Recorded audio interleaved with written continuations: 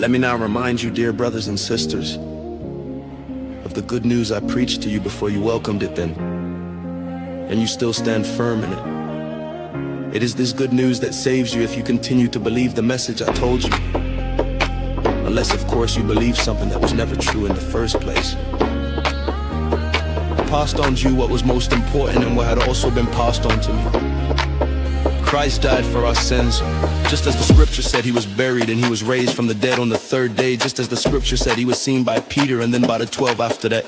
He was seen by more than 500 of his followers at one time, most of whom were still alive, though some have died. Then he was seen by James and later by all the apostles, last of all, as though I had been born at the wrong time. I also saw him, for I am the least of all the apostles. In fact, I'm not even worthy to be called an apostle after the way I persecuted God's church. But whatever I am now, it is all because God poured out his special favor on me, and not without results. For I have worked harder than any of the other apostles, yet it was not I but God who was working through me by his grace. So it makes no difference whether I preach or they preach, because of the same message you have already believed.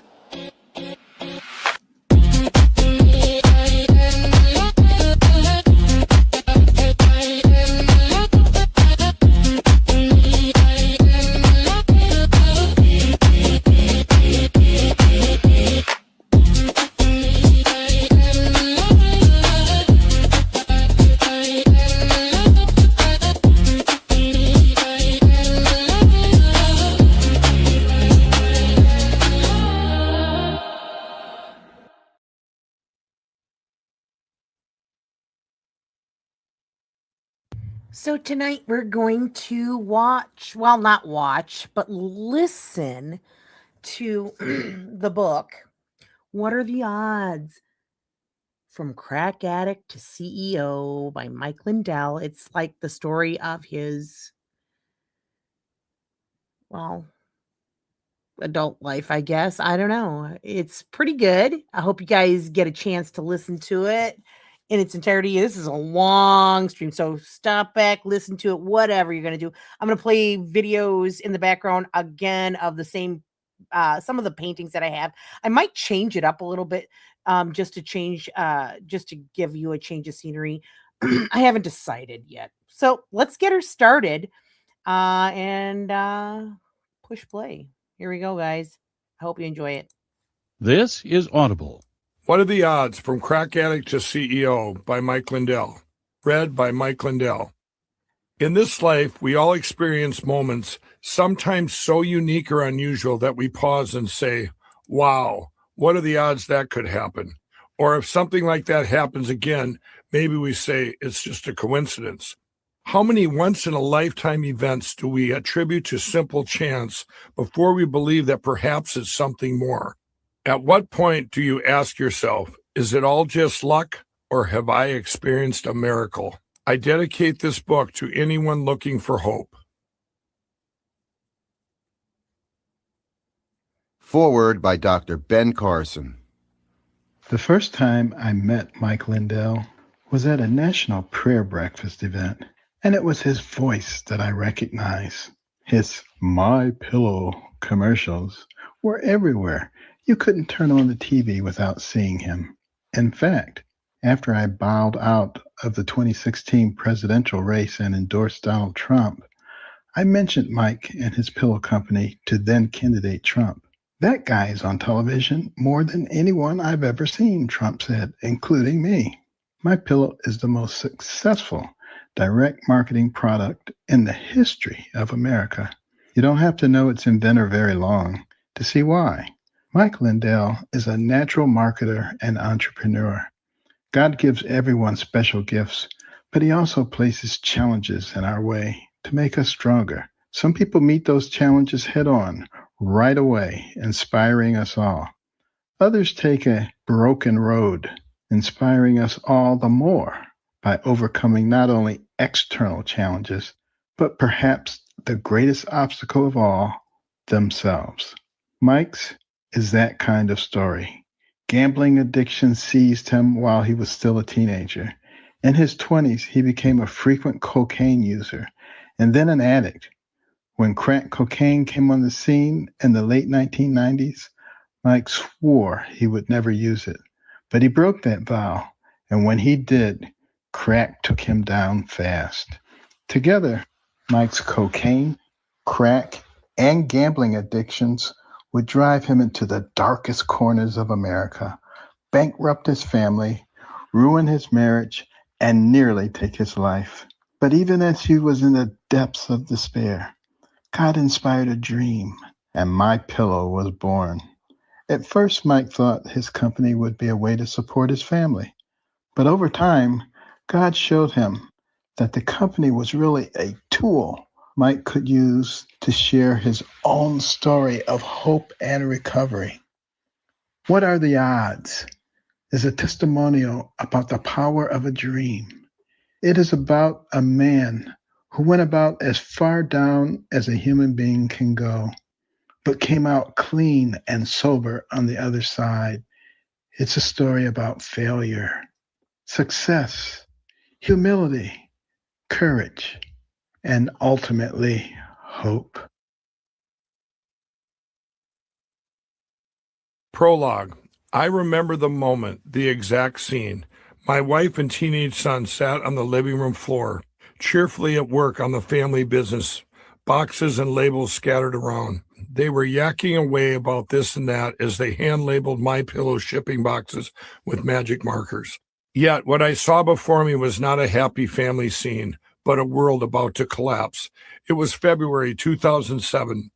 Our little family business, which I was running out of a rented bus shed, was on the verge of a hostile takeover. We were about to lose our house. Our bank accounts had dwindled to almost nothing. So had my marriage to Karen. And then there was all the hidden stuff. Alcohol and drugs were taking their toll. I was heavily into gambling. I owed my bookie $45,000. Everything was about to come crashing down. My family just didn't know it yet. I had walked the razor's edge for years, blessed with a lifelong lucky streak. I would back myself into one hopeless corner after another, and then at the last possible minute, pull off a miraculous escape. Which is why I found myself wondering, what if somehow the odds again fell in my favor? What if somehow I'd squeak by again?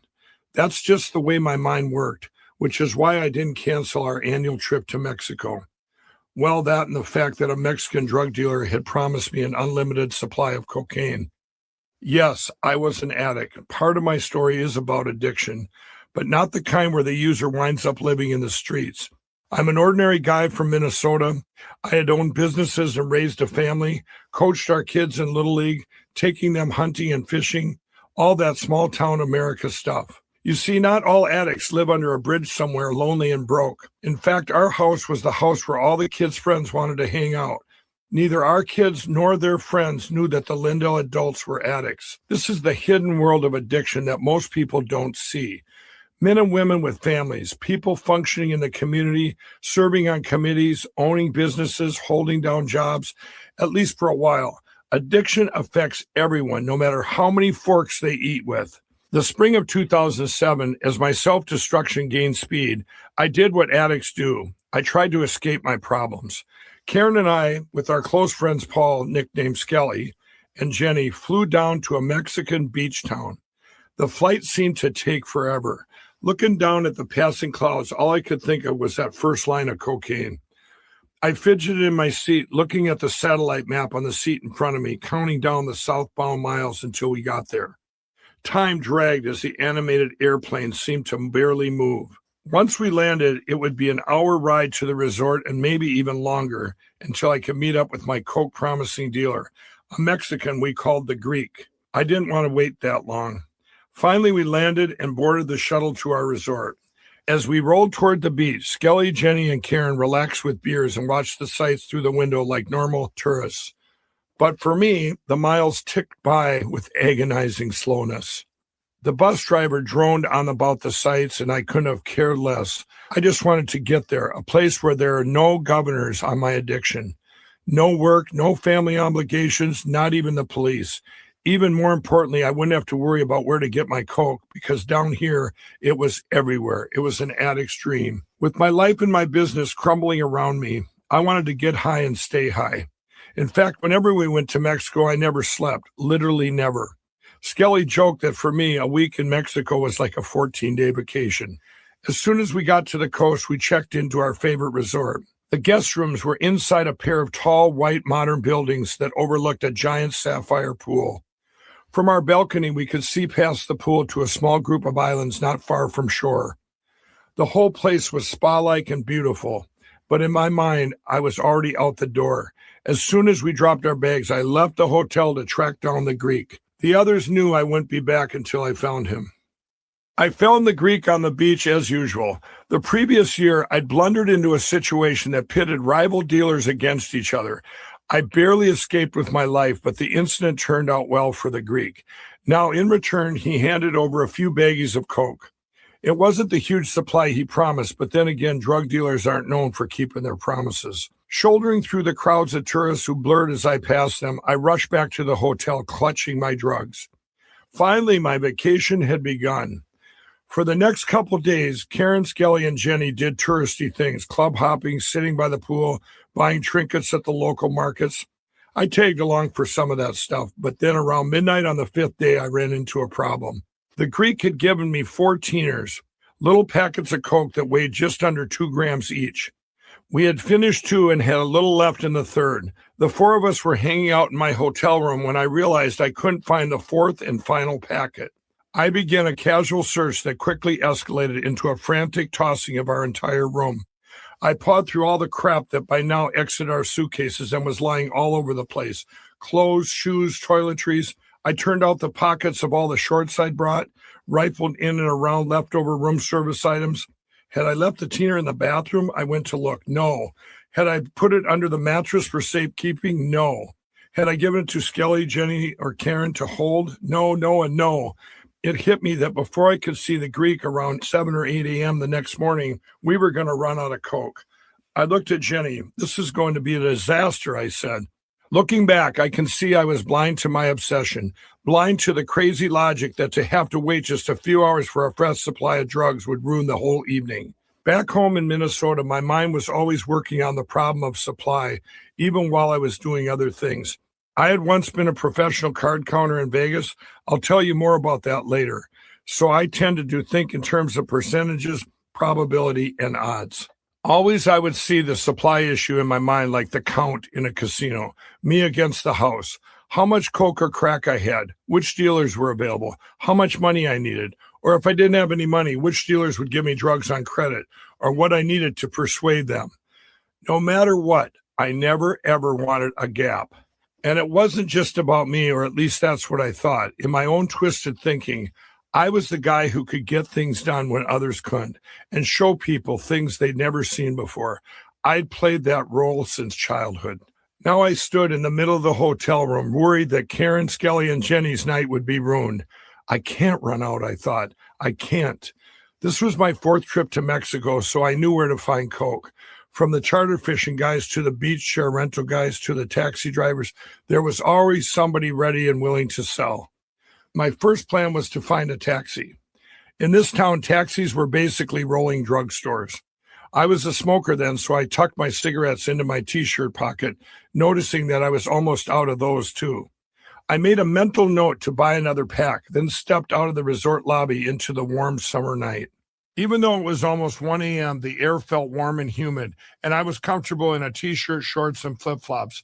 I walked down a street crowded with tourists spilling out of the cantinas, laughing over bottles of Corona and Dos Equis, still partying into the wee hours of the morning. But after 3 blocks, the foot traffic thinned out, and I hadn't seen a single cab. By the 4th block, I was walking alone through the dark. It wasn't long before I arrived at a little store at the edge of town. Just a wooden shack, really, maybe 10 by 10. They sold convenience store stuff, beer, soda, and cigarettes. I'd been there the year before in connection with that favor I had done for the Greek. The street was quiet now and deserted except for 4 Mexican guys out front. One was standing, the other 3 sat on a long wooden bench. "Hello, how are you doing?" the standing man said. He spoke very good English. He was casually dressed and clean cut with short, dark hair. "Do you have any cocaine?" I said straight out. I've done this before. Sure, senor, Clean Cut said, smiling. "No problem. Do you want a beer?" To be polite, I accepted. He seemed friendly, but I knew an act when I saw one. I had earned a lot of money on Vegas blackjack tables by then. Great card counters disguise their mental calculations by putting on an act. They also read the room. Clean Cut was smooching me, but I knew his smooth words covered a hard edge. I gave him $100 bill, and then he went to grab the beer from somewhere in the shack. I took the opportunity to read his companions. They were all slouched on the bench smoking cigarettes. Even though they were sitting, I could tell all three of them were shorter than me, 5'9" or 5'10". Nothing remarkable about the closest one to me. The third guy, the one farthest from me, I knew immediately that he had a gun. I thought that was weird. Buying drugs in Mexico was usually pretty casual, and dealers down here wore shorts and straw hats, not 9mm pistols. Strangely, it was the man in the middle who worried me more. He had angry eyes, like the eyes of a young gang member who is just burning up inside because some awful pain in his past. I'd seen eyes like that in some pretty bad places. Glancing down, I noticed that eyes hit something leaning against the bench next to his leg. Some long, slim object wrapped in a white cloth. I didn't know what it was, but I decided right then that he was the kind of guy I didn't want to upset. You never know what a man with eyes like that will do. Clean Cut came back with the beer. Here you go, amigo. Sit, I called my friend. The coca will be here in a little while. I took a seat on the bench next to the three others, pulled out a cigarette, and lit it. Again, I noticed how lonely this place was. Not even a block away, I could hear late-night party sounds, but hear nothing. What are you doing way out here, amigo? Clean Cut said. I told you, I said, looking for some cocaine. You don't like taxi cabs? Plenty of coca in taxis. I laughed a little. I was actually looking for a taxi and couldn't find one. He looked at me and suspiciously, where are you staying? An uncomfortable question from a drug dealer. I lied and gave him the name of the resort down the street. Clean Cut glanced down at my arms. Where's your wristband? Now I knew something was up. He was talking about the wristband that tourists wear when they get booked into an all-inclusive resort. Clean Cut was trying to catch me in a lie. We didn't get the all-inclusive package, I said. You don't like the police, do you? He said. The schmoozing was over. The back of my neck tingled, but otherwise I felt no fear. Maybe it was the line I did before I left the hotel. Maybe it was instinct, but I eyeballed Clean Cut and gave it right back to him. Police? What are you talking about? I pointed to my nose and the little white flecks caught in my mustache. Do I look like a cop to you? He held up his hands in a whoa motion. Okay. Do you want another beer? Sure. I didn't really, but I needed to buy time. It seemed Clean Cut thought I was some kind of undercover cop or spy or something. By now, about 20 minutes had passed. As he headed into the shack, I looked around. The other three were still seated on the bench to my right, the long cloth-wrapped object still leaning against the bench at eye speed. Even though I could still hear bar music and chatter not far off, not a single car had passed by the shack. It was eerie. I felt shut off from the world, trapped in a dark bubble where bad things could happen. But where was that cocaine? When Clean Cut brought me the second beer, I kept up the casino act I'd chosen for the occasion. Slightly offended customer. I jumped up. Look, we've been waiting a long time, I said. My wife is going to be worried.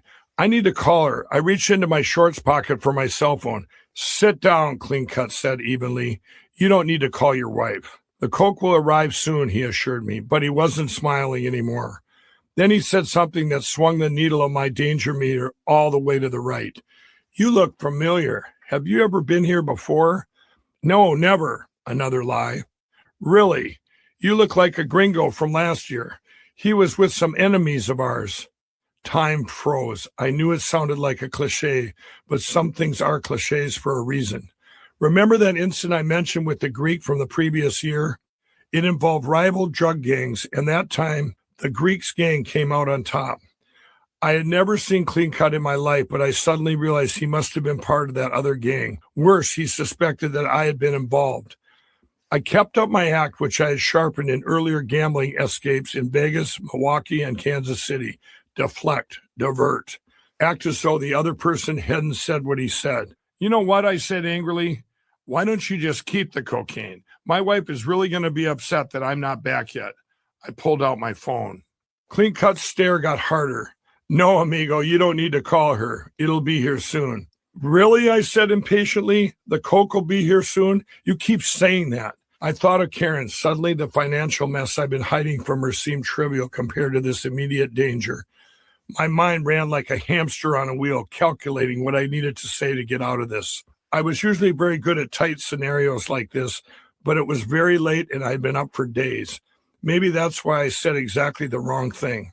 Where's the Coke coming from? I asked, and blurted out the name of the nearby town. That was a huge mistake. The name of the town wasn't something I would have known if I had never been there before. The 3 men on the bench leapt to their feet, surrounded me. In one motion, eyes unsheathed the mysterious object and pressed it against my throat. It was a machete, and its blade gleamed dully in the light from the shack. I felt electrified, but not scared, if you know what I mean. Like when you almost get in a car wreck, but somehow steer clear, then break into shakes and cold sweat when the danger is past. In that moment, a normal person would have started begging for his life, but I was not normal. I grabbed the machete blade with both hands and looked Eye square in the face. What's the matter with you? I'm not buying this sword. I'm here to buy cocaine, and you keep saying it's coming, but it's still not here. I wasn't showing anger or resistance. If I had shown either, I would have been over. Instead, I treated Eye's sudden threat like a misguided sales demo. I shoved the blade away and looked down at my hands. I noticed drops of blood.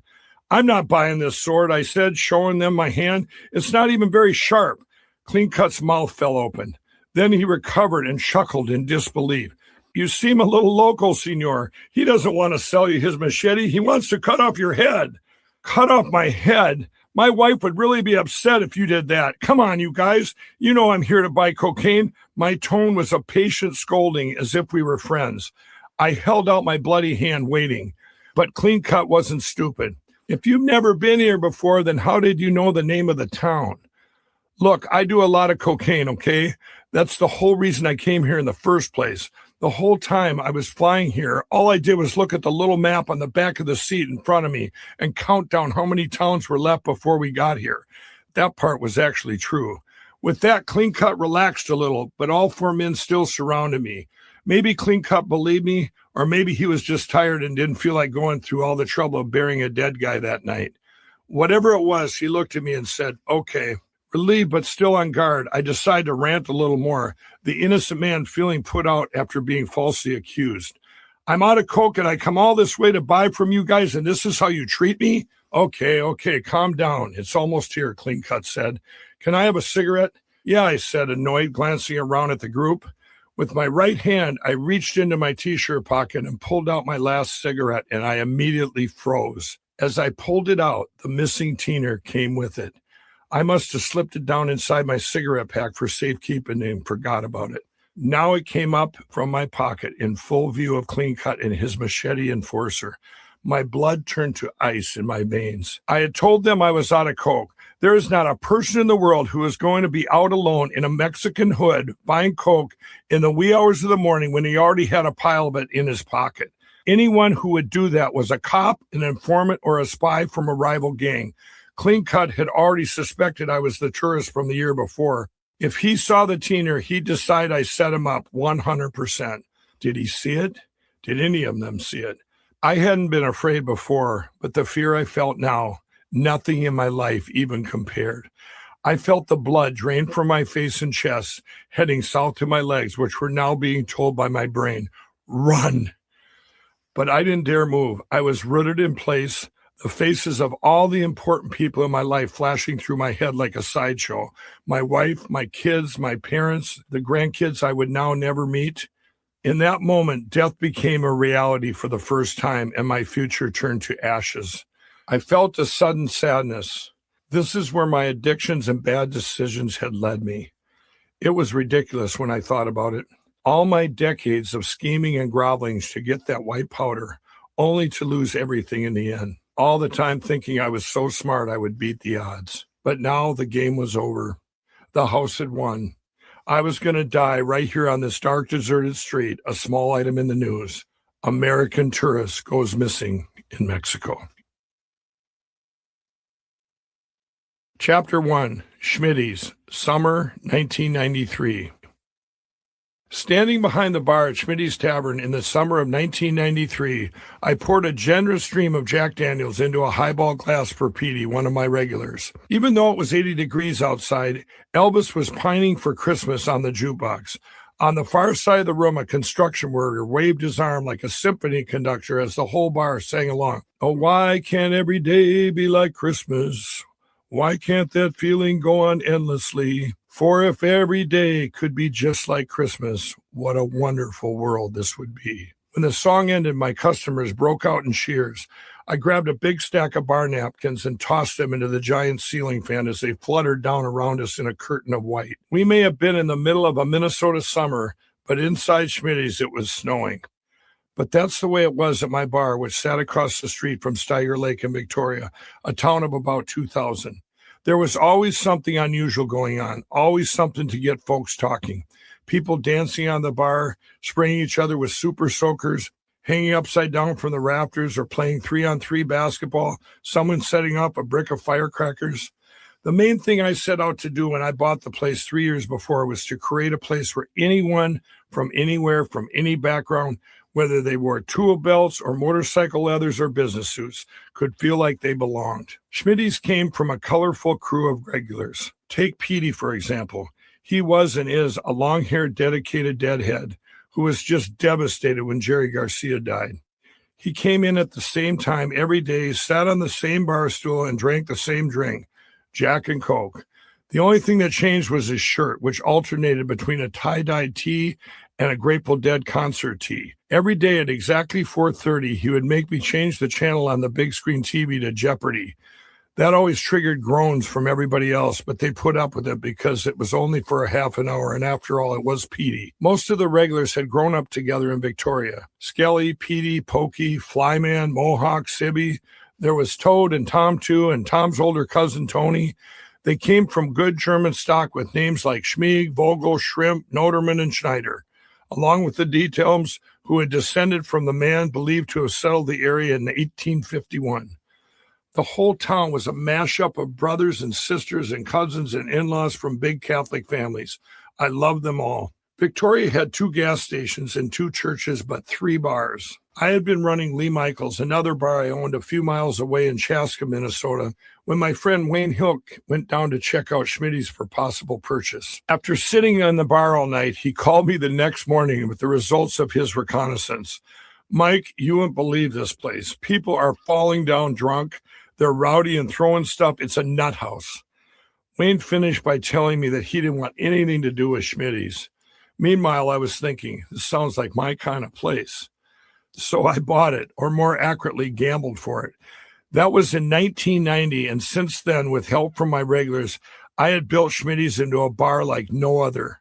A daily escape from reality, a place that carried amazement on tap. It wasn't an accident that Elvis was played on the jukebox in the middle of the summer.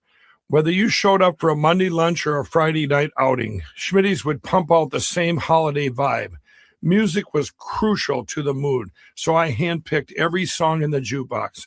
Instead of loading it up with hits of the day, I made sure I had plenty of hits from the 70s or earlier, the songs our parents would listen to, in addition to my favorites, Bob Seger, the Eagles, and Prince, whose home, Paisley Park, was just a few miles down the road. I stocked up on sing-along classics like Johnny Cash's Ring of Fire, Lynn Anderson's I Never Promised You a Rose Garden, and I Think I Love You by the Partridge Family.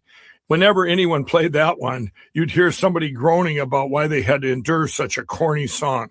But the next thing you knew, you'd see a whole table of bikers singing along with David Cassidy at the top of their lungs. I think I love you, so what am I so afraid of? I'm afraid that I'm not sure of a love there is no cure for. The old songs made people happy. They took us back to simpler times.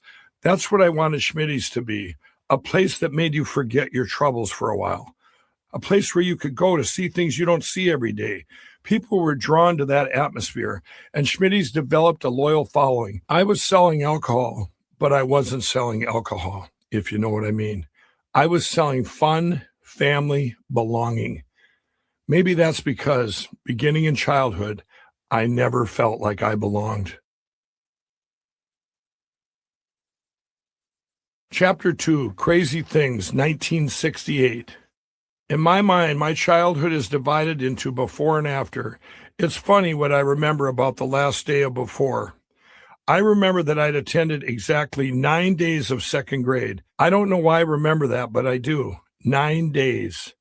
On the last day of before, we were living in a big house on a lake in southern Minnesota. I was sitting at the kitchen table, one of those with the bright Formica top and aluminum legs, in a home full of 1960s Brady Bunch colors, yellow, orange, and avocado green. I was pouring milk into a bowl of cereal. Those were the glory days of sugary breakfast cereals, Lucky Charms, Captain Crunch, Frosted Flakes. Even if your mom got into a health kick with Cheerios or something, you could dump in as much sugar as you wanted. In those days, there was smoking and there was sugar and nobody cared. I had a couple Matchbox cars near my cereal bowl and was about to dip in my spoon when my mom walked into the kitchen.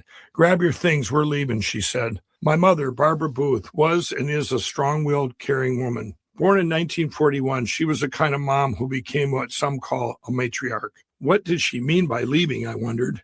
Did it have something to do with the house, the neighborhood, my father who sold Allstate insurance in front of Sears? I had no idea. In any case, she wanted us to hurry. I remember going in my bedroom and throwing a few clothes and toys in a box. And I remember being very concerned about my Matchbox cars. My younger sister Cindy and I played cars all the time, and I built up a pretty good collection. I scrambled to hunt down as many of the tiny cars as I could before my mom hurried Cindy and me, along with our sister Robin, into the car. It was already running. As my mom tossed last-minute belongings into the car and slammed the doors, I knelt in the back seat and turned around to look out the rear window. I gazed at my house. When I woke up that day and sat down to pour milk over my cereal, our home had been a comfortable, familiar place backed up against a lake. Already it felt like it belonged to someone else. My mom backed out of the driveway and pulled away. From that spot in the back seat, I watched my home on the left side of the street growing smaller and smaller. At the corner, Mom turned right and my house was gone. I turned around, face forward, and sat down, my stomach fluttering with nerves over the sudden change. This was big. I don't know if Cindy or Robin felt it, but at 7, I knew things were never going to be the same. I began counting my Matchbox cars and kept counting them over and over again. On the 2-hour drive northeast to Chaska, my mom explained that we were going to live in a new town, in a new house, and go to a new school. Our new home turned out to be in a trailer park. Clutching my cars, I got out and looked around. There were maybe 45 trailers, lined up in rows 4 deep and organized around a gravel playground with monkey bars and a merry-go-round. Directly across the street was the Gedney Pickle Factory, and to the west of that, a sugar factory. Inside, the trailer was so tiny, the hallway so narrow that I could put one hand and one foot on each wall and climb to the ceiling. The next day at my new school, surrounded by new kids, I kept very quiet. I felt awkward and different. That's normal, of course. What wasn't normal was the feeling never went away, ever. I suppose you could say it was a step down, moving from a suburban home on a lake to a trailer court across from a pickle factory. But I didn't really see it that way. Our life there reminds me now of that movie, The Sandlot. Kids everywhere and ball games in open field that was really just a sticker patch. We didn't have a giant slobbering dog terrorizing us from the other side of the fence, but we did have one of those classic scary neighbors whose trailer we rushed past with a chill. He was probably just a grouch. Those were the days when kids could leave home after breakfast and not come home until sunset, and we had lots of places to seek adventure. Like The Sandlot, Scotty Smalls, I was the kid from the broken family trying to fit in. I always had a weird feeling that I was different from the other kids, but soon I learned a technique that made up for it, a new habit that became a pattern that lasted well into adulthood, showing off. "I'll bet I can jump out this window," I said to Dean and Tim, pointing at the school bus window next to my seat where the 2 bullies had me cornered. The bus was moving fast, maybe 30, 40 miles per hour down the road toward school. We were all in the 5th grade, and those 2 had decided to come after me that day. The bullies considered their options: keep picking on me or watch me perform a death-defying stunt. "Go for it," Dean said. By then, I had become obsessed with showing people something they had never seen before, something that would make them ooh and ah. Deep down, I felt if I could deliver amazement, the other kids would like me. In the little playground at the center of the trailer court, I would put on carnivals complete with games, penny pitch, softball throw, and magic shows. I even had a sideshow. When my little sister Cindy drank water, then jumped up and down, the sloshing sound in her belly was loud, freakishly loud. None of the kids could believe it. After a few such shows, she protested, "Mike, I don't want to do this anymore." But I could always bribe her with charm suckers or a few quarters. Once when I was 9, I bet the trailer court kids a quarter that if they buried me up to my neck in the sandy soil of the sticker patch, I would find a way to escape. I even helped them dig a hole. The joke was on me, though. Even though the dirt was loose and sandy, the weight of all that sand settled around me in a way that made escape impossible. Then, in an epic case of bad timing, Mel, the trailer court manager, came roaring up on his front loader. He was already lowering the wide-mouthed bucket when he noticed my head sticking out of the ground right where he was going to land it. At the last minute, Mel halted the bucket's descent and climbed down. "What in the hell are you kids up to now?" he yelled. This idea of jumping off the bus, though, was my riskiest stunt yet. It was the middle of winter. Snowbanks lined the road and filled the ditches where the plows had come through. I was wearing one of those big blue parkas with the fur-lined hoods. At Dean's Dare, I stood on my seat to lower the top pane of the bus window. The opening was smaller than I had thought, which worried me a bit because I couldn't get caught dangling half in and half out of the bus. But I couldn't back out now. The bullies were crowded in close by then, and every kid on the bus was watching. So I maneuvered myself through the window feet first, eased my body all the way out, and clung to the top of the window in the freezing air while I looked over my shoulder, searching for the right place to land. Strange, it never once occurred to me that the snow might be covering some back-breaking, torso-skewing object, that I might wind up in a body cast or become a pint-sized human shish kebab. Act first, think later. That was the way I did things. I waited for the right moment. Then in a mighty thrust of my legs against the yellow bus, I pushed off, twisting in midair and slamming, whump, into a fluffy bank of pure white Minnesota snow. As the bus drove away, I knelt by the side of the road, brushing off the snow and waving to the kids. The thrill didn't last long. The bus made it only another block before the driver hit the brakes. At that point, I didn't stick around to see what was going to happen. I took off running down a side street. My plan was to work my way through the neighborhood and simply walk up to the school, blending in with the other walk-to-school kids. But that part of my plan didn't work. When I got there, the principal was waiting for me at the door, and he did not look pleased. The bus driver had snitched. I followed the principal into his office, where he picked up the receiver from his old-school curly-cord telephone and dialed my mother. He described my stunt for her, focusing mostly on the worried bus driver and the excellent reputation of Chaska Elementary, which left out all the best parts, I thought. "Mike is a good student," the principal said into the receiver, "but he keeps doing crazy things. We just don't know what to do with him." Chapter 3, Lots and Lots of Cocaine, 1993. At Schmitty's one night in 1993, with my full approval, the regulars were literally swinging from the rafters. The bar was crowded, packed wall to wall. I'd been thinking of all the little jobs that needed doing, and one of them was replacing the ceiling tiles. They were those 18-inch white acoustic tiles held in by wooden crossbeams. I glanced up and appraised the ceiling. Between the constant fog of cigarette smoke and the post-softball tournament super soaker water fights, the tiles had turned a dozen shades of ugly. About that time, a couple of regulars, Skeeter and Kamala, walked in. I recognized the look in their eyes. They were looking for trouble. It occurred to me that I had a chance to kill two birds with one stone. I had already scheduled the ceiling demolition, but it was going to cost me money I didn't really have. I motioned Skeeter and Kamala over to where I stood behind the bar. "Why don't you guys go tear down the ceiling tiles?" I said. "Really?" Skeeter said. Both men's eyes lit up at the thought of destroying something without getting in trouble for it. "Right now?" I grinned. "Yes, right now." Immediately, Skeeter and Kamala jumped up on the table and began their demolition. Suddenly, the place was transformed into a jungle gym. Skelly, Petey, Toad, Pokey, Flyman, and the rest climbed up on the bar and tables and latched onto the rafters and began kicking in the ceiling.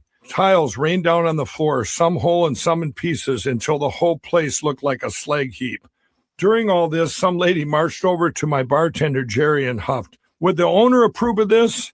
"Why don't you ask him?" Jerry said, nodding my way. "He's standing right there." The lady turned to me with a pained expression. "Why would you let them do this?" she asked. I just smiled and said, "Oh, let them have their fun." She looked at me like I was nuts and huffed her way right out the door. The truth is, it was nuts, but there was a method to my madness. I knew that this woman would go and tell her friends about the craziness at Schmitty's. You can't buy advertising like that. That's how in 3 years since I bought the place, Schmitty's had become the highest netting bar in the area. I got people talking.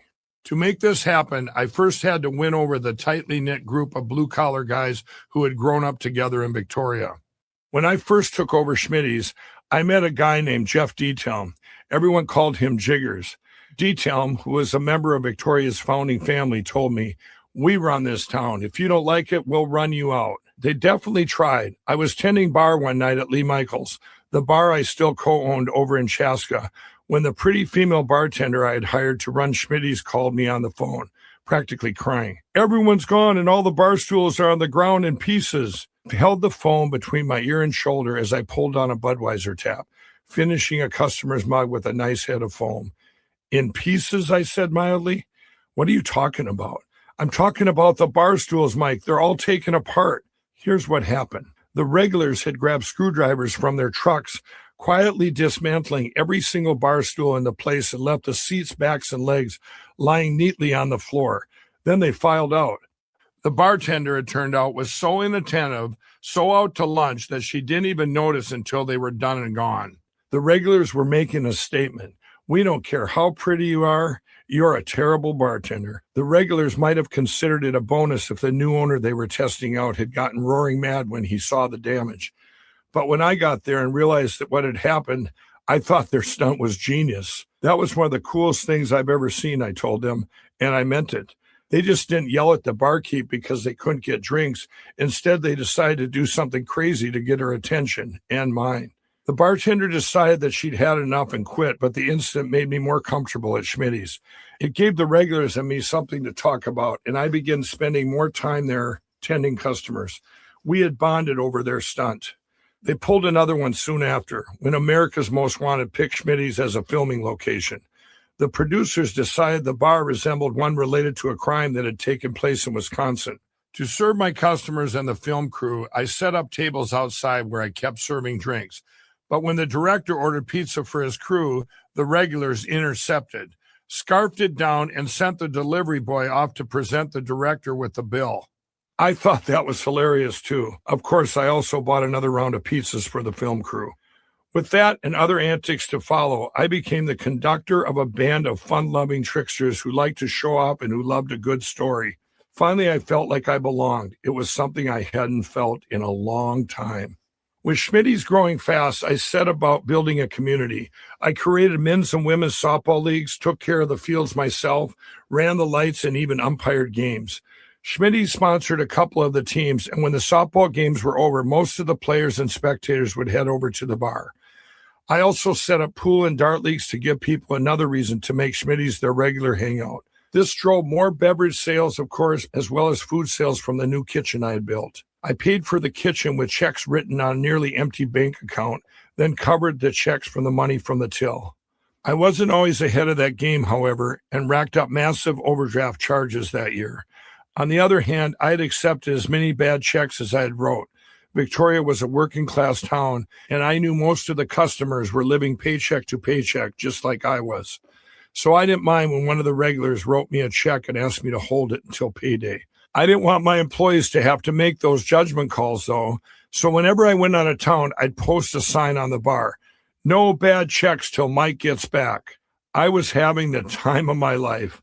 I had my own business and I loved working, so it didn't matter if I worked 12, 15, 20 hours a day. It was easy for me to do that because of my good friend, cocaine. I snorted lots and lots of cocaine. It seemed like everybody I knew was doing coke, although that included surprisingly few of the regulars. In fact, many of the regulars didn't even know I was a cocaine addict. Those who did didn't care. For some reason, I felt I needed cocaine to do my job. If I was alone with a customer, I felt extremely shy and awkward. I'd serve them, then pretend to be busy and hope they would leave soon or that a regular would come in. I would slip into the kitchen or disappear down to the basement to do a quick line.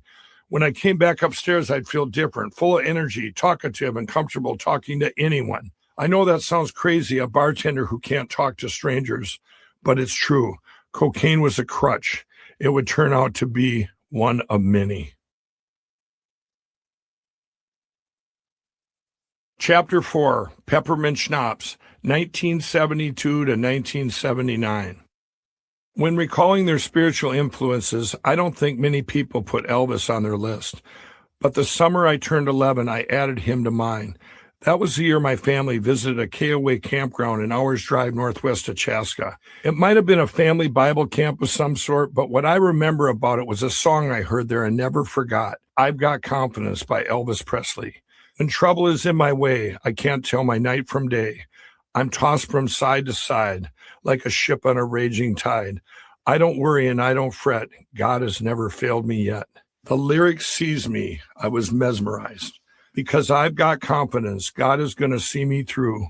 No matter what the case may be, I know he's going to fix it for me. I got confidence. Elvis sang on and on about Job, who was so sick, the flesh fell from his bones, about how God rescued Job, and how Elvis himself could smile in spite of all his trials because he had confidence. In 1970, my mom married Fred Taylor, who worked at Cooper's Super Value Grocery in Chaska. Fred already had 3 kids, Shelley, Lori, and Todd, who lived with his ex, but who visited with us from time to time. When Fred married my mom, he added to our trailer and became a part of our family's life in the mobile home park. Their daughter, my half-sister Amy, was soon born. The 6 of us would live in the tiny trailer until 1973, when my half-brother John was on the way, and we moved to a 5-acre hobby farm in nearby Carver. In church, I was taught that I was going to live forever. I was certain this would be the most boring thing in the world. What could possibly keep me interested that long? I always had to be entertained. Every single minute of my life had to be an adventure. What adventures could I have at this blank place called forever? What could I do all day long? Sit on a cloud playing a harp? To me, forever meant infinity. I would lie awake in bed at night thinking about it. Infinity was a gigantic notion, and beginning at age 9, I tried to wrestle it into something that made sense to me. In my mind's eye, I would project myself out, past the blue sky into the dark band of space around the Earth, then past the stars into deep space. Where did outer space end, I wondered? Was there a wall that defined its edges? If so, what was beyond that? If I could actually make the journey, would I ever find an end? If a person could really go there, is that where God would be? And if God was out there, who created God? In Sunday school, the teacher would tell us that we needed to accept Jesus into our hearts. That way, when we died, we would go to heaven and not that other place. Funny thing was, I knew instinctively that I was too young to be concerned with any kind of eternal accountability. I did believe in God, but even at 9 years old, I would do life expectancy math in my head and think, I don't have to worry about this for another 70 years. I was always good at math. For some reasons, numbers came easy to me, and numbers were something you could count on. They didn't change on a whim, and they didn't trick you. Percentages, ratios, and odds. I especially loved game theory, the idea that success in making choices depends on understanding the choices of others. I didn't know what it was called at that time, but game theory would later play a huge role in my life. By the time I was in high school, I was assigned to an advanced math class, one of the first calculus classes ever offered at Chaska High School. I nearly always brought home A's, but my restlessness and inattention in class were legendary, and my academic reputation suffered. One calculus teacher actually asked me in the beginning of the semester, how did you sneak your way in here? No one in the 1970s was talking about ADHD or kinetic learning. I just knew that I always needed to be doing something, and that something was not listening to a teacher go blah, blah, blah at the front of the room or sitting in my room after school doing homework, which seemed to me the peak of pointlessness. I could memorize the material and ace the exam, no problem. But homework and projects, and worst of all, group projects, required 2 things that were to me like kryptonite. 1, sitting still. 2, talking to other people. I had always been incredibly shy. Early in high school, though, I discovered a secret weapon, alcohol. Drinking loosened me up. The first time I drank, it was peppermint schnapps. I had somehow gotten a bottle from my friend Brad, whose dad owned a Chaska bar called Butch's Tavern. I stashed the bottle in an old outbuilding on our hobby farm. Fred wasn't using the little shack for anything, so I sometimes kept my St. Bernard, Bucky, out there, and I kept a pigeon coop next to that. So I had legitimate reasons to go out there. I was about 15 years old, and I knew all kinds of people who were already drinking by then. Like other kids, I had taken the occasional swig of my parents' beer. It tasted terrible, and I thought, why would anybody drink that? Peppermint schnapps tasted way better. After that, it was sloe gin. Those were the two things everybody got sick on at least once: peppermint schnapps and sloe gin. That was also about the time I started gambling. I had grown up playing penny ante stuff like Shaken Dice or 31, a card game I played with my parents where you put in a nickel every time you lost and the winner took the pot at the end. My friends and I would also play marathon games of Monopoly. Seriously, sometimes for 20 hours straight. I always found it more interesting when there was some kind of a wager, even if it was just $5. This is how I put down gambling roots early on. By my sophomore year in high school, I bet on anything I could, but I especially loved betting on Minnesota's teams, the Vikings and the Twins. At that time, gambling was just plain fun for me. What I didn't know was that every bet I placed was activating the chemical reward system in my brain. For me, sports betting and later playing craps and especially sitting at a blackjack table was like an IV drip of pure satisfaction. In fact, that dopamine drip is a real thing and so powerful that people will literally destroy their lives to get it. For me, the best thing was the high I got when I won at the last possible minute. When I was all in, my last chips were down and I hit it big. No high could top that. Winning made me feel good about myself. Whenever I won a bet, I felt smart, that I had used my knowledge and skill to turn chance in my favor. Still the shortest boy in my class, I didn't fit in with the jocks. But because of my love of math, gambling made me feel like I fit in somewhere at least. In the end, I hung out with a subgroup of a subgroup, a handful of guys who fit in everywhere and nowhere. That alone would tell you something about the quality of my high school love life. Someone asked me how I felt when I tried to talk to girls. I said, I don't know, because I didn't talk to girls. I'm serious. I just didn't talk to them. I did have a crush on a couple different ones, but I never even came close to telling them. Are you kidding me? I could never even get out of the starting gate. That would have meant risking rejection. Instead, I would lose myself in music, like the Eagles' greatest hits album. Oh, sweet darling, you get the best of my love. I'd sit and listen and picture myself fulfilling my most cherished dream, finding a forever girl, getting married, and raising a family together in a house with a white picket fence. I didn't fantasize about what I was going to be when I grew up. No, it was about finding the love of a woman and building a family together. I even daydreamed about grandkids. Of course, there was one problem with my big plan. How was I going to find a woman if I couldn't even find the nerve to talk to one? The answer came at a drive-in. When I was 15, I got a job at Flying Cloud Drive-In Theater, selling tickets, working concessions, cleaning up. That's when I met Donna, a cute and tiny blonde. Donna attended a different high school, and I was happy when the manager assigned her to work with me in the ticket booth. Since I got to know her gradually, and when I finally got up the courage to ask her out, it seemed like the most natural thing in the world. I didn't feel in love or swept away the way I'd heard about that you feel if you're going to spend the rest of your life with someone. But that didn't stop me from plugging Donna into my long-held dream of marriage and family. The relationship sped along for a while, with Donna and I clashing often. Before long, I was working 2 jobs, splitting my non-school time between the drive-in and Cooper's, the grocery store where my stepdad Fred worked. I saved up my paychecks and quickly bought a Ford Mustang, which I just as quickly totaled, which is why I was driving Fred's pickup truck the first time death considered me, then passed me by. I had gotten off work at the drive-in around midnight. After hanging out with a friend for a couple hours, I headed home exhausted. I was so sleepy that I rolled down the window and leaned my head out to stay awake. The last thing I remember before the crash is that I was a quarter mile from my home driving 55 miles per hour. The next thing I remember is seeing myself standing in some farmer's yard yelling, "Somebody call Fred Taylor." Except that I wasn't yelling. I was watching myself standing in the yard yelling for my stepdad. That's what I saw. That's not what really happened. What really happened was the farmer was home in bed when he heard a deafening crash outside. Then he heard someone yelling for Fred Taylor. The farmer ran out to his yard. He did not see anyone standing in it yelling. Instead, he saw a pickup truck wrapped around a huge ancient oak tree that stood in his front yard and a body lying about 20 yards away, like it must have been thrown from the truck. The farmer sprinted back inside and called for help. The next thing I remember is being in an ambulance. I heard an EMT say, "We have no pulse. We have possible internal injuries and multiple compound fractures. My mom was in the ambulance. I wanted to tell her I was okay, but I couldn't speak. At the hospital, doctors ordered multiple x-rays, but none of the images showed a single broken bone.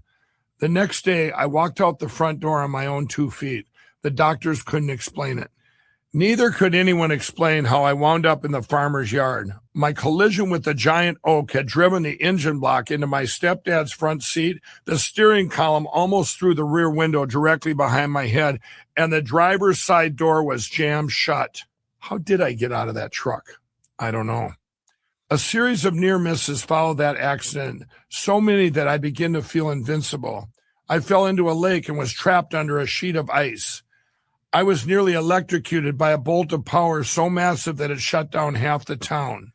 I bought a motorcycle and wrecked it twice, the second time on the way to a skydiving lesson, during which I smashed into the ground at 60 miles per hour because my parachute didn't fully open. Yes, I actually crashed my motorcycle and survived a skydiving accident on the same day and walked away. Year after year, things like this kept happening to me. Over and over, I asked myself, what are the odds? Chapter 5, Cigarette Smoke and Aquanet, 1980 to 1985. After high school, I got more serious about gambling. I had bought a trailer in the same trailer park where I had grown up. One of the first things I did was put in a felt-covered poker and craps table. Dealing the cards, I felt like I was following my grandfather's footsteps. According to family lore, my grandpa Chuck, my mother's father, dealt so many hands of cards that his fingerprints were worn away. He had worked at the Gold Bar, a sawdust-floored saloon in Deadwood, South Dakota. His wife, my Grandma Millie, told me that Grandpa had known Bugsy Siegel in the early 1940s.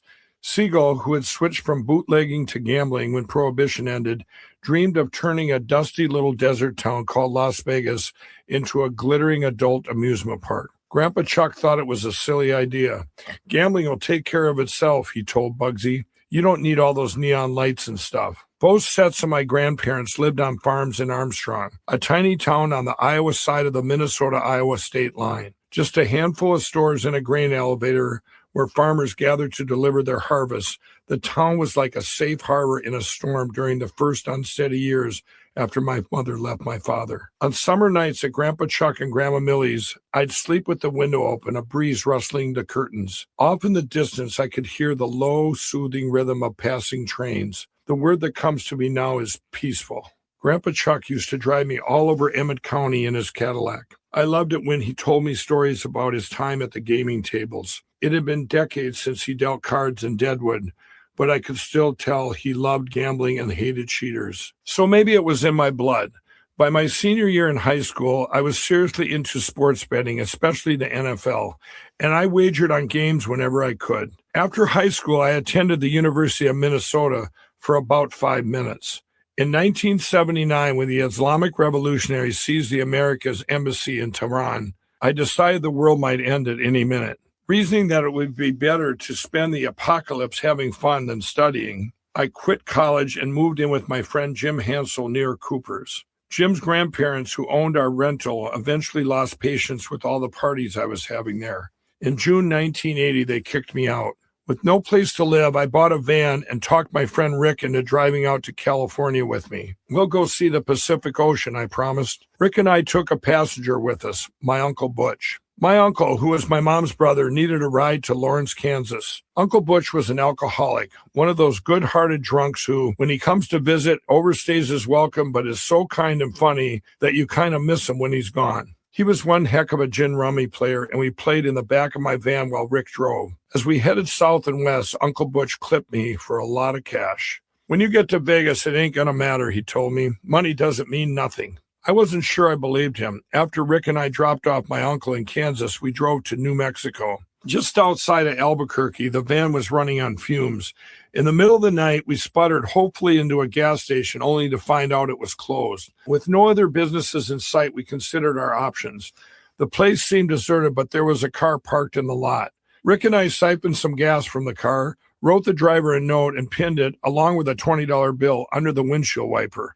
Just as we were walking back to our car, a cop pulled up, jumped out of his cruiser, and stalked over. He was about to accuse us of stealing gas when we showed him the $20 bill and the note. Suddenly his attitude reversed. He seemed surprised that the young men he thought were skulking around in the dark were actually in a jam and trying to be as honest as they could. Instead of running us in as petty thieves or vagrants, the cop invited us to spend the night in the parking lot and get on the road in the morning when the gas station would open up again. The next day, when Rick and I drove over the mountains from the east, I saw Las Vegas for the first time, sparkling below like an open treasure chest. If Bugsy Siegel could see it now, I thought. I parked the van at Castaways, an older Polynesian-themed casino that stood where the Mirage is today. When we walked through the doors and I saw the lights flashing, levers cranking, and coins clinking, I felt like I had entered a giant money factory. From that first breath of stale cigarette smoke and Aquanet, I was in love. Still, it didn't take me long to lose every dime I had. Rick still had some cash in reserve, but back in the van, he was upset. He wanted to know, how are we going to see the Pacific Ocean now? Disappointed and exhausted, he headed for the rear of the van to get some sleep. I, meanwhile, sat in the passenger seat, depressed and wondering how I was going to get out of this situation. Just then, I noticed $5 silver lying on the dashboard. Rick must have brought them back with him from the casino. He was already snoring. I grabbed the coins and headed back inside. Looking around the gaming options, I remembered something Grandpa Chuck had told me. Craps has the best odds in any casino. I headed for the craps table, even though I had no idea how to play. No one asked me about my age, but the stickman running the table looked annoyed when I asked him where to place my chip, especially since I only had one $5 red one. Just put it on any number, he said irritably. I put my chip on the number 6. Then I picked up the dice and shook them and promptly rolled a 6. Just leave it all there, the stickman said, still annoyed. I did and rolled another 6. This is the easiest thing in the world, I thought. Over the next hour, it seemed like my dice were stuck on 6. I couldn't believe it. I thought my streak would never end. But when it finally did, I counted my winnings. I was up over $2,600. I would find out later that when you start with just $5, the odds of making that kind of win are astronomical. My mind racing, I scooped up my winnings and cashed out, making sure the cashier included $5 silver. When I got back to the van, I placed the $5 silver back on the dash. Then I woke up Rick. Come on, let's get out of here, I said. I thought you didn't have any money, he said. I do now. Look at this, I said, and showed him my winnings with a grin. I pulled out an old Kodak camera to take a picture of all those $100 bills. Then we headed to California. That was the first time I'd been all the way down and then won big. What I didn't know was that for addicts, much of gambling isn't about winning at all. It's about betting. And my first series of bets at a craps table would cement my gambling addiction for the next 34 years. When I was young and single and taking a carefree road trip to Vegas, this was no big deal. The stakes were small, usually no more than money for food and gas. But as I kept betting more and more money, in times the stakes for me rose so high that they became quite literally a matter of life and death. My personal mini casino in the trailer park had been illegal, of course, and before long the cops found out about it. Whenever the neighbors called in a noise complaint, I would tell the police, I'll come out to you, but you can't come in here. Thankfully, they had more important things to worry about than my minor gambling with my friends and never bothered to get a warrant. As it played out, I got in much bigger trouble with another kind of betting. Since my sophomore year of high school, my friends and I had been making bets on sporting events, mostly football games, with bookies. We used parlay cards, betting on multiple games and point spreads at once. If you won your combination bets, you could win a high payout with a relatively small wager. I followed both college and professional football avidly and could talk teams and players, injuries, and strategies as if I knew everything about the game. But on average, just like other bettors, I lost more often than I won, which of course is how bookies stay in business. For a while, what saved me was that my bookies let me wager only money I actually had in hand. After high school, that changed. Through a friend, I found bookies who would let me bet with money I didn't have.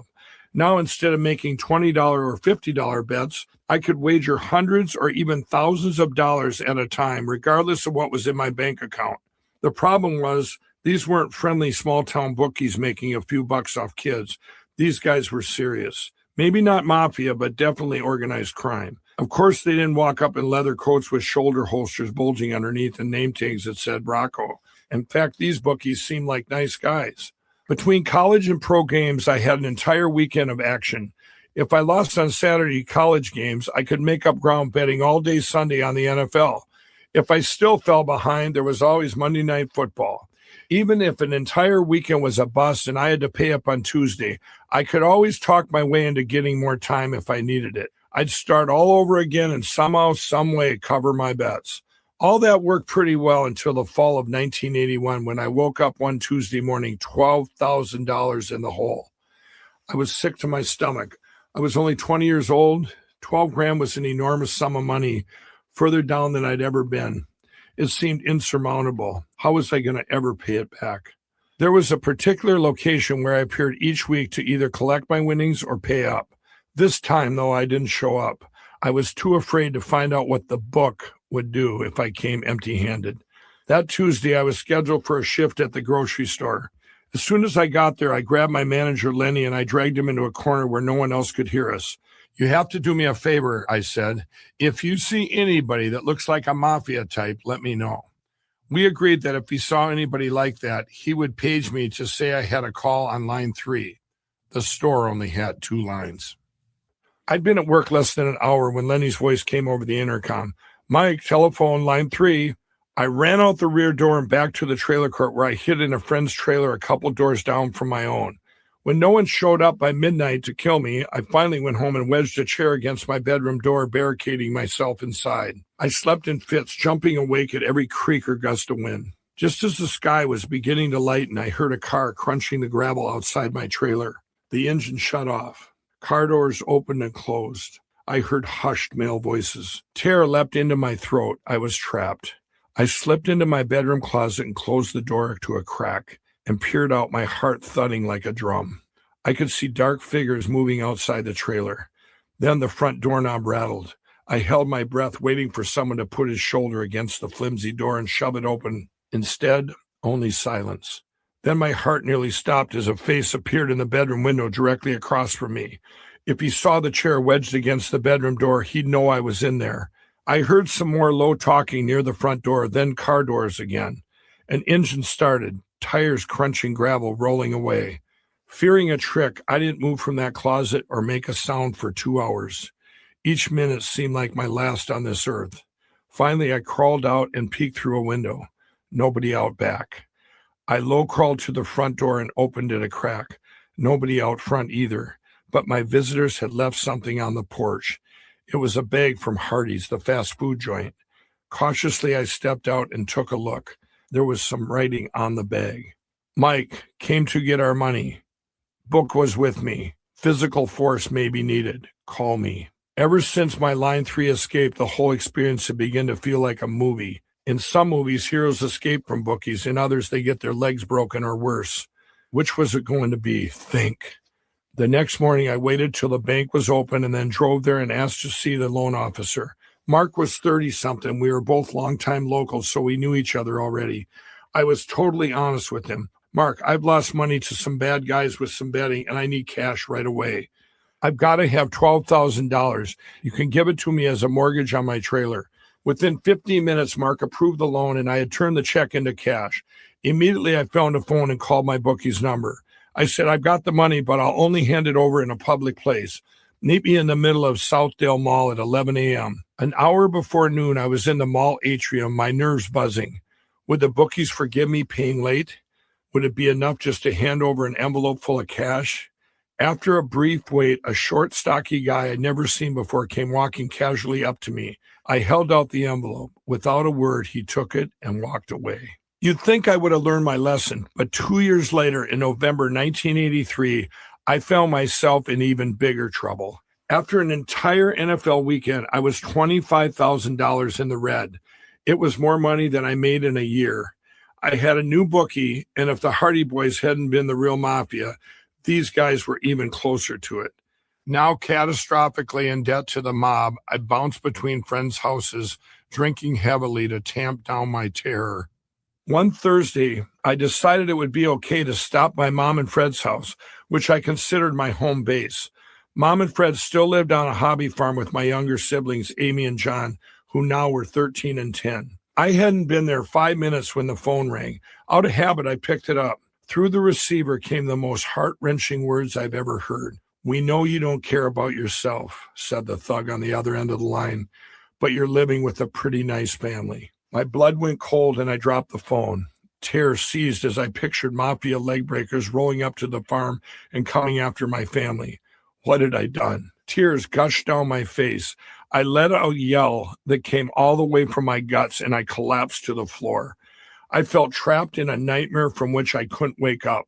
I'd been sitting there for a long time when suddenly a single awful thought broke through the noise in my head. They could be on their way right now. That got me moving. I jumped up and ran out to my car, scrambling in through the passenger side because the driver's side door was jammed.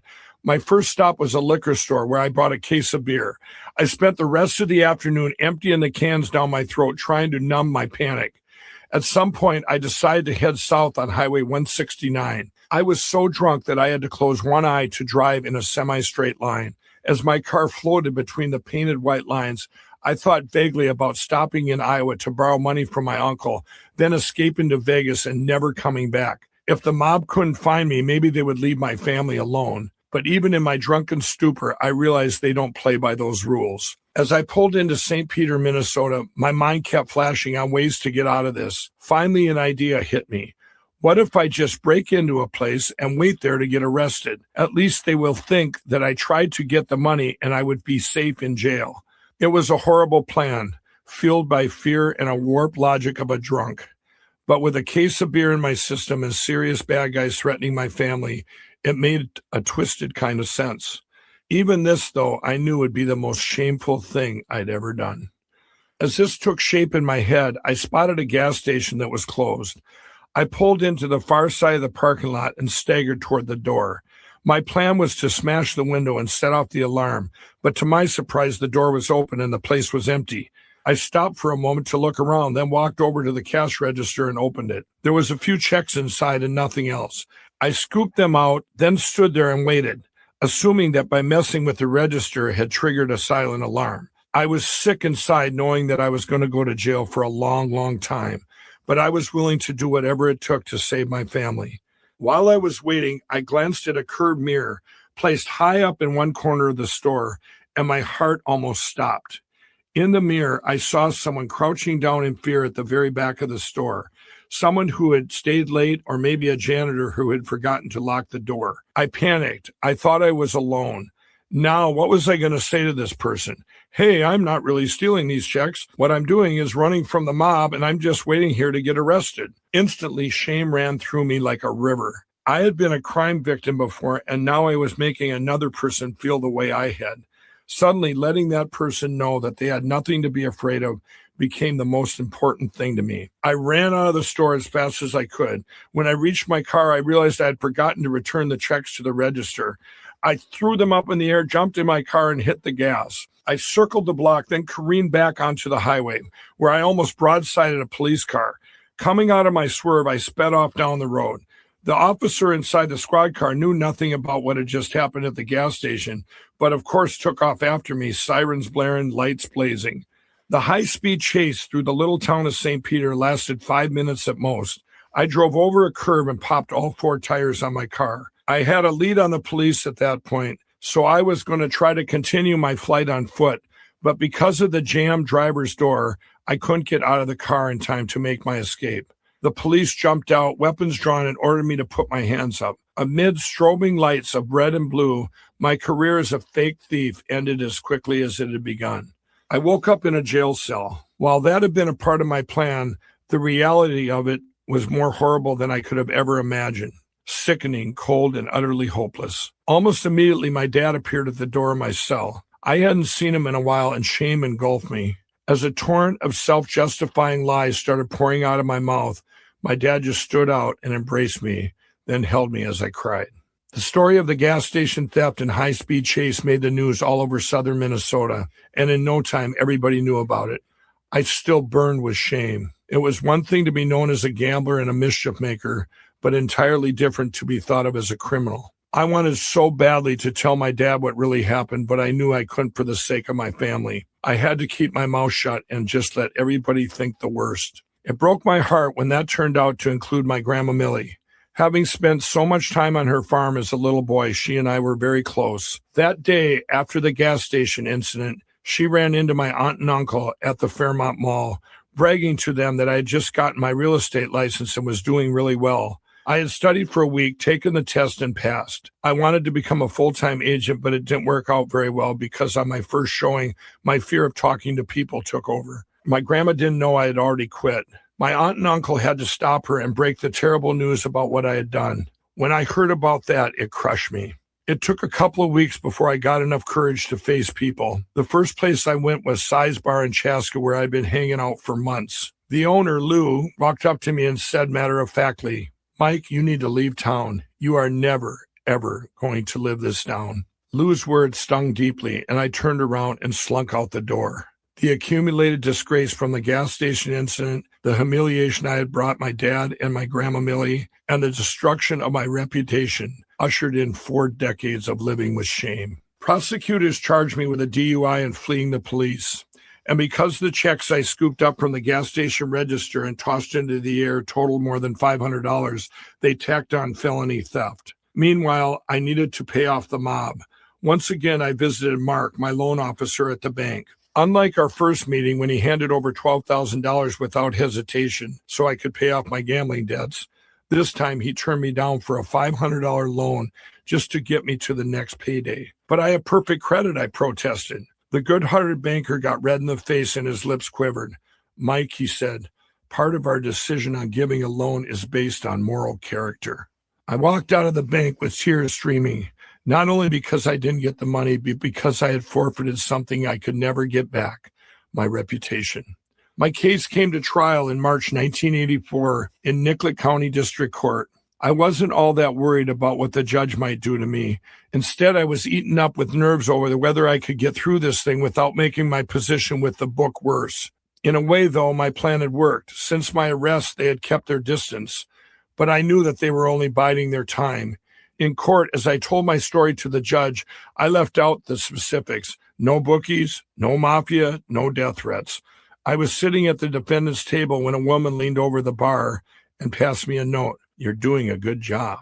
I didn't have to look around to see who was sending the message or know what it really meant. "Don't give anybody our names."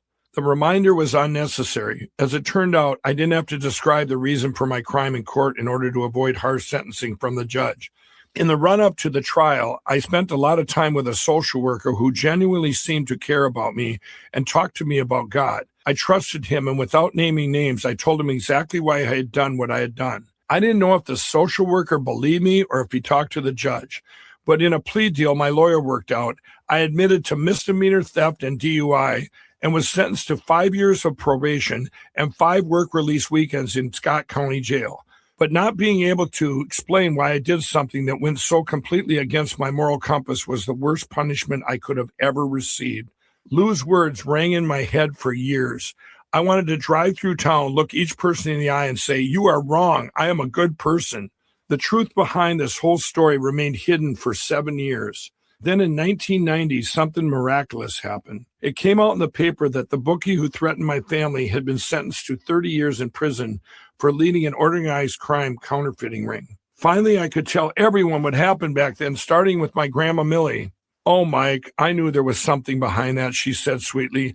"I knew that wasn't who you really were." I felt relief at that moment, but my guilt over what she must have felt that day in the mall has never left me. After clearing things up with my grandma, I made similar rounds with family and friends.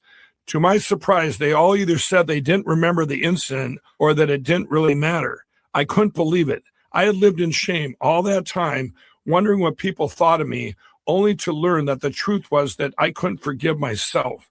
That, it turned out, would take a very, very long time. Chapter 6, Dream Girl, 1984 to 1985.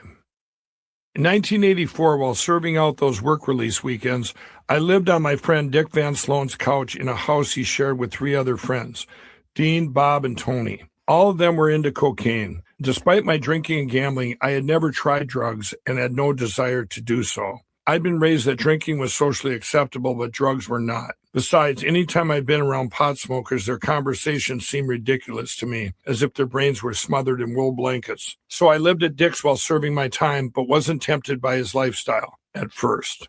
In the town of Chaska, meanwhile, I was living under a black cloud. Everywhere I went, I felt the almost physical sensation of small-town judgment. In an effort to redeem myself, I once tried to go to church with my mother, but the judgment there seemed even worse. As my mom introduced me, her church friends mouthed the kind of, bless your heart, phony sympathy, but I thought I could read unspoken words behind their eyes. Oh, this is the guy who broke into that gas station. Some of this was probably my imagination, magnified by my own self-loathing. Some of it was probably real. In any case, I left the church that day and did not go back. The irony was that even though I had violated my own moral code, I was angry with people for judging me. And the longer this cycle went on, the further my shame spiraled. One morning, I woke up at Dick's as he was passing through the living room on his way out to work. I don't feel like doing a dang thing, I told him. Dick pointed at the mirror at the coffee table and a small pile of cocaine left over from the night before. Try some of that, he said nonchalantly, and walked out the door. Well, what the hell, I thought. Things can't get any worse. There was a little rock of coke on the mirror. I put that in my mouth between my cheek and gum. The effect was powerful and immediate. A rush of euphoria surged through my body. My notions of any stigma surrounding drugs vanished instantly. There was a short straw in the mirror.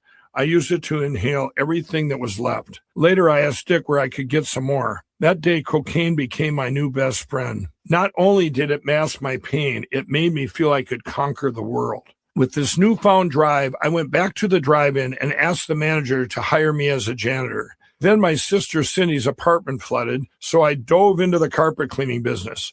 I saved my Flying Cloud paychecks to buy my own machine, which was as old and crappy as the Chevy Suburban I bought to cart it around. The Suburban was so ratty that I used to hide it around the corners so my clients couldn't see it. I was astonished when Dale Diedrich, who owned Butch's Tavern in Chaska, hired me to clean his huge restaurant and bar. Dale was a pillar of the community, and it meant so much to me that he trusted me at that time when I needed trust the most. In early 1985, I got a part-time job tending bar at a Chaska bar called The Statesman. That summer, a woman walked into the bar and changed my life. It was August, and I was polishing glasses in the safety of my usual fortress, the area behind the Statesman bar that protected me from strangers. But from the instant this woman sat down, I didn't feel she was a stranger at all. Are Joe and Zany Wong around, she asked, referring to the couple who owned The Statesman. This blonde and beautiful vision set her purse on the empty bar stool beside her and looked around. It was a weekday afternoon and the bar was completely empty. She ordered a drink, then explained that she used to work at The Statesman and had stopped by to say hi to her former bosses. I was 24 years old then and had been in exactly one relationship. That was with Donna, the girl from the drive-in. But after 6 years, she left me for one of my best friends. Since then, many months had dragged by with no romantic prospects in sight. I remained as tongue-tied around women as I had been in high school. Now this woman sat across from me and asked my name. Mike, I said. I'm Karen. Reluctantly, I told her that the Wongs were out, thinking that might cause her to finish her drink quickly and leave. To my amazement, Karen stayed. She was so joyful and down to earth, and she had an amazing laugh. We talked easily about the Wongs, about The Statesman, about her being from nearby Excelsior, and anything else that came to mind. I had never talked so easily with someone I just met, especially a woman. We talked for over an hour, but to me, the time sped by too quickly. A few customers drifted in and out. I don't remember waiting on them. Finally, Karen said she had to go. Is it okay if I leave my number for Zany and Joe? Of course, I said. She jotted her phone number on a cocktail napkin, smiled her easy smile, and got up to leave. As I watched her walk out the door, it hit me. I was going to marry her. Later on, as I was contemplating all the ways I could make this happen, my friend Garth Graves came in. Do you know a Karen who used to work here? I said. Yeah, Karen Dickey, he said. I'm going to marry her, I said. I was 100% confident of this declaration. I don't think so. She's not married, but she does have a kid. I smiled at Garth. Okay, I'm going to marry her. My confidence did not waver. He made some more negative noises. I don't remember exactly what he said, but it amounted to fat chance. Later, Garth's mom's Annie came in. When I announced my newfound wedding plans, She sided with her son. "You have absolutely zero chance," she said. According to Annie, Karen had a 2-year-old daughter and carried a torch for the girl's father. Karen wanted to marry the guy, but he didn't share her enthusiasm. Trying to protect me, Annie told me to steer clear of Karen Dickey. But nothing and no one was going to deter me. When I decided something, I go all in. So a few days later, I got up the nerve to call and ask her out. To my surprise, she said yes. I didn't want to show up in my rusted-out Suburban, so I traded my carpet cleaning machine for a friend's truck. We met at one of those fancy places with a grand piano, white tablecloths, and too many forks. Karen ordered a bottle of red wine, which I never drank. When the server brought up the wine to our table, he poured me a sample and stood there staring at me. You can fill it up," I said. When I discovered the wine was warm, I fished a few ice cubes from my water glass and plopped them into the glass. Classy, I know. With no bar to protect me and worse, no cocaine, I was extremely nervous, mostly because I didn't want to blow it with Karen. I wanted her to like me. I wanted to say all the right things. But what was I going to tell her? The truth? The truth was bleak. I was an alcoholic and a gambling addict. I had no money and no job except bartending a couple nights a week.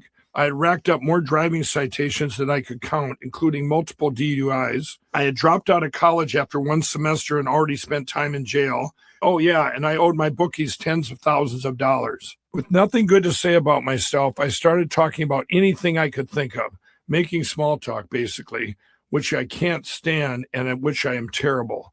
I later learned that Karen told her sister, "I like Mike, but I don't think he gets out much." We went on 2 more dates, but when I asked for a 4th, she said no. By then it was too late. During those 3 dates, I experienced something I had never felt before. Powerful, all-consuming, can't think of anything else love. I'd been both captured and swept away. I knew without a doubt that Karen Dickey was the one. If I had dated more in high school, I might have learned how to play it cool. Had I been in love before, I might have learned to control myself a little bit. But I had done neither, and so I pursued Karen with the zeal of a multi-level marketer. I began showing up at the Mai Tai, where she worked as a cocktail waitress. I would call my sister Robin and say, "I need to borrow your kid." I met Robin's daughter, Sarah, my 18-month-old niece. I would pretend to babysit Sarah, conspicuously parading her around in front of Karen to show what a good guy I was. I even brought a pair of live lovebirds, left the cage on Karen's doorstep, rang the doorbell, and left. This was the idea of some lady at the Statesman. "You have to be romantic," she said. I think she was from France or something. Karen turned out to be allergic to birds. There never seemed to be enough time to show Karen who I really was. Still, there were days when I felt I was making progress. After months of growing hope and joy, I got up the courage to call her up and ask her out again on a real date. She completely shut me down. It wasn't "sorry, I'm busy tonight," or maybe some other time. It was just a flat out no. I felt like I had fallen off the edge of a cliff. I had tried to cross the bridge between friendship and romance, and Karen had blown the bridge into a million pieces. There was no going back. From that phone call on, I absolutely dove into cocaine and alcohol and spent my days and nights at Size Bar trying to drink Karen away. Although I didn't realize it at the time, Karen's rejection poured quicksand into the hole of unworthiness I'd been trying to climb out of all my life. This unworthiness had really come home to me the year before at my 5-year high school reunion. As I listened to my classmates' life updates, my heart felt more and more hollow. It seemed that almost everyone had graduated from college or was established in a trade. Most had gotten married and started families. I didn't have anything like that to talk about, so I took over the reunion with stories from my life. How I got 17 traffic tickets in 2 days while trying to outrun the cops. How I dodged death by mafia and in a car and in motorcycle crashes. About the time I bet Dick Van Sloan $60 that I could roll through a giant bonfire. Borrowed some guy's leather jacket and dove into the fire, only to get stuck because Dick had purposely put a huge log in my way so he could win the bet. I showed them how I pushed myself out of the fire, but not before sustaining second-degree burns, which I hid by jumping into my car and speeding off, only to roll my car at Kelser's Corner. And there was more. I told my classmates about the time I talked Kenny D, my friend and fellow Flying Cloud Theater employee, into climbing 5 stories to the top of the movie screen and mooning hundreds of theater goers in the parking lot below. That particular stunt could have killed me. Fearlessly, Kenny scrambled up the ladder ahead of me as I crept up one rung at a time, unsure of why I'd suggested this prank, given that I was terrified of heights. Higher and higher we climbed, lights flickering against us as a Cheech and Chong movie unspooled from the projector's booth at the other end of the parking lot. I hadn't originally planned to moon the crowd. That only happened when we reached the top and no one in the lot below seemed to notice, even as I tried using one leg to make a shadow puppet on the screen. That's when I suggested we drop our pants. Kenny didn't even hesitate. He pulled down his shorts and lowered himself from the ledge at the top of the screen, his buck-naked butt cheeks shining in the light up from the projector room. Within seconds, I joined him, adding a second moon to the spectacle. Below, horns started honking, first one, then several, then dozens. Headlights flashed on, trying to spotlight us from below. We'd done it. We've gotten the attention we were looking for. I laughed out loud. Kenny and I didn't hold out long, and he hoisted himself back up, no problem. For me, though, it wasn't that easy. I managed to get one arm back on the ledge before my strength failed. As I tried to get leverage with my feet, they just kept slipping on the screen. Dangling 50 feet above the ground with no net, I went into complete panic. Sweat broke out of my forehead. My heart thundered as if a racehorse were running through my chest. Then my shorts fell off. I mean, completely off. So there I was, dangling from the ledge, naked from the waist down, giving a new definition to the term film buff. It seemed like forever before Kenny rushed back to grab my arms and haul me up over the ledge. For a moment, I just knelt there, with horns still honking and Cheech and Chong still spouting their stoner dialogue, happy to be alive. We called it the night of the full moons, I told the crowd of reunion classmates who were gathered around, hanging on my every word. At that time, I didn't see the pitiful mix of pride and stupidity that linked all these incidents, and how that characterized my need to regale my classmates with them now. I didn't see the cry for attention. Instead, I thought my stories were impressive and hilarious, and that my former classmates were confirming it by laughing along. In that moment, I felt like a big shot, an entertainer. But later that night, lying in bed, it hit me.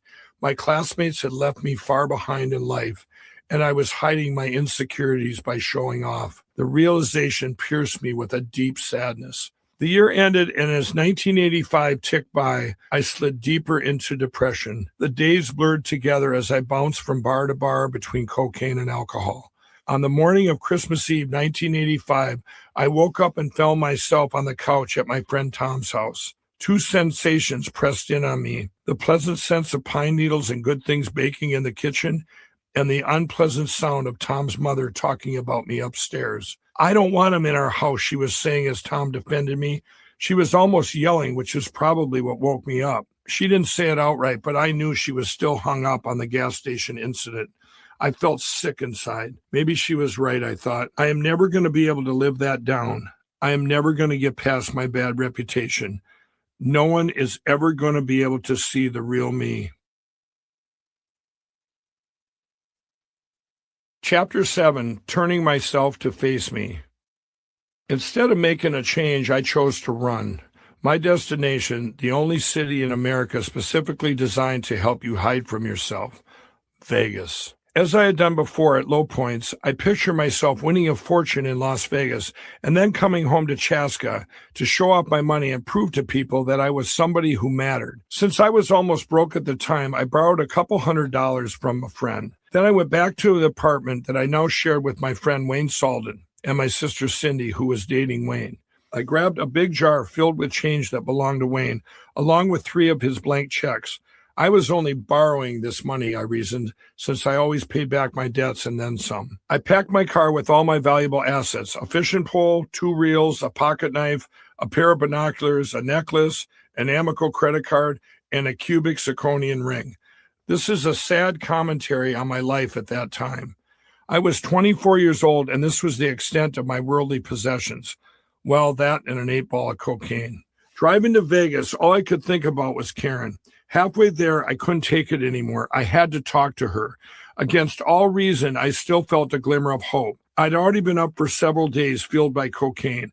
I stopped at a gas station on a Colorado mountaintop and plugged some quarters into a payphone. As the phone rang in my ear, I gathered my courage to tell Karen that I loved her. But another voice answered the phone. "Hello? Hello? Hello?" It was Karen's mother, Joyce. She must have been babysitting Karen's daughter, Heather. It made me wonder where Karen was, out on a date? Everything in me was sure that she was with Heather's dad. Tears welled in my eyes, and I hung up without saying a word. 12 hours later, I pulled into the parking lot of Circus in Vegas and headed inside. I was coming down from the last of my cocaine, but just being in the casino again gave me an adrenaline rush. A few years earlier, I had turned $5 into $2,600 playing craps. I hoped the dice would smile on me one more time. They didn't. Or at least I assume they didn't. I have only one clear memory of what happened that night I got to Vegas. Taking Wayne's jar with $180 and change to a casino cage and trading it in for chips. I don't remember gambling away those chips, only waking up in a strange bed. Before I even opened my eyes, the misery of my situation came flooding back to me, and I found myself praying that when I did open them, I would be somewhere other than Vegas. Instead, I cracked my bleary eyelids to see a giant clown staring at me through a dirty window. Somehow I'd gotten a room at the Travel Lodge across the street from Circus, and the giant clown was Lucky. In real life, Lucky is 123 feet tall and friendly looking, with a wide ruffled collar, white face, and puffs of hair like orange cotton candy poking out from under a classic cone-shaped hat. Now, though, he seemed to leer at me like Pennywise, the evil clown from the Stephen King story, It. I closed my eyes and prayed again. God, please let this be a dream. But it was no dream. A horrible feeling washed over me. I had never been that depressed or alone. I was 1,600 miles from home with no money and no way to get back. I lay in that motel bed for hours, too depressed to move until the motel manager came jiggling my doorknob and telling me I had to leave. At first, I just drove around town. I felt consumed by loneliness, hopeless, driven by compulsions I couldn't name, and enslaved to substances I couldn't kick. I desperately wanted to escape from the person I was afraid I had become, but how? As daytime hung over Vegas slid by my car windows, I tried to work out my next move. Ideas popped into my head. Maybe I could stay in Vegas and become a dealer, just start over. Eventually, I had to stop for gas. As I was filling up my car, it dawned on me that I had one more way to get money. I could let people use my Amico card for gas in exchange for cash, but at a discount. For example, they'd give me $10 cash for $15 in gas. I was able to make a couple $100 this way before the card was finally maxed out. A normal person would have used the money to get home, but I went to Bob Stupek's Vegas World and gambled it all away. I didn't know how I was going to get home, and I didn't care. I got in the driver's seat and pointed the car north. Heading up Interstate 15, I heard a couple of Elvis gospel songs on the radio, including I've Got Confidence, that song from my childhood camp. I hadn't heard it in more than 15 years. What were the odds that I would hear it now at one of the lowest points of my life? I prayed, God, can you please get me home? It took me 40 hours to get there as I bartered my way across the country, exchanging my few meager possessions for gas.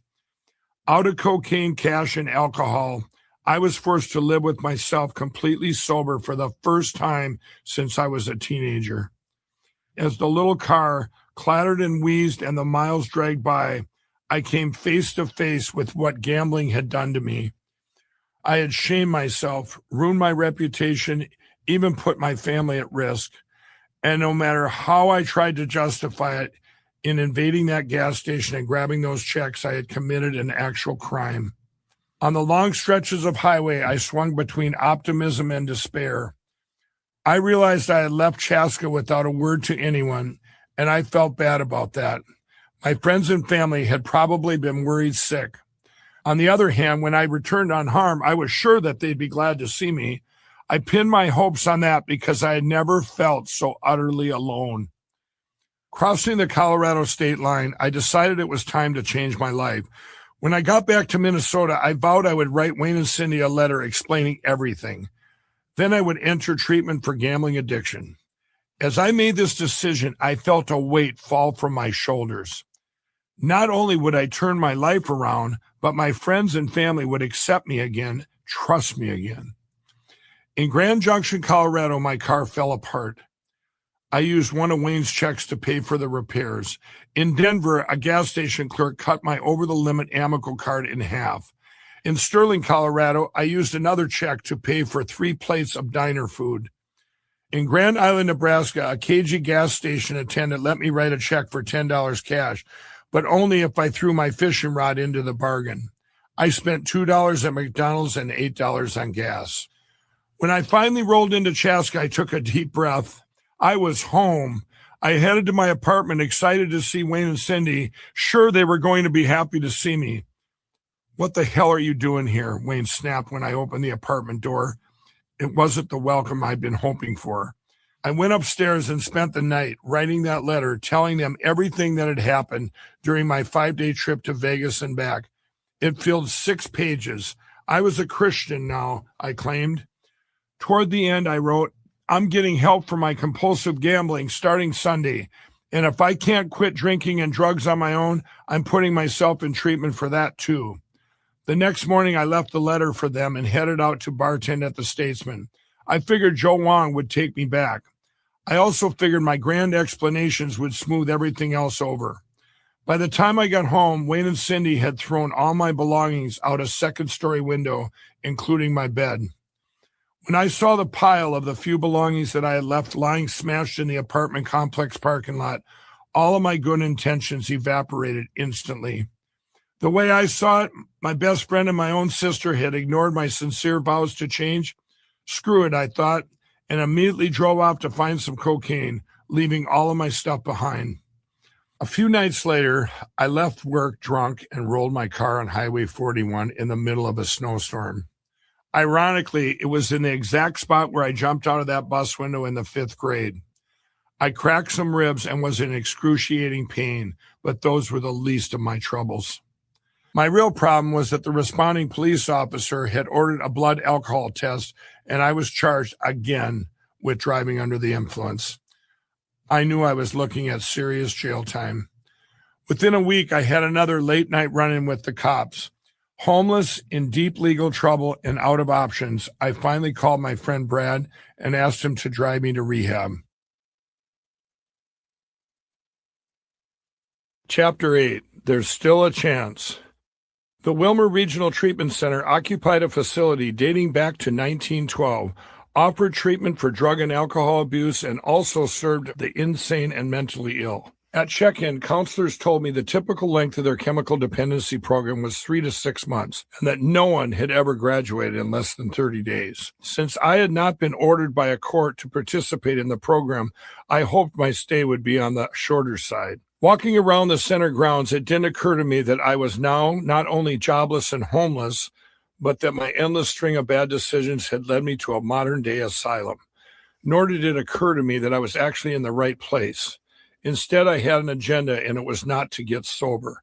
All I wanted from Wilmer was a piece of paper that would convince a judge not to throw me in jail. Even if I had been sincere about recovery, though, I didn't like the way the program dealt with addicts. In the group and individual sessions, the counselors all said the same things. Your friends and family are very upset with you, and think about how much your addictions have hurt them all.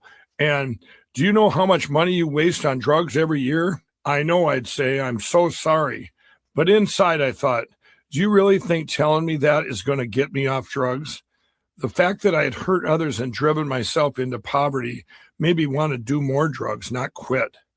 But telling the truth wasn't going to get me that piece of paper, so I hung my head apologetically and I promised I was going to change. That disconnect foreshadowed what was to come with the other rehab programs I entered over the next 2 decades. They all focused on the pain I had inflicted on myself and others, but I wasn't thinking about other people. Instead, I rationalized my behavior and blamed others for my problems.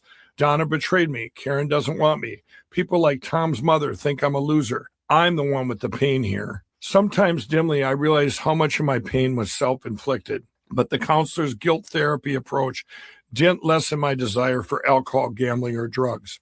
In fact, those were the only things that would make me feel better, and I didn't know anything else that could. After I checked myself into treatment, no one reached out to me. No one, not a single friend or family member, until I received an envelope hand addressed to me. I didn't recognize the handwriting, but when I tore it open, I found a greeting card with a white rabbit on the front. Inside it read, "Somebody is thinking of you." It was signed Karen. My heart soared. There's still a chance. I knew I shouldn't read too much into the card, but if nothing else, it meant Karen had heard about me checking myself into rehab and that she still cared about me. This gave me an extra motivation to complete the program quickly. Late one night, I couldn't sleep, so I went down to the television room where another guy was glued to the TV. He said he was from California. It was just the two of us in this great big room. "What did you do in California?" I asked, just so things wouldn't be so awkward. "I had a food truck. I would pull up to the beach and sell food and drinks to people hanging out or to people working at local businesses." Later, lying in bed, I began to think that a food truck enterprise might work for me too. My mind went into overdrive, and by the time the sun came up, I had a whole business plan figured out. My new obsession motivated me even more to get through treatment quickly. So I started playing the recovery game, telling the therapist what they wanted to hear. I knew what to say and what not to say in order to get out early. I did everything right. Well, except that I ran small stakes gambling games on my ward to keep myself entertained. Each day, I perfected my ability to talk the talk, using my growing fluency to manipulate the counselors. At night, I gambled. After 26 days in the program, I called my friend Lee Tischler, a bartender at Size. "Pick me up in 2 days," I told him, "and come up with $8,000. I've got a plan that's going to make us both millionaires." After leaving Wilmer, I used the card Karen had sent me as a reason to reconnect. She still just wanted to be friends, but my hope was renewed.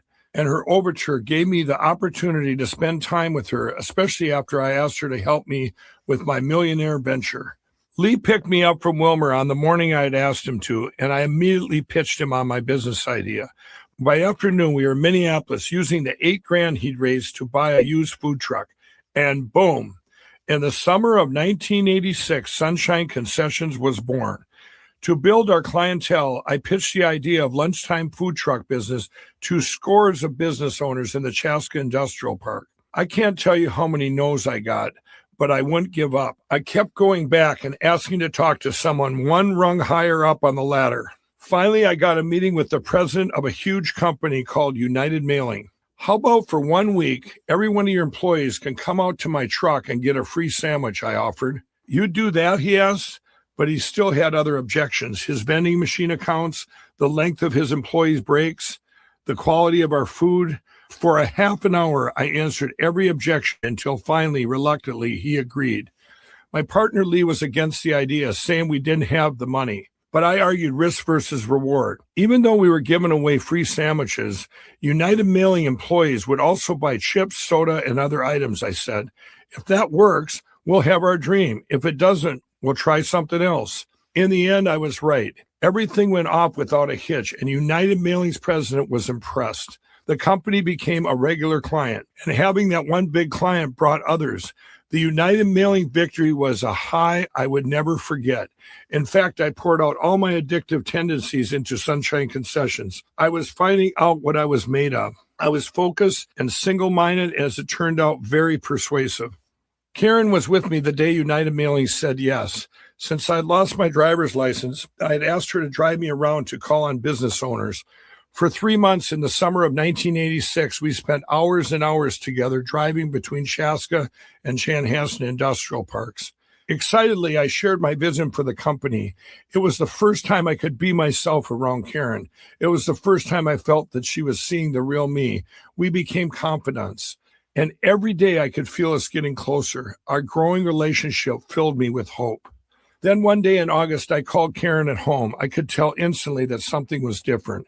And I knew what it was. Her daughter Heather's dad was back. I told myself I wasn't going to go through this again. After 2 days, I made a decision. I called Karen up. "I want to go out on a real date," I told her. "If you don't want to go, I understand, and I won't bother you again." This time, Karen tried to soften the blow. "She really liked me," she said. "But Heather's dad, I understand," I said, cutting her off. As much as it hurt, I really did understand, but I didn't want to hear it. I said goodbye and hung up the phone. Not long after that, I went to a party at a young woman's home with my friend Garth. He was the same guy I'd told I was going to marry Karen. Sadly, I had to admit he'd been right about my chances with her. The morning after the party, I had just awakened on the party host's couch when she walked over and sat down next to me, stark naked. Surprised, I jumped up and away from her. "What are you doing?" I said. I couldn't have been less interested. I was still hung up on Karen. At that exact moment, the phone at the party house rang.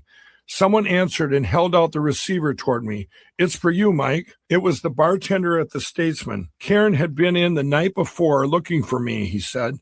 My heart sank and raced at the same time. Why had I come to this stupid party? If I had been at the Statesman, maybe. I hung up and I dialed Karen's number. When I heard her voice, my heart beat faster, but I tried to keep my cool. "I heard you were looking for me," I said. "Yes, I stopped into the Statesman to see you." Hearing something new in her voice, I abandoned coolness and jumped in. "Would you like to go with me to the Minnesota State Fair?" "Yes," she said. She didn't even hesitate. A few days later, Karen drove out to the hobby farm and picked me up for our date. Grandma Millie, who was visiting, took one look at Karen and said, "Ooh, you two are going to make such beautiful great-grandchildren for me." I was a little embarrassed, but also secretly pleased. Maybe Grandma Millie knew as well as I did that Karen and I were meant to be together.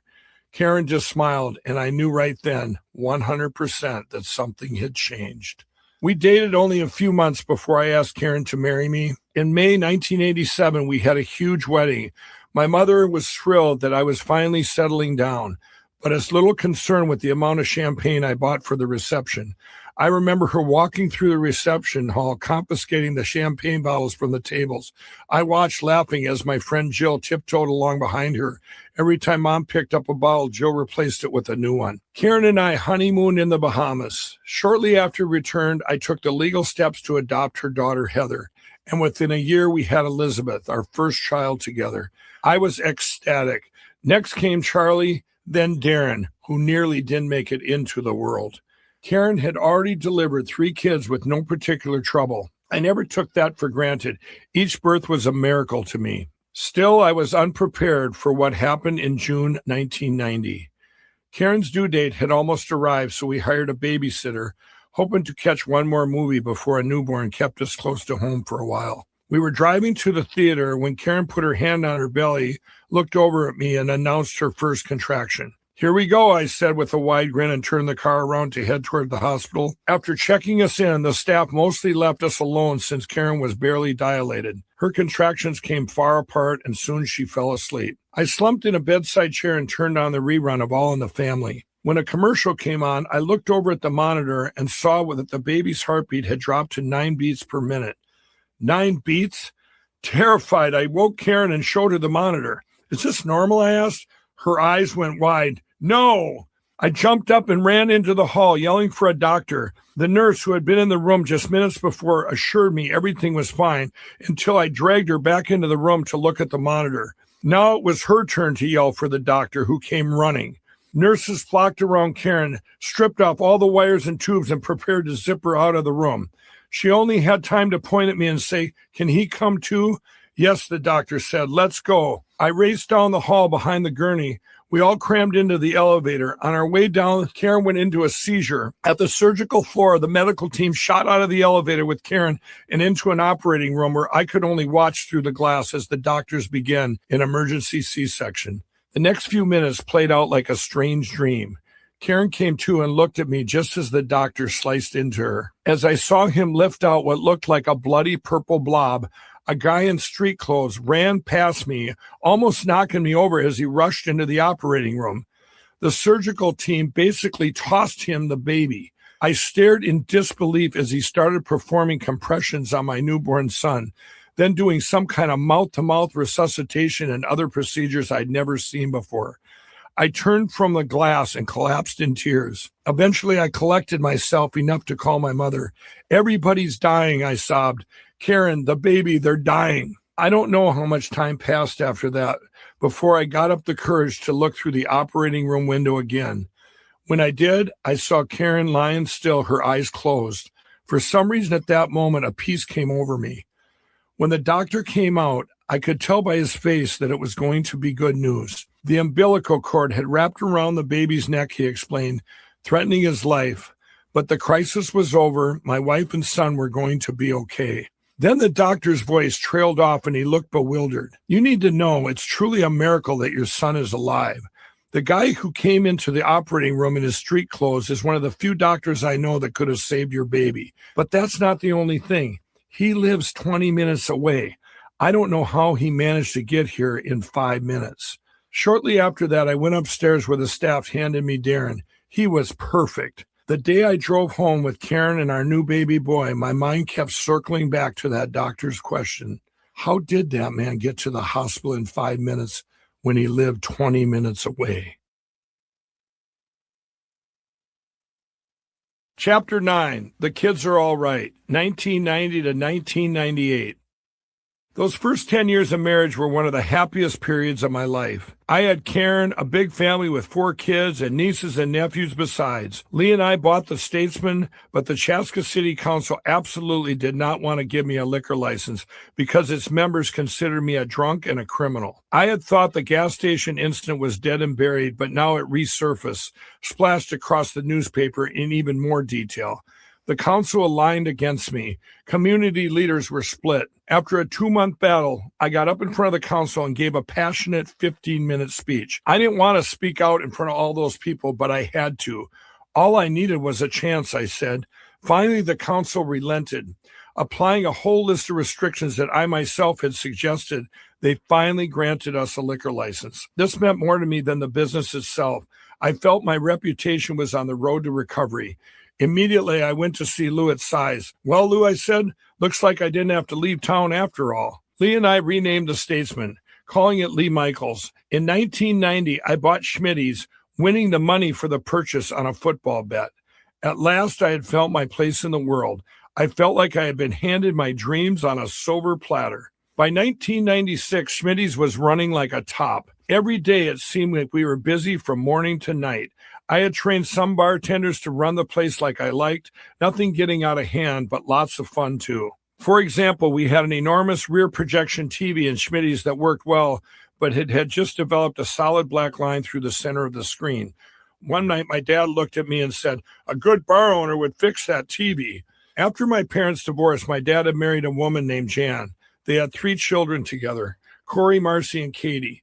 Now recently divorced from Jan, Dad had moved to an apartment near Schmitty's and frequented my bar often. Immediately, I grabbed a hammer, smashed the TV screen, pulled out its guts, crawled inside it, and sang karaoke to a packed bar. I knew I had to replace it anyway, but took advantage of the opportunity to create a memorable moment. Antics like that made Schmitty's the talk of southern Minnesota. With the cash stacking up nicely in the till, I began to think I was in a position to expand. Well, when my friend Wayne Hill came to visit from his home in Kansas City, I got my opportunity. Wayne hadn't wanted to invest in Schmitty's, but when he saw our success, he suggested that we look at another bar to invest in together. With a third partner, Wayne Salden, with whom I had made amends because he had now become my brother-in-law, I bought 2 bars, one called Someplace Else and another called Suds. We agreed that the primary role of the Waynes would be as investors while I would manage the bars. We marketed the 3 properties together using the slogan, "If you don't like Schmitty's and you don't like Suds, go someplace else." I thought the slogan was clever. Unfortunately, my patrons took it too literally and began spreading their business around. I found that although I now had 3 bars, I had far less than 3 times the income. For some reason, money had always flowed through my hands like water. I'll admit I was flat irresponsible, especially for a man with a wife, 4 kids, a mortgage, and 3 businesses to run. But back then, I never worried about it. It was as though I thought I could always escape final consequences, just as I had escaped all the rest. All through the 1990s, our finances would rise and fall, flush and bust, but somehow Karen and I always got through. And no matter what condition our finances were in, we always took the kids on long family trips. In the spring of 1997, I thought it'd be a great idea to fly into Las Vegas, gamble a little, then drive the rest of the way to California. We'd take the kids to Knott's Berry Farm, Disneyland, and SeaWorld. In Vegas, we rented a van and drove to Laughlin, Nevada, a town on the Colorado River across from Bullhead City, Arizona. We checked into the Flamingo. Across the parking lot, I could see the Riverside, Laughlin's very first casino. Back in 1966, a man named Don Laughlin bought 6 acres of riverfront property in the middle of nowhere. He converted an old place called the Riverside Bait Shop into the Riverside Casino, and that August opened with 2 live gambling tables, a dozen slot machines, and an all-you-can-eat chicken dinner for 98 cents. Now the Riverside had grown from 8 motel rooms, 4 of which were Laughlin's family occupied, to a major resort.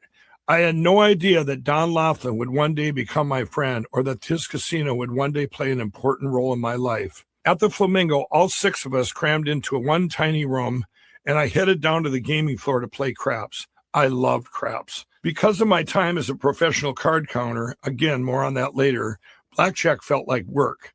But craps, a very complex game with lots of wagering, was more fun than any game on any gaming floor in any casino. On this occasion, I had so much fun that in a matter of hours, I'd lost $4,000. Every cent of the money we'd brought for our vacation. When the last chip disappeared, I thought of Karen and the kids up in the room and just beginning our vacation. That kicked me into salvage mode. How was I going to fix this? Luckily, my high rolling had caught the pit boss's eye, and he came over to chat. I can't remember the exact conversation, but I probably told him something like this. I'm here on vacation with my family, and I have to get back to the room. We're going to head back to Vegas. Well, I did not tell him that I was broke. Absolutely not. I would never tell a pit boss I was out of cash. I wanted him to believe that I was taking a break and would be back. What a casino wants is your money, all your money. The question in his mind was, how do I get this guy to stay in Laughlin and keep laying out those big chips? There's a one-word answer to that. Comps. The pit boss offered us a huge suite, compliments of the house. I raced upstairs to tell Karen and the kids the good news, and we dragged our half-packed suitcases up to one of the biggest suites I've ever stayed in. After one night in the suite, we took off to California. For the rest of our vacation, we scraped by on the proceeds from 4 ATM cards, heading to the machines at 12:01 a.m., pulling out our daily limit to get through until midnight the next day. The night before we were to head home, we rolled into a little Best Western. The 6 of us had one room with one bed and no money. The truth is, when Karen and I were living life this way, we thought it was completely normal. To us, it looked like we were being loving parents. After all, didn't we take our kids on these memory-making trips to the Wisconsin Dells, to amusement parks, to the Black Hills in South Dakota? Wasn't Karen a great mom who cooked fantastic Midwestern meals full of kids' favorites? Wasn't our house the one where all the neighborhood kids wanted to hang out? Didn't I coach Little League and set up tents in the backyard for all the nieces and nephews? Since I hid my vices and addictions from the kids, I reasoned that they weren't affected. So what if I used coke and drank and gambled? So what if I occasionally spent a little time in jail? Those things didn't make me a bad person. In my mind, these escapades made great stories. By then, I was almost a daily cocaine user. Between feeding that habit and losing on sports betting, I was usually on the verge of going broke. The year 1998 was, however, an exception. For decades, the Minnesota Vikings have been the team of smashed hopes. 4 Super Bowls, 4 losses. In 1998, though, there was something different in the air. All the signs said this was going to be our year. We burned through the preseason undefeated. The regular season got off to a 7-0 start. Quarterback Randall Cunningham racked up a passer rating of 100 or higher, and we were scoring an average of 35 points per game, an NFL record at that time. As the team's momentum built, Sundays at Schmitty's became a raucous party of Viking pride. The place was packed.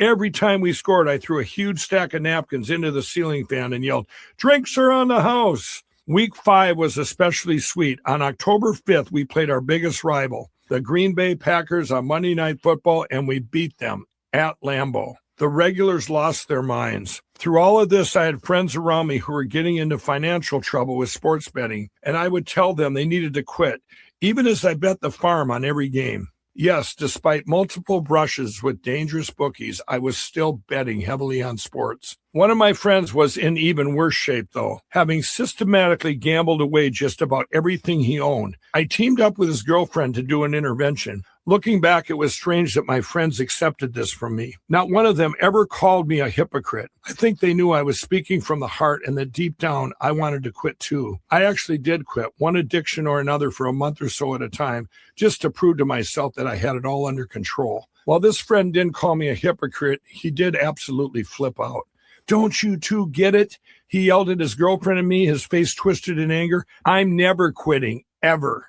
And he didn't, continuing to bet on professional football and losing whatever he had left. Just before the Viking-Packers game, Skelly and I went on our annual hunting trip, one I never miss even now. As we waited for the other guys to show up, we sat in my pickup truck overlooking the lake. Halloween was coming up, and I suppose we should do something at Schmitty's, even though it was my least favorite holiday because of all the masks people wore. "You don't know who is who," I said, looking out at the water. I usually avoided the bar on Halloween. Skelly said he actually liked dressing in costume and suggested we do something fun at the bar that would get everybody talking. And so sitting there at the lake, we began to brainstorm the next big thing we could pull off. The Blues Brothers was one of our favorite movies. Sometimes Skelly and I traded Aykroyd Belushi quotes while doing lines of coke off the Blues Brothers CD case. Sitting there in my pickup, we decided to ring in Halloween at Schmitty's by dressing up like Joliet Jake and Elwood Blues and recreating the most famous scene from the film, the famous rawhide scene. If you haven't seen it, you can look it up on YouTube. Aykroyd Belushi and their Blues Brothers bands book a gig in a backwoods honky-tonk called Bob's Country Bunker. When they arrive, the waitress cheerfully informs them that the customers in the bar like two kinds of music, country and western. It was definitely going to be a tough crowd. The band steps on stage, separated from a crowd by a wall of chicken wire. When they launch into Steve Winwood's Spencer Davis group classic, "Gimme Some Lovin'," this crowd is so tough they start booing and hurling empty bottles at the stage.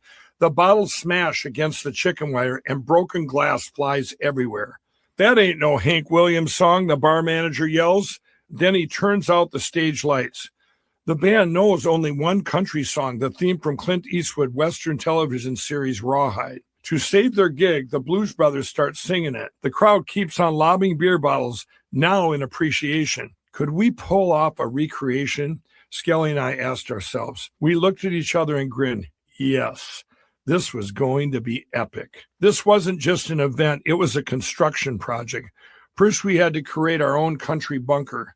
Skelly got into it. He got us costumes, spent a month learning lyrics, and built the big chicken wire cage that we would need for the skit. Together, we installed it on the west wall, then walked to the opposite end of the room to conduct a safety test. Grabbing a full Budweiser from behind the bar, I wound up like a major league pitcher and hurled the bottle 30 feet across the room. The bottle hit the chicken wire all right, then bounced back and came winging all the way back. We ducked as it flew past us and hit the mirror behind the bar. Luckily, most of the speed had bled off, so the mirror didn't break. I looked at Skelly and laughed. Okay, that's not going to work. I didn't want my customers knocked out by flying bottles. By then, it was already 6 p.m. Working fast, our friend Tony, a carpenter, reinforced the cage with more 2x4s, and we did another test. Now it was hard to hit the cage without hitting a 2x4. All the test bottles smashed against the wood. Beer splashed through the chicken wire, and the broken glass crumbled to the floor. Perfect. The night came and Schmitty's was packed. Skelly and I appeared in full Blues Brothers costume. Dark suits, white shirts, ties, Ray-Bans, fedoras. I even shaved my mustache. We got in the cage. A karaoke guy hit play on the machine we had rented, and the show began. As Belushi, my lines were easy. Hit 'em up, move 'em out. But it was Skelly who really nailed it. As we sang the Rawhide theme, I looked over at him in disbelief. He was Aykroyd. All his practice paid off. The crowd loved it. They hooted and hollered and sang along, going through cases of beer just so they could throw bottles at the cage like the rednecks in the movie. Beer in some glass showered into the cage, soaking Skelly and me. We did 2 encores. I set off firecrackers in my pocket at the 10 p.m. show, and each time the crowd kept getting bigger because people had called their friends and told them they had to get down to the bar and see this. I was elated. I felt like I was making a great memory for people, and 8 years later, that proved to be correct. At a home show in Milwaukee, a lady walked up to me and asked if I had ever owned a bar in Minnesota. Yes, why, I said. Her face lit up. Just a second, I'll be right back. Moments later, she hurried up, this time with her husband. She pointed at me triumphantly and said, "That's the guy who owned that bar." The woman then explained that she and her husband lived in Wisconsin. On Halloween 1998, they were driving through Minnesota on their way back to South Dakota when they stopped at a bar to take a short break. We were so surprised that we walked into a scene straight out of the Blues Brothers, she said. They ended up staying the whole night because they were having so much fun. My husband hasn't stopped talking about it since. By the fall of 1998, my days were filled with hunting, showing off at the bar, and doing cocaine. For once, I had no money issues. I felt like I was on top of the world. Besides all that, it was an interesting year in Minnesota for other reasons. A former pro wrestler named Jesse Ventura had decided to run for governor. Bombastic and unconventional, Ventura was running as a Wreathbone Party candidate, whatever that meant, and he captured the interest of blue-collar people across the state. People voted who had never voted before, including most of the guys in my hunting group. We were way up in northern Minnesota on Election Day and walked into a bar just as a newscaster was announcing that the beer vote had come in and it looked like Ventura was going to win. I thought it was cool that an underdog candidate could come out on top, but that was the extent of my interest. I was completely apolitical. I finished my beer and headed out to enjoy the rest of my trip. This trip and many like it were only part of the self-absorbed behavior that kept me away from home. There was also gambling and coke and a lot of drinking. To this point in my marriage, Karen had struggled with insecurity that sometimes manifested as jealousy. When I returned from the November 1998 hunting trip, she and I got into an argument. She suggested that maybe I went off these trips so often because there were other women involved. I scoffed. Of course there's no women hunting with us. What's wrong with you? Looking back, I mourn the fact that I used my strongest virtue, being truly faithful to my wife, to justify the rest of my selfish behavior. We had had identical argument again and again as Karen's insecurities and my justified behavior collided almost daily. I still consider my family the most important thing in my life, but 1998 was definitely a turning point in our marriage. The turbulence remained hidden, though churning beneath the surface. To everyone else, we still looked like the family that had it all. Chapter 10, Toad's Road. The month after Skelly and I did our Blues Brothers skit at Schmitty's, I got an alarming phone call. It was my friend Dean, the one who dared me to jump out the bus window and who was Dick Van Sloan's roommate during my brief stint sleeping on his couch. I had last run into him in the early 1990s when Karen and I took the kids to Florida. Dean had married a beautiful woman, they had a son, and he was working on the space shuttle as a mechanic for NASA. I was happy for him, proud of the way his life had turned out. But in November 1998, he called me at Schmitty's with a disturbing question. Mike, Dean said, do you think it's wrong to kill yourself? I could tell by the way he slurred his words that he was very drunk. His question didn't surprise me. Earlier that year, he called me asking a bunch of questions about God. Did I think God was real? Did I think there was a heaven? Yes was my answer to both questions. Since then, Dean's world had turned upside down. He had lost his job at NASA and his wife had left him. He said a doctor told him that he might have a brain tumor. The pain was so bad, Mike, he said, I don't know what I'm going to do. I sensed his desperation, and clearly he'd been giving some thought to ending it all. I was in shock. He was the one guy of our group that I thought had it all together. And I knew he'd already faced excruciating pain in his life. Once in the early 80s, 5 of us, including Dean, Chris, and myself, went to downtown Minneapolis and ended up at a bar called Moby Dick's. It was a dangerous place back then, and we had no business being there. We were playing pool, and Chris's mouth got us in trouble with some other guys in the bar. The bouncer stomped over and said to me, you need to get your friend out of here now. While trying to get Chris toward the door, he made things even worse, shouting out the worst racial slur I'd ever heard. I hustled him out of there, and 5 of us headed to a Burger King down the street. After we ate, I was the last one to leave the restaurant. Out in the street, I saw that a group of 20 or 25 black guys had ambushed Chris and Dean. Furious at Chris for the slur he'd used at Moby Dick's, they had him with both arms and were beating him with fists. Dean was trying to defend Chris when one of the guys kicked him hard in the groin. Dean crumbled to the ground. I ran into the street. Stop, I yelled. You're all dead. My dad's the biggest drug lord in the Twin Cities. You have no idea what you just did. I want names and I want them now. Everything stopped. Dean lay on the ground in the fetal position. The guys who had just beaten him stood over him, frozen. Then one guy, who seemed to be the leader, walked up to me and actually smiled.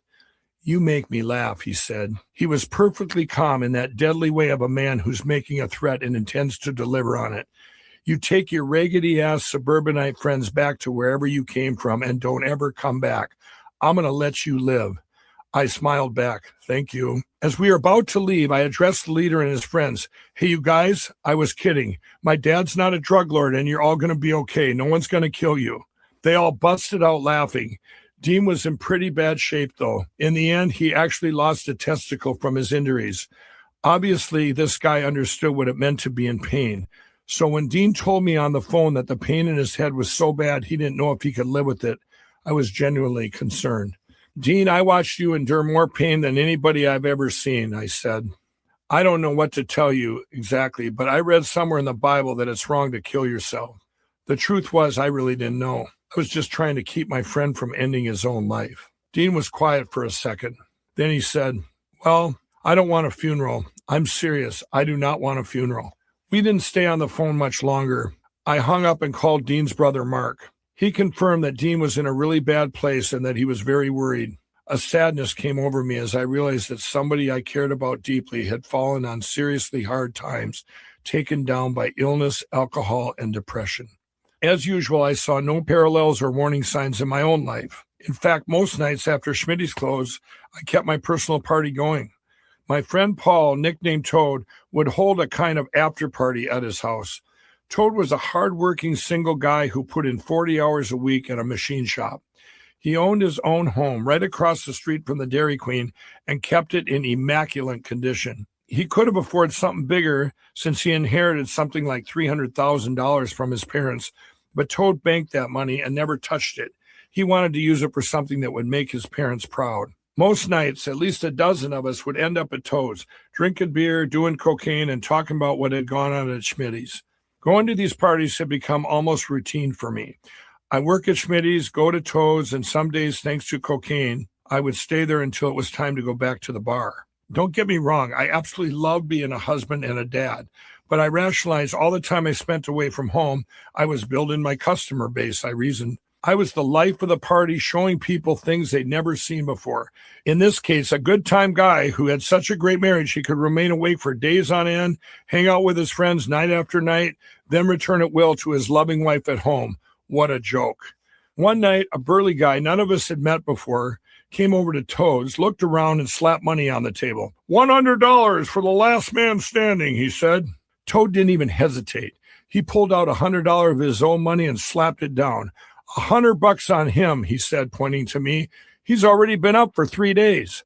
The guy looked at me and then at Toad. Why would you do that? Because sooner or later you're going to have to go to work, Toad told him. The stranger looked back at me and I just shrugged. He grabbed his $100 and left. The regulars had always looked forward to Toad's after parties, but slowly something began to change. One night in early 1999, my friend Kevin Chase dropped in. Kevin had been a Schmitty's regular for years, but I hadn't seen him in about 6 months because he had been living up north. It was 2 a.m., and now the only people left in the house were me, Toad, Kevin, and our friend Dan. The four of us were sitting around the kitchen island where I laid out 4 lines of cocaine. Instead of snorting the lines, Dan and Toad scraped theirs up into a spoon and headed to separate bedrooms. Kevin looked at me and frowned. What the hell, he said. It wasn't the first time these guys had done this. Kevin, you won't believe it, I told him. They're taking the coke in the back and turning it into crack cocaine. They'd been doing this for weeks by the time Kevin showed up. They go in the back and smoke it, I said. It's weird. They stay back there for a really long time. I've seen them peeking out windows every few minutes, all paranoid. I had also noticed anyone that had started smoking crack hardly came to Schmitty's anymore. And when I saw them at Toad's, all they wanted to do was grab their coke and disappear into the bedrooms. We don't even talk anymore, I told Kevin. It's ruining us. Kevin and I looked at each other. I don't want to get like that, I said.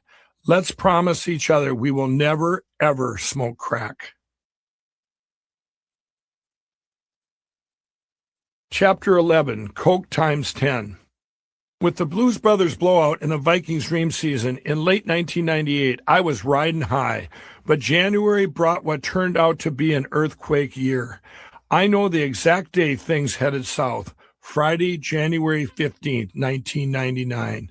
We are headed into a huge weekend. The Vikings had gone 15-1, the first team to ever win 15 regular season games. The NFC Championship was set for that Sunday. The Vikings versus the Atlanta Falcons, and we were 11-point favorites. The whole town, and really the whole state, was high on victory. We all had our sights set on the Super Bowl, our first in 22 years. This time we were going to win. This being Schmitty's, we weren't confining the party to game day only.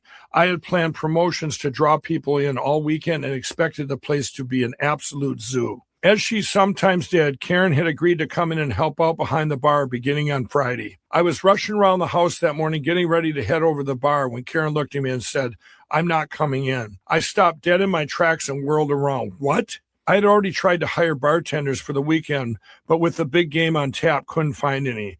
There was no way I could handle this crowd myself. I tried to talk her into coming. We usually had each other's backs, but this time Karen made us stand. She had been up all night partying and she wasn't coming in, period. We've been arguing more lately, our patience worn down by hectic schedules, being apart all the time, and especially by drinking and drugs. This argument, however, escalated into a full-blown fight. My rage kicked in, a kind that crept up on me more and more. I was furious. She was furious. We both said and did things we had never said or done before. Karen stormed into the bedroom and locked the door. I stormed after her and kicked the door in. Then I stopped. I would never lay a hand on Karen, but I felt betrayed. As far as I was concerned, she was messing with our livelihood, this being maybe the biggest money-making weekend of the year. I felt abandoned, my pride wounded, and I wanted her to know that if I wanted to come into my bedroom, I damn well would. Later, I felt terrible about breaking the door and tried repairing it myself. That, too, was a disaster. I went into Schmitty's and ran things myself that Friday, fueled by thick lines of cocaine. I was angry all day, so much so that I was glad my wife and I weren't speaking. I didn't want to talk to her, and she didn't want to talk to me. Things were bad, but the next day, they became horrific. Early Saturday evening, Dean called me. He was so distraught I couldn't even understand what he was saying. Not an hour later, Dean's brother Mark called me. "Dean's dead," Mark said. "He shot himself." That night, I sat outside Schmitty's for an hour and sobbed. I was in shock. My mind reeled, and for a long time afterwards, I asked myself what else I could have done. Sunday, the day after Dean's suicide, those of us that had been so close to him walked around in a state of disbelief. But our friend had been living out of state for 20 years, so most people in town were more concerned about the Vikings playoff game. As people crowded into Schmitty's, I had to set my feelings aside. The team lost, blowing a 7-point lead in the final 4 minutes, then losing by a field goal in overtime. The regulars were crushed. They filed out one by one to drown their sorrows elsewhere. After everyone left, I sat alone in the bar, shell-shocked. Karen and I were still fighting, so I never went home that night. Just stayed in the bar doing coke all night long. The next morning, I decided to keep Schmitty's closed. It was like I was sealed in a bubble of sorrow with no communication in and none going out. Finally, my friend Tony got worried and called Skelly. "Mike's never shut the bar down. I think you need to go check on him." Skelly did, and on Tuesday morning, I opened my eyes and I saw him passed out beside me on the floor of the bar. Looking around, I realized the janitor had come in and swept up around Skelly and me, as though we were chalk outlines in the middle of a crime scene. This was the terrible beginning of a terrible year that would change the course of my life. Not long afterward, I was down in the basement of Schmitty's. I was out of coke, and a friend of mine said, "Here, take this." I looked down and saw a crack rock in his hand. Vaguely, I remembered the pact I'd made with Kevin Chase. We weren't going to do crack. We weren't going to become creepy and paranoid like those guys at Toad's house. On the other hand, I was out of coke, and it had been an almost universally crappy year. I looked down at the rock. "What's it like?" I asked my friend. "It's a lot like coke," he said. Well, it was coke, sort of. I knew crack was made from coke with baking soda, water, and heat. I did not realize that it is almost a completely different drug. With the first rock in my hand, I decided it wouldn't hurt to fill in the gap in my supply just this once. So I smoked it, and nothing. It was no big deal.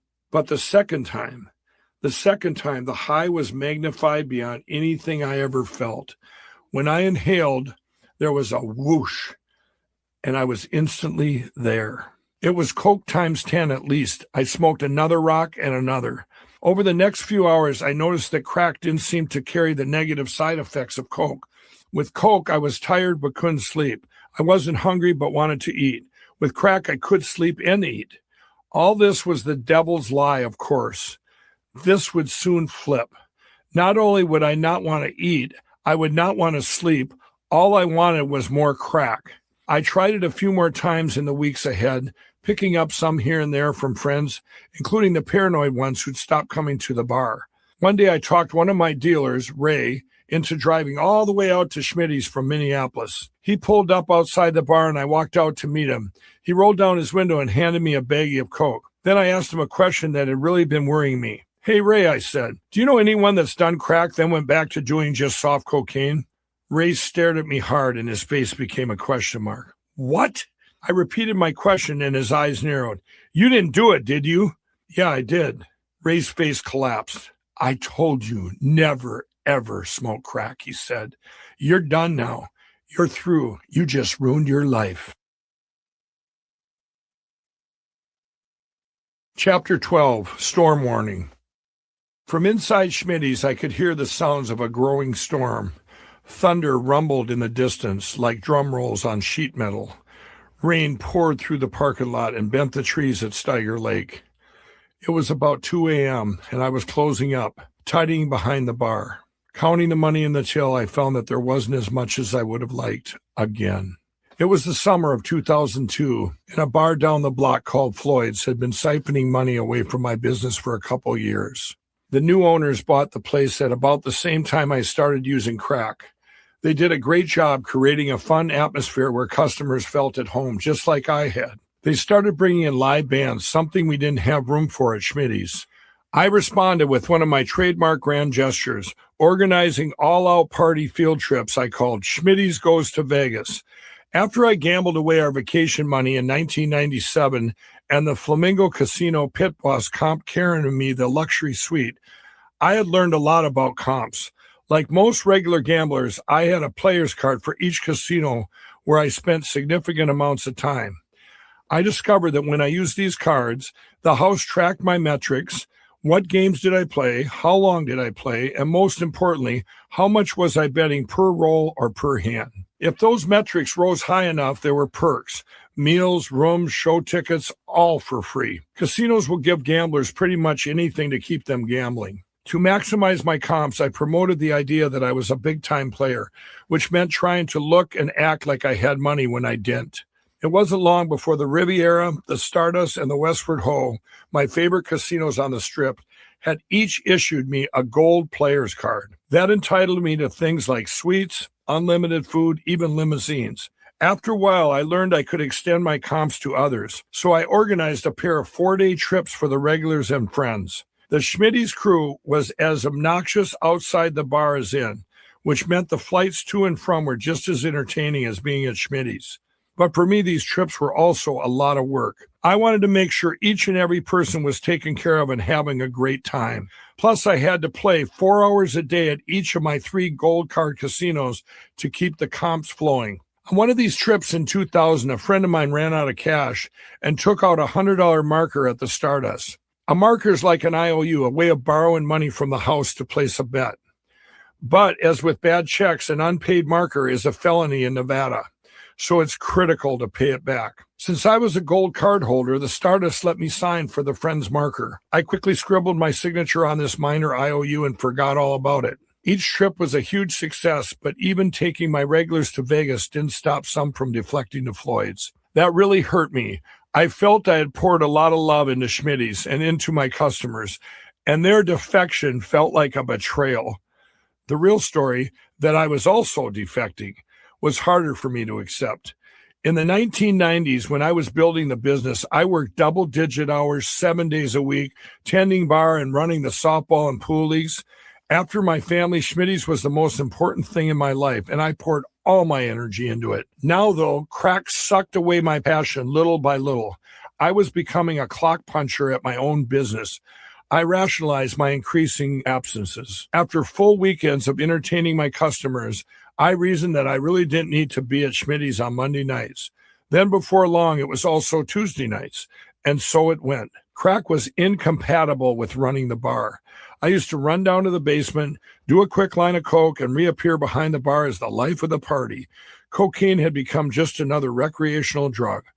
But crack required secrecy, and keeping that secret was a lot of work. The drug carried a stigma, and I certainly didn't want anyone to know I was smoking crack. When I finished counting the till money, I tucked it in a zipped-up bank bag and walked out into the storm, locking the doors behind me. Rain poured in the sheets from the dark morning sky, and I pulled my jacket up over my head as I hurried to my truck. Feeling low about the night's skimpy earnings, I cranked the engine and turned on the wipers. They beat back and forth, smearing the view, but the handwriting on the wall was becoming clear. Crack was now more important to me than my livelihood. Crack takes you down fast. I was watching it happen all around me. One day, the wife of my friend John called. John had been staying away from the house for long periods, she said. Also, their bank accounts were disappearing. John's wife, along with his mother, suspected he had a gambling problem and asked me to come over and help them do an intervention. This remained an ironic feature of my life, that friends and family would call me to talk other addicts off the ledge, even though they knew I was an addict myself. This happened many times, and I still don't quite understand it. It was 2 p.m. when I arrived at John's house, and a dozen of his family members were already there. This last time, he was gone for 3 days, John's wife said the minute I walked in. He's cheating on me, I know it. His mother chimed in. He said he was at Mystic Lake Casino. Many times I cleaned out the till at Schmitty's and headed to Mystic Lake with friends. Taking friends with me was kind of like an insurance policy in case I lost right away. I could always give them a short-term loan against the Schmitty's till. I later learned that when Skelly came with me, he'd hide behind the slot machine so I couldn't find him when I needed more cash. He didn't have a problem with loaning me money. He just didn't want to see me go deeper in the hole. Now I look sadly at John's wife and mom. You're both wrong, I said. John isn't cheating on you, and he's not gambling. He's on crack. Surprise washed over both of their faces. Really, his wife said. She sounded somewhat in disbelief, but also strangely relieved. You don't get it, I said. Crack is the most powerful drug I've ever done in my life. After the 4th or 5th time I used it, crack turned on me, causing terrible paranoia. I would be filled with fear and not know why. I felt myself lifting the corners of window curtains, peeking out, searching for something that wasn't there. The paranoia thing is common among crack users. You can be sitting with your best friend since high school, wondering if he's an undercover cop. At first, the paranoia hits you 2 out of 10 times you smoke crack, then 3 or 4 out of 10. Pretty soon, it's every time. I would find myself shut in a house with strangers, isolating myself just like the paranoid guys at Toad's house. Once I got to the point I would smoke a rock, then I'd take everything, including the hot pipe, and hide it in a hole in the wall, a secret pocket in the couch, under the sink, behind the pipes, anywhere I thought no one else would look. Then 10 minutes or so later, I'd pull it out and smoke another rock, then hide it again and start all over. Everything about crack required secrecy and cunning. I was always making small, makeshift pipes. I'd buy a tire pressure tester and take the insides out and maybe use a wrench socket or a glass pipe. To complete the pipe, I'd buy a Chore Boy scrubber, tear a piece off, and scrunch it up inside the pipe so it functioned like a screen in a tobacco pipe. Whenever I arrived at a store checkout counter with a spoon, baking soda, and a Chore Boy, I was sure the clerk knew exactly why I wanted that stuff and was just waiting for me to hit the parking lot before calling the cops. The paranoia that came with crack was exhausting. Yet even with all the fear and secrecy, even as I knew my behavior was getting stranger and stranger, the high I got from crack was so euphoric that I was willing to endure it all rather than stop. At that exact moment, I revealed to John's family that his real problem was crack. John came walking down the stairs. "What's going on?" he said, looking around at familiar faces crowded into his living room. One by one, his family spoke. "This is an intervention," they said. They were worried about him, and they had already reserved him a spot at Granite Falls, Minnesota, treatment facility that would help him with his gambling addiction. Gambling addiction, I thought. "I told you guys, he needs to go in for crack addiction too," I blurted. John glared at me like I had stabbed him in the back. I understood his sense of betrayal. After all, I didn't want my friends and family to know I was hooked on crack. But if John's family was already at the intervention stage, I felt that they needed to know the truth. Even if I couldn't be saved, maybe it wasn't too late for John. I returned my friend's gaze. "John, we've talked about this," I said. "We both know this is the most powerful drug either of us has ever done. We have no control over it." There was nothing he could say at that point. Reluctantly, but to please his family, John left that day for Granite Falls. As it turned out, John could not be saved. After a 28-day addiction program, he returned home and came out as a full-blown crack addict. Now nothing left to hide. I had tried to help, but failed.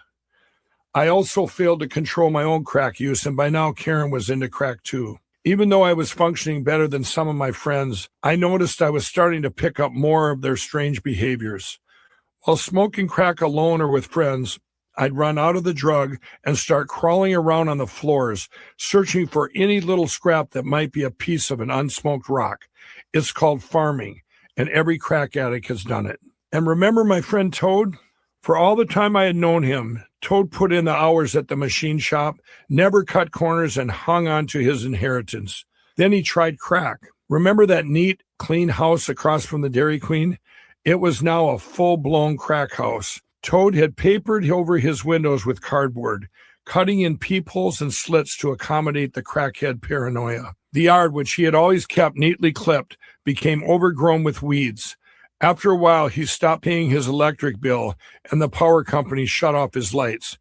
Toad just snuck a long extension cord onto his neighbor's property and stole power from them. Crack had its claws in my friend so deep that he was smoking it round the clock.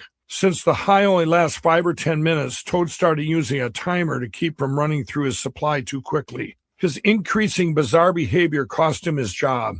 Now at lightning speed, he was burning through the money his dad had left him. I had always loved debating Toad over everything from new inventions to the existence of God. Now I was watching him free fall towards disaster. One day when I was at his house, I confronted him about it. "Look at this place," I said, gesturing around at the mess. "Where does it end, Toad? You spent almost all your dad's money. Where does it end?" Toad's eyes narrowed to slits like the ones he'd cut in his window cardboard. "When it's gone," he whispered. In the voice that came out of his mouth, I did not recognize my friend. The difference in Toad, the diligent, nice guy who wanted to please his parents, and the man I saw before me, brought me a deep sadness. This Toad sounded desperate, determined, defiant, and lost, all at the same time. I will never forget it.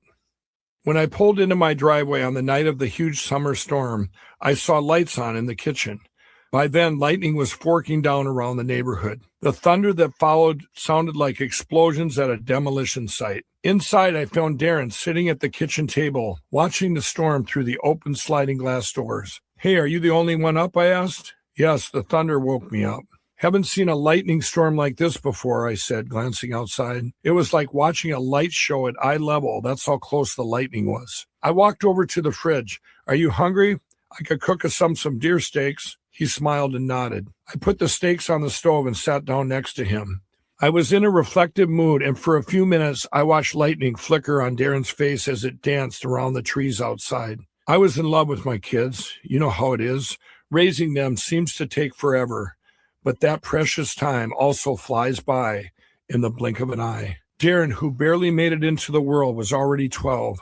Charlie was 13 by then. I remember when he was about 18 months old, we had to take him to an emergency room for dehydration, and we couldn't figure out why, until we noticed Lizzie over in the corner drinking Charlie's baby bottle. It turned out she'd been stealing his bottles from his crib, drinking them dry and putting them back empty. She was 2.5 then. Now she was 14, heading into high school. Heather, a spirited preschooler when Karen and I got married, was now driving. Where had all the time gone? For 15 years, Karen and I had been so close. Now we were both in the crack, and it was beginning to chip away at the integrity of our family. The pace of family life and running Schmitty's had always kept us busy, but the secrecy that developed around our crack use caused us to spend even more time away from our kids. Keeping our addiction away from the house and the kids meant we'd go hang out with our crack-smoking friends. Also, I often went off to smoke crack on my own at Toad's house, for example. This, combined with the awful crack paranoia, caused Karen even greater anxiety. She always worried I was cheating on her, and now my longer absences magnified her fear. Darren and I sat watching the storm until the deer steaks were done. I pulled him off the stove and we dug in, listening to the rolling thunder and the patter of rain. Still in a nostalgic mood, I started telling him stories about my life. I can't remember how the subject came up, or maybe it was I knew that Schmitty's was headed south and I'd begun to think about career options, but I began telling Darren about my days as a professional card counter. If you're not familiar with card counting, I'll tell you how it works. A card counter is an advantage player who tries to overcome the house's built-in advantage in the game of blackjack by keeping mental track of cards as they are played. By doing so, he's also tracking cards that haven't been played. As a result, he is able to predict with a fair degree of accuracy which cards will be played next. I learned the trade back in the 80s from a card counting master named Boss Spanis. In Spanis' system, players memorize matrices, tables that quantify the advantage to the house versus the player by assigning each combination of cards a positive or negative value and use them to count. Now, if you've ever lost money on casino blackjack, you know the odds always favor the house. However, using probability as his or her secret weapon, a good card counter actually has a steady advantage over the house of about 1.5%. That's why it really isn't gambling, I explained to Darren, but it also isn't really a lot of fun. Counting involves keeping careful track of cards played to build your advantage. But as a dealer turns up cards from a deck or a shoe, the advantage seesaws back and forth between players and the house. To come out on top, you have to sit at the tables for hours and hours, running through the matrices in your head, grinding it out. It's a job, an occupation, I told Darren, clearing the mess from our little 3 a.m. snack. But if you stick with it, you can make a good living. Why would you stop? Darren said. I paused and looked at him. Well, when I was in his course, Boss Spanis said I was one of the best he'd ever seen. But he also said I'd never be a successful card counter because I was a gambler at heart. Voss was correct. I had always become impatient with the plodding pace and pressed my bets too far, except for that one time I did it right. By the summer of 1983, I had already tried Voss's system, then giving up counting. Now I was working on my uncle's pig farm in Iowa. Uncle Al raised feeder pigs, the kind people buy to fill their freezers with pork. I was putting in 80 to 100 hours a week at $5 an hour, slopping, cleaning stalls, delivering tiny little piglets, clipping tails, clipping teeth, yes, teeth, and nursing sick and injured pigs back to health. But that was the loneliest year of my life. I was living with my grandma 2 hours from home, from my folks, my friends, and my girlfriend, Donna. Eventually, I hit on an idea. The feeder pig market was going gangbusters, and Uncle Al was making a mint. Why didn't I raise and sell my own pigs? Mom and Fred had their hobby farm back in Carver. I could set up my business there. As the saying goes, it seemed like a good idea at the time. I managed to get a small bank loan, build a pen on my mom and Fred's hobby farm, and I bought 60 frisky 40-pound piglets. And then, almost immediately, the bottom fell out of the pig market. I had paid $65 for each pig and was forced to sell every one of them at a catastrophic discount.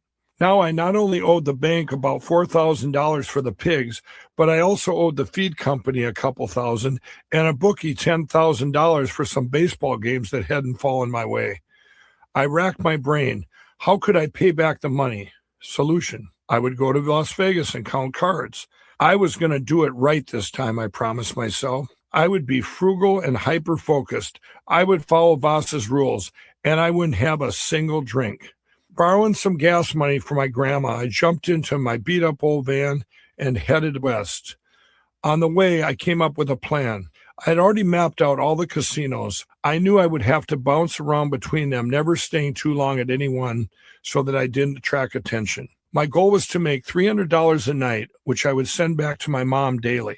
When I rolled into Las Vegas a couple days later, it was so hot, I swear you could have boiled water on the dashboard, at least 120 degrees. I took that into account as I put my plan into motion, trying to win my money as early in the evening as possible so that I could sleep in my van during the coolest hours. Eventually, I figured out how to sneak into the Stardust pool, and I would spend my days sleeping on a lounge chair, catching little bits of Casey Kasem's American Top 40 between stretches of shut-eye. For 40 days, I was a machine, sleeping at the pool by day and counting at night. Every morning, I sent $300 home. I knew a lot about cards by then. I had even read a book on how to catch a cheat. One night, I was sitting at a casino table when I got a surprise.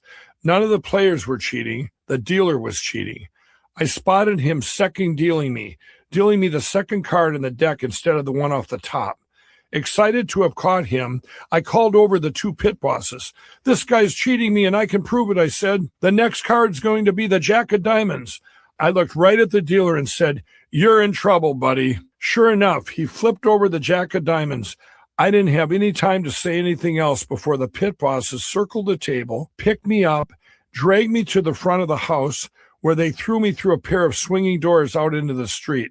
It was just like you see in the old westerns. I lay on the sidewalk as they stared down at me. "Come back here and we'll kill you," one of them said. Suddenly I realized I'd forgotten a critical fact.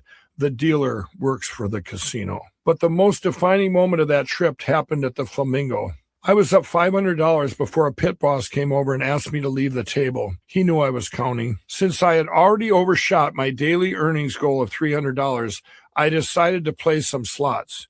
It would be the only time during this 40-day trip that I would gamble. Progressive slot machines were relatively new at the time. The big draw was that this jackpot just kept building until someone won it. That night, the jackpots at the Flamingo's 3 progressive slots were up to $1.5 million. Winning that kind of money was just a fantasy, of course. Still, I thought, wow, that's all I'd need.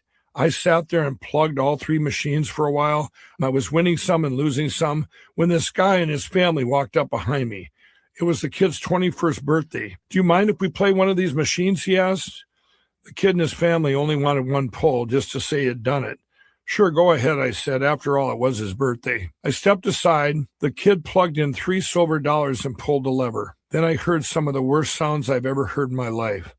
The machine started to jingle and ring and flash bright lights. The kid and his family leapt into the air, then started laughing and hugging each other. The kid had won the jackpot. For a couple moments, I stood there in shock. I had been one pull away, that pull away, from $1.5 million. That was change your life money, especially back then. Suddenly, I needed to get out of there fast. The family was still celebrating. I just couldn't watch anymore. I spent the rest of the night going from casino to casino, replaying the events of that night over and over in my head. The worst thing was that the news was everywhere, all over the strip. "Tommy Bananas wins $1.5 million on his 21st birthday at the Flamingo." No matter where I went, I couldn't get away from it. At that time in my life, that near win was the most devastating feeling I had ever experienced. Somehow I managed to spend the rest of that trip sticking to the plan. And as soon as I had enough money to pay back my bookie, the bank, the feed company, and my grandma, I was out of there. I had done it. I had accomplished what I came for, but it had taken me 40 days to dig myself out of debt, and I had spoken to virtually no one beside dealers and pit bosses the entire time. It had been lonely, drudging work. I missed my family and friends even more than I had working for Uncle Al. As I drove away from Vegas, I knew that I would never count cards again. Darren listened to my story and was quiet for a moment. Then he said, "But you're saying that when you follow the rules, you win." "You'll lose some hands," I said, "but at the end of the night, if you follow the system, you pretty much always come out ahead." "Then why did you quit?" Darren asked. "Like I said, it was really, really lonely. Plus, Voss was right. I always gave in to gambling. Those 40 days were the only time I ever did it right."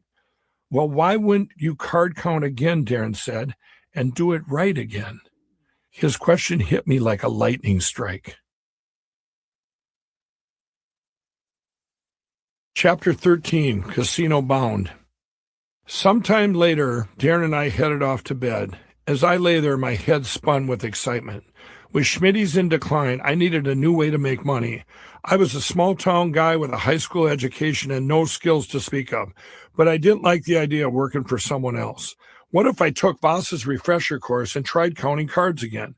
As a professional counter, I could combine cards, which I loved, with mathematics and probability, which I also loved. I knew I couldn't call Voss in the middle of the night, and mornings seemed like an eternity away. Unable to sleep, I let my mind drift back to my first course in card counting. Voss Manis was a stout, swarthy Greek who had first become fascinated with the game of blackjack years before when he was a student in Greece. He had gone on to earn a PhD in mathematics at the University of Minnesota and stayed in the area to teach his system of card counting. I tracked down Voss in Minneapolis and signed up for his class, which he held in a huge old brick house south of Lake Street. Voss had the whole bottom level set up like a casino gaming floor with real blackjack tables. The course lasted 6 months and, if I recall correctly, cost $900. Each class was small so that he could work closely with his students. I took the class with 2 other guys I didn't know, Russ and Pete. We memorized the matrices, which tracked the occurrence and relative advantage to the house or player of tens, face cards, and aces versus the number 2 through 6. 7, 8s, and 9s don't count. This required putting in hours and hours at home. On class days, we played at Voss's tables, for which he hired real dealers. Using the matrix numbers, we learned to predict the next card that would be played. Meanwhile, Voss would pace behind us, hands clasped behind his back, barking rapid-fire commands in his thick Greek accent. Hit, hit, hit! You must be fast and always thinking. Or when someone made a mistake, pour, pour, pour. I soaked it up like a sponge. I understood the sequences and matrices, and there was a logic to it all that appealed to me. In addition to the matrices and style of play, Voss taught us to look for casinos that offers what he called right conditions. In a nutshell, you want to go head-to-head with a dealer rather than count at a table with other players. That way you can play as many hands as possible. Also, you want the dealer to go deep into the deck or deep into the shoe if he or she is dealing from a multiple deck shuffled together. This allows you to establish a good running count and identify when the advantage had swung your way. Playing with one deck, you have to start the count over every time the dealer shuffles. Finally, for good conditions, you want betting limits high enough that you can still make a decent profit on each hand. If you don't have that, you could win for a week and still not earn enough money to make it worth your time. As part of the course, Russ, Pete, and I made a couple practice runs to Las Vegas. And as Voss had predicted, I found that I like to cut corners. Instead of grinding out a long series of small, steady wins, I like to press my bets when I had the advantage. In other words, a deck rich in face cards and aces. In Voss's system, you could increase your bets within limits when you had the advantage, but I would go well beyond that limit. Observing that tendency, Voss understood that I was a gambler at heart and would not succeed as a counter. Still, my conversation with Darren had electrified me. I forgot all about the drudgery and loneliness of counting and focused instead on the glamorous idea of making a living at cards. Back in the 80s, I developed an act. See, on one hand, card counting isn't illegal as long as you're not using some kind of technology like a signaling buzzer, for example. On the other hand, casinos hate card counters and will kick them out if they're caught, just like those pit bosses have once tossed me out on my can. Why? Because of that 1.5% advantage over the house. Casinos hate anything that costs them money. That's why whenever I went counting, I gulped down an endless stream of free cocktails to fool the pit bosses and the bubble people. That's what I called the professional counters and card sheets casinos hired to watch the gaming tables. This surveillance took place via live camera feeds installed in inverted plastic domes that hang down from the ceiling. Bubbles. As I played, I kept the cocktails coming. Already a regular drinker, I had a high tolerance for alcohol, but the casino people didn't know that. I also kept up a running conversation with the dealer and any other players who happened to be at my table. The casino watchers usually, though not always, thought I was too drunk and chatty to be counting cards. The morning after Darren and I talked, I called Voss. He said it would be at least 2 weeks before I'd be able to get into his refresher course. I decided I couldn't wait that long. Immediately, I made the rounds between the bank and the bar till, training both like an idiot. Then I jumped into my truck and I took off for Kansas City, carrying at least 2 8-balls of cocaine. I had a white camper shell on my truck, so I figured I could sleep in the truck bed to save money on hotels. 6 hours later, I arrived at a major riverboat casino, which was really a building moored to a pier, and headed to the blackjack tables. It had been decades since I counted, but I figured I remembered enough of Voss's matrices to give it a try on my own. Trouble was, I couldn't find good conditions. All the tables had betting limits so tight that I would not be able to make money there, no matter how long I sat to play. Finally, I headed to the craps table, drawn there as sure as metal to a magnet. You have to understand that my gambling addiction was like an autopilot with bad programming. I made bad decisions like these without even realizing it. In this case, I stepped up to the craps table, rolled the dice once, and then stayed there all weekend. Though my luck had turned solidly against me, I refused to leave. I called this playing through, and it usually required a lot of cocaine. Whether I was losing in a casino or I had a problem to solve elsewhere, I would often play through, staying up for days, refusing to surrender until my luck changed or I'd solved my problem. It didn't always work, and it didn't that night in Kansas City. Within hours, I had lost all the money I'd brought except for 6 crumbled $1 bills, some of which I had used to snort cocaine on the way down from Minnesota. The only reason I still had those is because they were stuffed in a random pocket. Finally, at 3 a.m., I stomped out of the casino, broke and furious. On the way to my truck, I berated myself. I had just told Darren I would do it right this time, but apparently I had no self-control whatsoever. I had just blown every bit of extra money Karen and I had in the world. I was still a gambler, just like Voss said. When I got out to my truck, I rolled up one of those dollar bills and inhaled a huge line of cocaine to numb my rage. It didn't help much. Still beating myself up for being so stupid, I steered out of the parking lot. I figured if I got started right away, I'd make it home by mid-morning in time to spend most of the weekend with Karen and the kids. Not knowing the area well, I steered down one dark street after another looking for Interstate 35. My friend Wayne Hilk had told me that there were some seriously dangerous areas in Kansas City and warned me not to get lost. Now my truck rumbled over a street so torn up it looked like a war zone in a neighborhood that didn't look much better. I drove slowly, looking left and right for a turn that would lead to the highway. Then I hit a massive pothole and my front end took a wild bounce. A second passed before I heard a crash behind me. I braked to a stop, looked at the rearview mirror, and saw that the camper shell had flown off the truck bed and was lying in the street. Because of the broken streetlights, the night was pitch black. Reluctantly, I got out of the truck and looked around. I couldn't see much, just a battered neighborhood that looked abandoned. I walked back and inspected the camper shell. A couple of the clamps that held it in place seemed to have taken a beating. Would they still work? Even if they did, how was I going to get the shell back on the truck? I knew I couldn't do it alone, and I definitely couldn't stay here all night. Should I just leave? Just then, 2 guys came walking out of the dark toward me. As they got closer, I could see one of them was holding a gun. I know I should have been afraid, but in that moment, all I could feel was anger.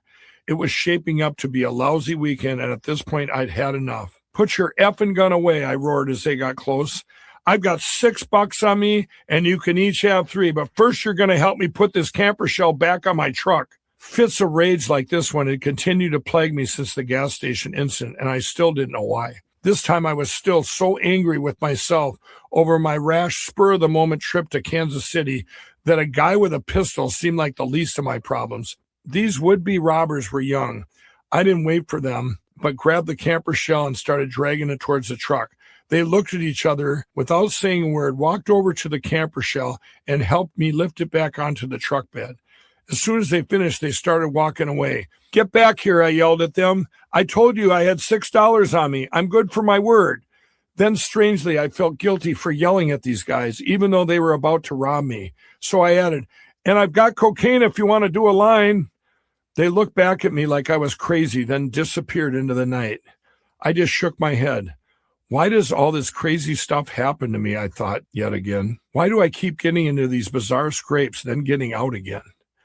I attached the camper shell as well as I could with the mangled clamps, then drove carefully down the pock street so that I wouldn't lose it again. After about a half a mile, I saw a police car. The officer flipped on his emergency lights and I pulled over.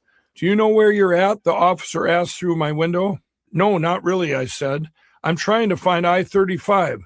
I guess I'm lost." The cop gave a little laugh. "Yeah, you're lost, all right. You're in one of the worst areas in Kansas City. That neighborhood you just came out of, we don't even go in there." "Really?" I said, smiling. "I just had 2 really nice guys help me out back there." My anger over my impatience and my losses in Kansas City solidified my determination to repeat Voss's course and do it right. After my refresher, I began a series of weekend counting excursions, not making enough money to get rich, but enough to justify the trips. I saw these absences both as adventures and as necessary to keep my family afloat. In between, I tried very hard to keep my promises to Karen and the kids, but those boundaries soon began to crumble away. We would make plans. "Hey, we're going to do X today." Then I'd make up an excuse to cancel. Not because I wasn't physically capable or didn't have the time, but because I wanted to do crack instead. Charlie and Darren were young, 11 or 12, and I'd always loved to take them hunting and fishing. Duck and goose hunting in particular were my passion, something I had done since I was 9 years old. Now, though, when we'd go, I didn't dress the boys properly, or I ran out of time to get the right licenses, or generally just wasn't as responsible a parent because I was too busy with my addiction. Then on a local fishing trip, I really crossed the line. That particular day, we were meeting a friend named Troy at a lake a couple miles from my house. The kids were excited as usual. When they were both little, I had taught them to bait their hooks and cast their lines.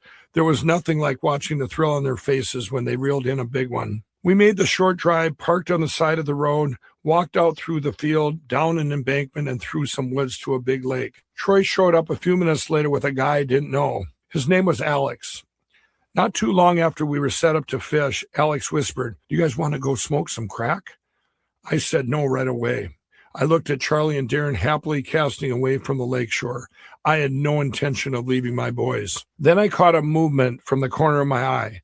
Alex and Troy were already headed for the woods.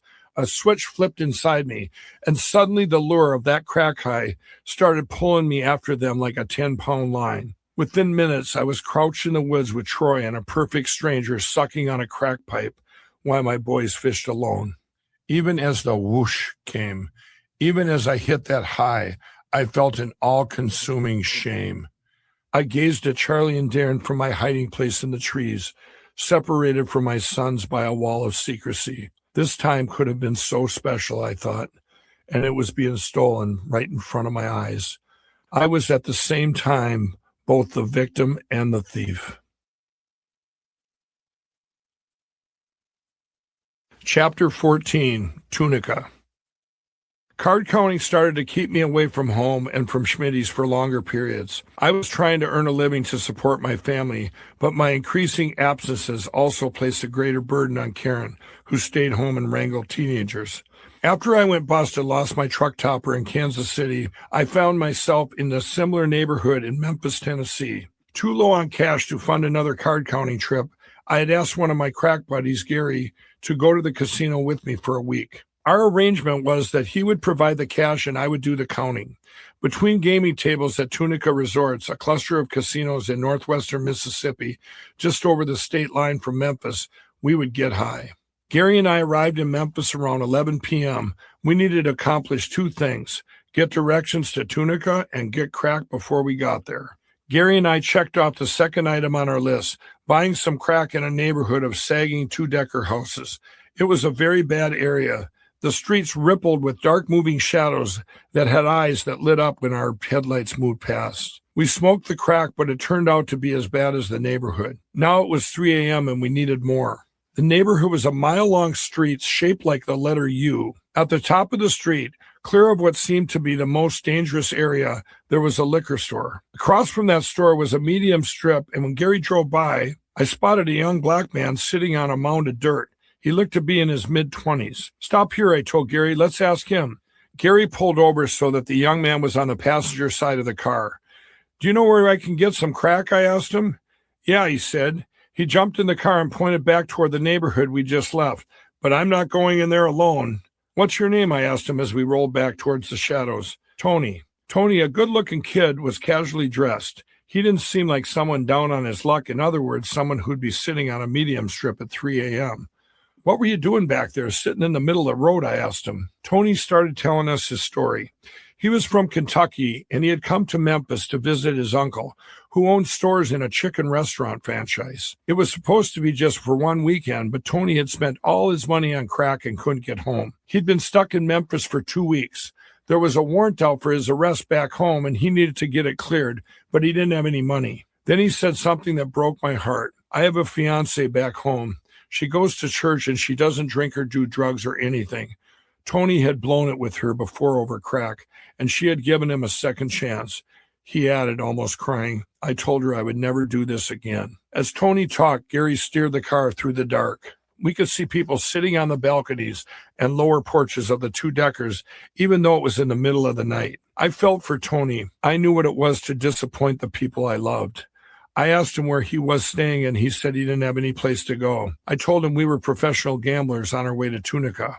"Why don't you come and stay with us?" I said. Gratefully, Tony agreed. In front of one of the houses, he told Gary to stop. He disappeared inside and then returned. I couldn't tell whether he had gotten his crack, but he did come back with a very scary passenger, a white guy with hard eyes, who stared at me and said, "I want everything you got."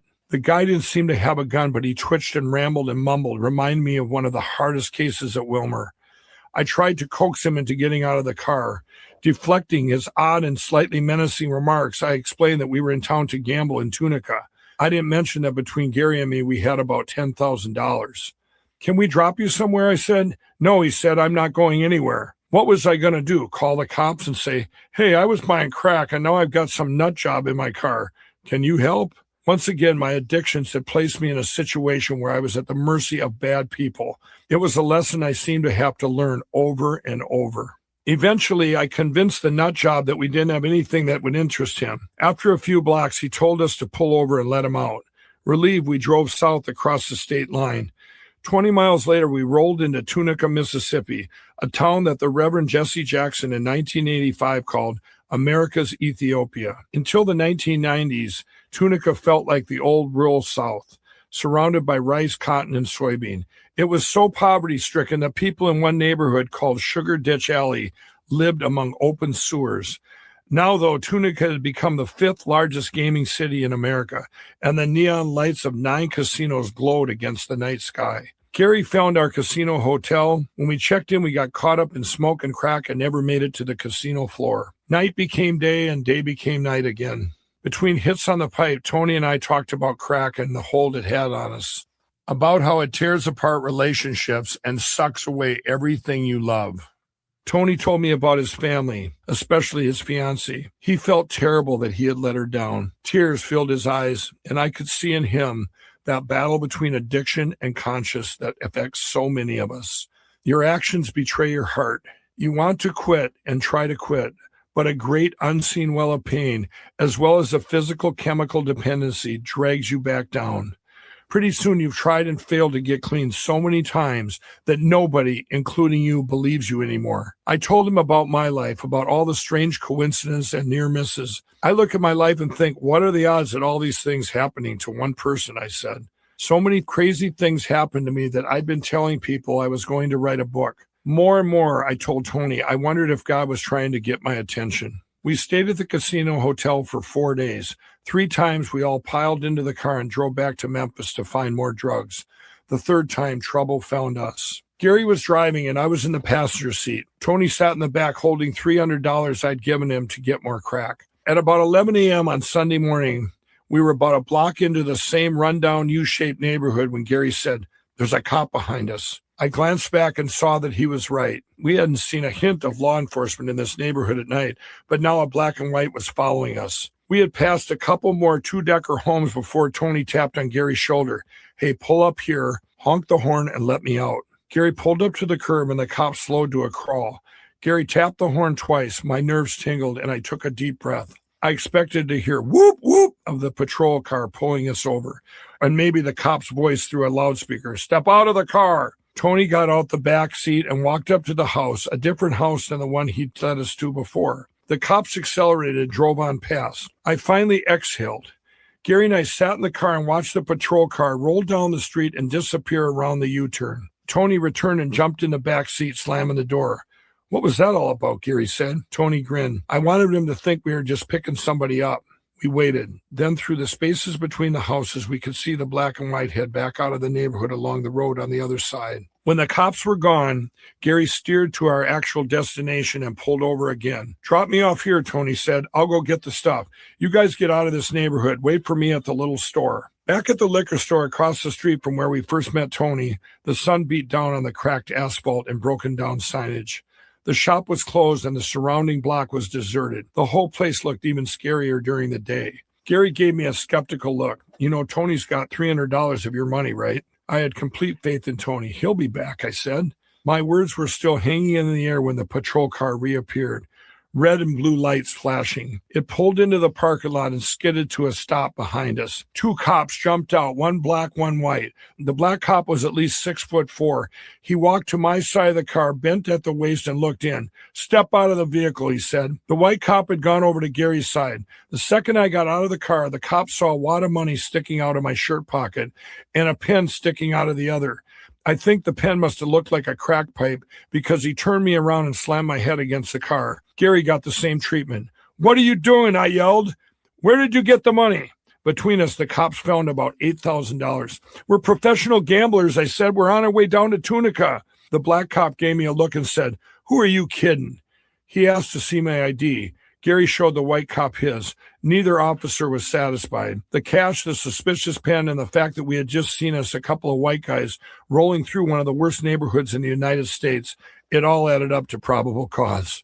The officers stashed us in the back of their squad car and went back to search our rental. I started to sweat. I knew they wouldn't find a pipe because I had thrown mine out back in the neighborhood after the cops drove by. But there was other evidence, baking soda in a spoon with crack residue and burn marks on the bottom. Beside me, Gary sat with a dazed look on his face. Both knew we were probably going to jail. Tony was long gone, though. Lucky him. My mind raced. How bad is it going to be? Can they get us on that spoon residue? After several minutes, the black officer came back carrying the baking soda and the burnt spoon. "What's this?" he said, holding out the baking soda. With a straight face, I said, "I got really bad feet. I use it for foot powder." His expression said he knew better. He was about to ask about the burnt spoon when Tony came out from around the nearby building. He walked up and started talking to the police. I couldn't hear what he was saying from inside the squad car, but he was talking to them like friends, like he knew them. He set us up, I thought. Wasn't this where we met him in the first place? Gary and I waited anxiously. Finally, the cops came over and let Gary and me out of the car. "I'm going to tell you something," the black cop said. "People die in there. You go back to wherever you came from. Go to Tunica, whatever. But don't come to this part of town again. Do we have an understanding?" "So can we go?" I said, astonished. He nodded. He didn't have to tell me twice. We jumped in the car and drove away before the cops could change their minds. As soon as we were on the road, I asked Tony, "What happened back there?" As he was walking out of the neighborhood, he saw the squad car, he said. Suspicious, he sent 2 little kids to see if there were a couple white dudes in the cop car. They came back and told me yes, so I had to make a decision. I could either let them take you in or do something to try and save you. "What did you tell the cops?" "I told them you were just gamblers. I told them that you wanted some drugs, but that they had showed up before the deal went down," Tony said. "I said you were harmless and that you were going back to Tunica. They didn't check your ID?" "No, they didn't." I was still confused. Tony could have walked away with my $300. He could have been arrested himself because of his outstanding warrant. "Why did you decide to talk to the cops?" I asked. "I don't know, man. Something just told me I had to get you out." That was one of those moments when my life could have taken a whole different path. I'd been arrested for DWI, but never drug possession. In the back of the police car, I was sure I was going down, that I was going to shame my family once again and lose my business.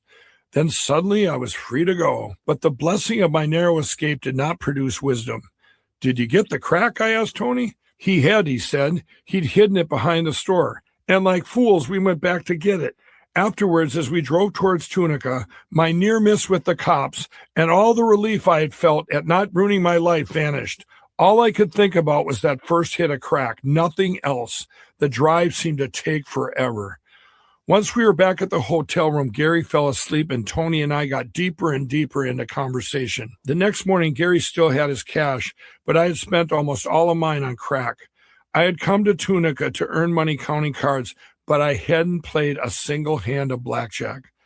I had a few $100s left and considered how to spend it. I decided I would wake up Gary to get cash for card counting, and I would give Tony the rest of the money to get us more drugs and beer. I had begun to carry out this plan when I looked into Tony's eyes and I saw a deep sadness. I knew exactly what he was feeling because I felt it myself. Searing regret. A remorse that yawns like a hole in your soul. Wondering how you got so low and whether you'll ever be able to climb up again. I held out my hand and I offered him all my cash, maybe $300 or $400. "You know what?" I said. "You take this money and you go home. Don't look back." Tony burst into tears. On the spot, he called his fiancée, confessed what he'd been doing, and begged her for another chance. She gave it to him. "Thank you," Tony said as he hugged me. I saw a glint of determination in his eyes. He turned and walked out of that hotel room, and I never saw him again. Years later, though, under very strange circumstances, I would learn exactly what happened to him. Chapter 15, It's a Small World. In late December 2002, I was sitting on my back deck wrapped in a blanket. It was well after 2 a.m. and Karen and the kids were in bed. I had just come home from Schmitty's, where I had received some news that might mean the end of the bar. Staring into the dark, I thumbed the wheel of a lighter, and the tiny flame lit up my face. As I sucked in the white smoke, I tried to figure out how to fix things. Increasingly, the regulars, a couple of my employees, and even some of my family members were abandoning Schmitty's for Floyd's. In the spring came something that really hurt. A couple of members of the softball teams I sponsored also made the switch. Who had built up the softball leagues in Victoria? I asked myself indignantly. Me, that's who. I started them, ran them, umpired them, did everything the city required. I even took care of the fields and the lights at night. Now some of the teams I'd built up were wearing the Floyd's logo on their jerseys and going to Floyd's for drinks after the games. I felt deeply betrayed. One day, feeling angry and sullen, I tacked up a sign on the front door of my bar. For all of my friends, family, and bartenders who are on the Floyd's team, I would prefer it if you didn't come in till the season is over. People started calling me right away. You're crazy. You're going to ruin your business. Take it down. But I wasn't persuaded. It stays up, I said to everyone who called, and it did for one whole day. A couple of my friends who played on the softball league called me the next day, saying they hadn't realized how hard I took their defection to Floyd's. Well, I got through the rest of the season, but things were different. Now on my deck, looking out into the night, I took another hit off the pipe and thought about the bad news I'd gotten. I was about to lose the only revenue stream that had been keeping Schmitty's afloat. Pull tabs sold at Schmitty's by the Chaska Lions Club. Pull tabs were like little scratch-off lottery tickets, except that instead of scratching off one to reveal whether you had won, you pulled a little cardboard tab to reveal a row of 3 symbols like those on a slot machine. 3 cherries, for example, you had a winner. Customers could win up to $500. The odds of drawing a winning pull tab were pretty high, turning some customers into regular buyers. Some became compulsive buyers, leading to the nickname for pull tabs, cardboard cocaine. The tabs usually cost $1 each, and some people would sit there and buy them all night. At Schmitty's Peak, we sold more than $1 million a month in pull tabs, more than any other bar in Minnesota. Obviously, I didn't get to keep all that money. The Chaska Lions Club rented space in the bar, sold the pull tabs using someone they hired, and used the profits to fund their service work. For me, it provided a modest but steady source of income. But as the number of customers coming through my door dwindled, so did pull tab sales. By 2002, it was no longer profitable to the Lions, and they wanted to pull out. For me, that would be a disaster, probably the death blow. I needed the rent and the fees they paid me. Hoping to hold on to the Lions, I suggested a way to make our arrangement more profitable for them. I could sell the pull tabs from them from behind the bar. If they didn't have to pay their employees, they would still be making money at Schmitty's, and I'd still get the Lions' rent. Karen, along with Rick, the Lions president, had to appear before the Victoria City Council to request approval of behind-the-bar sales. I had just received their answer earlier that day, which is where the bad news comes in. The City Council wasn't exactly happy with me.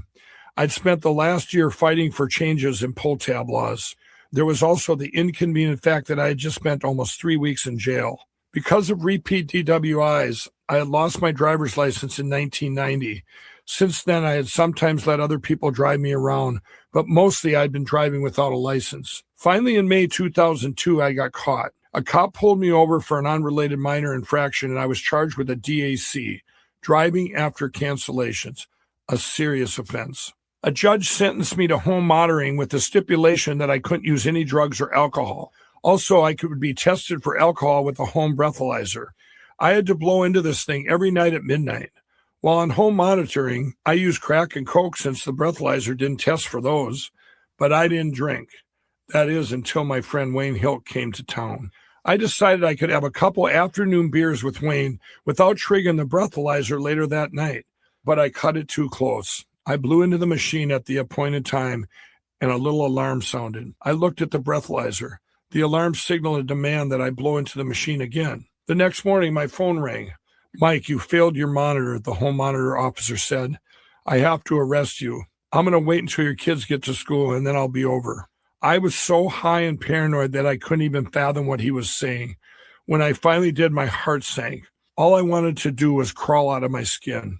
A judge ordered me to check in as a guest at the Hennepin County Adult Corrections Facility in Plymouth, a suburb of Minneapolis. I was to serve 19 days, again with work release. My sentence was to begin on November 12th. That morning, I checked myself into jail and was shocked at how nice it was. My cell was like a hotel room. I even had my own television. I can do this, I thought. On my first day of work release, I spent most of the day at home, which I wasn't supposed to do since the whole point of work release is the work part. Then I rode with Karen and Darren to check on Schmitty's. "Dad, will you play a video game with me?" Darren asked when we got inside. Pinball and video games were Darren's favorite things to do at the bar. "I sure will," I said, eager to spend time with him. "I just have one thing I have to take care of first. Let me run downstairs. I'll be right back." You already know what I was going to take care of. I wanted to get high. Think about this. I had just landed in jail because of my substance abuse, but the instant I was out, I found a way to get high. To a normal person, that doesn't even make sense. But the connection between addiction and the serious consequences I was enduring made zero impression on me. And when a guy in the bar that day offered to sell me a $60 concoction that would guarantee my urine was clean when I returned to jail, I jumped at the chance. Downstairs at Schmitty's, I told myself I was only going to take one hit of crack and then go upstairs to play that video game with Darren. I prepped the pipe, flicked on my lighter, and inhaled the smoke deep into my lungs. I waited 10 minutes. I'll just take one more hit, I thought. Of course, that hit led to another, then a fourth and a fifth. Before I knew it, I had spent over 2 hours in the basement. When I finally climbed the stairs back up to the bar, it was time for me to head back to jail. And the fact produced a searing type of shame within me. The whole ride back, I sat in remorseful silence. I had chosen crack over my child again. I checked in at the front desk and officers led me back to my cell. There was no drug test. I felt confident I had beaten the system, but the system had actually beaten me. 3 hours later, officers pulled me from my cell to do that drug test after all. They weren't stupid. I'm sure the work release prisoners used all kinds of urine cleansing potions, but they worked only for a limited amount of time. I'm not sure whether that potion I brought ever worked at all. In any case, when my urine came back positive for crack, I denounced the test. It was defective, I howled. Officers were having none of it. With a frightening efficiency, they hustled me off to solitary confinement, where I spent what I thought were the longest 6 hours of my life. But it was about to get worse. An officer appeared to tell me that the judge had revoked my work release. I was to be transferred from the hotel portion of the facility to exactly what you think of when you think of a prison. An officer made me put all my belongings in a plastic bin, then strip search me. Yes, that kind of strip search. As I went to put on my new uniform, a set of jail coveralls, the guard happened to be looking the other way. I palmed a deck of cards from the bin and slipped them inside my underwear. As I carried my bedding down a first-tier walkway past tiny barred cells, veteran inmates on the second tier greeted me with catcalls and a shower of crumbled paper and garbage. Though I had been in jail before, I had never experienced anything like this. It was like a scene right out of a movie. Walking towards my cell, all I could think was, how did I let this happen? Step by step, I had made my choices, and this is where those choices had led me. We arrived at a tiny cell that had only a sink, a toilet, and a hard bench to lie on. The bench held a thin mattress and a flat rubber pillow. It was an isolation cell, and for me, this was torture. I was to be alone for nearly 3 weeks, just me and my failures, 23 hours a day. My first night was a complete nightmare. There were bars on the front of my cell, but I couldn't see the other inmates. I could hear them, though. All night, they yelled at each other and sang horrible rap songs about killing people and degrading women. It went on, and I didn't get a wink of sleep. At 5 a.m., exhausted and frustrated, I sat up in my bunk and pulled out my contraband deck of cards. From that moment on, I spent every waking hour with it. I had just finished my refresher course with Boss and rememorized all of the matrices, so I practiced them hour after hour. During my time in that cell, I must have dealt myself several thousand hands of blackjack, quickly stashing the cards under my pillow when I heard the footsteps of the guards. After several days, the rap songs were driving me crazy. Maybe I thought I could inject a little humor and get them to sing something else. I jammed my face between the bars of my cell front and yelled to the two guys on either side, "Hey, our cells are so small, we should sing that Disney song." I started singing, and soon other prisoners joined in. It's a small world after all. It's a small world after all.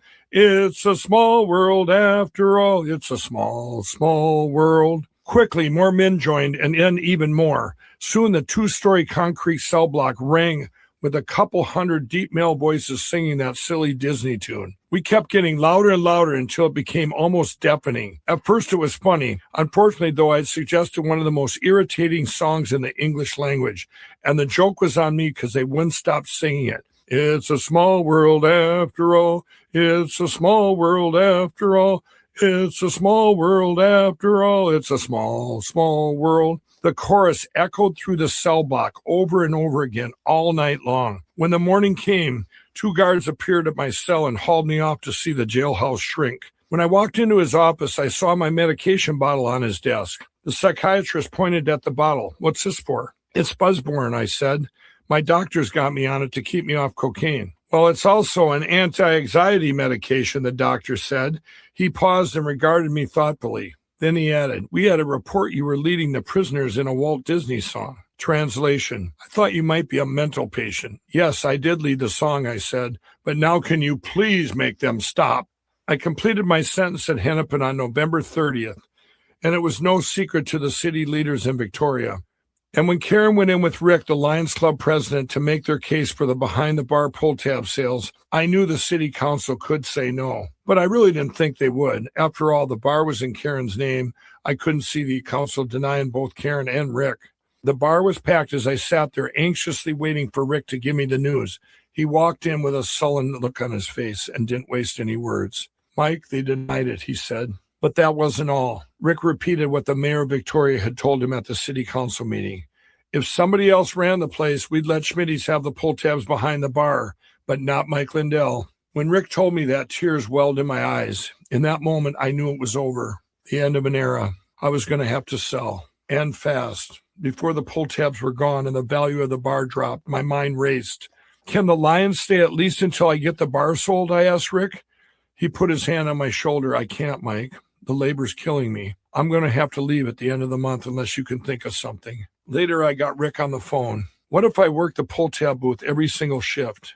You wouldn't have to pay me, so you wouldn't have any labor costs." Rick thought about it for a minute, then said, "That would really show them now, wouldn't it?" So that's what we decided to do, a temporary solution until I could sell Schmitty's. That had been only a few hours ago. Now on my back deck, I lit my pipe again, remembering how I felt after hanging up with Rick. I looked out at everyone in the bar, putting a smile on my face as cover. Inside, though, I felt excruciating sadness. Schmitty's was like family, and now it was over. All 13 years flashed before my eyes.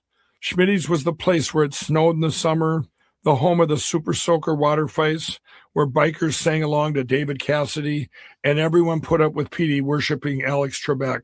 It was where you might find people kicking down the ceiling tile one day and hurling beer bottles at the Blues Brothers the next. There was Viking mania, firecrackers in the ashtrays, and if you couldn't afford your drinks, everybody knew you could always write Mike a bad check. I realized I was standing in the same place I had been the first time I went to Schmitty's. "We run this town," a Victoria leader said back then. "If you don't like it, we'll run you out." It seemed like a challenge at the time. Now it seemed like a prophecy. Chapter 16, Those Were the Days. That December passed in a haze of dread and sadness. We had a family reunion coming up on February 1st. The location was Phoenix, so it was a good thing we'd bought our plane tickets in advance. Because the bar wasn't making its normal money, we were nearly broke. In fact, it would take $5,000 just to catch up on our mortgage payments and keep our vehicles from being repossessed. On January 31st, 2003, we flew to Phoenix where my brother and sisters had already gathered. Since the reunion didn't kick off until 2 p.m. the next day, I decided to count cards in Laughlin, Nevada, the same place Karen and I had discovered in 1997. My plan was to raise cash to cover our debts and keep us afloat. I had brought only about $300 of my own to count cards with, so I tried to talk my siblings into contributing some money for my bankroll, promising to return their money with interest the next day. Most of my siblings equated card counting with gambling, all except for my brother Corey. And in some ways, Corey was my opposite. While I listened and acted on what I thought was intuition, Corey was so analytical that I joked he would analyze the water chemistry and temperature before dipping his foot into a swimming pool. Corey was and is very frugal and cautious. So when he supported the idea that card counting is a statistically legitimate way to earn money, it meant a lot to me. In the end, my siblings loaned me about $700 to take to Laughlin. That brought my stake to $1,000. With that in hand, Karen and I rented a car in Phoenix and drove north. On the way, I explained to her that I could only afford to play with smaller chips. I had about 20 hours to count, which meant I needed to make $250 an hour to earn the $5,000 needed to avoid losing our house and our vehicles. Steering north through the Bay Desert landscape along US 93, I told her, I'm going to have to play all night. With the kind of chips I can afford, if I break, I'll have to increase my bets to make up for lost time. Upping my wagers would mean I wasn't card counting, but gambling, and this time I couldn't afford to gamble. We checked into the Golden Nugget Laughlin at about 3 p.m, and Karen went up to the room. Meanwhile, I headed for the blackjack tables. I felt excited, but a little nervous because when I returned to counting the year before, I hadn't done so well. Again and again, I had given in to my instinct to gamble. On the other hand, since I had finished both Voss's refresher course and my self-inflicted 19-day card counting intensive at Hennepin County Jail, on the casino floor, I found a table with good conditions.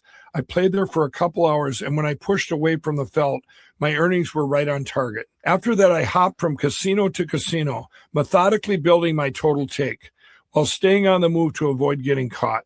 By about 1 a.m., I was exhausted. I hadn't slept since we'd flown into Phoenix the day before. I needed a nap. I went back to our room at the Golden Nugget and opened the door quietly, trying not to wake Karen. Slipping over to my side of the bed, I started to undress when Karen's voice cut through the dark. No, you can't go to bed. Just wake me up in 2 hours, I said, wearied. No, you told me you'd be gambling if you sleep. Go down and order some drinks and keep playing. I knew she was right. I sighed, turned around, and headed back downstairs. It was now after midnight on the gaming floor of the Nugget. Foot traffic had thinned out, and I found myself alone at the table with the blackjack dealer. 3 pit bosses roamed the floor. I started my act, keeping the cocktails coming. In card counting, the act is a big part of it. Some counters escape the pit boss's notice by pretending to be drunk. Others keep running chatter with the dealer and the other players. I was able to do both, and sometimes I would just glance at the cards instead of studying them so the pit bosses and the bubble people would think I wasn't even paying attention. I used this strategy on one of my first trips to Hole in the Wall, a casino in Danbury, Wisconsin. I was winning steadily at blackjack using Voss's strategies and my glancing technique, all while keeping a conversation going with the pit boss, Mike Robinson. Voss had actually warned me about this guy and told me never to play there when he was working. Robinson used to be a card counter before he went to work for the casino, but the Hole in the Wall dealt the best odds in the country, and I thought I could manage Robinson. He and I talked for over an hour while I put on my act and won hand after hand. Eventually, he became suspicious. You don't even look at the cards, but you're making all the right moves, he said. I'd swear you were wired. I tensed up. I needed to remain friendly with as many casinos as possible. If the famous Mike Robinson suspected me of counting, he'd kick me out of Hole in the Wall for good. It was time to employ a little amazement. Immediately, I stood up and stripped down to my underwear. Do you see a wire? I demanded. Everyone stared. Robinson's face turned beet red and he didn't say a word. 4 security guards surrounded me as I was putting my clothes back on and asked me to follow them.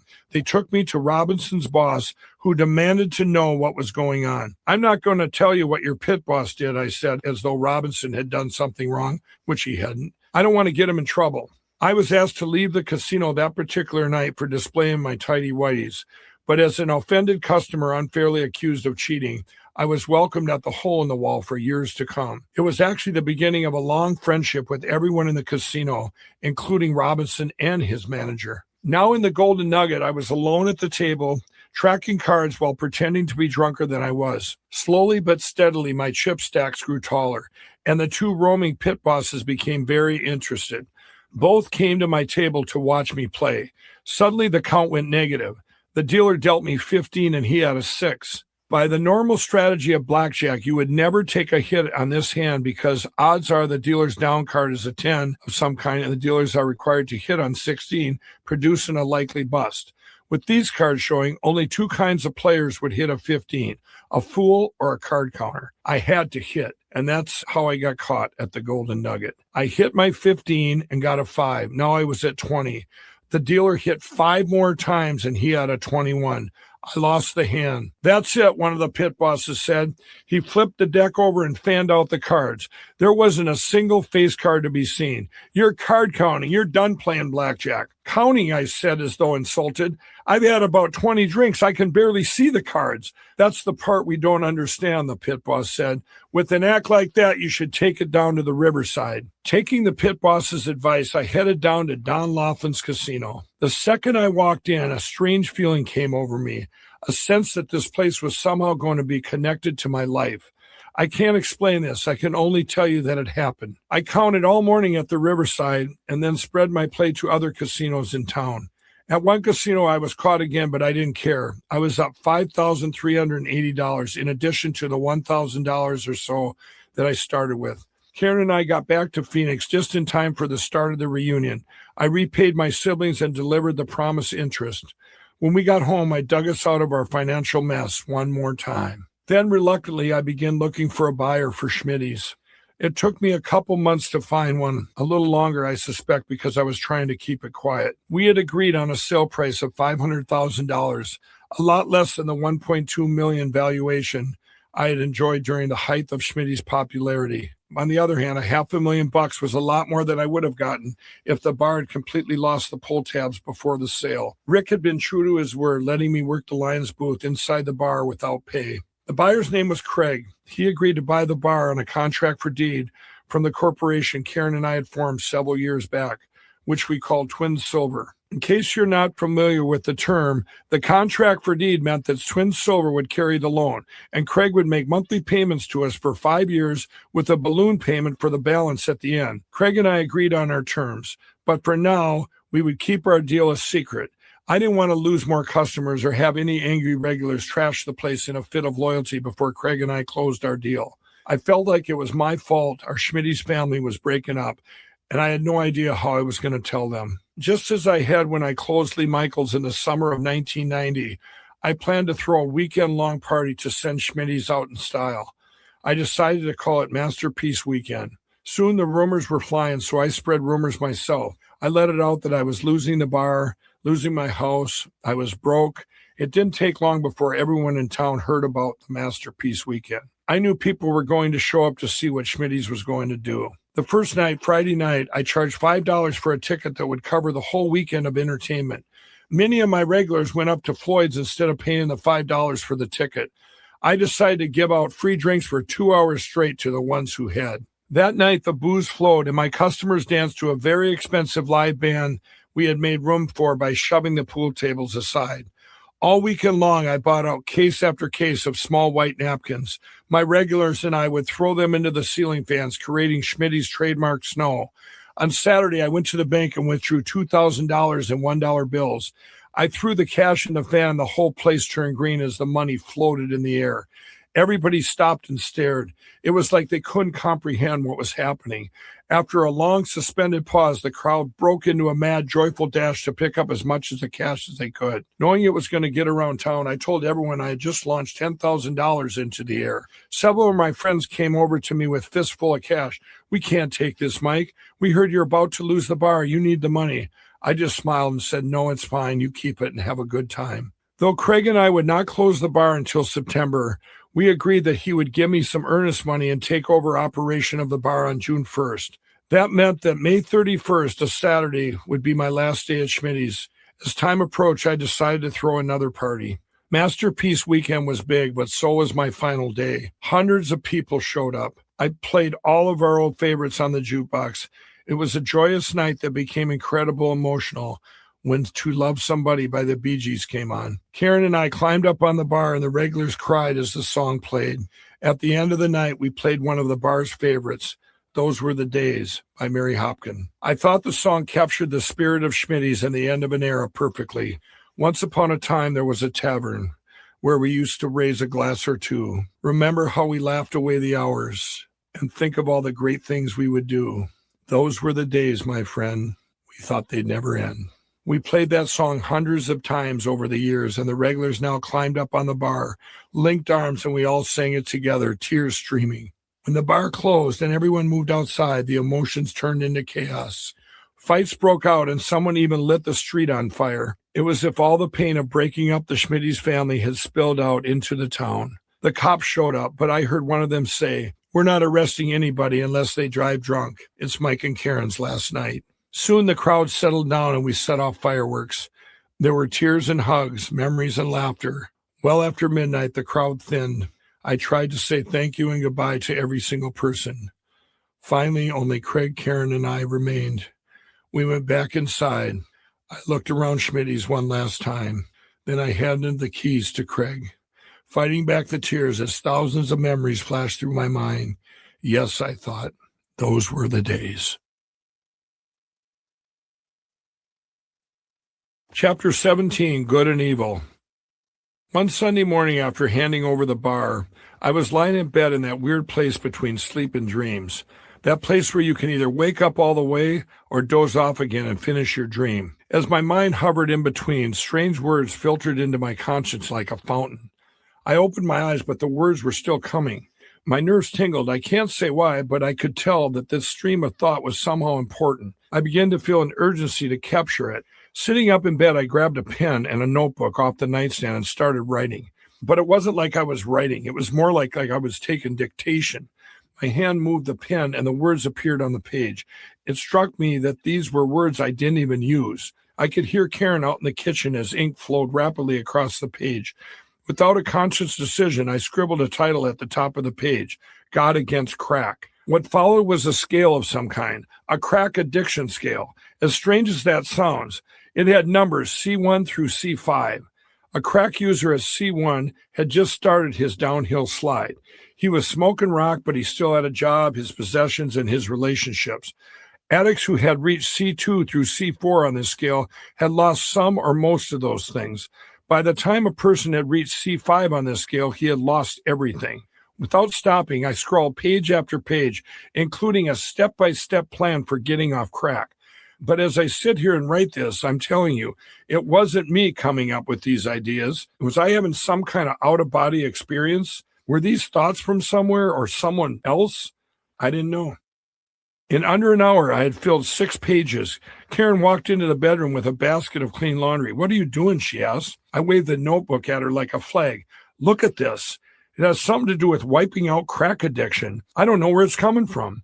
Karen was used to this kind of talk from me. We would be out with our friends and she would listen as I tried to persuade all of us to quit. I could never remember what I said, but it had something to do with odds and with miracles. Some of them would quit and I wouldn't know why. Strangely, instead of being happy, I would think to myself, wow, I'm just losing friends. But even though I loved the crack high and had no intention of cleaning up anytime soon, I sensed that one day I would be free from this drug and from all addictions. This strange experience of waking up to write down this weird crack essay made me sense this even more. I looked at Karen and waited for a response, but she just flashed a smile and walked out of the bedroom. Still propped up in bed, I began reading through the pages. "You will know when the time is right," I had written, "and you will be provided a platform." What? Where the heck had that come from? And why would I be referring to myself as you? How would that come from my own subconscious? And a platform? I didn't even know what a platform was. Finally, I got out of bed, went out to the kitchen and poured some coffee. What I would come to call my out-of-body essay bugged me for the rest of the morning. Then around noon, I was out in the garage with my crack pipe, smoking where my kids wouldn't see me when my cell phone rang. It was my sister, Cindy. "Did something happen to you today?" she asked. Immediately, I suspected what she was referring to. "No, why?" I said. "You're lying," she said without hesitation. Cindy then told me what had happened at her church that morning. She and Wayne had divorced. Now Cindy and her new husband, Brian, were members of Living Word Church. Every Sunday, they drove an hour each way to attend. Why would anyone do that, I wondered. I just didn't get it. "My pastor called me in front of the congregation," Cindy said. "He asked me if I had an older brother named Mike." "Cindy, everybody knows I'm your older brother," I said. Maybe, but he also told me that something happened to you this morning and that I needed to tell you that it's important. That's what he said, Mike. He said, whatever happened to your brother, it's important. He has to follow through on it, and you need to tell him. This is crazy, I thought. How would she know any of this? So what happened to you today, Mike? Cindy said. I hesitated. There was something I wrote, I finally said. I don't know where it came from. I don't even know what it means. Well, you need to do exactly what it says, Cindy insisted. Part of it said, I will know when the time is right. You will, and when the time comes, you have to do it. Promise me that. I promised my sister, and we hung up. As you can imagine, I was a little freaked out. I rushed back to the bedroom, grabbed the notebook, and hid it behind a framed album cover I had hanging on the wall. I would not see those pages again for 4 years. Whatever that platform thing had been, whatever that bizarre early morning writing experience had been, it wasn't going to interfere with my plan for life after Schmitty's. I had decided to become a full-time card counter. As I told Darren, it was hard work, but it was a living. My plan was to borrow $50,000 against the contract for deed. With so large a stake, I would be able to afford to pay bigger chips, the black ones, $100 each. It would be tedious work with long hours. But if I could find the right conditions going head-to-head with the dealers and going deep into their shoes, my steady 1.5% advantage over the house would earn me at least $500 an hour, or about $200,000 a year. As far as I was concerned, this was way better than any kind of job I could find with only a high school education. I talked over the card counting plan with Karen. With the monthly payments that would be coming in from the contract for deed after we closed the sale, we both felt it would add up to a pretty nice income. Then life threw a couple glitches into my plan. First, Craig had begun to reconsider the financials on the Schmitty's sale. We had been going back and forth on terms for months, and finally when we sat down for the closing, he insisted on a price reduction if he was going to go through with the signing. At that moment, I considered pulling out of the deal, but there was an outstanding mortgage on the bar, and I could no longer keep up with the payments. In the end, Craig and I settled on the price, and our corporation, Twin Silver, ended up selling the bar for less than $500,000. I felt deeply disappointed. The new terms did not reflect the sweat equity I'd poured into Schmitty's for 13 years. That also left Karen and me with far less financial stability that I'd been counting on. On the other hand, Twin Silver was now a corporation with assets, a contract for deed worth a few $100,000, with receivable income years into the future. In the final analysis, with all the emotion wrapped up in selling Schmitty's in the first place, I was relieved to have that transaction behind me. Then life threw in the second glitch. Before I could find someone willing to lend me the $50,000 stake against the contract for deed, I was shocked to receive an official notification that Twin Silver was being named as a co-defendant in a lawsuit. The previous winter, a couple people had gotten drunk at another bar, jumped on a snowmobile, and crashed it. Both were injured. Instead of taking responsibility for driving drunk, they hired a lawyer and ginned up a lawsuit based on Minnesota's Dram Shop Act. Dram shop is an old term for establishments that sold gin in 18th century England. Dram shop acts are laws that hold bars and alcohol retailers responsible for injuries and deaths that occur for someone that is overserved. For instance, when a patron is clearly drunk and the bartender keeps serving him anyway. Tavern owners in Minnesota are required to insure themselves against dram shop claims. But the greedy lawyers in the case against us wanted more than insurance. They wanted the equity in Twin Silver, too. The plaintiffs in the suit had not been served any alcohol at Schmitty's the night of the accident, but one of them had made a phone call from my bar, so their lawyer decided to name us in the suit. I guess he thought he could rake in cash for his clients from 2 bars instead of just one. I was mortified. I had not been about to walk away from Schmitty's rich, but at least we would have enough money to survive. This lawsuit would wipe us out. I only had 2 choices, settle or fight it out in court. In trying to figure out how to respond to this new challenge, I realized that if we were going to borrow $50,000 against the contract for deed, I'd have to do it quickly. Once the contract was fed into the gears of this lawsuit, I might not be able to borrow against it at all. I knew I couldn't go to a bank because I didn't have any credit. That meant looking for a private deal. I quickly found a potential lender, a man whose last name was Neff. But Neff came with red flags waving. Red flag number 1, I met Neff through my bookie's stepson. Red flag number 2, the bookie's stepson said flat out, Neff will take risky investments, but don't trust him. I ignored the red flags. I needed the loan. We met at a hotel bar. Neff was a dumpy guy with oversized glasses who ordered scotch and milk. I owned a bar for 13 years and never heard of such a thing. Despite the red flags and the disgusting cocktail, Neff seemed nice enough. I told him I wanted $50,000 in cash to count cards and explained the complication of the frivolous lawsuit. At our second meeting, he told me his plan. Mike, here's what you do. You sell me the contract for deed for $60,000. Then you put 10 grand in the bank and you take 50 grand with you to Vegas. 60,000. Are you kidding me? This contract is worth hundreds of thousands, I said. Hang on a minute. Let me explain. You sell me the contract for 60,000 and then you declare bankruptcy. But I'm not bankrupt. Not a problem. You make up some creditors that you supposedly owe money to. I was starting to catch on. Once I declared bankruptcy, the dram shop lawyer would drop the twin silver from the case because he'd know there's no money. But what about the rest of the value of the contract for deed, I asked. If I sold Neff the contract for $60,000, that left hundreds of $1,000s in equity. Put simply, the way he had outlined the deal, I would be selling him a bar with a valuation in the mid-six figures for the basement bargain price of $60K. Also, the monthly payments from Craig would now go to Neff. When I mentioned this last concern, Neff said, I'll give you the same money every month out of the payments. He just went on to explain that after a year passed, he'd sell the contract for deed back to me for $80,000, and Craig would resume his monthly payments to me. It's a win-win. You get out of the lawsuit, and I have steady income, and I'll make 20 grand plus a year of payments. The deal he described amounted to a loan with an interest rate of something like 50%. And the bankruptcy element was weird, shady at best. Of course, it wouldn't be the first time I'd colored outside the lines of the law. Besides, in this case, the law was twisted against me. The dram shop lawyer's scheme may have been legal, but it was definitely immoral. The lawsuit threatened my family and everything we'd worked for. If I had to skirt the law to beat him, so be it. I did have one worry, though, and it was a big one. Neff wouldn't give me a written contract, which meant I would have no proof of our agreement. And without proof, there'd be nothing to prevent Neff from keeping the bar. At the end of the year, he could just simply refuse to sell the contract back to me. If he did that, he would have purchased a bar worth almost $500,000 for just $60,000. I asked Neff about this. Are you kidding? He protested. You'd kill me if I did anything like that, Mike. It's not in the contract, but my wife knows about it. Besides, he said he hadn't stayed in business all this years by reneging on his deals. So desperate for cash, I filed the Chapter 7 bankruptcy with the state of Minnesota in December 2003. In early January, on nothing but a handshake, I sold the contract for deed to Neff for $60,000. 2 days later, I headed to Vegas.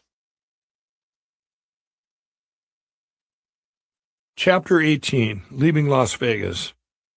As I flew over the mountains east of Vegas, the city glittered below, reminding me of an open treasure chest, just the way it had when my friend Rick and I arrived when I was just 18. I had a love-hate relationship with this city since. After hitting it big with Rick's $5 silver, I'd crashed and burned with Wayne's $180. But then there were the 6 weeks I'd spent here counting cards in 1983, grinding out $300 a day in earnings to pay off a $15,000 debt. That gave me hope. In fact, I was buzzing with optimism. This was a new era of my life, a new career, doing something I was good at, playing cards. I knew that if I put in 10 hours a day under good conditions, and if the pit bosses let me play, I was going to win. It was simple math. I was determined to be very careful with my cash. When I arrived on the Strip, I decided to visit multiple casinos, stopping only when I found tables where I could go head-to-head with the dealer. It felt good to take my seat at the hot tables at the MGM Grand, New York, and the Mirage and throw down a few $1,000s to buy in. With piles of chips stacked in front of me and $40,000 more in my pocket, I felt very confident. Of course, that also drew my attention of the bubble people and the pit boss. A lone gambler betting $100 chips had to be carefully watched. The pit boss would make sure a gambler didn't get up too high before approaching him with tempting comp offer that would both break his rhythm and keep him in the casino long enough to lose it all back. That's the whole casino game, keep the player playing. In blackjack, the odds favor the house by approximately 0.05% to 2%. That means that for every $100 you bet, you're going to lose between 50 cents and $2. That doesn't sound like a lot, and it isn't if you play only a couple hands, but almost no one plays a single hand of blackjack. Instead, they play like 60 or 100 hands. That's when they have you. The certainty of a casino winning over time is so solid that there are actually formulas that predict a gambler's hourly loss rate. Let's say you're betting $100 a hand at a table where the dealer is pumping out 60 hands per hour. Even if you're a perfect strategy player and the house edge is only 0.05%, you're still losing $30 an hour.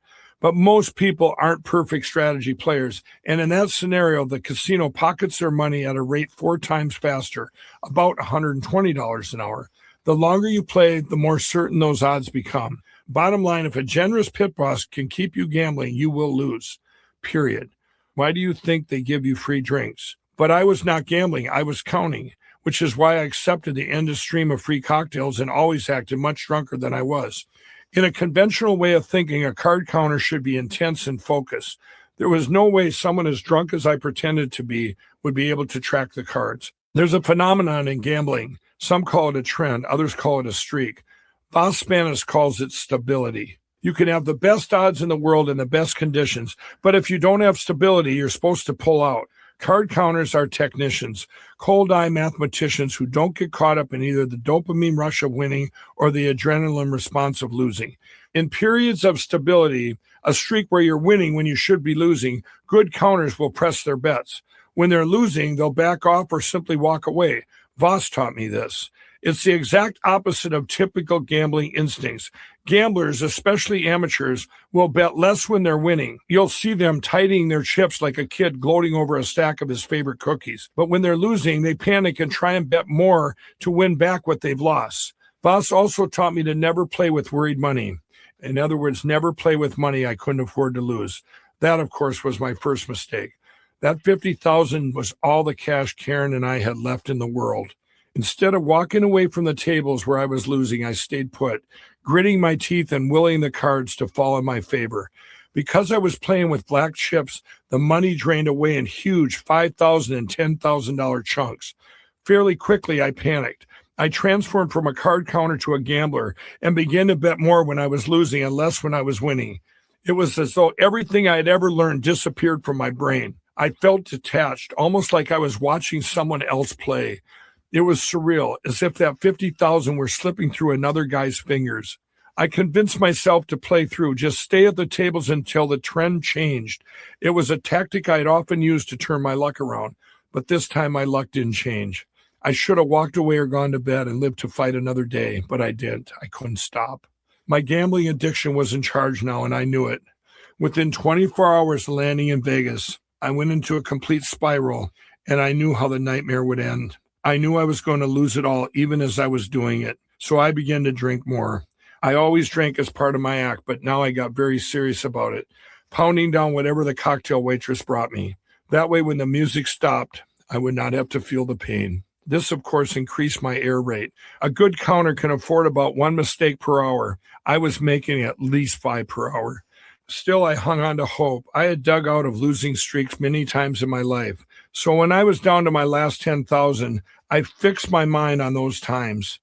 I waited for that wave of relief, that dopamine rush that comes with narrowly avoiding disaster.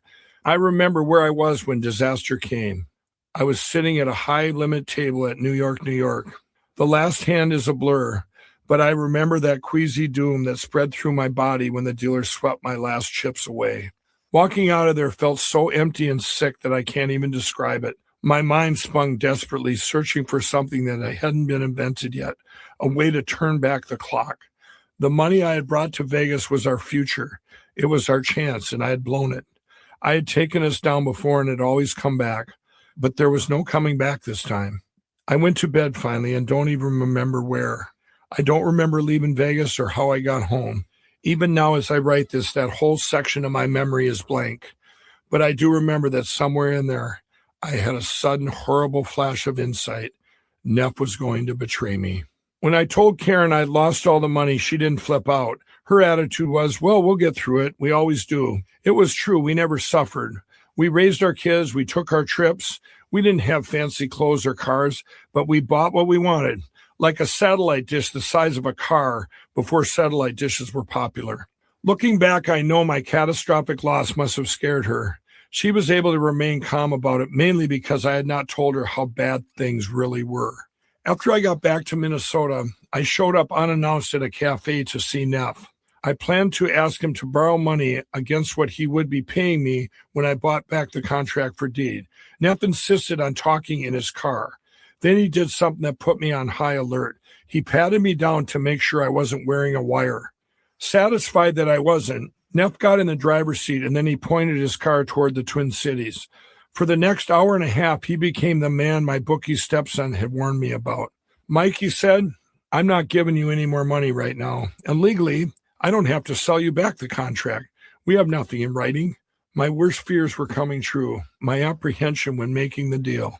The premonition I had in Vegas. Was it really a premonition, though? All the signs had already been there. I looked at Neff driving down the freeway as he calmly told me how he had total control over me now. His Coke bottle glasses reflected light, and I couldn't see his eyes. It was as if he didn't have any. I felt like I had just made a deal with the devil.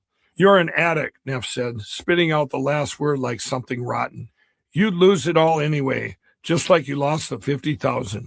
Despair filled my heart as I saw everything I had worked for vanishing before my eyes. Then anger washed over me. This man was stealing from my family. I started to speak, but he cut me off. What are you going to do about it? He snapped. If you go tell the cops, you're going to have a hard time telling them you declared bankruptcy when you really weren't bankrupt, and that's a crime. You'll go to jail. My mind went into overdrive. For the 1000th time in my life, I thought, how can I salvage this situation? You have to understand that I'd been an addict for over 30 years by then. I had lived in constant chaos for so long that it never occurred to me that there was another way to live. I was like a fish who doesn't know he's wet. Epic highs and catastrophic lows didn't seem normal to me. They were normal. But I could still read a room. Suddenly it hit me that Neff wasn't just a con artist. It wasn't just that. No, he hated addicts. He literally hated them. Later, his wife would confirm this for me. Neff had found a hunting ground where he could stalk and trap people precisely because they were desperate. Neff had laid his trap for me, and I had blundered into it like a fool. Quickly, my instincts took over. Reading Neff, I realized that cruelty was his drug and that a wounded panic reaction from me would only feed him. I immediately backed off trying to get more money against my contract for deed. Instead, I reminded him that since we made our deal, the bankruptcy trustee had begun looking into my finances.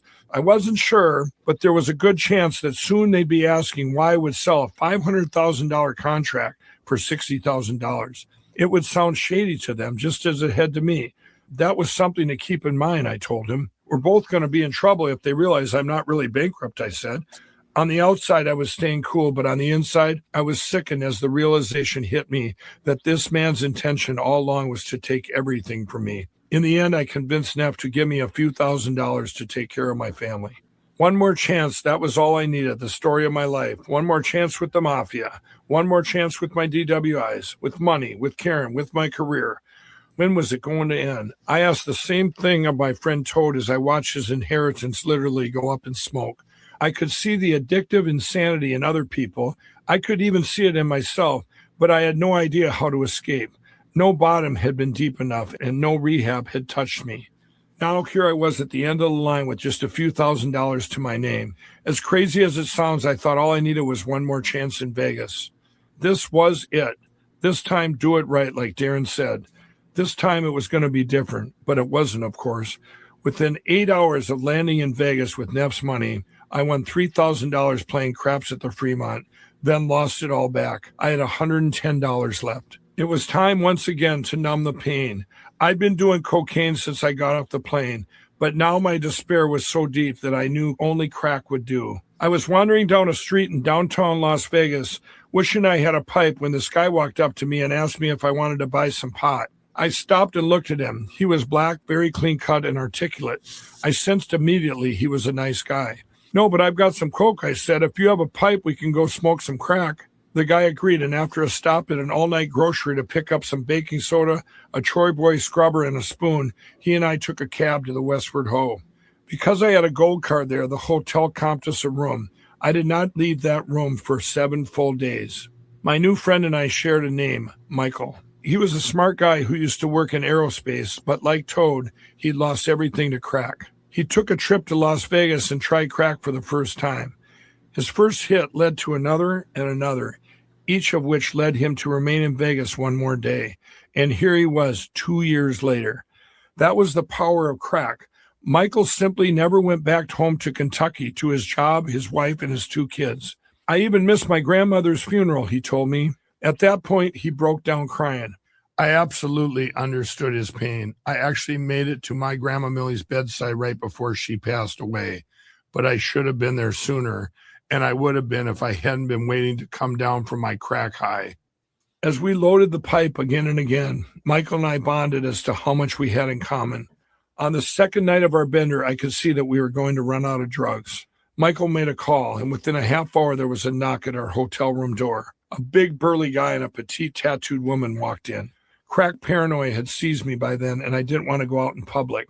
It was after midnight, so a new banking day had begun. I wasn't sure how much money was in my account, but I gave Michael my ATM card, told him my PIN, and asked him to go try and make the maximum withdrawal, $300. When the door shut behind him, the woman shook her head and looked at me with a mix of pity and disdain.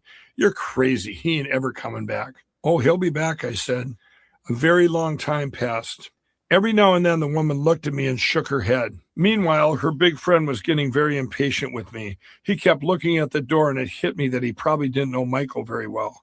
Every once in a while, he would mumble something like, "He better come back." Finally, there was a knock at the door, and I opened it. Michael walked in with my ATM card and money. The woman's skeptical expression was replaced with complete shock. The burly guy, still annoyed, made a swift transaction and left. What took so long, I asked. Michael confessed that he had accessed my bank account and was a quarter-mile away before something came over him and made him turn around. He just couldn't steal my money, he said. For the next few days, Michael and I smoked crack and commiserated. I stayed awake for 7 days, and the room at the Westward Ho became a treatment center, therapy group, and a church, all in one. By the 7th day, I was broke again, and also just a couple hours from running out of crack. Coming off my high and returning to reality was going to be one of the worst experiences of my life, and I knew it. I'd misplaced the $110 from the Fremont, and now I rifled desperately through my suitcase until I found it. Then suddenly I stopped. Maybe buying more drugs wasn't the best use of this money. During my week plus without sleep, I hadn't come up with any insights of how to improve things in my own life. But after hearing Michael talk about his regrets over his life decisions, I thought maybe I could at least do something for him. You know what? It would mean a lot to me if you went back to your family, I told Michael, emotions rising in my throat as I said the words. Go home, save yourself. I'd rather buy you a train ticket with this money than buy any more crack. He teared up. We called to get the price of a train ticket to Kentucky. It was $104, and the departure was that afternoon. Around noon, Michael came out of the bathroom, cleaned up and ready to go to the station. At that moment, the reality of my situation hit me, and I started to cry. Come over here, Michael said to me. He put his arm around me and surprised me when he began to say the Lord's Prayer, Our Father who art in heaven, hallowed be thy name. I hadn't heard that prayer in a very long time, and it brought me peace. At the train station, after Michael picked up his ticket, he turned to me and said, Can I get some money from you for food on the train? This request stopped me short for a second. After I had given him the money for the ticket, he wanted my last $6. On the other hand, what good was $6 going to do me? And it was a long way to Kentucky. I handed over the cash, and Michael started down the platform toward his train. Looking after him, I couldn't help but wonder whether he had, over the last 7 days, put on some kind of Oscar-worthy act. But just as that thought formed in my head, Michael rushed back to me and wrapped me in a hug. We both burst into tears. I don't know how long we stood there, tangled up and sobbing, but when we let go, a crowd had gathered to watch this white guy and black guy hugging and crying in the middle of the train station. The crowd parted as Michael walked toward the train. He turned and yelled, Thanks, Mike. I will never forget you. Now penniless, I stowed away on the tram and rode back to the Westward Ho, where I collapsed from lack of sleep. I woke up and reality began to creep in from every corner.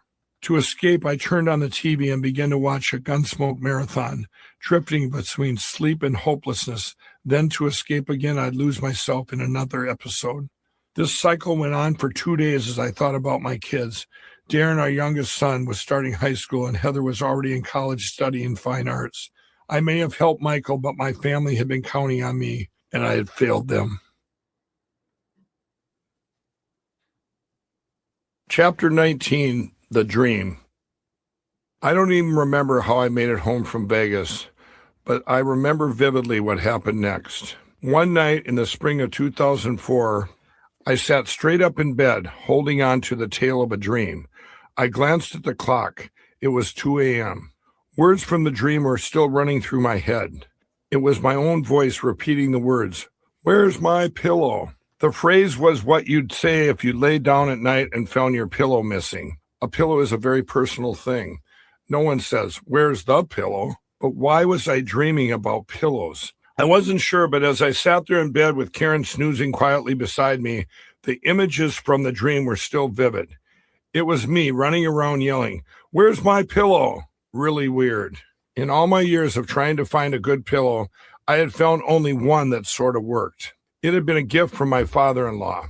Until it finally fell apart, I had insisted on sleeping on it everywhere I went. My pillow. I thought it could be a good brand name. Then I thought, well, no, that sounds dorky. Who would put my in front of anything? On the other hand, there was something about it. I got up, headed to the kitchen, grabbed a notepad and started writing, "My pillow, my pillow, my pillow," over and over again. Something about it just felt right. Excited, I kept experimenting with different ways of writing the name until it began to take the shape of a logo. I wrote it hundreds of times, the same way you practice signing your name when you're a kid. I was still doodling at 3 a.m., and now the kitchen was papered with sheets from the notebook, as if some mad scientist had spent hours brainstorming a new formula. My daughter Lizzie came upstairs, poured herself a glass of water, and sipped from it as she looked around at the blizzard of pages. She asked what I was doing. Still scribbling, I told her I was going to invent a pillow. It's going to be called My Pillow, and it's going to change the world. Lizzie gave me the kind of look only a teenager can give. "That's really random, Dad," she said, and went back downstairs. Change the world? Where did that come from? How is a pillow going to change the world? I didn't know. But when I woke up from that pillow dream, I felt hope for the first time since losing the $50,000 in Las Vegas. I had a purpose now. I grabbed onto that purpose and held on. That night, my brother Corey and I had plans to head to a nearby casino. I had been able to borrow money to card count, which was how I kept food on the table. Corey showed up at my house, and we got in my truck to head over to the blackjack tables in Danbury, Wisconsin. "We need to make a little detour first," I told him. "Where to?" Corey said. "Duluth." I wanted to go see Heather at the University of Minnesota campus in Duluth, at the tip of Lake Superior. At 8 p.m., Corey and I showed up at her townhome unannounced. I held out one of my mini scraps of paper on which I'd experiment with a version of the words "My Pillow." "I want you to turn this into a logo." Heather took the paper, sat down at her desk, and pulled out a sketch pad. As Corey and I watched, she rendered different versions of the words. I urged her to connect the Y at the end of a "my" with the P in the pillow. It didn't take long before Heather had created what would become the first My Pillow logo. "Perfect," I said. Corey and I visited with her for a few more minutes, then left. After 2 weeks, I was still babbling about My Pillow. "When is he going to quit talking about this pillow thing?" the kids asked Karen one after another. "It's just a phase," she said. "He'll get over it." As you already know, I did not get over it. I knew a few things about the pillow I wanted to invent. First, it would have to be adjustable. You'd have to be able to shape the pillow to fit your head and neck, and it would hold a shape that was perfect for you. Second, the pillow would stay cool. Third, you would be able to wash and dry it. Finally, I wanted the pillow to last a long time. One of the first things I did was market research. I stopped in at a Bed Bath & Beyond in the Southtone Shopping Center in Bloomington, where I spent hours examining every pillow on the shelves. The manager finally came over and asked me if I needed help. "Nope, I'm good," I said, "just doing some pillow research." "Can I show you some of our best sellers?" he said. "These pillows over here are really popular." "Those pillows are awful," I said. "I'm going to come back someday with the best pillow you've ever seen. You're going to sell them in your store one day." The manager didn't seem to know quite what to say. He smiled politely. "Well, okay, just let me know if you need any help." I left Bed Bath & Beyond with some zip-up pillow covers I could use to develop my pillow, as well as information about potential types of pillow fill. It wouldn't be downfill, flat and shapeless, or memory foam, sleeps too hot, but I did feel that foam was what I was looking for. The next stop was Rochford Supply, and I took Darren with me. Rochford was the leading Midwest supplier of textiles, marine fabrics, vinyl, leather, and foam. I told the owner what I was interested in. After we walked it through, I decided on a certain type of foam, bought a huge batch of foam blocks, and carted them away in my truck. Back home, Darren and I went out to the back deck and got right to work, ripping golf ball-sized pieces from foam blocks and stuffing them into zippered cases. Tiny flecks of foam soon covered the deck and swirled around us, getting caught in the late spring winds. Even with the two of us working, it took a while to hand tear enough foam to fill just one of the zippered cases. When we finally did, I zipped it up and took it inside for a test drive. Lying down on the couch, I nestled my head into my prototype and almost immediately stood up again. No. The next day, I went back to Rochford Supply for a different type of foam. This went on for the next day and the next and the next. One foam was too hard and the next would be too soft. I was living the story of the Goldilocks and the Three Bears, except that nothing I found was just right. Some foams crumbled in my hands every time I tried to tear them. Others were so tough I could barely rip them with my hands and had to resort to chopping them up with an electric knife I used to fillet fish. Some of my friends thought I was crazy. A couple of them said, "What? Are you on crack?" Then they'd say, "Oh, that's right, you are." Soon Darren was coming with me to Rochford's at least 3 times a week. Then we'd sit out in the backyard tearing up the latest foam sample until our hands ached. Those hours remained special to me, a time of bonding with my youngest son. I used our breaks to sketch out maps and diagrams of a factory I envisioned owning someday. I showed him a blueprint-style drawing I'd done, pointing to different rooms. Whatever pillow fill we wind up using, we'll fill the pillow covers in this room, we'll sew them over here, and in this area we'll have quality control. "What's quality control?" he said, dusting foam flecks from his hair. I paused, wondering about the best way to explain quality control to a kid. Finally, I had it. That's where you make sure your product is as good as what you would make for yourself or your best friend. I kept that drawing. Today, you can overlay it on the site of the MyPillow factory in Shakopee. It's almost a perfect match. After trying 94 different foam types and combinations, we were close. And then one day, we did it. I could shape the pillow and it would stay put. It worked, but not so fast. The shaped foam wouldn't come apart, which means it didn't work. What I envisioned was a fill that held its shape, but released with just a light touch. We kept working day after day, shredding and tearing until finally we hit on a prototype filled with a special foam of 3 different types and sizes. That was in my backyard in August 2004. The fill in MyPillow hasn't changed since. Still, the pillow didn't release correctly. After some more research and with the help of foam engineers, we hit on a solution, an additive that caused the foam to stick or slide depending on the type and amount of pressure applied. Even better, this new additive, which would become proprietary, treated the foam in such a way that the pillows could now be washed and dried. Another problem solved. As the pillow project took shape, literally, so did my bankruptcy case. We began to receive notices that the trustees of the court were going to do a deep dive into the Lindell family finances, which were, of course, a disaster. Karen knew I'd lost all our available cash on my 2 trips to Las Vegas, but she didn't know that I suspected Neff was never going to sell the contract back to us. If Neff followed through on his threat, we would lose hundreds of thousands of dollars that should have been ours for the sale of Schmitty's. In January 2004, Karen and I took a week-long trip to a beach town in Mexico using money I borrowed from a friend. This was part of our pattern. It didn't matter whether we were flush or broke, we took our annual vacations. I'd heard it was easy to get coke in Mexico, and it didn't take long for us to meet the beachfront dealer I mentioned before, the one we called the Greek. I stayed up for 7 days straight, fueled by a steady supply of cocaine. The whole time I thought about Neff. How was I going to get Schmitty's contract back? On the plane home, while staring out the window at the passing clouds, I came up with a plan. Soon after we got back from Mexico, I went to see Neff, again unannounced.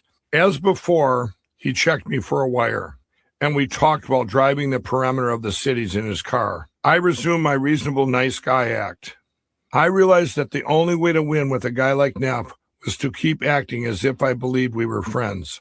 "Neff, the bankruptcy hearing is coming up soon," I said, repeating my earlier warning that the court was going to challenge the legitimacy of my filing. That was now coming to fruition. "I know the lawyers are onto us." "Forget it," he said abruptly. "I know where you're going with this, and you're not getting anything. You're an addict. No one will ever believe you." We talked about this, I reminded him. What's going to happen when the courts find out I sold the contract to you for pennies on the dollar? I've been looking into it. It's called a clawback. They will pull this contract in as part of my actual assets. They'll also know it's a fraud. Then we're both going to be in trouble. Neff had warned me that I'd go to jail for bankruptcy fraud, but the possibility that he might go with me seemed to him an entirely new concept. I suspected that he'd been able to steal from addicts before, because most deals likely didn't involve lawyers and judges. Because of the bankruptcy, this one did. Neff said nothing, just drummed his fingers on the steering wheel. I think I've got a solution that'll work for both of us, I said. You could sell the contract to a friend of mine for $70,000. That's $10,000 more than you paid for it. Plus you made money on payments from Craig, so you're coming out way ahead. When the court looked at now what would be 2 sales, I hoped that they'd conclude that the valuation on the bar wasn't as high as they'd thought. After all, it was only worth what the market would bear. At first, Neff resisted, but in the end, he surrendered. He would sell the contract to my friend Bob, who agreed to buy the contract as a favor to me. I had arranged to pay Bob a good rate of interest, so it would be a win-win. Bob would make good money, and I'd get some of my equity back. As importantly, I'd get rid of Neff. On the day of the closing, Neff showed his colors one more time. He demanded an additional $10,000. If he didn't get it, and I mean right then, he was going to walk. I felt sick, but told Bob to quick sign the papers anyway. I would accept another $10,000 loss. The instant the deal was done, I told Bob to put Neff on the phone. Then I unloaded. I sat up night after night thinking of how you were taking everything from me, and where's my family? I shouted into the phone. I want you to know that I think you are the most evil person I've ever known. Neff laughed. You're an addict, he said. You'd lost it all anyway. I hung up on him and stared at the phone as if it contained a poisonous snake. Chapter 20, Learning Curve. From the day I first dreamed up the pillow until the day the first batch was ready for sale, time sped by in a blur. When I wasn't working through the bankruptcy case or counting cards to pay the mortgage and feed the kids, with money borrowed against a contract for deed, now owned by Bob, I was working out the details of my pillow. After a long string of bad luck and terrible decisions, I was energized. Darren and I had finally hit on the right fill for the pillow, but we couldn't sit on the back deck and tear foam by hand forever. We had to come up with a way to automate. We tried several methods, graters, electric knives, wood chippers, and even a blender, but nothing worked. It was frustrating at times, but I wouldn't trade anything for the time I spent with Darren week after week, sitting outside and talking as we reached for a dream. Then a friend of mine made a suggestion that changed everything. I was discussing my automation problems while playing cards with my regular poker buddies, Wayne Hilk, Lyle Lund, Slip Mahoney, JD, and Joe Wickenhauser. Mike, you used to work on a farm, my friend Joe said. You should try one of them old hammer mills. A hammer mill is used to shred or crush materials into smaller pieces by repeating blows of little hammers or blades. These cutting or crushing tools can be changed out to produce final products of different sizes. Farmers used hammer mills to crush grain into coarse flour that they can feed to livestock. Hammer mills are also used to grind shipping pallets into mulch and to shred paper, scrap automobile parts, or crush rocks. Joe's comment got my son Charlie involved as he and I drove around the Midwest for weeks looking for a hammer mill. No luck. I was playing cribbage with Lyle one day, and out of the blue he said, I'd seen one of them hammer mills out there on the Olson place. A plain-spoken man of German roots, Lyle is an old-school Minnesota farmer, right down to his handlebar mustache. I looked at him. Are you sure? I think so. I jumped up from the table. I got to go see right now. I'll be back. I sped out to the Olson farm, which was less than 2 miles from my house, to see if Lyle was right. In the middle of the field sat a beat-up old hammer mill with sun rays glinting dully off the rusted metal. Charlie and I had driven across a dozen counties looking for one of these things. What are the odds that I'd find one less than 2 miles from my house? I located Mr. Olson and inquired about his machine. As we headed out to his field to take a closer look, he told me hardly anyone used these old models anymore. Even he didn't, it turned out. As we got closer, I saw that grass covered half the hammer mill and was also growing up through it. It must have been sitting there for years. Mr. Olson sold me his machine for practically nothing. I got home and I tinkered with it for days, trying different combinations of hammers, knives, and screens until it finally shredded foam in the sizes I needed. This was not without risk. Changing out the screens that determine the ultimate foam size was a dangerous job that cost me a little blood every now and then. I didn't mind. I had cobbled together a machine that did the job. Speaking of jobs, I didn't have one.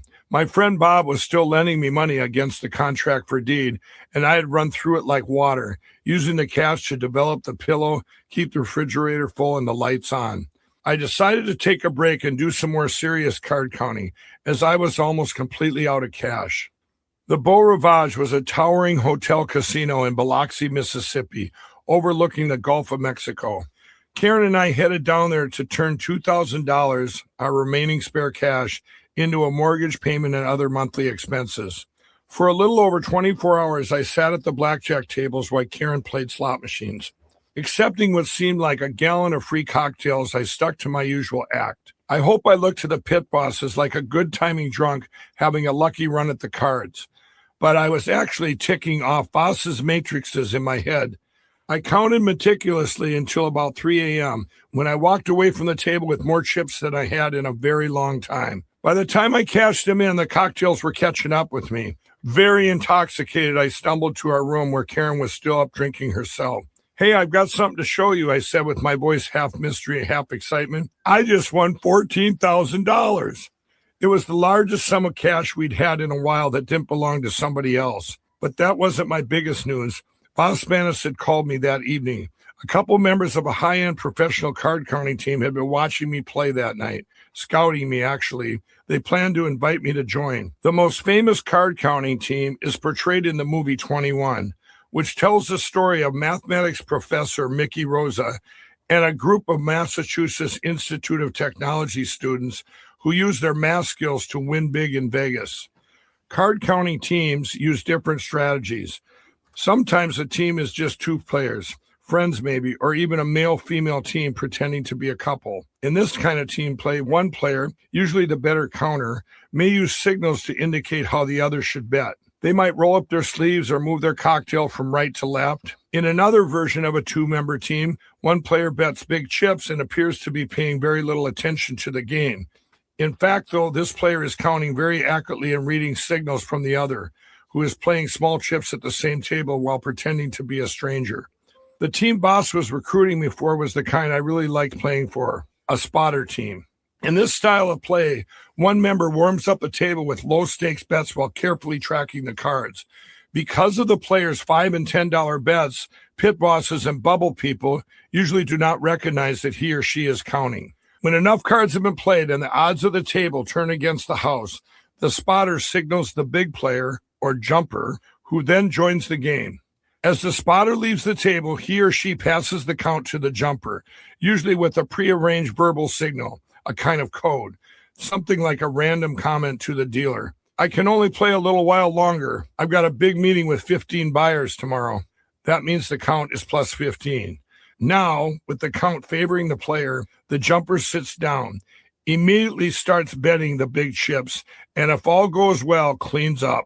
The team that was scouting me lost their leader, who had been caught and banned from a lot of casinos. Now they were looking for a new leader.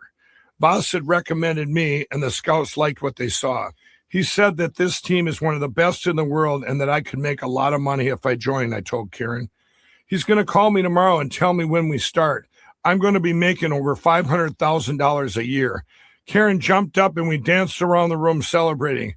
When I neared the hotel room window, I could see the hotel pool glowing blue in the early morning darkness many floors below. That gave me an idea.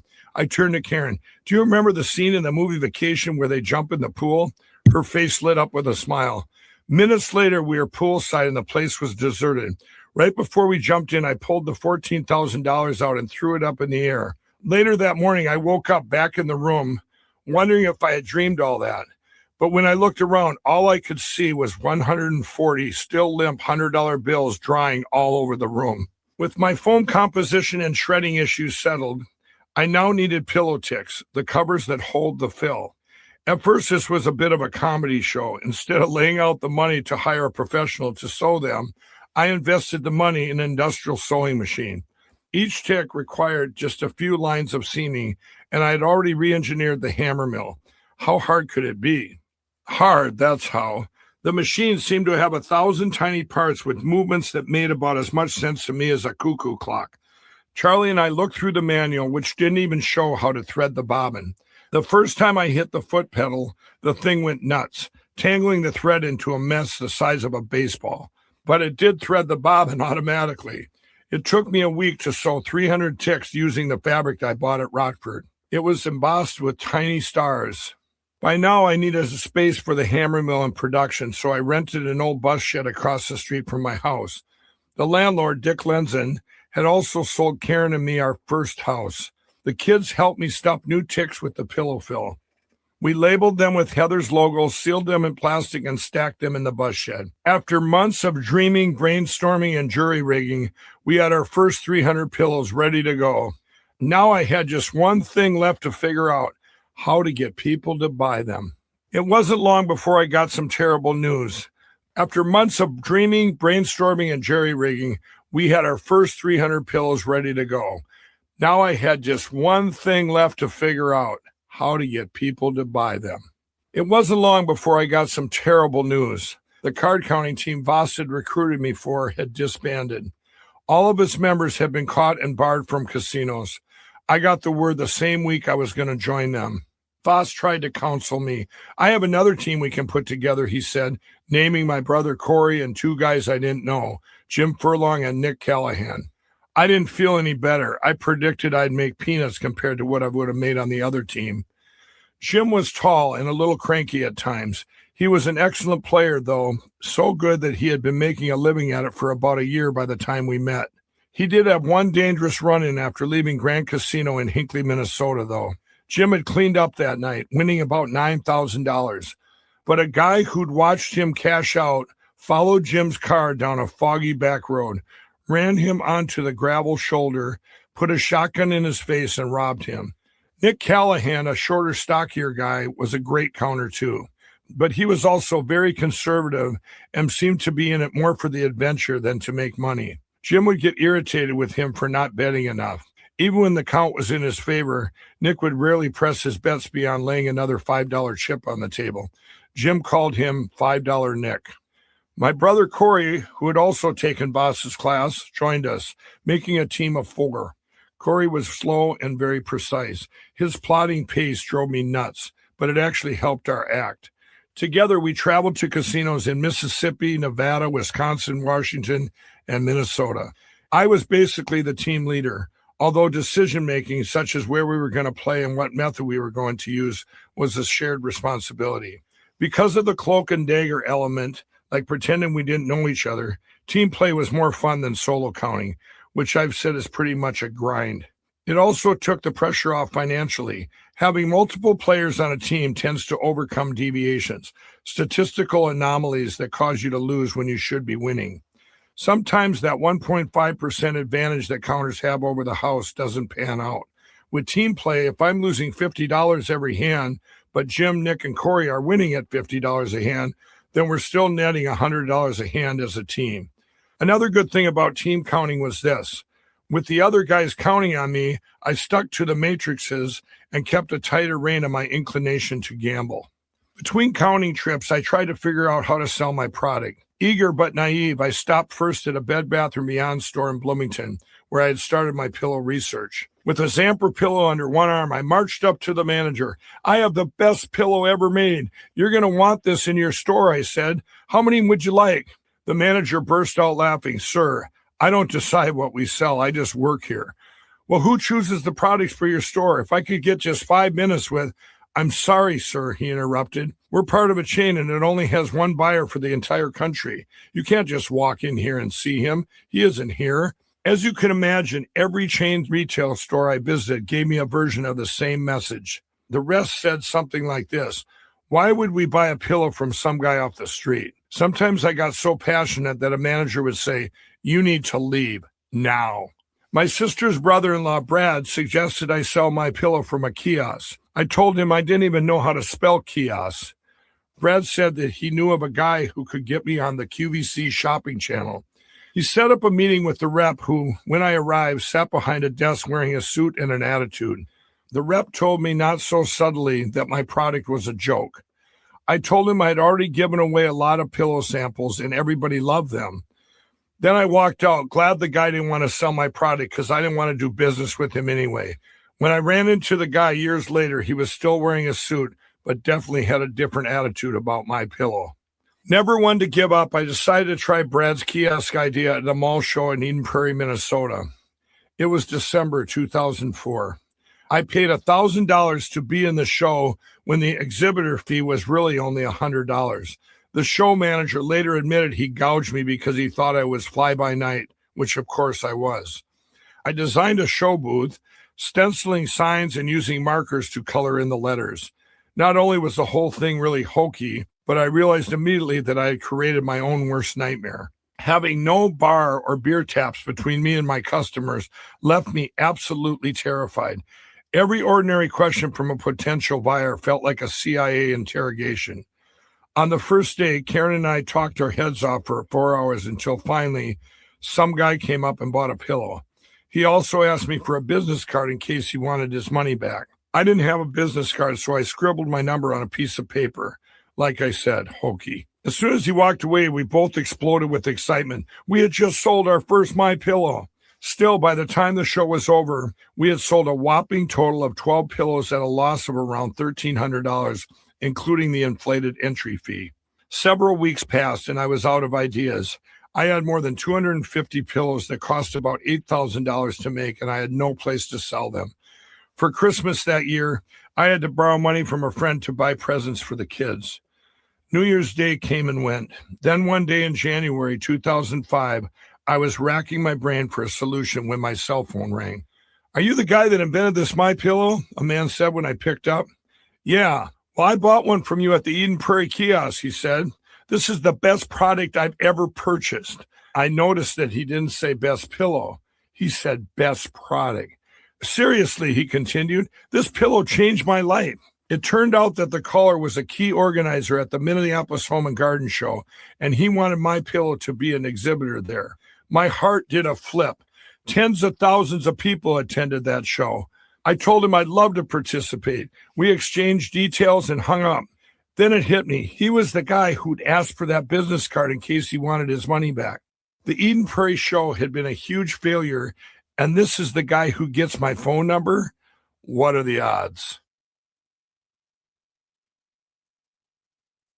Chapter 21, A New Drug. The Minneapolis show drew hundreds of exhibitors. Most of them operated from expensive booths, many with professional lighting and graphics. I didn't have money for that, so I set up my space with carpet, a table, and an inkjet printed version of my new slogan, "The most comfortable pillow you'll ever own." I slipped the printout into a plexiglass sign holder that I bought at Staples. Still hokey, but at least good enough to be in the show. Before the show opened, I spent a lot of time thinking about how to improve the pitch that I had managed to sell only 12 pillows at Eden Prairie. I decided on a problem-solution presentation. If it were me, I thought, I'd want to see how my pillow was different. I decided to set up my booth as a demo. By the time the doors opened, I had placed 3 large jars on the table, each with one of the 3 types of foam in my fill. When people walked up, I explained that I'd always had problems sleeping. The pillows I was using would go flat. I'd use my arm to prop them up, but my arm would fall asleep, and most mornings I'd wake up with a neck ache or headache. From the nodding and murmuring, I could tell this was a problem that lots of people shared. I would then demonstrate the solution, that my pillow could be molded to fit their preferences. "Can you put your hand here and push down?" I would say, indicating the spot where a person would lay their head. "See? The foam stays put. You can put 6 pounds of pressure on it, which is less than your head weighs when it's supported, and it will hold its shape." "Wow," was the usual reaction. Then I would ask them to press a little harder and watch their amazement as the foam released and to return to its 3 separate components. At that point, I'd throw out the bonuses. "I make my pillow right here in Minnesota. Each pillow comes with a 10-year warranty. Plus, you can wash and dry it. Also, I'll give you a 60-day money-back guarantee. If you don't like it, come back and I'll refund your money." People came back all right. On the second day of the show, at least 15 people came back. They'd slept on the pillow the night before and came to buy more. These return customers told all the customers at the booth how much they loved my product. One guy took the pillow home, took a nap, and came back the same day to buy more. That day, one of the organizers walked over and said he'd seen more pillows walking out of the show than any other product. Before the event was over, Karen and I had sold nearly everything we had, about $10,000 worth of product. But the real thrill for me wasn't the money. It was a change in me. I had invented something that helped people. The feeling I got from knowing that was a revelation. The emotion took me all the way back to Mother's Day, 1968.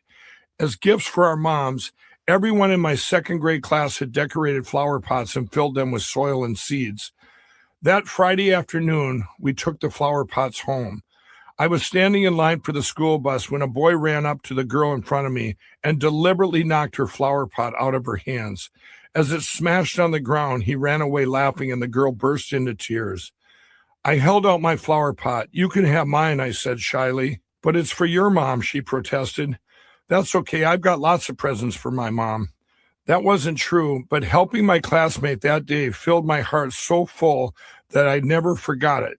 Now at that Minneapolis show, when I realized that my pillow was helping people, I felt I had found something I'd been searching for most of my incredible self-centered life without even knowing what it was. As a result, I could talk to people about my product without fear and without drugs or alcohol. When I was demonstrating my pillow, the hours flew by and I couldn't wait for the next day to start. I wasn't conscious of the connection then, but looking back, I realized I had found a new drug. While the Minneapolis Home and Garden Show was a big success, it didn't make us rich. Credit card vendors were slow to pay us for purchases made through paper processing, where you run the customer's card through one of those old manual knuckle busters with a carbon-copied slip. To stay afloat, I kept up my card counting with Corey, Jim, and Nick. Card counting and managing my pillow kept me not only away from home, but out of town, which further fed Karen's insecurities. Even when I was in town, I often stayed from home so I could smoke crack. With the kids getting older and more aware, I was too paranoid to use crack at home, worried they'd walk in and catch me. During this season, we usually had cash on hand, but we were still scraping by, maneuvering, robbing Peter to pay Paul. Our family business was small but growing, and that gave us hope. The Minneapolis Home and Garden Show led to more shows, but even more importantly, to the Minnesota State Fair. The State Fair drew not tens of thousands of people, but hundreds of thousands. When we were accepted as exhibitors, my kids pitched in, helping haul in materials and set up the booth. Even Heather, home from college, sold pillows. By the second day, we had customers lined up so deep they were blocking walkways. We hit it out of the park, selling tens of thousands of dollars in product. Suddenly, I realized we could work the exhibit at the Minnesota State Fair and basically not work for the rest of the year. That wasn't what I wanted to do, but I could if I had to. During the event, an older guy walked up to our booth. He stared at my signs and read them. "Guaranteed the most comfortable pillow you'll ever own," he said, scowling. "Ha! How can you guarantee that? I'm 82 years old. Do you have any idea how many pillows I've owned? That's a crock of, well, you know." This old guy was probably the crabbiest human being I'd ever met. I rubbed the back of my neck and looked longingly at the deep line of customers behind him waiting to see my demo. There was no way I was ever going to please this guy. I was anxious to talk to customers who might actually be interested, not this crank. But instead of moving on, he shuffled over to the couch we had set up at our booth, hitched up his pant legs and sat down. He picked up a pillow and pushed on it a few times. "Or how the hell is this supposed to be comfortable?" he demanded. "It's got lumps in it." Now the crowd was watching and listening. Suddenly making this guy happy became a customer service challenge. "Well, sir, the pillow may feel lumpy, but that's part of the design.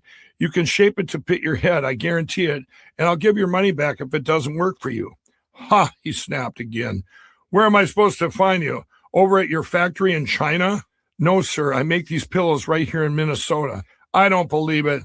There ain't no pillow made in the United States. They're all made in China." "Well, look at the tag." I pointed to our Made in the USA label. "Well, I'll be damned," he said, staring at it. He was quiet for a moment, but I could see he wasn't convinced. "Sir, where do you live?" I asked. "I live in Plymouth, Minnesota. Lived there all my life." "Okay, how about if I give you a pillow? You give me your phone number, and I'll call you in about a week. If you don't like the pillow, I'll drive over and pick it up. If you do like it, you can pay me then." The man raised his eyebrows. "You'd do that?" By now, the waiting crowd was really into it, urging us on. Yes, do it. Let's get this line moving. The old man squinted up at me, still skeptical. You don't want to see my license first or something? I held up my hand. Nope. I just want you to write down your phone number and your name. Well, all right. I searched around and found a napkin and a pen. The man jotted down his name, which was Joel, and his number. Then he walked off with a pillow tucked under his arm. The crowd cheered.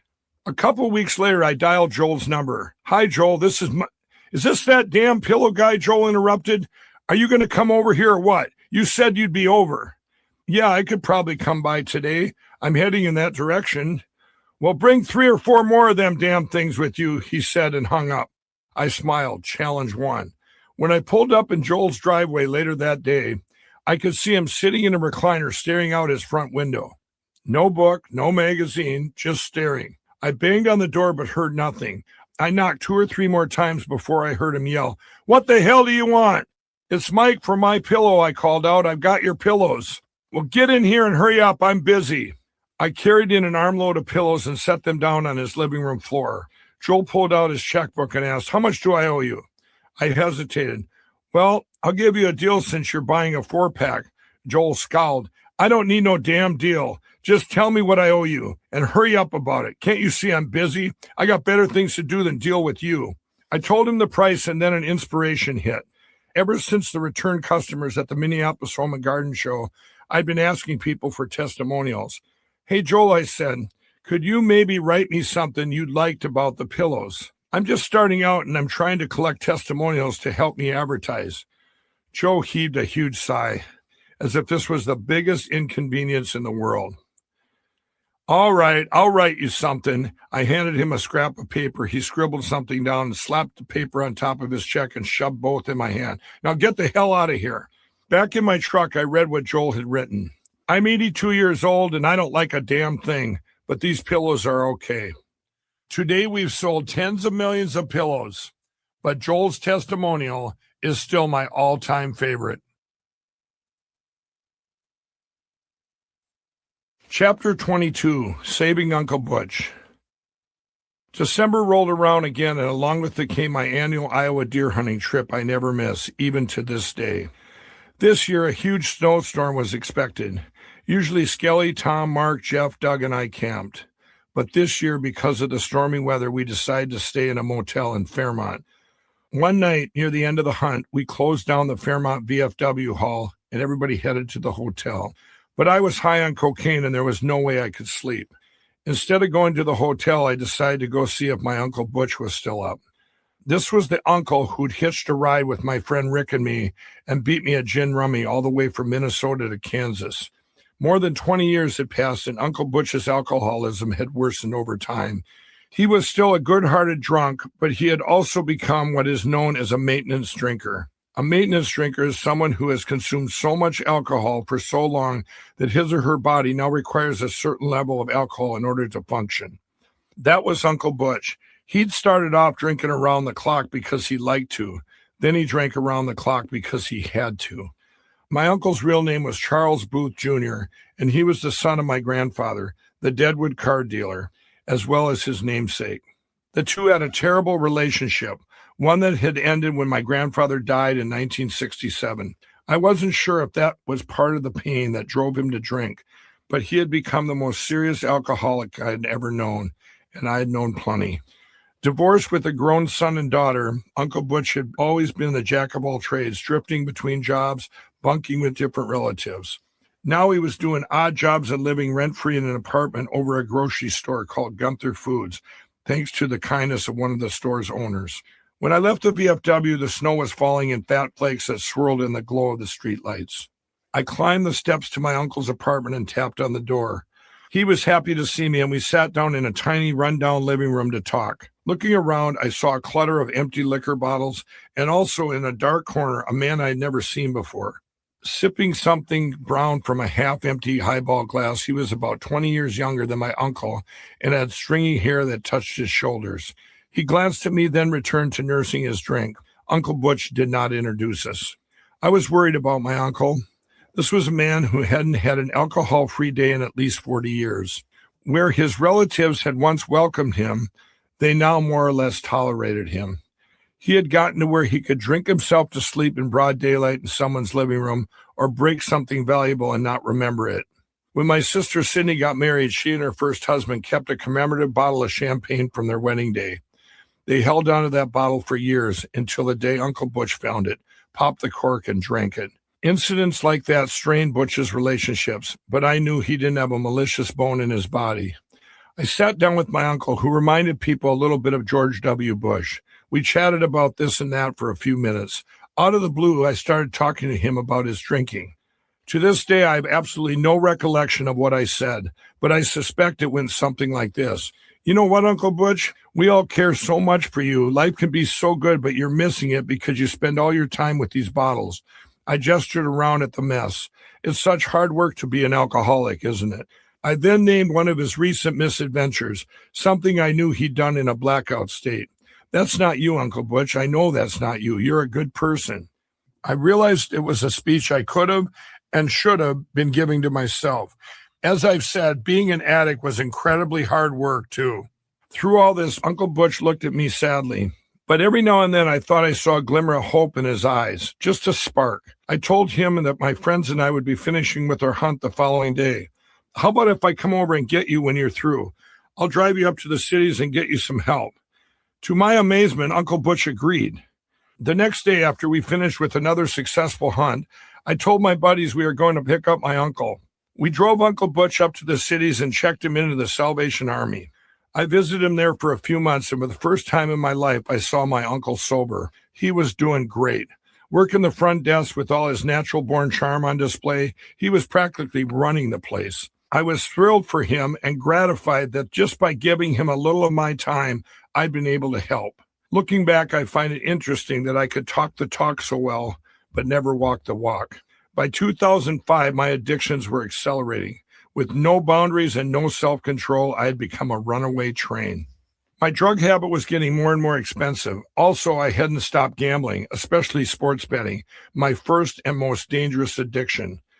One football weekend in the fall of 2005, it started out badly on Saturday and got steadily worse. By Tuesday morning, I owed my bookie, Ed, $20,000. Ed was a short Asian man with deep pockets and a long fuse. He and I had become friends, so whenever I was unable to make good on a bad bet, he let me make payments. He knew I was good for it, and I would never let him down. But this time I was into him for 20 grand, not the kind of debt I'd ever take care of with a payment plan. That Tuesday morning, I met Ed and pleaded with him for more time, promising to pay him everything I owed the following Tuesday. Finally, he agreed. I needed a big win the next weekend to cover my losses. More, it had to be a sure thing. A friend of mine had once told me about someone you could call to find out about fixed games. With the obscene amount of money involved in sports these days, fixed games are not as common as they once were, but they're still around. My friend gave me a phone number, and I dialed what was basically a direct line to the East Coast mobster department of rigged sports. In a Jersey accent right out of the movies, the guy on the other end of the phone checked me out. Then for a fee of $5,000, he told me about a fixed college game coming up that weekend. The mob was paying the quarterback big money to throw the game. With this inside information, I placed a $25,000 bet, money I didn't have, taking the team with the honest quarterback, who had no idea he'd already won, and a 2-point spread. That meant if my team won by at least 3 points, I'd make $25,000. Then I could pay off Ed, as well as the $5,000 I'd borrowed from a friend to pay the fixer. My debt would be erased, but if I lost, I would be out over $50,000. I couldn't let my mind go there. On game day, I went pheasant hunting with some friends near Aberdeen, South Dakota. It was a bright fall day, and the sky was deep blue over the cornfields. With our guns crocked in our arms, we made our way methodically down the rows of corn. Every so often, a flurry of wings would break the quiet, and a gunshot would bang into the clear autumn air. But I wasn't paying much attention. With every step I took, my mind was thousands of miles away on a football field where my life was being decided. One step, I would panic and think, what if fixed games aren't real? The next step, I would calm myself. Of course they're real, and I'd feel confident again. When we reached the end of the cornfield, I pulled out my cell phone and dialed a scoreline service. My team, the one with the honest quarterback, was up 14-0. I screamed at the top of my lungs, yes! They'd heard me all the way across the field. On my way back through the field, a couple pheasants took flight right in front of me. I was usually a sharp shot during pheasant season, but I was so distracted I didn't even raise my shotgun. Pokey, the former Schmitty's regular, who was also one of my hunting buddies, scowled at me. "What are you doing?" "Sorry," I mumbled. "I didn't see them." Back at the other end of the field, I placed another call. It was halftime, and my team was ahead 28-0. With that, I knew my team was going to win. I sucked in a huge breath, feeling a weight being lifted from my shoulders. I shared the news with my friends. Pokey just looked at me. "Great," he said. "Are you finally going to hunt now?" I resumed stalking birds in the cornfield, now paying attention.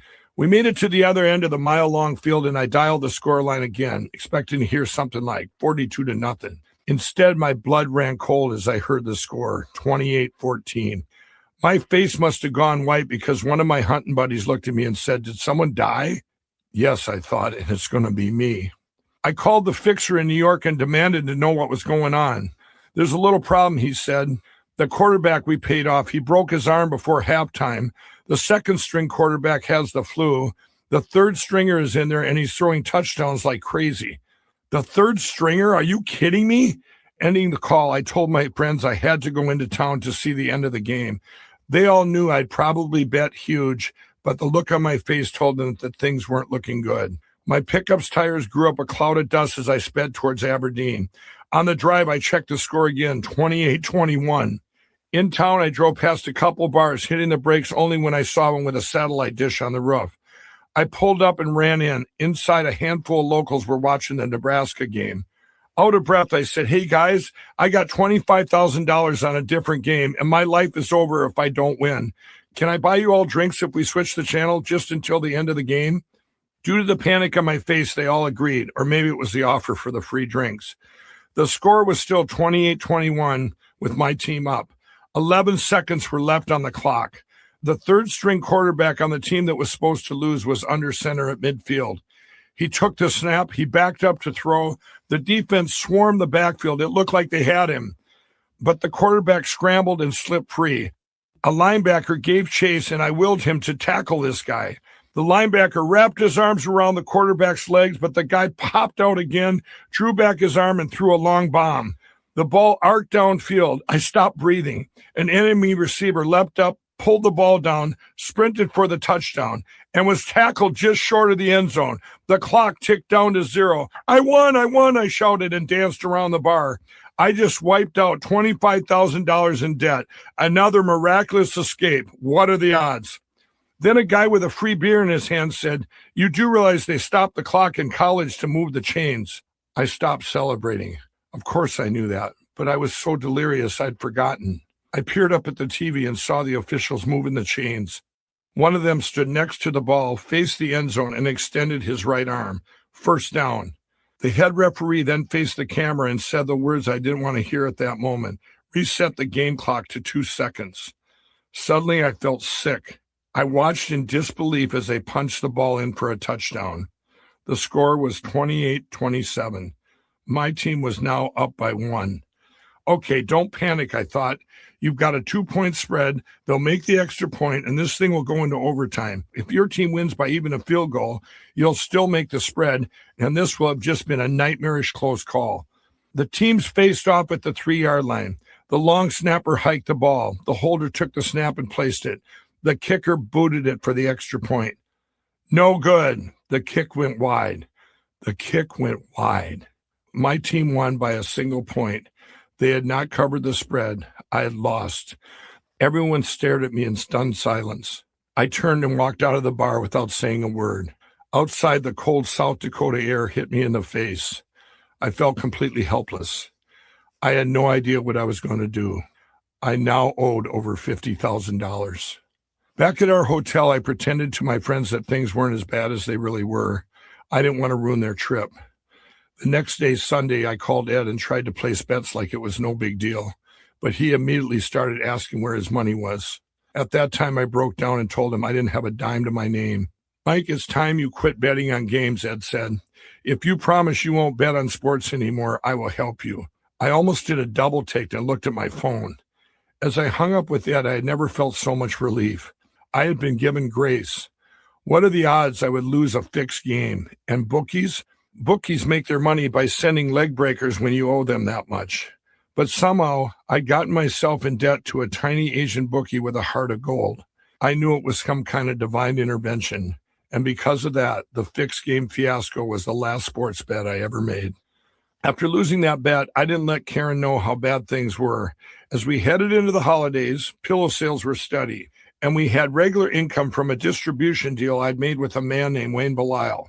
By the spring of 2005, the whole My Pillow operation consisted of about 10 people. Seeing the potential in my product, Jim Furlong and a friend named Bruce Johnson joined the team, along with some of Charlie's friends in manufacturing. Capital was still scarce, and we were living show to show. I would usually take whatever money I made from a show and head to the blackjack tables in Wisconsin or Laughlin. It was a lot of pressure every week, especially when I had to come up with money to buy fabric. Then came a chance for stable income. I met Wayne's son, Tom, during a home show. Intrigued by our product, Tom called his dad to tell him how busy we were.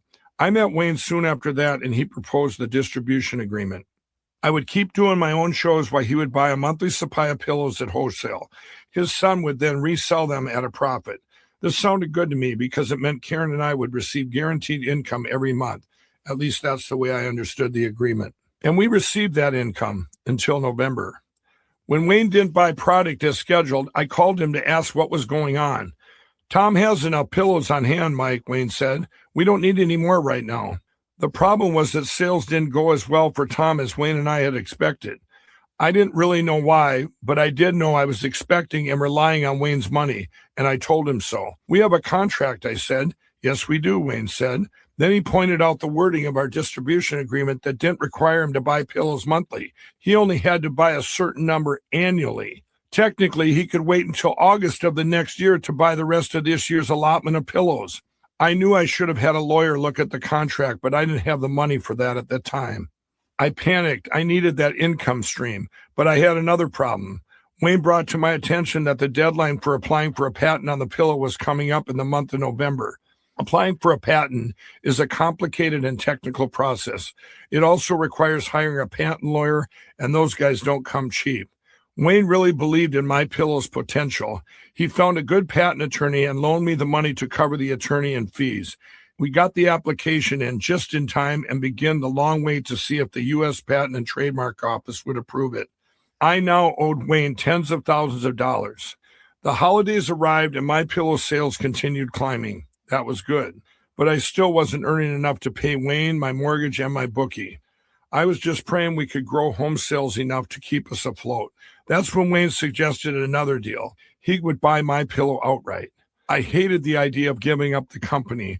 On the other hand, I was broke and tired of being broke. Wayne told me to give it some serious thought and talk to Karen. It meant I would still be an owner, but he would have controlling interest, and he wanted to make sure I would be okay with that. He gave me till the end of the month to decide. Reluctantly, in December 2005, I agreed to sell a majority of My Pillow. Chapter 23, You Can't Stop Me. Wayne Belial's offer to buy My Pillow included wiping out the patent debt I owed him, along with $100,000 in cash. He would also make Karen and me salaried employees. As I contemplated the deal, I thought a lot about that. Regular income and a clean slate. The idea appealed to me. I told Wayne that I would meet him on December 22nd to sign the deal. That afternoon was bitter cold and overcast. I jumped in my pickup and drove east on I-494 toward Bloomington to meet Wayne as agreed. When I pulled my truck up to the Sofitel, a low, sprawling hotel not far from the famous Mall of America, I didn't see Wayne's car in the parking lot. Maybe he was already inside waiting to take over my company. Part of me hoped he'd changed his mind. I was a little early, so after cutting the ignition, I sat in my truck for a few minutes thinking. On the other hand, signing the deal would mean a fresh start for Karen and me. On the other, the second I signed, My Pillow would belong to someone else forever. My reluctance wasn't really about the money. It was about a strange dream that was nagging at me, that out-of-body essay or whatever you wanted to call it. I hadn't looked at those 6 pages since putting them behind the album cover. Now I tried to recall what I had written. There was something about a platform. I remembered that much. Then there was this weird phone call from Cindy with the story about her pastor. That part was still perfectly clear, me standing in my garage holding my cell to my ear. The dream said I'd know when the time is right, I told her. And when that time comes, you will have to do it, she said. You promised me that. That essay hadn't had anything to do with my pillow, but now I was beginning to feel the two were connected. On the other hand, I had to be practical. Card counting wasn't working out so well, and I was spending so much money on coke and crack that I needed money again for Christmas presents, and to be completely honest, for food. The truck engine ticked. The temperature outside was somewhere in the 20s, and the frigid air had seeped into the truck cab, pushing out the residual warmth from the heater. Finally, I sighed heavily and headed for the hotel restaurant. Wayne was already seated inside. He greeted me warmly and gestured toward the opposite chair.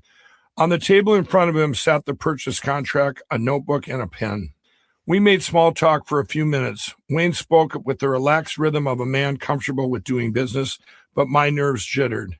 Finally, he smiled across the table at me, picked up his pen, and said, "Well, are you ready to get this done?" After my long internal wrestling match about this decision, I thought I would hesitate when the moment came, but I didn't. Instead, I said straight out, "I'm sorry, Wayne, but I've been thinking a lot about this, and I just can't sell my company." Wayne's face flushed, and he stabbed his ballpoint pen into his notebook so hard that the tip came out the other side. He started yelling. I started yelling. Soon hotel security appeared and insisted we depart the premises. Wayne and I argued all the way across the parking lot until we both got in our vehicles, each slamming the doors. I sat in my truck, red-faced, my heart beating fast from the adrenaline of the argument. I was frightened but elated. I had no idea what we were going to do to survive, but I still had my company. I had no idea then how hard I would have to fight to keep it. In late 2005, I borrowed money from my dad to keep the business going. By the spring of 2006, we were out of cash again, and my solution was to refinance our house. It was the middle of the subprime mortgage boom, and we could get more money than our house was worth. Even at that, we'd only get $20,000 cash. Still, it felt like a fresh start. I'd promised myself I was going to do better this time. Once again, though, crack got in the way. Karen and I drove to Milwaukee for a show at the fairgrounds. We learned that there was an office in town where we could sign the closing papers for our refinance. On the drive, we ran through our remaining cocaine supply, and with only $200 to our name, knew we'd have to get more when we got into town. That's how twisted our priorities were. Here we were, on our way to borrow the last bit of cash we could, but our first objective in Milwaukee was to get more drugs. As we made our way to our hotel, I suspected we were driving in a pretty bad neighborhood. I called my dealer, Joe, who confirmed it. "Get out of there now," he said. I didn't. Instead, after dropping Karen off at the hotel, I made a series of Addict moves that ended with me surrendering my wedding ring to one thug, and when some guy pulled a pistol from a Fritos bag and pointed it at my head, my truck to another. By 5 a.m., I was being held captive in a hotel room. It's all a blur now, but somehow I got everything back. And somewhere in there, I got my crack. It was always about the crack. That morning, I convinced Karen to do the pillow show by herself.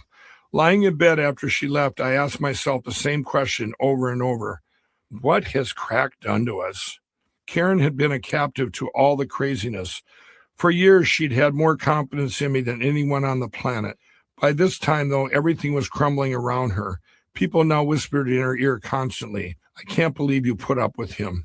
Most of the time, despite our financial mess, I felt no fear. I was a survivor, a Houdini that somehow managed to beat the odds. Now, though, worried simmered underneath my calm exterior. With each new low, I thought that maybe my miraculous supply of luck had run out. I was terrified of letting my wife and kids down once and for all. Still, I didn't let Karen know how worried I was, just like I never let the pit bosses know that I just lost my last ship. After I backed out of selling Wayne Belisle the company, it struck me that maybe he had been trying to take advantage of my financial desperation. But I soon realized that he was just a businessman who saw an opportunity.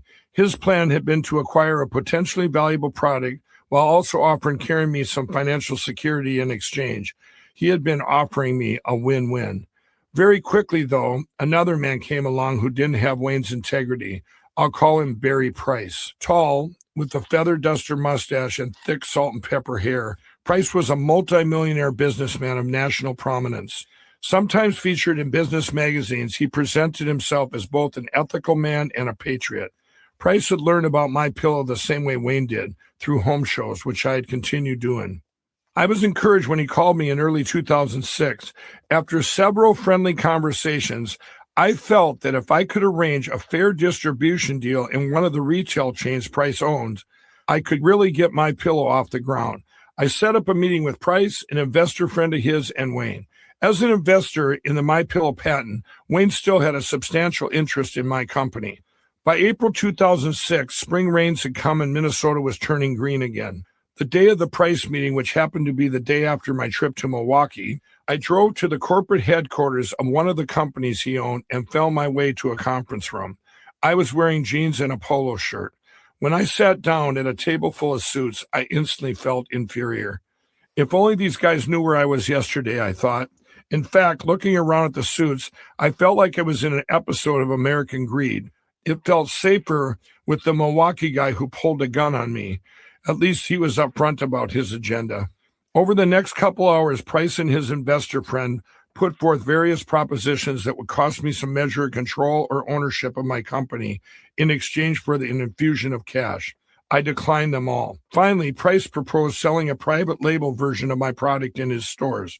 It was an arrangement I was hoping for, and I said yes. Then he made an offer. Mike, with my resources, I can make your pillows cheaper than you can, he said.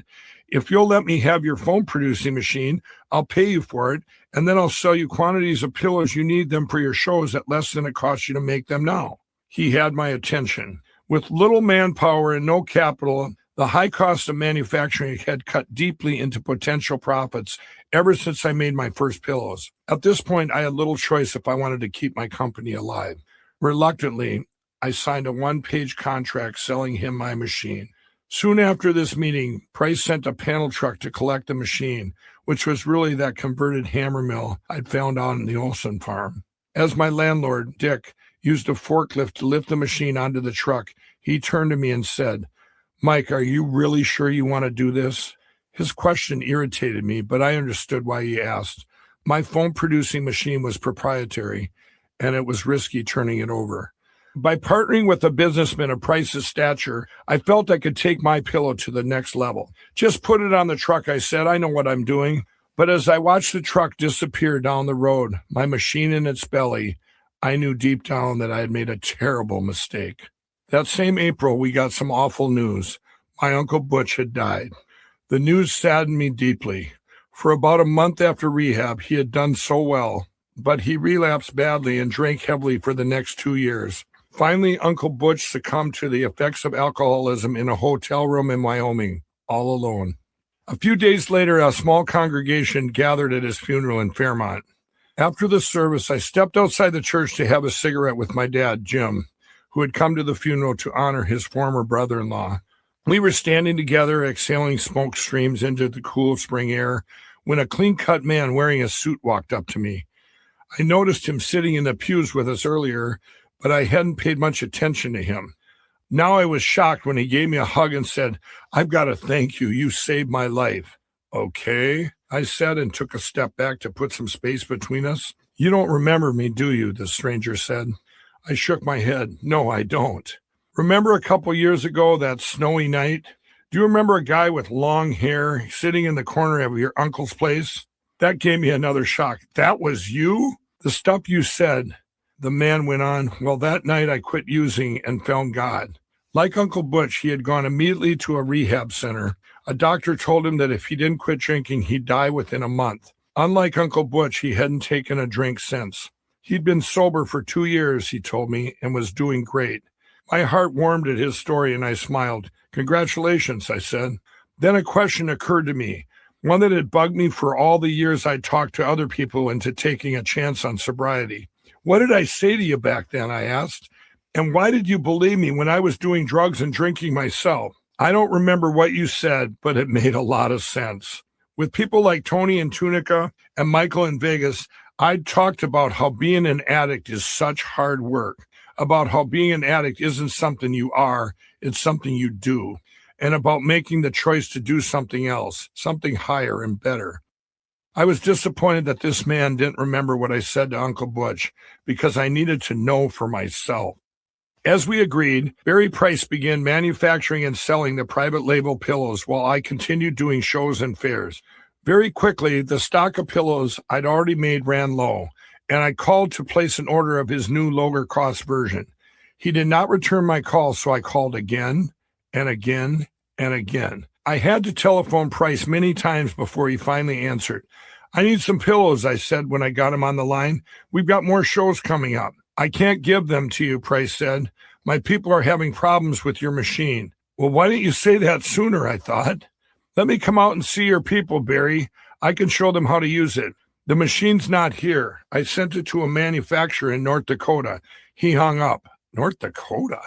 We had already signed up for several shows and paid the deposits. How was I going to get more pillows and fulfill those obligations? After some digging, I learned the exact location of the hammer mill and drove 5 hours to a medium-sized city in North Dakota. I took Charlie with me. Together, we found my machine in a small, rundown building in the middle of town. It wasn't even plugged in. Why aren't you using it to make fill for the pillows? I asked the owner of the building, who had begrudgingly unlocked his property to let me in. The man was in partnership with Price. We tried it, but when we put the foam in a tick and washed the pillow, the foam swelled up. Something must be wrong. You can't use just any foam, I said. I brought some of the right foam with me. Can you just let me make foam for some pillows? The owner gave me an icy glare. No, he said, this isn't your machine anymore. Get off my property. All the way home, I pondered what I was going to do next. Price had bought my hammer mill fair and square and then quarantined it, put it on a bench. It was late July. The Steele County Fair in Owatonna, the largest county fair in Minnesota, was coming up in mid-August. This was one of the biggest sales opportunities of the year for me, and I had nothing to sell. Then it came to me. I'd made one foam shredder. I would just have to make another. The money from the home refinance in Milwaukee had come in. I used it to buy another hammer mill and got the help of an engineer friend to adapt it for making my pillow fill. With rewiring, the new machine ran like a dream, better than the old one, in fact. Soon my pillows were stacking up in the bus shed again. Then 2 days before Steele County, I got a call. I know you're doing the fair, Barry Price said. I've got pillows for you. I scowled into the phone. What do you mean you got pillows for me? We made some pillows. How many do you want? I didn't need his pillows, but now I was curious. How much? He named a price that was double what he told me earlier. Suddenly, everything became clear. All along, Price wanted to control my manufacturing because he knew he could gouge me for my own pillows. Barry, I don't need your pillows, I said with satisfaction. I'm making my own again. I invented the machine you have, you know. Did you really not think I could make another one? The new one is state-of-the-art, too. Yours is obsolete. How could you afford to do this? Money's never stopped me in my life, Barry, I said. And when you didn't make pillows for me when I needed them, you broke our agreement. From here on out, you have nothing more to do with my pillow. Price's tone turned dark. Mike, I'm a millionaire and you can't stop me. Chapter 24, Millionaires and Billionaires. I was quickly learning that it's much easier to maneuver your way into ownership of an existing product than to invent one yourself. But Price didn't scare me. He had said I couldn't stop him, but he couldn't stop me either. The fair season went well for us that year, and my pillow seemed to be taking off. Our family business was small but growing, and that gave us hope. On the family front, though, things were different. With crack, you start losing things. Karen and I had lost something. She and the kids had been my number one priority. Now crack was number one. Increasingly, the drug was coming between us. We began hiding our crack from each other, or at least each of us thought the other was hiding it. I remember getting into yelling matches about that, accusing each other of holding out. As trust leaked away, anger and suspicion began to replace softness and respect. It was also becoming harder to hide our drug use from the kids. More and more, I canceled activities with them. Even when I would try to be a good dad and go to one of the boys' ball games, I would sneak off to the park restroom and do cocaine off the ceramic toilet tank lid. Afterwards, my sons would come up to me and ask, "Did you see that, Dad?" I made up half-truths and outright lies, knowing all the while that time was slipping through my fingers. I knew it and felt powerless to stop it. And yet, as strange as it sounds, many who were closest to us had no idea we were addicts. When Jim and I weren't doing home shows, we were team counting to support our families and subsidize the business. That meant Jim and I in particular spent a ton of time together, and yet he had no idea I was a crackhead. In fact, our adventures in card counting were forging a very close friendship. Once the two of us, with Nick and Corey, drove 2 hours to Jackpot Junction Casino in Morton, Minnesota to bring in some badly needed cash. But when we got there, we couldn't find a place to play. Most of the tables were too crowded. Then we found a good table, but we couldn't get a positive deck. Jim, Corey, and I were watching from a distance, sipping cocktails and soft drinks, as Nick played spotter at a table with a 4-deck shoe. I was drinking a beer and Jim was drinking a Mountain Dew. Nick hit a big deviation, losing every hand when he should have been winning. The cards just wouldn't fall and the advantage stayed with the house. After a whole day of bad decks, Jim had finally had enough. Keeping his eyes on Nick's table, Jim said to us quietly, "Hey guys, watch this." And here's what happens next. He walks over to the table, his cup of iced Mountain Dew still in his hand. Jim stands there for a moment as if deciding whether to sit down and join the game. Then he fumbles with his drink. The cup falls from his hand and lands right in the middle of the table, soaking all the cards on the felt as well as the ones in the dealer's shoe. "Oh no," said Jim in a picture of embarrassment. "I can't believe I did that. I'm so sorry." Nick's got Mountain Dew on his shirt and pretends to be annoyed. Corey and I crack up, and the dealer has to change out all the cards in the shoe. Still embarrassed, Jim sits down and starts counting with a new deck. Now the cards are finally falling our way, and he signals our jumper, Corey. Jim leaves the table. He and I have to get lost so that the casino won't know we're all together. We decide to go wait for Corey in a nearby men's room. At this point, Jim is really nervous. The deck had gone positive, but the cards were terrible all day. We were already deep into our bank, and Corey is now betting $300 a hand. It seemed like forever before my brother rejoins us, and when he does, the news isn't good. "I just lost it all," he says, hanging his head. Jim loses it, just goes absolutely nuts. Corey takes it for a minute or so, then he cuts him off.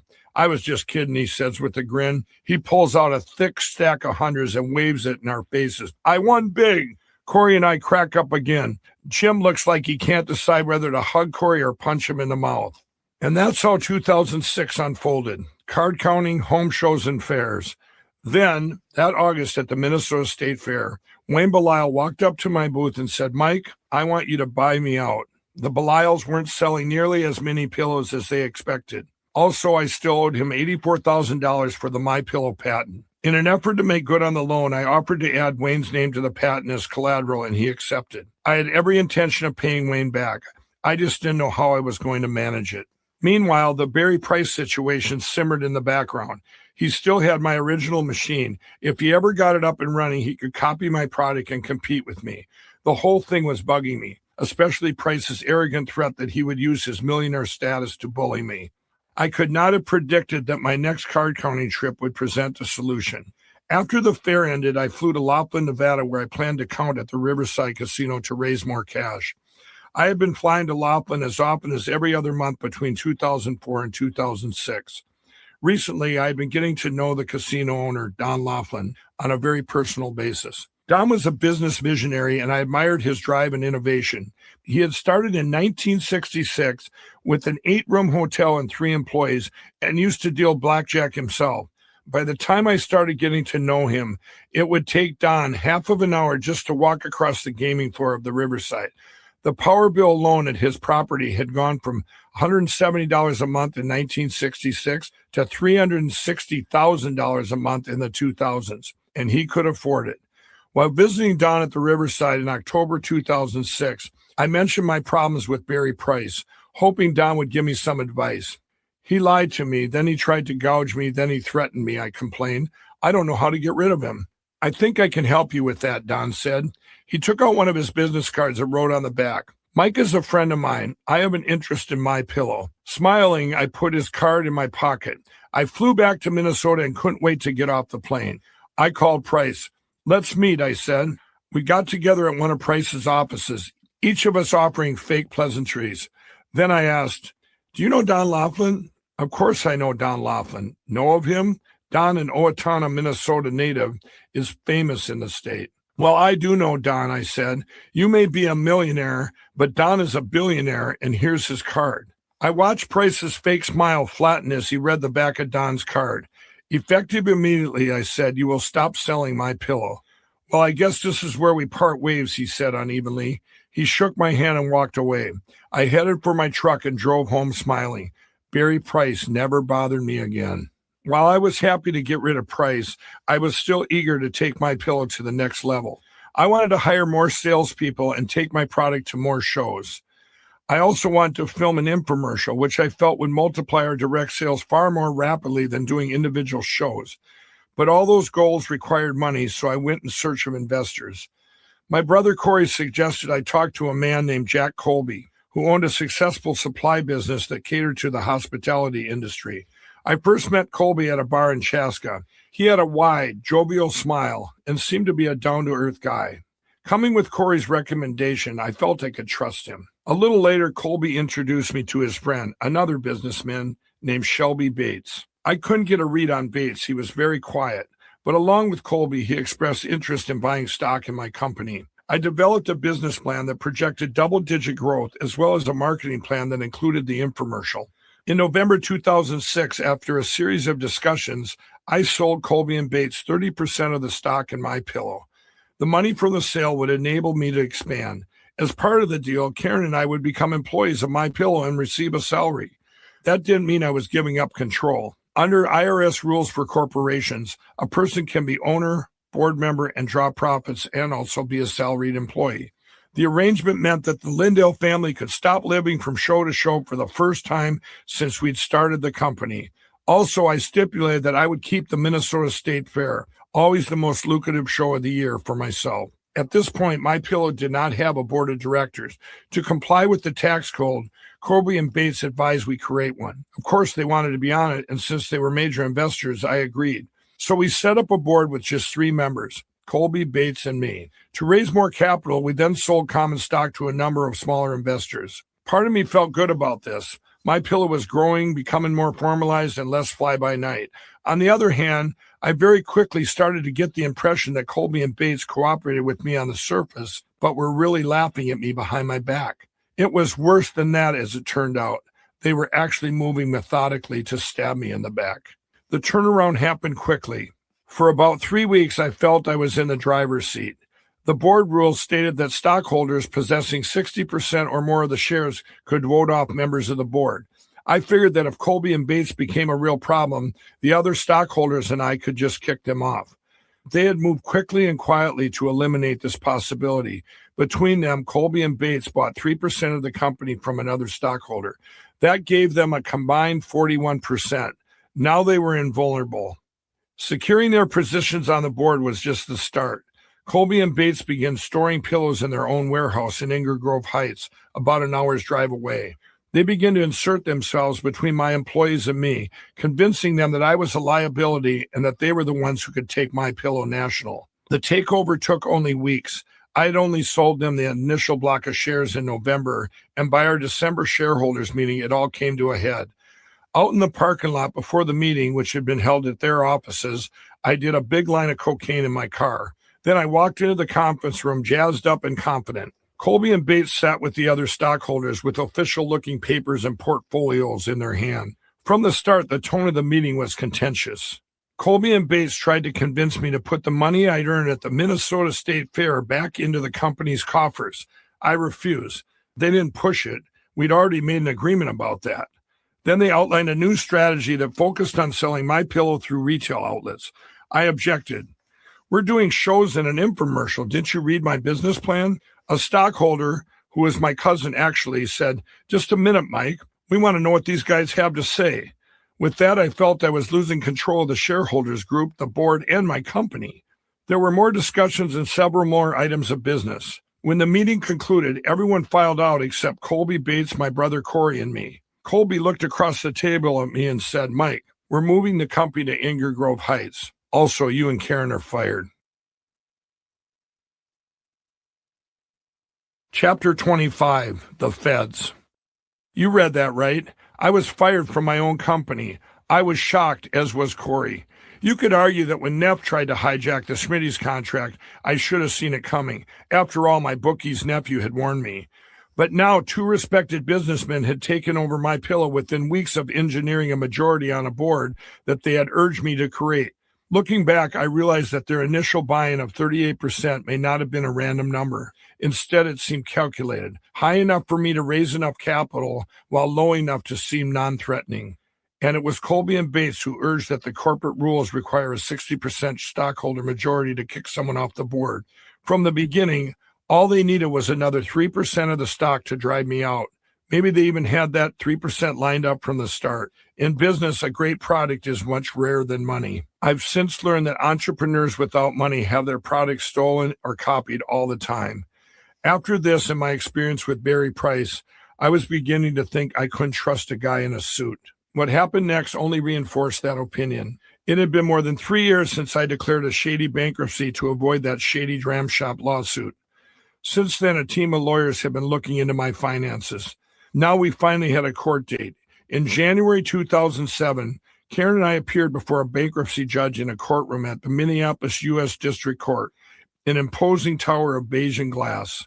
In addition to the lawyers sitting at tables normally reserved for prosecution and defense, there were a few spectators in the gallery. 2 of them seemed a bit out of place. They had closely clipped haircuts and wore jackets and ties. Great, I thought, more suits. All rise, the bailiff said as they announced the arrival of the judge who took his place at the raised bench. Be seated, the judge said. I've gotten us into one heck of a mess. It was all on the line right here. I'd lost more than $50,000 card counting in Vegas. I still owed Wayne $84,000 for the patent. I owed my friend Bob over $100,000, more money than I had borrowed against the Schmitty's contract in order to develop the pillow and build the company for which I had just been fired. If the judge clawed back the Schmitty's contract, the lawyers would sell it, pull all the assets back into the bankruptcy, and we'd be left with nothing. Prior to our hearing, I had cut a deal with the court. With the money borrowed from my dad and more borrowed from Bob, I handed the court $105,000 to pay off the bankruptcy. I projected that at least I would get half of this back. The judge read our case aloud, then rendered his verdict. My Chapter 7 bankruptcy was granted, but there was a catch. The entire $105,000 I'd already paid was to be used for attorney fees. My temper erupted. Objection, I yelled at the judge. This is wrong. They doubled their fees at the last minute. When I made my deal with the court, attorney fees were only $50,000. This was crooked and I knew it. But I knew that I'd gotten myself into this mess by declaring a fake bankruptcy. Now it was as though I'd been caught bringing illegal dice to an illegal dice game. I had put myself completely at the mercy of a crooked system. The judge banged his gavel. Mr. Lindell, you're out of order. He also confirmed that the lawyer's fee was allowable. I pointed at the judge sitting high up on his bench. Are you in on this too? I shouted. He banged his gavel again. Do you want to go to jail, Mr. Lindell? I then suffered a complete meltdown and started calling the lawyers in the courtroom every name in the book. This is it, I thought. End of the line. Before my bankruptcy, I wasn't bankrupt, but now, ironically, I was. Furious with the judge, the lawyers, and myself, I turned to leave the courtroom and Karen followed. I fully expected to be arrested on a contempt charge before I even made it out of the room. Sure enough, as we neared the courtroom door, the 2 suits that had been sitting in the back of the gallery intercepted us in the aisle and grabbed me by the elbows. Mr. Lindell, one of them said, FBI. FBI? Are you kidding me? It was just a little fake bankruptcy. Why would the FBI be here? The 2 feds hustled us out of the courtroom. As we walked down a tiled corridor, one of them said, your bankruptcy has been under investigation for the last 3 years. We've been waiting for the conclusion of your case. The agents told us that these particular bankruptcy attorneys had a history of pooling the assets in bankruptcies, then matching the attorney fees to the value of the assets. When the case is concluded, the only ones getting any money were the lawyers. Apparently, though, the judge I just accused of corruption wasn't in on it. Karen and I continued toward the elevators with the 2 agents. Would you like to be a witness for us if you are needed? One of them asked. Absolutely, I said. But right now, I think I'm going to go to jail for what I just said to the judge back there. Don't worry, the agent said. We'll get you out of here. The 4 of us took the elevator down to the lobby where several uniformed officers blocked our way. The FBI agents flashed their badges. They're with us. 1 second, I was about to go to jail in a fake bankruptcy case for cursing out a judge. The next, officers of the law parted like the Red Sea, and I walked out of the door a free man, courtesy of the FBI. What are the odds? I may have been free, but I hadn't gotten off cheap. The money I owed my dad and Bob still hung over my head along with everything else. The FBI asked to see my financial records. Very quickly, I handed them over, hoping that the records would somehow prove the government's case against the bankruptcy lawyers. Then about a week later, I got a notice from the Internal Revenue Service. Karen and I had been selected for an audit. An audit? Now? When I contacted the IRS, I told a bored civil servant that the FBI had all my records. She sounded skeptical, but she said she'd check out my claim, which of course turned out to be true. Not long after that, I got a notice on an FBI letterhead stating that I was exempt from tax audits for 7 years, beginning 3 years prior to the current year and stretching 3 years into the future. The FBI letter was a silver lining, a breather in what for the last 2 years had been a very bumpy and mostly negative ride. It seemed that the feds also smoothed over the contempt charge because I never heard another word about that. And now Karen and I needed a break. In the film The Shawshank Redemption, actor Tim Robbins plays Andy Dufresne, a man serving prison time under a cruel warden for a murder he didn't commit. After making a secret decision to execute his plan of escape, Andy asks his friend Red, played by Morgan Freeman, "You know what the Mexicans say about the Pacific?" "No," Red says as the two men sit against a wall in the prison yard. "They say it has no memory." That's where I want to live the rest of my life, a warm place with no memory. Andy Dufresne's plan sounded perfect to me. In February 2007, the month after the bankruptcy hearing, Karen and I, with Skelly and his wife, escaped to Mexico on that trip I told you about at the very beginning of this book. In case you forgot, here's a little rewind. We land and check into our resort. I immediately go out and find the Greek to get free cocaine. On the 5th day, I'm about to run out of coke. In the middle of the night, I walk to that lonely place where the drug dealer, Clean Cut, calls in some coke to be delivered from the next town. Things go sideways and his enforcer, Eyes, lays his machete against my neck. Remember him asking me for a cigarette and me reaching into my t-shirt pocket to pull out my last one? Remember the little packet of cocaine slipping up from the cellophane pack wrapper and into full view? I will never forget it. My blood ran absolutely cold. Clean Cut had already suspected I was the gringo who was somehow connected with rival drug dealers. If he saw that I was here in the middle of the night trying to buy cocaine when I already had cocaine, he'd decide I had set him up and his enforcer would kill me on the spot, 100%. Nothing I had faced in my life, not jumping out of a moving bus, not faulty parachutes or motorcycle wrecks or bookie leg breakers, had ever filled me with such terror. There was a difference between thinking you're going to die and knowing you're going to die. When that teener came up out of my pocket, all those thoughts blinked through my mind in less than a second. My right hand was still at my shirt pocket, pulling out Clean Cut's cigarette. Had they seen the teener of coke? I had never practiced magic tricks, but now I employed sleight of hand, using my right hand to slip the cigarette from the pack, crumble the cellophane wrapper around the teener, and tuck it back down into my pocket. Still terrified, I handed Clean Cut the cigarette and offered him a light again with the same hand. My nerve endings screamed as I watched his eyes for any flicker of danger. "Gracias," he said with a small smile. There was a deep drag and a slow exhale. "Ah, here it comes." He pointed towards a single headlight approaching from down the street. A young guy on a scooter slowed down just enough to toss Clean Cut a small package, then turned the throttle and disappeared into the night. "There you go, amigo," Clean Cut said, handing me $100 worth of coke. "I told you he would be here. Now you can go back to your wife." Willing myself to stay calm, I took the packet. "Thanks," I said. As I walked away, I muttered a few more complaints about how shabbily they had treated a good customer like myself. I hadn't even gone half a block when I found a picnic table on the sidewalk outside of a deserted bar, laid out a line of coke and inhaled it like oxygen. The next day, Skelly and I chartered a boat. We had the whole boat to ourselves, a 35-footer, the same one we'd hired a couple times before.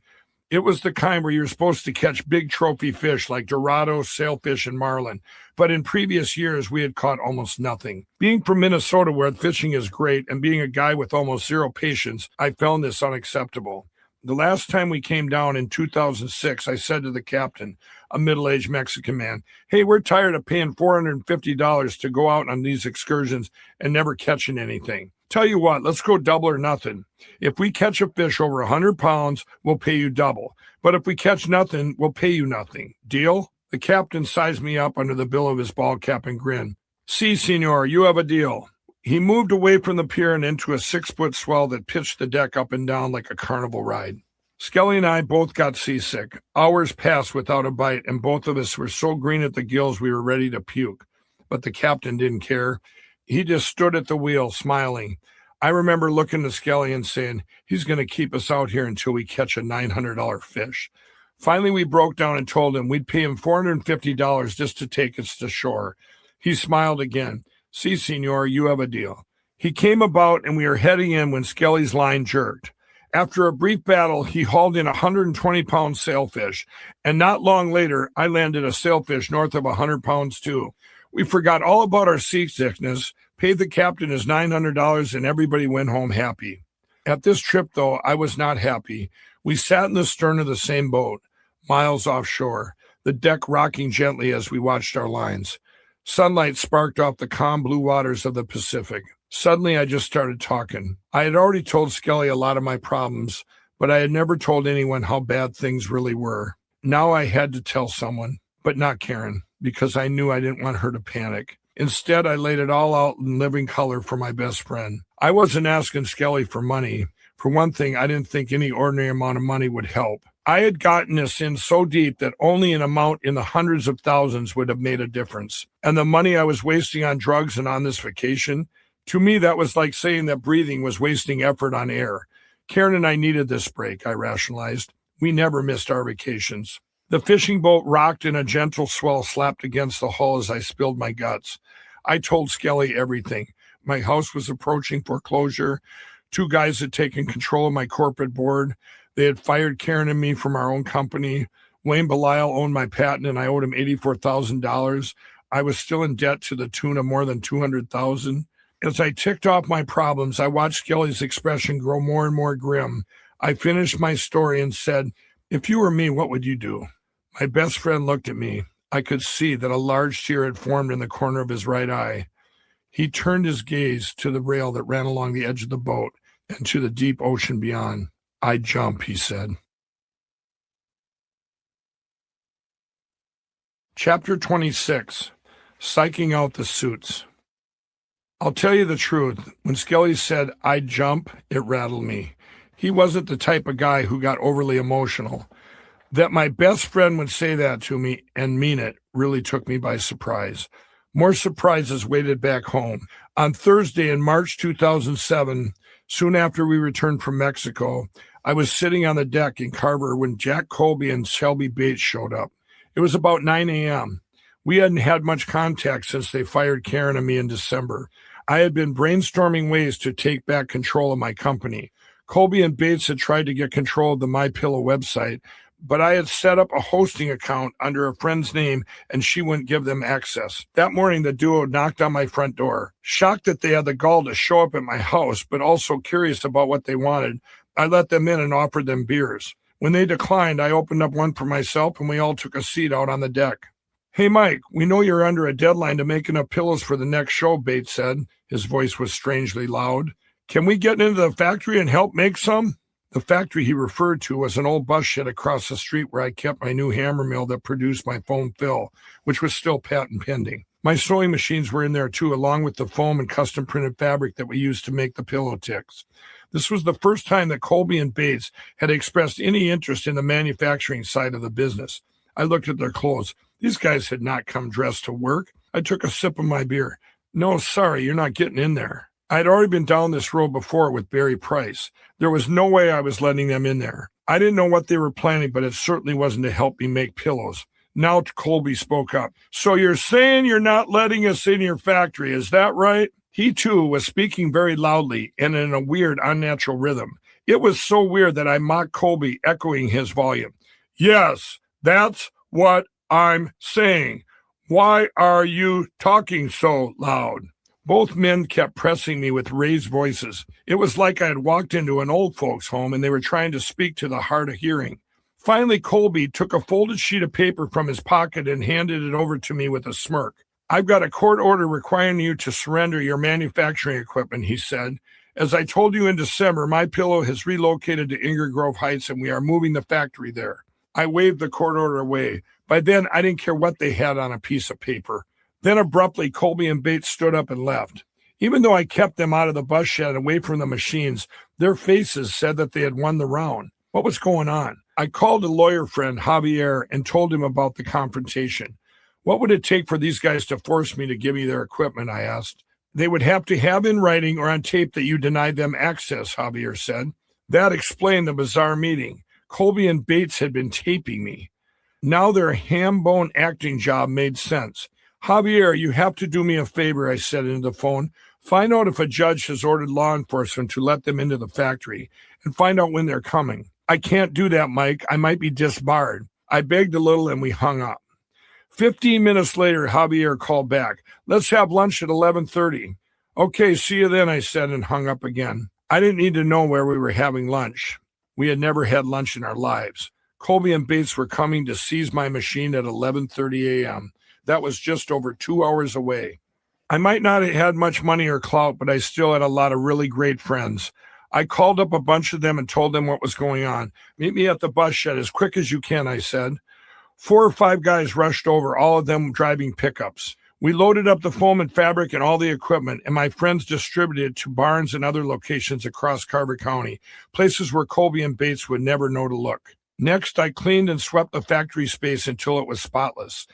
There was not a fleck of foam or fabric scrap left anywhere.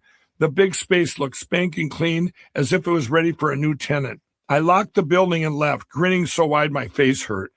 Dick Lenzen, the bus shed landlord, told me what happened next. At about 11:30, Colby and Bates showed up with a truck. Dick used the key to let them in. When Colby and Bates saw the empty, gleaming space, their mouths dropped open. Where is everything? Bates wanted to know. It was here last night, Dick said, genuinely surprised. I was here talking to Mike. He was telling the truth. I hadn't told Dick what I was doing because I didn't want him mixed up in any legal trouble. At home across the street, I waited for the knock on the door. Very quickly, Colby and Bates appeared at my stoop. They had reinforcements, 2 Carver County police officers who stood back a little on the lawn. These men who had fired me now pulled out another court order and shoved it my way. This one, they said, gave them the right to seize my equipment and documents. I could see that the new order did not list specifics. Which equipment and documents? I said. I don't know what you're talking about. Furious, Colby jabbed his finger at the court paper. You also have to surrender your corporate books, he said, but I had a piece of paper for them too. It was a letter I'd received saying that my financial records were in the custody of the FBI. One of the officers stepped up and read it. We don't want anything to do with this, he said, handing the letter back to me. He turned to leave and told Colby and Bates to do the same. I tucked the FBI letter into my back pocket, then stood at my doorway, smiling and waving goodbye. That day, I had the last laugh, but Colby and Bates weren't finished. In March 2007, I learned that they had struck a deal with Wayne Belisle to buy my patent. I still owed Wayne $84,000 and had put his name on the patent as collateral. Now he wanted his money back. I went to see him. You're not going to sell them this patent, are you? I said. Yep, we made a deal. They have until May 5th to come up with the money, Wayne said. I was so upset, but I didn't blame him. It had been a year and a half since Wayne loaned me the money for the patent application. I could tell that he felt bad about selling the patent out from under me, but $84,000 is a lot of money, and Wayne Belisle was not a bank. Maybe they'll make a mistake and miss the deadline, Wayne offered.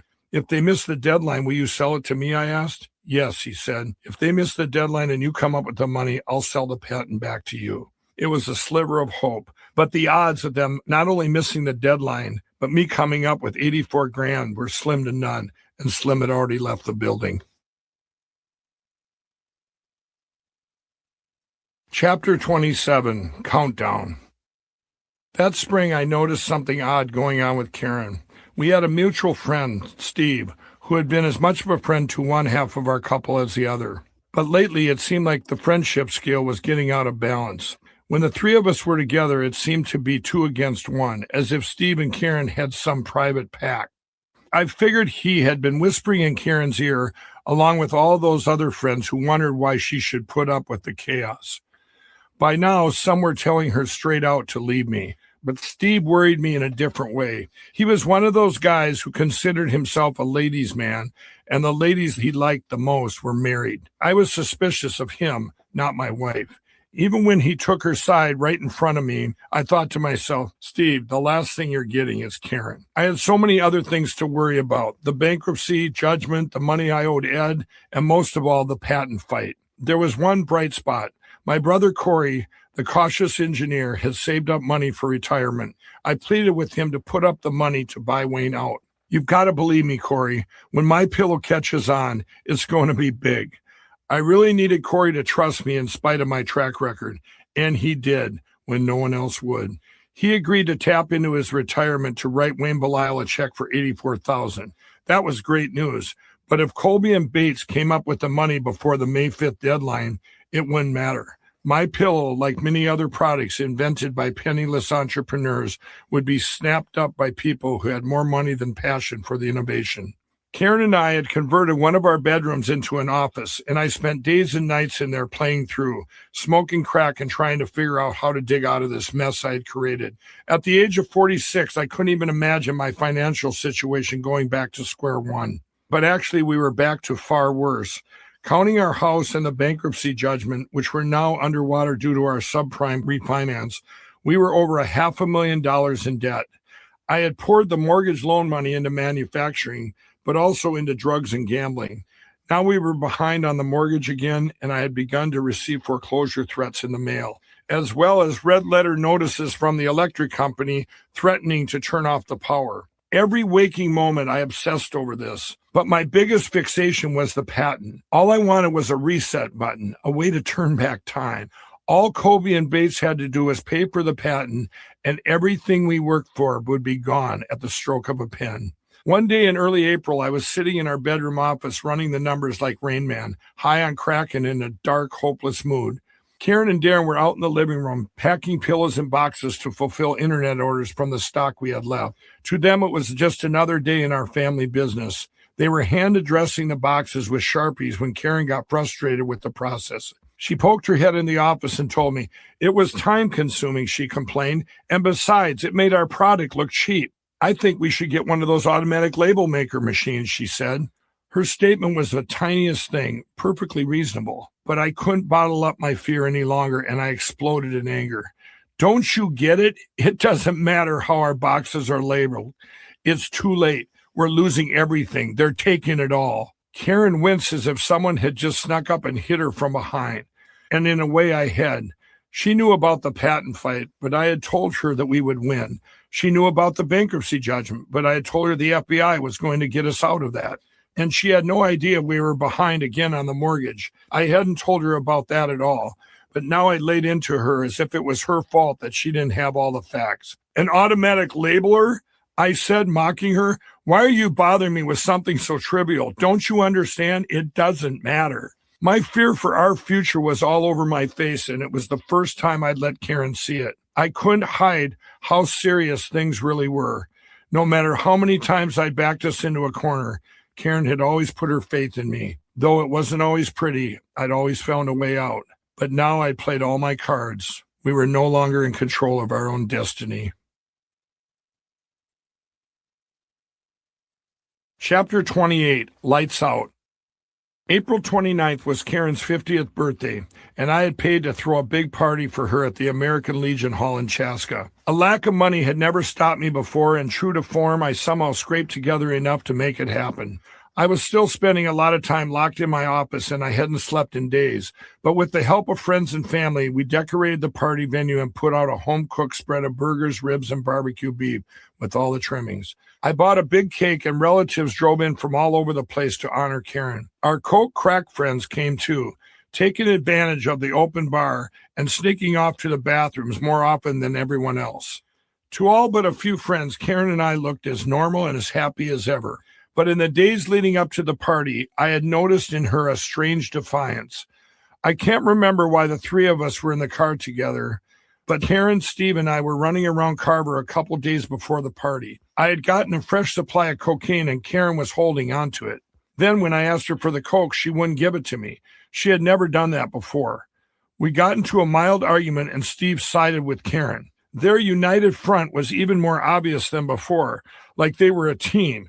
And I remember thinking, where do I fit in here? But I did not suspect her cheating with Steve. In fact, I had become so obsessed with the patent problem and so intent on staying high to block the pain of our coming financial collapse that I was blind to everything else. After the party on the 29th, a bunch of us wound up at Steve's house, a fancy rental that was considered a historical landmark in Chanhassen.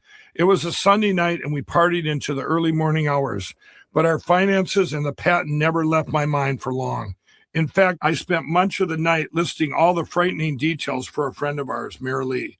As the crowd thinned, Karen spent the evening talking to Steve. Monday morning came and reality set in. The kids would be waiting for us. Karen's birthday was over and it was time to go home. As a few of the stragglers still at Steve's headed for the door, I said to Karen, "We have to go." She gave me that defiant look again. "I'm not leaving." That stopped me. I didn't quite know what to say to persuade her. I mentioned that she had the company's cell phone. "Your phone is coming with me," I said, trying to get her to leave with me. Karen just looked at me and handed over the phone. I stood there for a minute, feeling powerless. I certainly couldn't force her to leave. An eerie feeling crept over me, a sense of impending doom. Unable to process what was happening, I walked out of Steve's house and drove home alone. By this time, I hadn't slept in several days. Maybe that's why when I walked in the front of my own front door, I saw things with a new set of eyes. My house was in shambles, not just because the kids had spent much of the weekend there alone. It was much more than that. Our belongings were strewn everywhere. I saw piles of laundry and stacks of dishes caked in dried food. The house obviously hadn't been cleaned for a while. Karen had always been meticulous about these kinds of things. It was as if an invisible hand ripped a blindfold off my eyes. In a flash, I realized that my house had been falling apart around me for a long time. How had I missed it? What else was I not seeing that was right in front of my face? That feeling of dread swept over me again. I yelled at Lizzie, who was now 19. "You have to help me clean this house. Something terrible is going to happen." "What are you talking about?" she said. "I don't know. Something's going on with your mother." "Well," she said, "we are a dysfunctional family." Blood rushed to my head and I felt a pulse in my neck. "What?" "I don't even know what that means, but don't you ever say that again." "I'm leaving," Lizzie said, and she did. Karen hadn't come home with me, and now Lizzie was leaving too. I ran downstairs to get Charlie. He would help me clean up this mess. But when I reached his room, I saw that it was 2 feet deep in trash.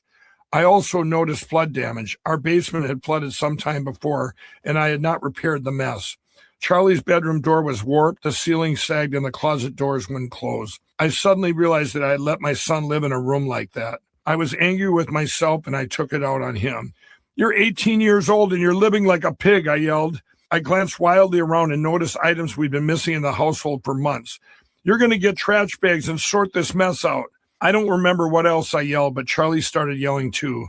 He began picking up items from the pile on the floor and throwing them into random piles. When he threw away a baseball trophy I felt should be treasured, I flipped out. "Don't you dare throw that," I yelled. "That means something to our family." Darren came running down the stairs. "Leave Charlie alone," he shouted. I yelled at Darren to stay out of it and kept shouting at Charlie to clean this place up. I was now completely unglued. "Something terrible is going to happen," I kept repeating out loud. My world was collapsing. My marriage, my family, my house, my business. Deep inside, some twisted logic drove me. If I could just get this house cleaned up, those things would fall into place too. I could hit the reset button. I could hold off disaster. Charlie wouldn't cooperate with this fantasy, however, and Darren was screaming in his brother's defense. I noticed a huge ceramic pot pipe in the shape of a dragon. I grabbed it, smashed it on the floor, and started railing on Charlie for smoking pot. "What?" he screamed, bursting into tears. "Who are you to talk?" That's when I kicked him out of the house. After the meltdown with my boys, I shut everything and everyone out. I locked myself in the office and returned to my crack pipe, as well as the countdown that had plagued me since March. I told myself that the patent was everything. Charlie would be fine, Darren would get over it, Karen would come home, and so would Lizzie. If I could save the patent, I could save everything, and they would all forgive me. It was April 30th. Colby and Bates had 5 days left to make their move for patent ownership. I knew that one of them, I couldn't remember which, was overseas. It was my understanding that he wouldn't return until the second week of May. I could only pray that the other one would wait until his partner got back to pay Wayne. I had reason to hope. The two had approached a previous transaction involving the patent with huge hesitation because they were having trouble getting the rest of the company from me. Also, I had sent them crazy emails hoping to scare them off. Reading them, they told Wayne that they thought I was certifiable. "If you think he's certifiable, why would you try and take his dream?" Wayne had said. My behavior was by design. I had hoped that Colby and Bates would underestimate me. I hoped that they would see me as an unemployed, bankrupt addict without financial means to challenge them. If they thought I was also literally nuts, maybe they would be as lackadaisical about this deadline as they had the first one. If they missed it, Corey and I could swoop in and buy the patent back from Wayne. It was a long shot, but it was all I had. I had been up now for 5 days, and I was still locked in the office when Karen finally came home. It was about 10 p.m., and I was relieved when I heard her walk in the door. The feeling didn't last long. Charlie had been waiting outside and told his mother everything. Karen went ballistic. When she banged on the office door, I threw it open. We had an epic fight, screaming and yelling, until I finally said I didn't care. Charlie could stay. Then I retreated into the office and locked the door again. I smoked more crack and fantasized about Corey writing a check to Wayne Belisle. Around midnight, Kevin Chase came over and sat with me in my office. I told him how bad things were. Hours passed. I swung between hope and despair. Kevin and I had been shut in the office for a very long time when I looked at the clock. It was now well toward dawn. I was a little surprised that Karen hadn't come in to say hello to Kevin. We'd had blowout fights before, and one or the other of us usually came forward to make peace. It was her turn to make the first move, I felt, since she was the one who stayed at Steve's. But she didn't. I went downstairs and found Charlie. We greeted each other stiffly. "Where's your mother?" I asked. Charlie looked at me sadly, accusingly. "She left." "What do you mean she left?" "I mean she packed a bag and left." "With who, Steve?" I said. "Yes," Charlie said. "She's gone." An hour later, the lights went out. Chapter 29, Breakdown. I'd only ever punched 2 people in my life, but I was about to hit the trifecta. Over the next few days, I drove to Steve's house 4 times. I was sure I could talk Karen into coming home. It broke my heart, the look on Charlie's face when he told me his mother was gone. I'd been so caught up in the storm of our financial problems that I hadn't even thought of the fact that my kids' lives were unraveling too. But I knew something that maybe Charlie didn't. Karen would never leave her kids for long. When the lights went out and the computer screen in my office went dark, I realized the power company had made good on its shut-off notices. Are you kidding me, I thought? My wife leaves and the house goes black? If you were looking for a better metaphor for my collapsing life, you couldn't make one up. The only thing left was for the bank to show up and slap the promised foreclosure notice on our front door, which I knew wasn't far off. After the sun came up the next day, I fast-talked my way into having some guy from the power company turn the electricity back on. Then, blood boiling, I drove to Steve's. The first 3 times I went over there, I took one of my kids with me, trying to remind Karen that she was a mom and a wife who wanted and needed a home. Each time she stayed out of sight, and each time Steve would walk out front and say, "She doesn't want to see any of you. You drove her away." I knew Karen would never say that, and him saying that in front of the kids infuriated me. But deep down, I knew he was right about my part in it. I had driven Karen away. The truth was, I was rarely home anymore, out indulging my addictions instead. I had been using my marital faithfulness to justify not being there for her. I had a business to run, and I wasn't cheating on Karen, my thinking went. Wasn't that good enough? Of course it wasn't, and Karen's departure exposed my excuses for what they really were. But that didn't give Steve the right to insert himself between us, and his words enraged me. I was convinced that while Karen was seeking a place to hide from our chaos, he had a different agenda. The first time Steve met me on his lawn, it struck me that all his whispering had brainwashed Karen against me. Pain and anger burst up inside me like a volcano. I marched up the grass, put my fist through Steve's front bay window, and yelled into the house, pleading with Karen to please come out. Always efficient and proud of his historic register home, Steve had the window fixed by the next day. I drove over and smashed it again. On my 3rd visit, I stormed into the house and searched for Karen. It was one of my lowest and most painful scenes from my life. I ran from room to room in another man's house, calling out my wife's name. I didn't find her, and later learned she was hiding in a spare bedroom between a bed and a wall. Each time Karen refused to come out, my confidence slipped. On some level, I had been hoping that this was just a particularly bad fight, that she would see reason and come home. But then as my hope faded, disbelief, confusion, and rage replaced it. The 4th and last time I went to Steve's, he happened to be outside. I came roaring up in the driveway in my truck, this time by myself. As soon as he saw me, he raised his cell to his ear, Stalking up the sloped yard, I could feel my pulse pounding in my temples. When I got close, I heard Steve talking. "The criminal's back," Steve was saying into the phone. "It's Mike Lindell." My rage boiled over. I roared at him. "You're interfering with a 20-year marriage. You're interfering with my family." Steve was in mid-sentence on his call when I punched him in the face. He fell over backwards and rolled down the slope of his perfectly cut lawn.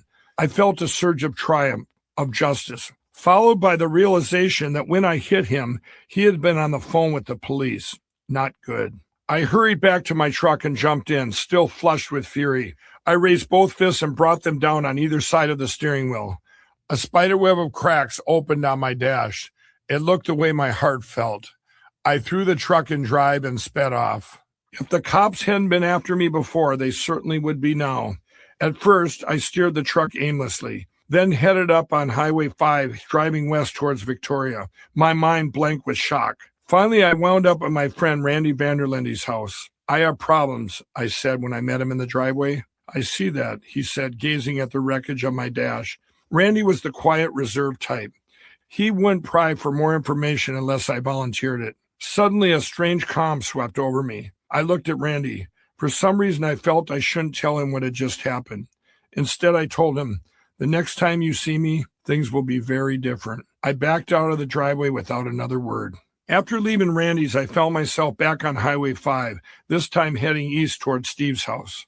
Conflict warred in my head. I needed to get to Karen, but I knew if I went back there, I might get arrested for assault. My mind was so frantic, I had to pull over. I searched my brain for a way to find out what was happening. Finally, I came up with a name, Rachel. Rachel Moore was in her 40s and never married. I had met her recently in passing, and I thought she was a friend of Steve's. I hardly knew her, but sitting in my truck on the side of the road, I felt desperate. I opened my cell and dialed friends until I found one who had Rachel's number. When I got her on the phone, she said yes, she and Steve were friends. I spilled out the painful facts about my situation, then asked, "Do you think you could do me a favor and call Steve and see what's going on over there?" "I can do you one better," she said. "I'll just drive over there." No, I don't want you to have to go out of your way. And plus, wouldn't he think that's weird if you just showed up there? Rachel said it was no big deal. She didn't live far from Steve, and besides, she'd recently attended a party at his house and had left sunglasses there. I'll just tell him I stopped by to pick them up. Perfect, I thought. I offered to pay Rachel $100 in return for this errand, but she refused. "I'll go right now," she said. "It won't take long." While I waited for Rachel's report, I sat in my truck and thought about my life. Exactly 20 years before, God had given me the woman of my dreams. He had gave me 4 wonderful kids. I had developed a number of successful businesses, including the lunch wagon and the bars. I had worked my butt off day and night and thought I had everything I wanted. But crack had chiseled away at my marriage and then, like a wrecking ball, accelerated into mass destruction. Every now and then, I'd caught a glimpse of the growing damage, but each time, my addictions and the pace of life quickly blotted out my concerns. Now my life had collapsed from under me, the way a house can when eaten through with termites. I sat on the side of the road, waiting for Rachel to call me back, wondering if it was too late. Finally, my cell phone rang. "The cops were talking to Steve when I pulled up," Rachel said. "He told me to go inside and grab my sunglasses." "Did it look like my wife was there?" I asked. "I didn't see her, but there's a big bouquet of roses, and it looks like Steve was about to leave because there's a couple suitcases sitting by the door." My heart did a slow, dizzy roll, and I felt sick. "Thank you for checking for me," I said, crushed. "I still want to pay you. I'd always had a hard time accepting something for nothing.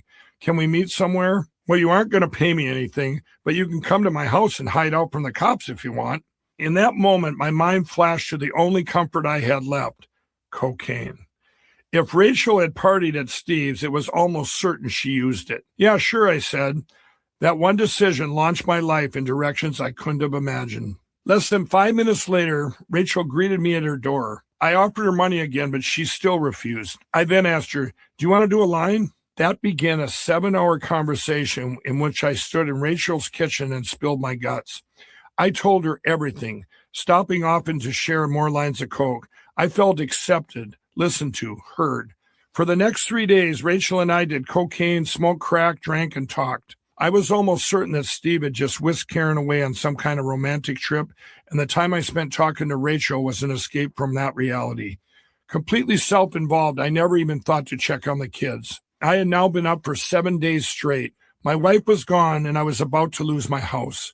The only shred of hope I still held on to was the patent. Colby and Bates had 3 days left to buy it out from under me. At this moment, it was the only hope I had left. I stayed at Rachel's, enjoying a steady supply of drugs and sympathy. I watched the calendar tick down and kept in touch with Wayne to be sure the patent was still up for grabs. Kevin Chase came over and the party continued. I called a dealer I knew, a guy named Tiggs. The three of us drove Tiggs nuts, calling him at all hours for more drugs. He would come out to the suburbs with a couple of his lieutenants and a fresh batch of cocaine. We'd all pile into the car and head for the drive-thru at the local bank, pot smoking, billowing from the rear windows as Tiggs' men got high. After withdrawing enough cash to pay for the coke, we would spend the change on booze and cigarettes, then circle back to the house. May 5th came, the patent still unbought, and my anxiety grew. Was it possible? Was the impossible becoming possible? Were Colby and Bates really about to let their deadline pass? For me, the MyPillow patent was like a little sprout. Over and over, I had let my addictions conspire with unscrupulous people who tried to pull it up by the roots and take it from me. Rachel, Kevin, and I had a serious talk. I vowed to them that this time it would be different. I would buy back the patent, quit drugs completely, and make MyPillow huge. The three of us made a pact. We would all quit together. We would quit everything. Today would be our last day. I only have to make it until midnight. That's what I kept thinking as May 5th passed. The minutes ticking by so slowly I felt like I could almost hear them. I didn't want to risk getting paranoid from smoking crack, so I scraped cocaine into neat white lines, inhaled them, and watched the clock. 11:59 p.m., 12 midnight, 12:01 a.m. I called Wayne. Had Colby and Bates come through? No, he said. The patent is yours if you can pay for it. I felt an explosion of joy and relief as I called Corey. I don't have enough money, my brother said. My heart sank. To get the total amount, Corey would have to borrow money from his 401k, and he was now hesitant to do so. I panicked. We had to act now, I told him. Had to. I tried to reassure Corey that MyPillow was going to be big and that borrowing this money would be one of the best decisions he ever made. Finally, he agreed. Within a couple hours, we had made the deal with Wayne. We did it, I thought. Until that moment, the MyPillow dream had seemed to flatline. Now it had a faint pulse again. I had been up for 8 days, aided by Tiggs coke, some of which had been converted into crack. But as I told Rachel and Kevin, I was finished with all that now. By the evening of May 6th, I was absolutely exhausted. It seemed like my whole life had been thrown into a hammer mill and chopped into pieces. I needed to rest. It seemed like perfect timing since we had just run out of cocaine. I went upstairs to lie down in the guest room. Not even 20 minutes later, Rachel came upstairs. She looked at me and smiled. Can I get some more money? I already called Tiggs. I was so disappointed because we had made a pact to quit. Begrudgingly, I handed her some cash. After she left the room, I lay in bed staring at the ceiling and getting angrier by the minute. Finally, at 5 a.m., I marched downstairs. Kevin was lying on the couch, and I found Rachel in the kitchen. Her back was to me, but I could see smoke rising above her head, sifting out into the room. I thought we were quitting, I said. Rachel turned to face me, crack pipe in her hand. Her face wasn't the face of the woman who had been so supportive and understanding. Instead, it had twisted into something I knew all too well, the face of addiction. You might be quitting, but I'm not, she snapped. Her anger hit me like a slap in the face. In my grief over Karen, I had thought I had found a refuge. I thought Rachel and I had bonded as friends. Suddenly, that false reality burst as I realized it was all about the drugs. I ran from the kitchen, found my keys, and scrambled out to my truck, which hadn't moved in 4 days. It was all crashing down on me now, and it hit me all at once. I suddenly realized that my focus on the patent had been a distraction, like putting my finger in a failing dam to hold back a flood. When I was high, I felt like the king of my own destiny. I thought saving the patent would save my world. But now, sober and with the sun coming up, I knew the truth. Everything I held dear had turned to dust. Without Karen and my family, nothing else mattered. I cranked the ignition and pointed my truck home. Foot on the gas, I drove like a maniac. All the way there, I could hear this blood-curdling screaming like someone was having a complete breakdown. I was halfway home before I realized it was me. Chapter 30, Walking Coma.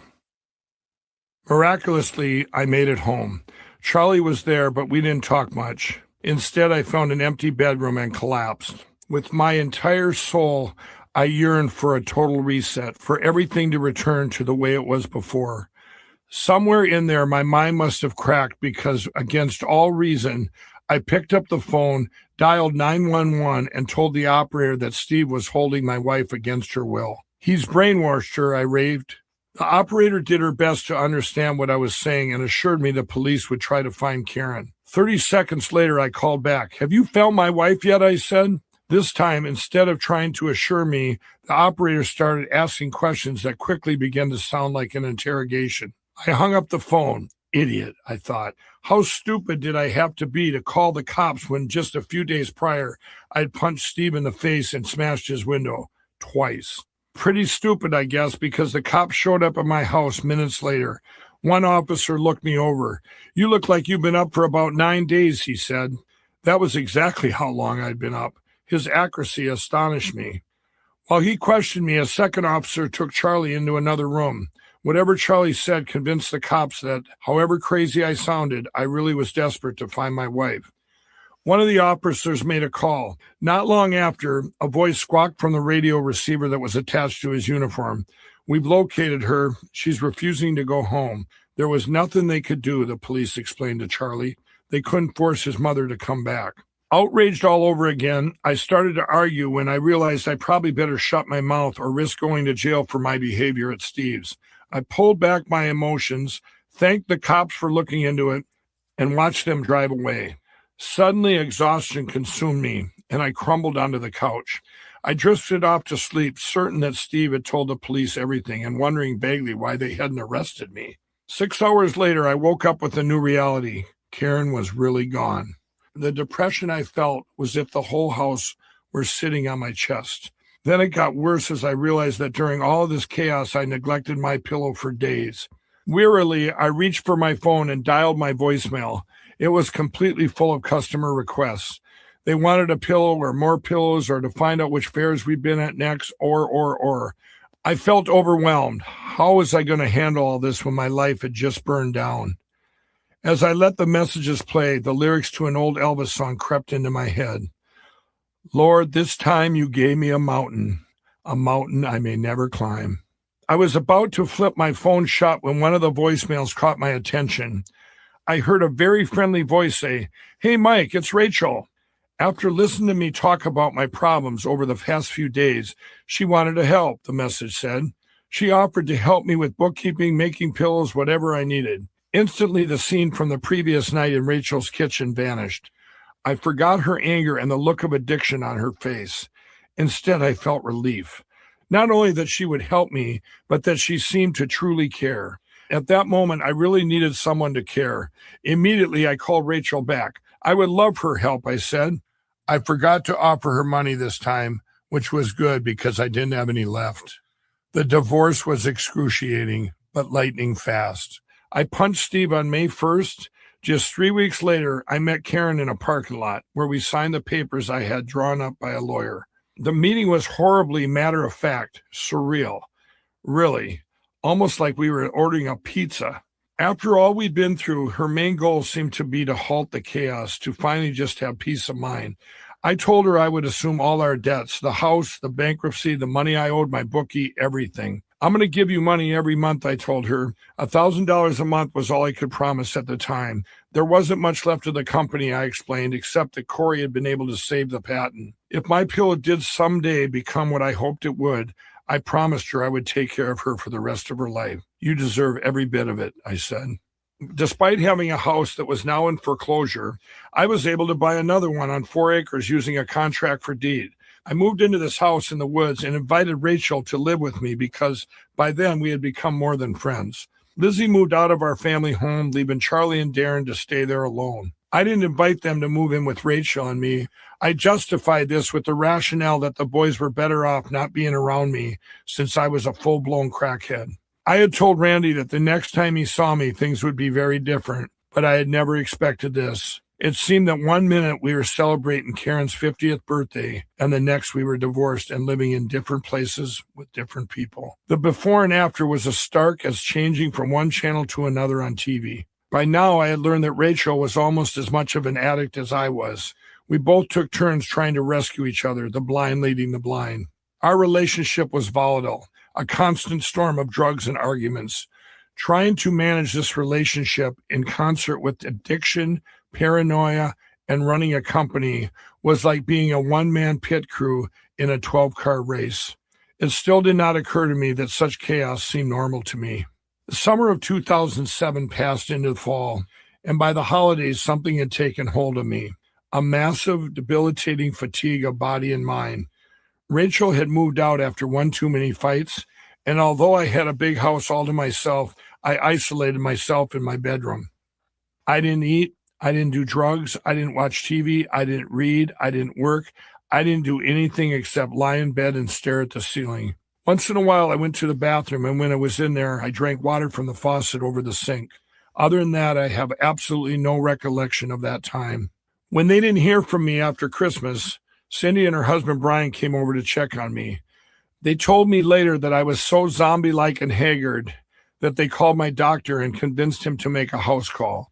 He has a condition we sometimes call a walking coma, the doctor told Cindy and Brian after he examined me. My brain, he said, has executed a kind of emergency shutdown to protect itself from stresses I've been subjecting it to. The doctor assured my sister that I'd come out of it eventually. What brought me out of it was my good friend Jim Furlong. A few weeks earlier, he had given me some terrible news. His doctor had diagnosed him with an incurable stomach cancer. They say I only have a few weeks left, Jim had said then. I didn't believe it because I'd seen him in my future. All my life, I'd had these premonitions, and they almost always came true. This time, I'd seen Jim far into the future, still with my pillow. To me, that meant he wasn't going to die, and I told him so at that time. Now Jim showed up at my house in the woods, stood outside my bedroom door, and called out, "Mike, if you can get your act together, I've got something for you." He then set a canister of chocolate-covered popcorn, my favorite, outside the door and left. To this day, I don't know why, but his kind and simple gesture woke me from my trance-like state. Others had come to visit me and I hadn't reacted, but when Jim visited, the machinery of my mind clanked into motion and started working again. I could almost hear gears inside my head, moving slowly at first, then faster and faster as my brain went back into operation. Though I hadn't believed Jim was dying, he believed it. And when he came to see me, his diagnosis hadn't changed. But instead of spending what he thought were his last days with his family, he had dragged himself all the way out to my house just to let me know he cared. His sheer selflessness shined a light down through my darkness. After shaking off my walking coma, I turned my attention back to my computer once again. A couple years earlier, I had appeared on Channel 6, a local public access channel, to talk about my pillow. The station manager, Gay Jacobson, who I had met at an earlier home show, really believed in my product and kept after me to stop by and visit the station again. One day back in early 2006, I'd been on my way to see one of my drug dealers in Minneapolis when Gay called and asked me to stop by. Since it would be another hour before I could meet my dealer, I reluctantly agreed. When I got there, Gay showed me around, then she told me there was a live show starting in about a half an hour. "It's a local human interest show, and I'd like you to go on and be interviewed," she said. I knew she was trying to help me, but my fear of speaking to people landed on me like an anvil. "No," I said, "absolutely not." Gay tried to encourage me. "You'll be fine," she said. On camera, I should say the same things I had when she met me at the home show. "Can I come back in an hour?" I said. My plan was to dash over to my dealer's house and grab some cocaine. Then I could come back and do the show just fine. Of course, I didn't tell Gay that. "No," she said, "it has to be now. The show is live." Somehow she managed to talk me into it. Within 10 minutes, I was on a live set and overwhelmed with fear. Just absolutely terrified. I fumbled through the interview, hoping every question would be the last and that the whole thing would just be over. If I can make it through this, I thought, I will never, ever go on TV again. To this day, I have not watched that interview in its entirety. I cringe every time I try. And it wasn't one of those things where it wasn't as bad as I thought either. People who didn't know I was an addict saw the interview and said, "What? Were you on drugs?" People who did know said, "You didn't have any drugs, did you?" That interview was 2 years before my walking coma.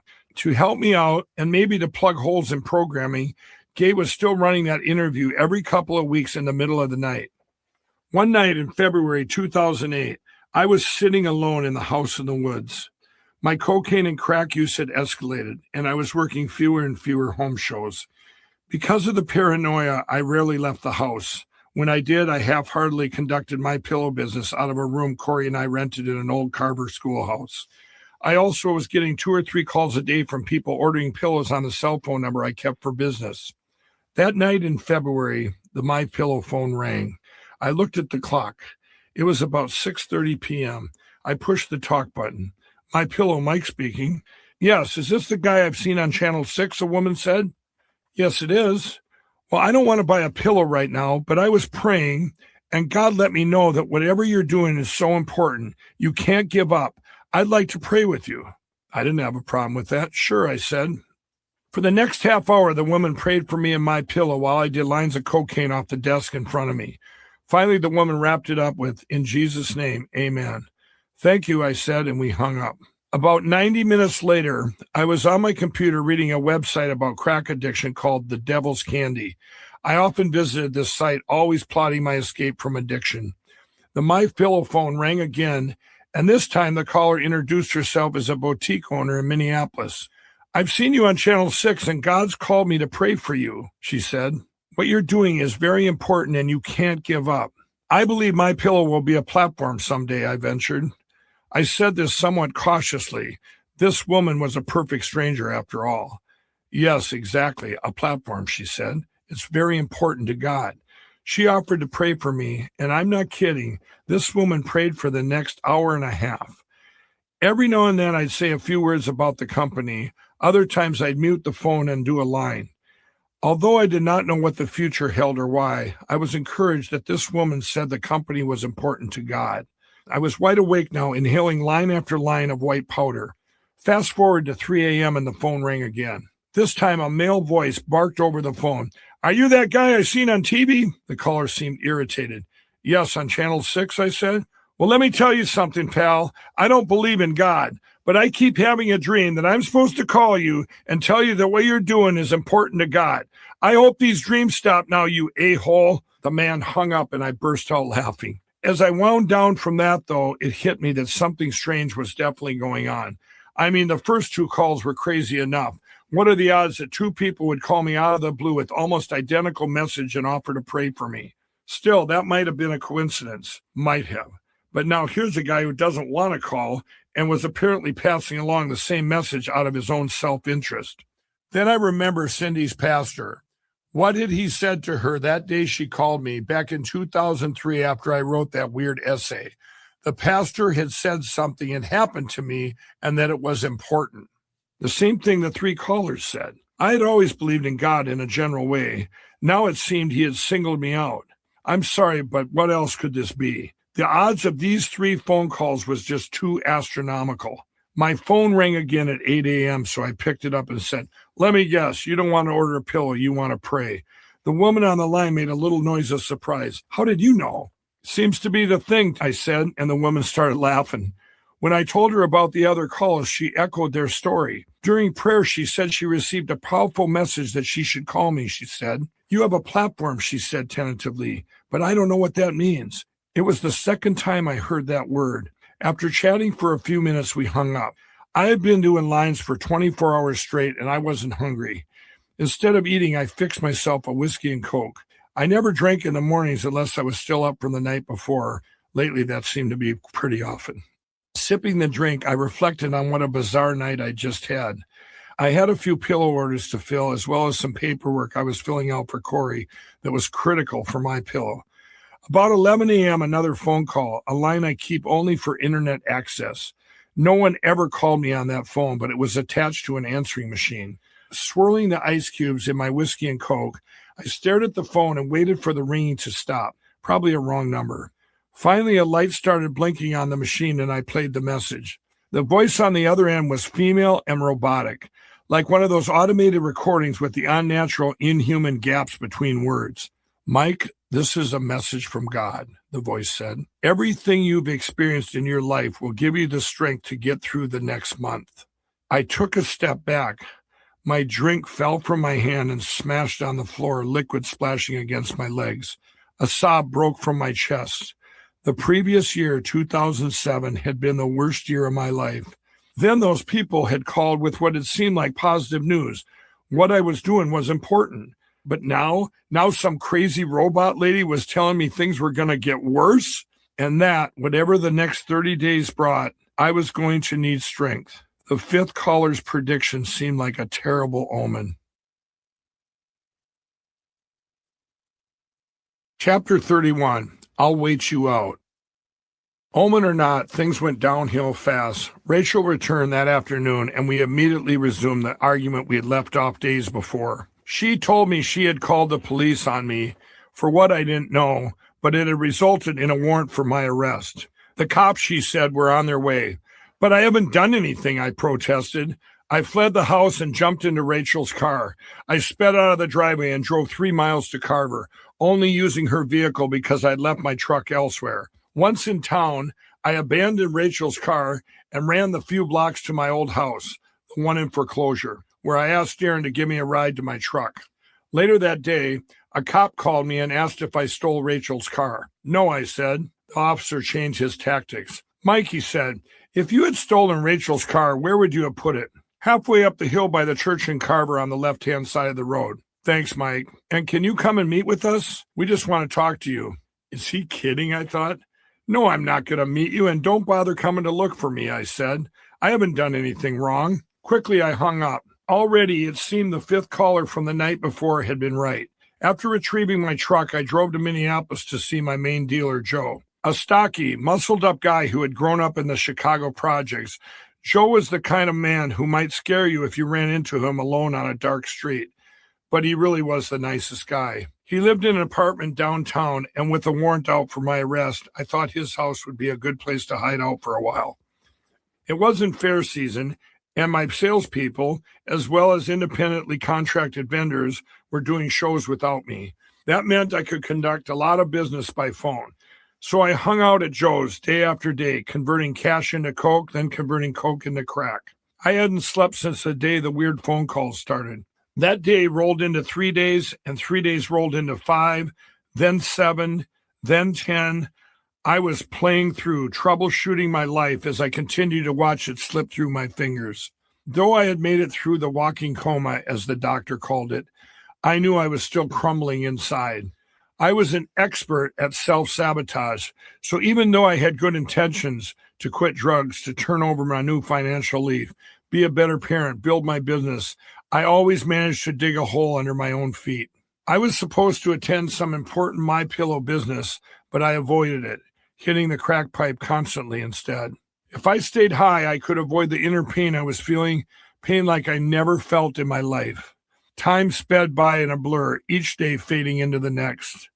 Before I realized it, I had been awake for 2 weeks straight.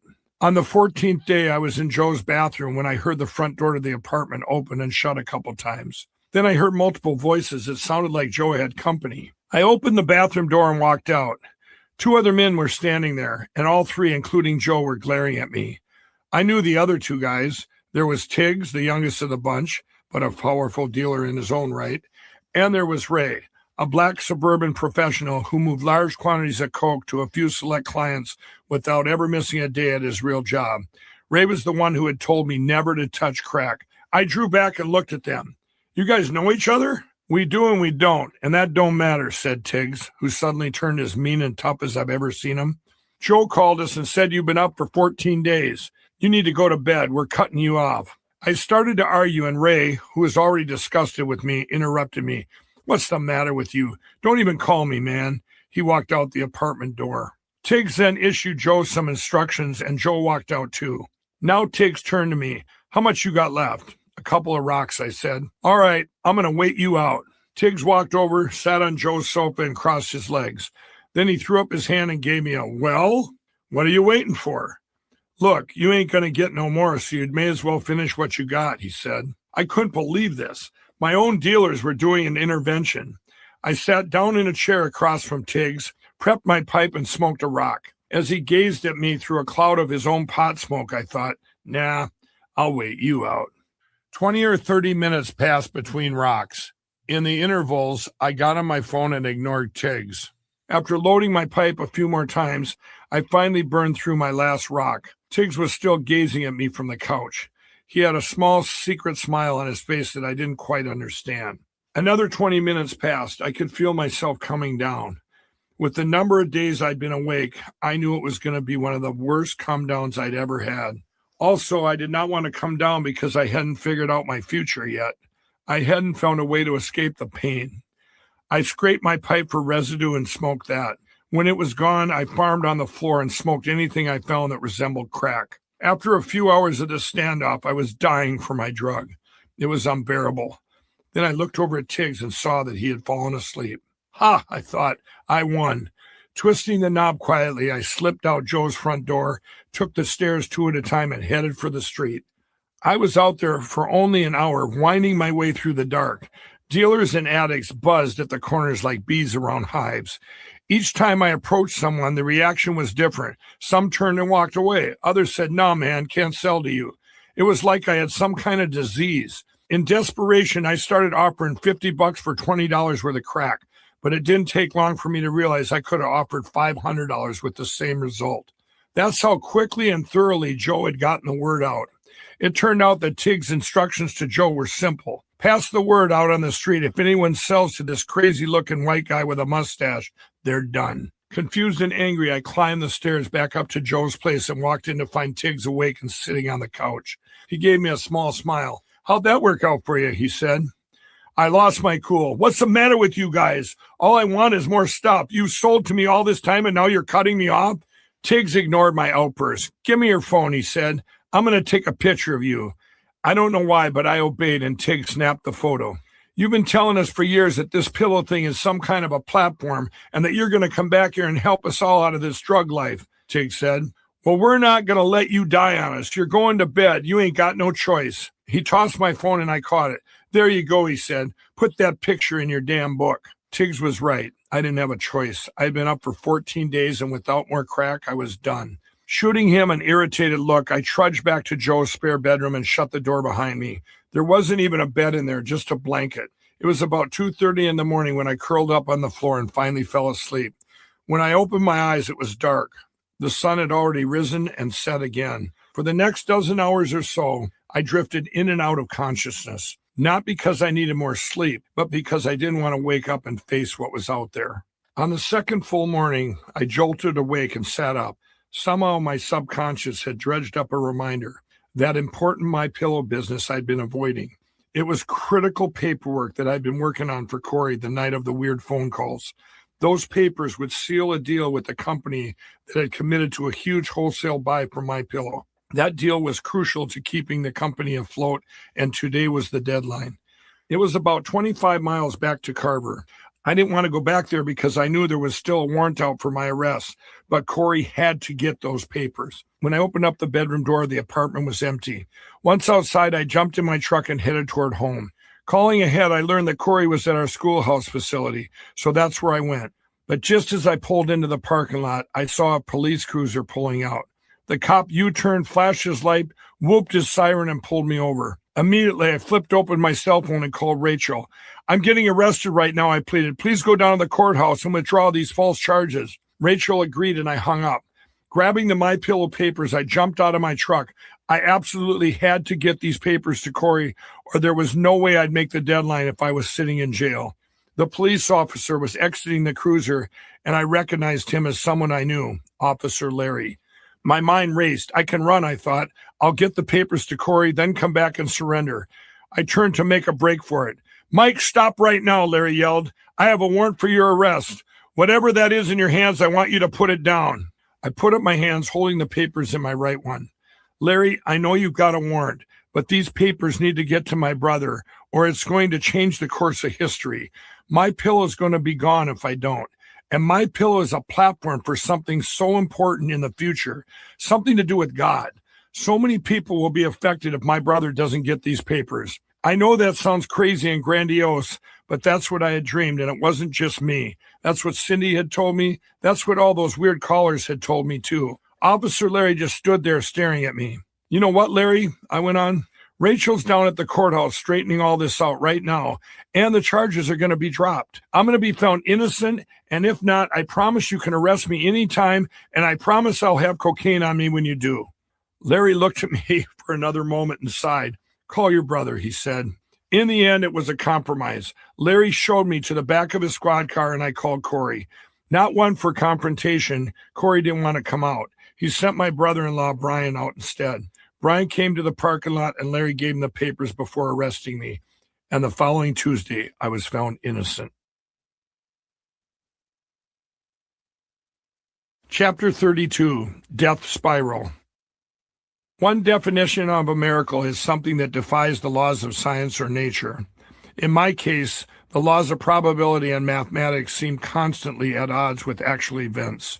As one event piled on top of another, Cindy's warnings, the phone calls, the dealer intervention, I found myself really coming to grips with the idea that God was trying to send me a message. This all hit me one Saturday in March 2008, about a month after the dealers turned downtown Minneapolis against me. I was holed up in a friend's apartment in the city with another friend, Dale Wynn, smoking crack. I told him about what my dealers had done and how I kept meeting people and convincing them to quit. I shared the whole story of Michael, the guy I'd smoked crack with in Las Vegas before putting him on a train back home to his family. I also told Dale about Tony, the guy I'd met in Memphis on that card counting trip, how Tony had come to Memphis to visit his uncle, who owned a chicken restaurant, and how he'd spent all of his money on drugs, how he spent all that time smoking crack with Gary and me, then rescued us when the cops picked us up in Memphis, how I gave him a few $100s and told him to quit crack and go home. I never found out what happened to Tony, I told Dale, but this has happened to me so many times. It seems like I can convince other people to quit, but I can never quit. Dale and I got into a deep conversation about God. I shared my what are the odds way of looking at things and confided that I felt God was sending me a message. I also said that I was ready to quit, and once again found myself giving the same lecture I had given to many of my friends over the years. Dale said he was ready to quit too, and we made a pact. We'd quit together. I picked up my cell and called Cindy. I'm quitting, I told her as she picked up the phone. Cindy knew I was an addict, but not how deeply I was into drugs. She thought I was only into cocaine. In any case, she heard me vow to quit many times before.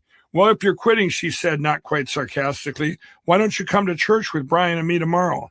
I always felt like Cindy was a spiritual gateway for me. Not that she was some special pipeline to God or anything, but it seemed like she had long been close to God, and I could see her faith was strong and steady. Maybe Cindy's kind of faith was what I needed to finally break free. She and Brian were still going to Living Word, the church they drove an hour to reach each Sunday. Since Dale and I happened to be in Minneapolis, the church was only 5 miles away. Okay, I said, I'll have a friend with me. He's quitting too. Since we had committed to quitting in the morning, Dale and I agreed it'd be a good idea to head downtown and get one last batch of coke. We started looking for a dealer, somebody besides Joe for obvious reasons. It was about 2 a.m. and all the bars that served liquor were closed, but we saw the lights on at a show club, so we parked and went in. Inside, I started sizing up the crowd, trying to spot somebody who would sell to me. We hadn't been standing at the bar 30 seconds when a guy walked up and said, "Hey, are you from here?" "Yeah," I said. "Do you know where Fridley is?" He'd come in on a red-eye flight, the stranger said, and he got lost trying to find this other town. "Yeah, Fridley's north of here. Where are you from?" "Memphis," he said. "Or really? I was just telling my friend here a good Memphis story," I said. I gave the stranger a 15-second version of that crazy trip. He drew back his head and gave me a weird look. "Is your name Mike?" "Yeah," I said. "And you're a gambler?" "Yeah, why?" "Do you know a guy named Tony?" My neck tingled. "Yeah?" The man's eyes grew wide. "After that trip, Tony got clean and now he owns a bunch of chicken restaurants. He said you saved his life. He calls you the angel from the north." I didn't know what to say. I was blown away. And my friend Dale, he was completely freaked out. We had just been talking about God, about odds, about all the coincidences that kept happening to me. I told him the Tony story not more than an hour ago. And now we walk into a random bar in downtown Minneapolis and learn from a complete stranger what happened to the guy. Dale shook his head slowly in disbelief. "I'm done," he said. "I'm out of here." He hurried out of the club. The stranger and I compared notes. I told him a more complete version of my Tony story, and he said it matched what Tony had told him. When he got home from Memphis, Tony had turned his life over to God and married his fiancée. He now spent a good part of his time and money helping other people get off drugs, the stranger said. I can't believe this, I said. Do you know what the odds are that we would meet? I didn't know myself. 1,000,000 to 1, 1,000,000,000 to 1. It was impossible that I was here at the same time he walked in asking for directions. It was impossible that he not only knew my story, but even my name. It was impossible. Despite this miraculous encounter, you will be surprised to learn that I did not go to church with Cindy the next day. Since Dale had abandoned me, I used it as an excuse to find more cocaine. I wound up in a Minneapolis crack house where I hit the pipe hard for the next 2 days. Instead of quitting, my crack use escalated. I began segregating myself from a lot of my non-crack using friends and family, especially Cindy. Shortly after my run-in with Officer Larry, she called me at my house in the woods. Mike, the pillow company is just a platform for a bigger thing, Cindy said. She added that God had revealed this to her in prayer. But now I was used to people claiming to have weird messages for me from God, and Cindy's statement triggered a memory. While I was packing up our family home in order to move in with Rachel, a notebook had fallen out of a picture frame when I pulled it off the wall. It contained the 6-page out-of-body message to self I'd hidden behind the album cover. This was the first time I'd become aware of this whole idea of a platform. Now, though, I had this internal sense that I was losing everything, not just material things, but losing myself. At this point, I didn't see how I was ever going to be able to help anybody. I know, I told my sister simply. Well, okay, she said, but God also showed me that if you don't quit smoking, you're going to die. I laughed. Cindy, smoking is like my 5th worst vice. I knew she meant cigarettes. I think I'm going to be okay. About a week later, my phone rang again. The shouting began as soon as I picked it up. It's not cigarettes, it's crack cocaine. You're smoking crack cocaine. It was Cindy again. Are you kidding me? I'm not smoking crack, I said. I went into a few verbal rounds with my sister. I know you're lying, Cindy said. Again, God had spoken to her in prayer. If you keep doing it, you're going to die. Abruptly, she hung up. Suddenly, I realized that I'd somehow woven God's messages to me in a random rationale for continuing to indulge my addictions. I'm no theologian, but it seemed to me if God was all-powerful, and if he had destined me to do great things with my pill, then nothing could stop that, including me. That meant until that time came for the platform, whatever it was, I could do whatever I wanted, including drugs. But Cindy's word helped me begin to realize the error of my thinking. Maybe it was a two-way street. Maybe I had to cooperate with God. Shortly afterwards, I received an undeniable reminder of my mortality. In the summer of 2008, medical testing revealed I had precancerous growths. A surgeon removed them and it was fine, but I found them later that they could have been fatal. That was the day I started talking to God. I'm going to quit, I told him. I'm not going to quit today, but I'm definitely going to quit. After I made that promise, things began to unravel quickly. In August, I had to deliver pillows to Jim and others who were manning my booth at the Minnesota State Fair, my biggest event of the year. I drove to the fairgrounds with a truckload of pillows, but I couldn't make myself go in to deliver them. I had been up all night smoking crack and felt so sketchy and paranoid that I backed my truck into a pole in the parking lot. Then I found out that the numbers coming in out at the fair were down, way down. Usually the fair proceeds were enough to inject badly needed cash into my company. By this time, the receipts were so low that I wouldn't be able to cover expenses. I decided to take the fair proceeds to Laughlin and multiply the money by counting cards. Instead, I lost hand after hand, hour after hour. The 1% advantage I should have had seemed permanently suspended. I decided to abandon Laughlin for Las Vegas in search of greener pastures and cocaine, which I never been able to find in Laughlin. Caught a ride with a Riverside blackjack dealer and his girlfriend. It was September 12th, 2008. How do I remember that date so clearly? Because of what happened next. Halfway to Vegas, we got pulled over for speeding. The cop asked us all to show our ID. I didn't sweat it. For once, I had a Minnesota driver's license. I also had 0 warrants out for my arrest. We'd been stopped on the highway for almost 20 minutes when another highway patrol officer pulled up. I looked at the other two in the car. I know this drill, I said. One of you is going to jail. But the next thing I knew, officers appeared at my window with guns drawn. Out of the car! Out of the car! They yelled. A thoroughly frisking and a pair of handcuffs later, I found myself in the Clark County Detention Center in downtown Las Vegas at the beginning of a nightmare. I didn't know why I'd been arrested, and I kept asking, why am I here? But no one would answer. I was not even given a phone call. I was not allowed to contact a lawyer. Instead, they placed my possessions in a Ziploc bag, snapped a mugshot, and took my fingerprints. Next, I was hustled to a small holding cell crammed with at least 20 people. The biggest guy in the cell was using the only roll of toilet paper as a pillow, and another big guy was using the toilet as a chair. Neither man seemed inclined to share. A long night began. I became thirstier and thirstier, but the water fountain was behind the toilet king, and he wouldn't let anyone near it. Meanwhile, the jailers gave us almost nothing to drink. At least 24 hours passed. A guard pulled me out of the holding cell and took me to another confinement area. It was nearly pitch black, but I could make out the shadows of the bunks everywhere. I still didn't know why I was there. The officer told me that the jail was on lockdown and gave me my bunk number. If you make any noise, he said, lockdown will be extended. I had no intention of making any noise. All I could focus on was how thirsty I was, so I asked to use the bathroom. With permission granted, I sprinted to a water fountain, sucked down what seemed like a gallon, and worked my way to my bunk in the dark. I was just about to climb up when the guy in the bottom bunk said, "You touch my bunk, I'll kill you." I basically had to do a chin-up to get into my rack. I had just made it up there when I heard a whisper, "Hey, fool, you just drank all that water. You better pee your pants, because if you ask to use that bathroom, you're going to get us all more time in lockdown." A third voice came out of the dark. "You pee your pants, I'll kill you." That night seemed eternal. When the lights finally came on and the inmates started moving around, I climbed down and the pain from my bladder seared through me. I had started to crawl to the bathroom when guard came and kicked me in the gut. "What do you think you're doing?" he snapped. "Get off the floor." I spent 3 days in that jail without knowing why I was being held. During that time, I saw a mentally disabled man beaten by other inmates.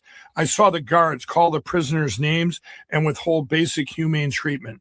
I reflected that this was where my choices had brought me. I had arrived in hell. Finally, on Tuesday, I appeared in shackles before a judge via video feed.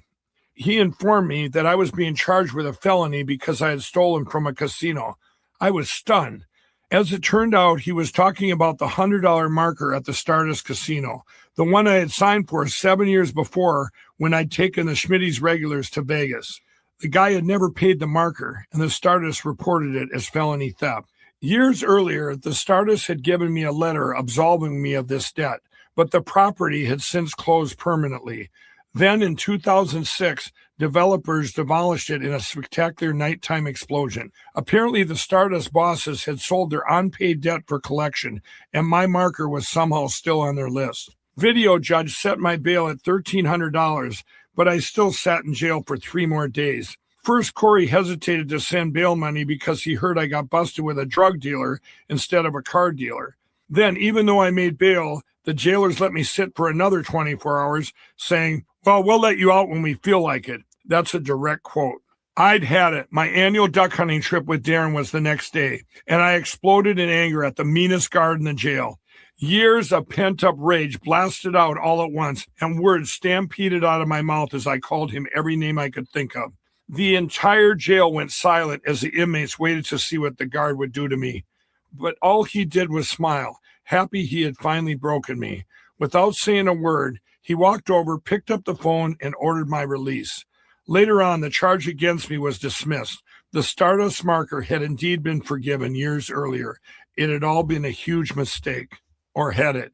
Looking back, I think it was God still trying to get my attention, and he wasn't finished. Darren was 18 now and living with Rachel and me for about 5 months. I had congratulated myself for moving him in with me, but now I have to admit the truth. I was so deep into drugs at this point, and his presence in the house was almost an afterthought. Still, we did have this hunt planned, and I was looking forward to it. I had been taking this annual trip since I was a kid and never missed it, no matter what else happened that year. It was like an anchor in the chaos of my life. I got home from Nevada just in time. Darren and I packed up our gear and headed down to Iowa, where we hunted Sturm's Pond. Dick and Kathy Sturm had trusted me on their land for more than 40 years, even through times I was in trouble and people wondered why they didn't ban me. That always meant a lot to me. Sitting in a duck blind under a brilliant autumn sky, Darren and I brought down bird after bird. When we pulled into our driveway a few days later, 20 ducks and geese lay in the truck bed, cleaned and dressed. It was twilight as I braked to a stop in front of the house in the woods and cut the engine. After my week in that hellhole jail, I was grateful for the quality time spent with my son. We unloaded the truck and I shut the garage door. I was heading around to the front porch when I noticed Darren wasn't following me. I stopped and turned to him. "Aren't you coming in?" I noticed that his lips were quivering and he looked about 2 seconds away from bursting into tears. "What's wrong?" I said. "I want to go live with Charlie," Darren said, his tone timid and unnaturally high. It was a gut punch, not only to hear my son say those words, but to see his struggle. By now, Charlie had moved into his own apartment. I could tell instantly that Darren had spent hours, maybe days, building up his courage to say he wanted to move in with his brother. Darren knew it would break my heart. It then occurred to me that his car was probably already packed. I looked at him steadily, hoping he couldn't tell I was holding back tears. "Well, that's fine," I said gently. I'll never forget the way Darren said those words. I know how hard it was for him, and I felt just horrible that he'd had to watch the chaos of his dad going down. And I felt guilty too, because I realized I'd been using Darren as my last little bit of stability, as though maybe I wasn't as bad a dad as I had been when I abandoned the kids at our family home. All my worst fears became crystal clear in that moment. I really wasn't a good father. I wasn't even a good man. I had let my addictions destroy my family. So that was September, and God still wasn't done. In October, Jim Furlong quit my pillow. It turned out that while I was in Laughlin losing the Minnesota State Fair money, some people had told Jim I was an addict. To that point, I had kept my drug addiction a secret from him. He had lived through so much of my chaos, including my divorce and my relationship with Rachel. He knew I was struggling to keep my pillow afloat, but this new piece of information gave him a different perspective on everything. Jim called to tell me he was going to work for his brother, who was a trucker. It was a terrible blow. For 3 years, he had been a rock-steady source of encouragement and stability. He was on the road for us constantly, selling at home shows across the country. He had even loaned money to My Pillow on more than one occasion. With him quitting, it felt like the heart was being ripped out of my company. But I gritted my teeth and I refused to get emotional. When Jim was diagnosed with cancer, I hadn't believed he would die because I had seen him in the future working with me at the pillow company. I didn't believe him now either. I thought he'd be back. "That's okay, Jim," I said. "I understand. Good luck in your new career." My life had been crumbling for quite some time, but now it seemed to be picking up speed.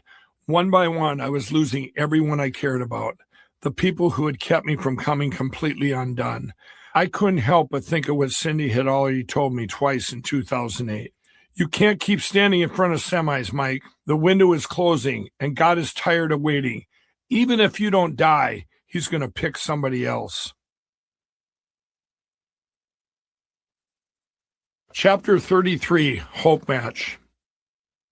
That December, I was sitting on the floor of the house in the woods in a depressive trance when an old friend materialized in front of me, like Captain Kirk in a transporter beam. Christmas had come and gone. Rachel and I were on the outs again, so I was living alone. I couldn't keep up with the contract for deed payments on the house, and I was about to lose that too. There was no furniture because it all belonged to Rachel, and she had took it when she moved out. I had almost nothing left. I had an iPad filled with vintage music like the songs on the jukebox at Schmitty's, but I had just traded that to a minor dealer for a little bit of coke. All I had left were my truck and my hunting guns. The friend who appeared before me was Dick Van Sloan. I had stayed on Dick's couch during my first work release jail time all those years ago. He had probably knocked on the front door and let himself in when I didn't answer, but it seemed to me he just appeared out of nowhere. "Hey, Dick, how's it going?" I said. Dick is short and stocky and talks a little like Joe Pesci and My Cousin Vinny. Kind of a tough guy, but not over the top. I was very happy to see him. He and I had always been close. In fact, we'd briefly been in business together back in the day, laying cable via underground directional boring. But I hadn't seen Dick in more than 4 years, and the house in the woods was wildly out of his way. "What are you doing here?" I asked. "What's going on?" Dick crouched down so that we were at the same level. "I don't know why I'm here, Mike. I just felt I was supposed to come out here. You tell me what's going on." While staying at Dick's house, he and I would throw massive parties. He was the guy you would get drugs from. Back in April 2004, Dick got caught dealing, and with the charges the DA pinned on him, he had 8 years of prison hanging over his head. Strangely, though, his trial kept getting delayed again and again, for so long that the lawyers in the case had never seen anything like it. A couple years passed, and by the time he actually appeared in court, everyone in town, including Judge Canning, knew Dick had completely turned his life around. He had quit drugs, completed addiction treatment, was going to church regularly, had gotten a steady job, and he was even taking care of his ailing mother. So in the courtroom, Dick was standing behind the defense table, and Judge Canning looked down at him and said something like, "What more can I do to you that would get you to a place any better than you already are?" And he sentenced Dick to a very long probation, credited him with time served for the one day he was actually in jail. Now here he was, standing in my living room, with a clean and sober track record 4 years long. We small talked a little about old times, and then a little about what I was doing with my life. Dick didn't come right out and say, "Hey, you better quit or you're going to disintegrate," but he did communicate his concern. I looked at him, at his face, at how healthy he looked. He seemed calm, happy, and competent. There was a question I needed to ask him, though, something I wondered about for a long time. Is it boring? Dick knew exactly what I meant. Sobriety. Was it boring? "No, man, it ain't boring," Dick said. When it came to drugs, Dick was my peer in every way. We were about the same age, started cocaine around the same time, had lived as functioning addicts, switched to crack in the late 90s, and smoked ridiculous quantities. Dick was also the only person I knew who had done all that and then quit for good. There wasn't another soul on earth who could have walked in that door and painted that picture for me. There is a term I wouldn't come up with until much later: hope match. A person's hope match is someone who has been through what they've been through and come out clean and sober on the other side with their hearts restored. That's why none of the treatment programs I'd been in had ever worked. I felt that professional counselors meant well and that they really wanted to help. They had all the right degrees and certificates hanging on their walls, but to me, they were just teaching a theory class. When I sat in the room with them, I would think, "You have absolutely no idea what you're talking about. Really and truly, you don't." I didn't want to hear from someone who had read about addiction. I wanted to hear from a former addict who had experienced my addiction. Dick and I stood and hugged, and I walked him out. He hadn't said much, but he'd said all he needed to. He knew me. He knew I was incorrigible and that he wasn't going to talk me off any ledge. But he also showed me something I absolutely had to see. Dick Van Sloan was my hope match. On the last day of 2008, I surrendered the house in the woods to its previous owner. Meanwhile, the foreclosure on our former family home was complete, so I was literally homeless. Darren was now living with Charlie, so I didn't need much. The first place I went to was the hole-in-the-wall casino, the place where I dropped my pants when the pit boss accused me of wearing a wire. They comped me a room for a week. When the time was up, I returned to the Chaska area and asked my friend Bruce if I could sleep on his couch until I found other accommodations. Bruce was a private cab driver who drawled like Forrest Gump. He had the kindest heart. Maybe that's why he welcomed me in when few others would have. It was January 2009. I did a little crack. I drifted in and out of bars. At one bar in Carver, I met a man in a cowboy hat named Jake. I told him about my failing pillow company, and he offered to introduce me to a few investor friends. He called them Mavericks. "They'll look at anything," Jake said. I thanked him and forgot about it. I wanted to keep my company going, but I wasn't interested in meeting any more suits. Meanwhile, two of my vendors, Frank and Jack, did have 50 or so orders to fulfill and had run out of pillows. I pawned my hunting guns, bought materials to make them a few, then ran out of funds to make more. When I delivered the new pillows, I asked Frank to pay me the cash he and Jack had collected from customers. He paid me for the new pillows, but put me off for the rest. And just like that, my pillow came to a halt. In fact, everything came to a halt. This was the new low, and I found myself ready to change. And yet, my desire to change came from so much more than all that I had lost. Also haunting me was what I had left to lose. I finally understood that Cindy was right. If I kept using drugs, even if I survived, I would lose whatever mission God had for me.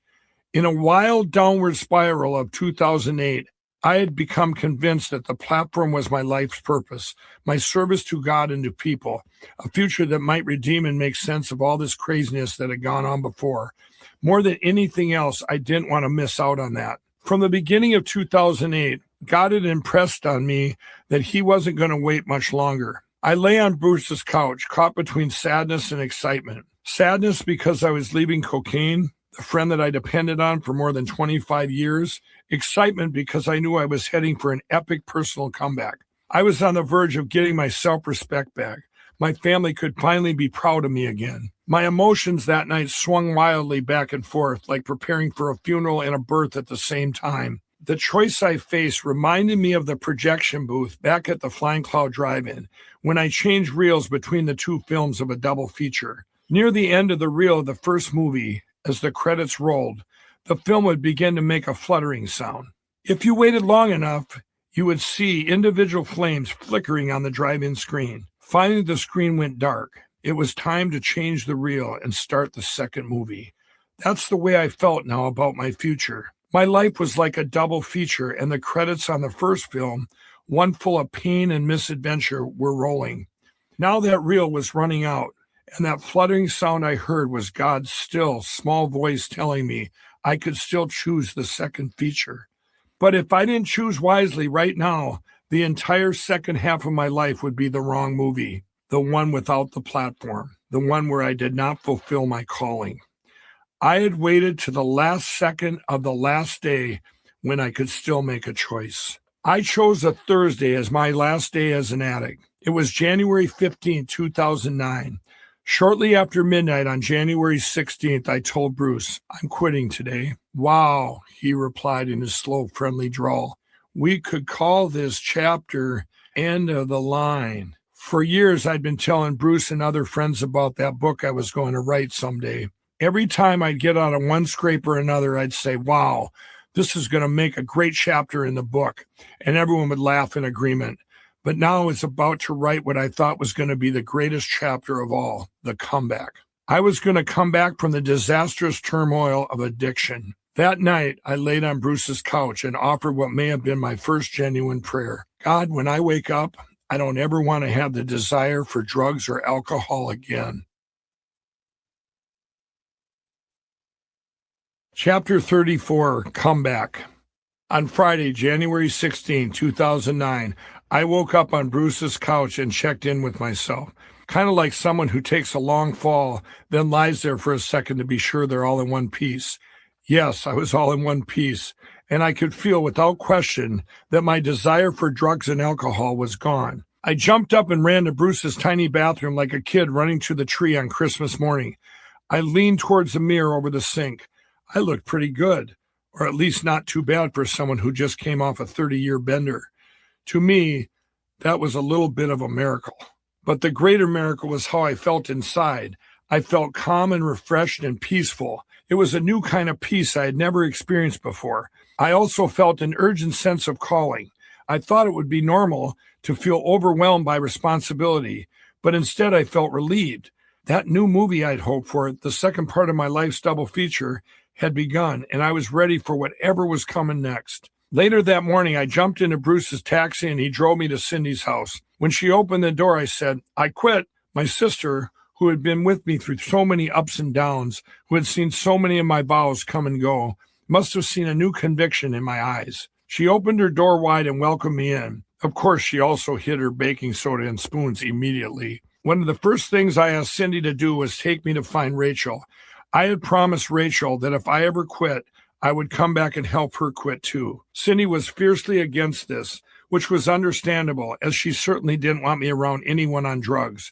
But I insisted. I had to keep my promise. Reluctantly, my sister grabbed her car keys and did as I asked. Rachel wasn't hard to find, since she was staying with two other user friends of ours. But when I told her that I'd quit and that she could too, she dug in her heels and told me to go away. On my second morning of sobriety, I was lying on a bunk in Cindy's basement when a phrase I never heard before kept going through my head: "Run, baby, run." I was again in that same sleep dream state that had come over me just before I awakened and written the strange essay about quitting crack.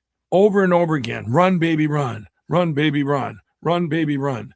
I sat up in bed and, now fully awake, yelled up the stairs, "Hey, Cindy, have you ever heard of the phrase 'run, baby, run'?" She called back down, "I think it's the name of a book." Soon after, I found a copy of Run Baby Run in the Minneapolis Public Library, and I read it cover to cover in a single day. It's a story of a New York City gang leader, Nicky Cruz, who was converted to faith in Christ through the work of evangelist David Wilkerson in 1958. Cruz went on to work with Wilkerson in the ministry Teen Challenge, helping people overcome substance abuse and other problems. I thought about the way Cruz helped many other gang members leave that lifestyle behind, and I knew instantly why he was so successful. He was their peer. He had been where they were. He understood them. He was their hope match. After reading the book, I began to have a sense that my future work might involve addicts. By no means did I think my story was as powerful as Nicky Cruz's, but I was so excited about the potential similarities that I paid a librarian the required fee so I could keep the book. On my third day of sobriety, I went to church, willingly this time. Dick Van Sloan had told me that God, faith, and church attendance had been a big part of his sobriety. I hopped in the car with Cindy and Brian. We drove an hour to Living Word, and I didn't complain even once.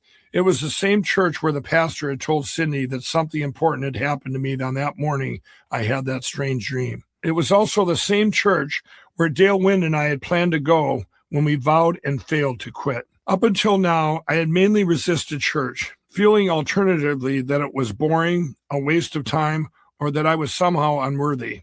Now I sat through the service and I actually listened to the message instead of just hearing it. I didn't understand all the preaching and went for a long time, but I knew I had come to a place of peace and healing. That Monday, Jim Furlong called me. What are the odds? I hadn't heard a single word from Jim since he quit My Pillow the previous fall. Now he had something to tell me. Frank and Jack are taking over your company, Mike, he said. At the state fair the year before, Jim said, he learned that Frank and Jack had a scheme underway to copy My Pillow, take all my shows, and bring their copy to market. At that time, Jim thought maybe they were justified in doing so, since as a crack user, I wouldn't be able to keep my company running anyway. Since then, Frank and Jack had hijacked every one of my home shows. After the fair season ended, it was easy to do. Because they had sold at these shows before, they simply approached organizers and said something like, Mike's on drugs, he's out, and we're My Pillow now. The show organizers had been dealing with these guys for a while and had no reason to ask questions. The really insulting thing was that Frank had come to me just after the new year and asked for more pillows. I'd hawked my hunting guns to buy the materials to make them. They're at the point now where they're ready to manufacture and sell pillows and force you out of business, Jim said. I know we haven't talked in a while, but I thought you deserved to know. I later learned that as soon as Jim finished delivering the news, he held his cell phone away from his ear. He expected me to start screaming. That's just what I would have done too, had he told me this news just a few days earlier when my rage problem was still fully intact. Now, though, with this newfound peace, I calmly replied, okay, Jim, it's going to be okay. What do you mean it's going to be okay? He said, taken aback. I quit crack, Jim. This is all going to be okay. I spent the next half hour telling him why I was so excited about the future. I wasn't sure why Frank and Jack had decided to backdoor me. I had never let them down or broken a promise, no matter what I was going through. I'd ensured that they had pillows for their shows, even when I didn't have money to do so. As addiction goes, my track record on that score was a bit odd, actually. Even in the depths of my drug use, I never broke promises to show promoters or customers.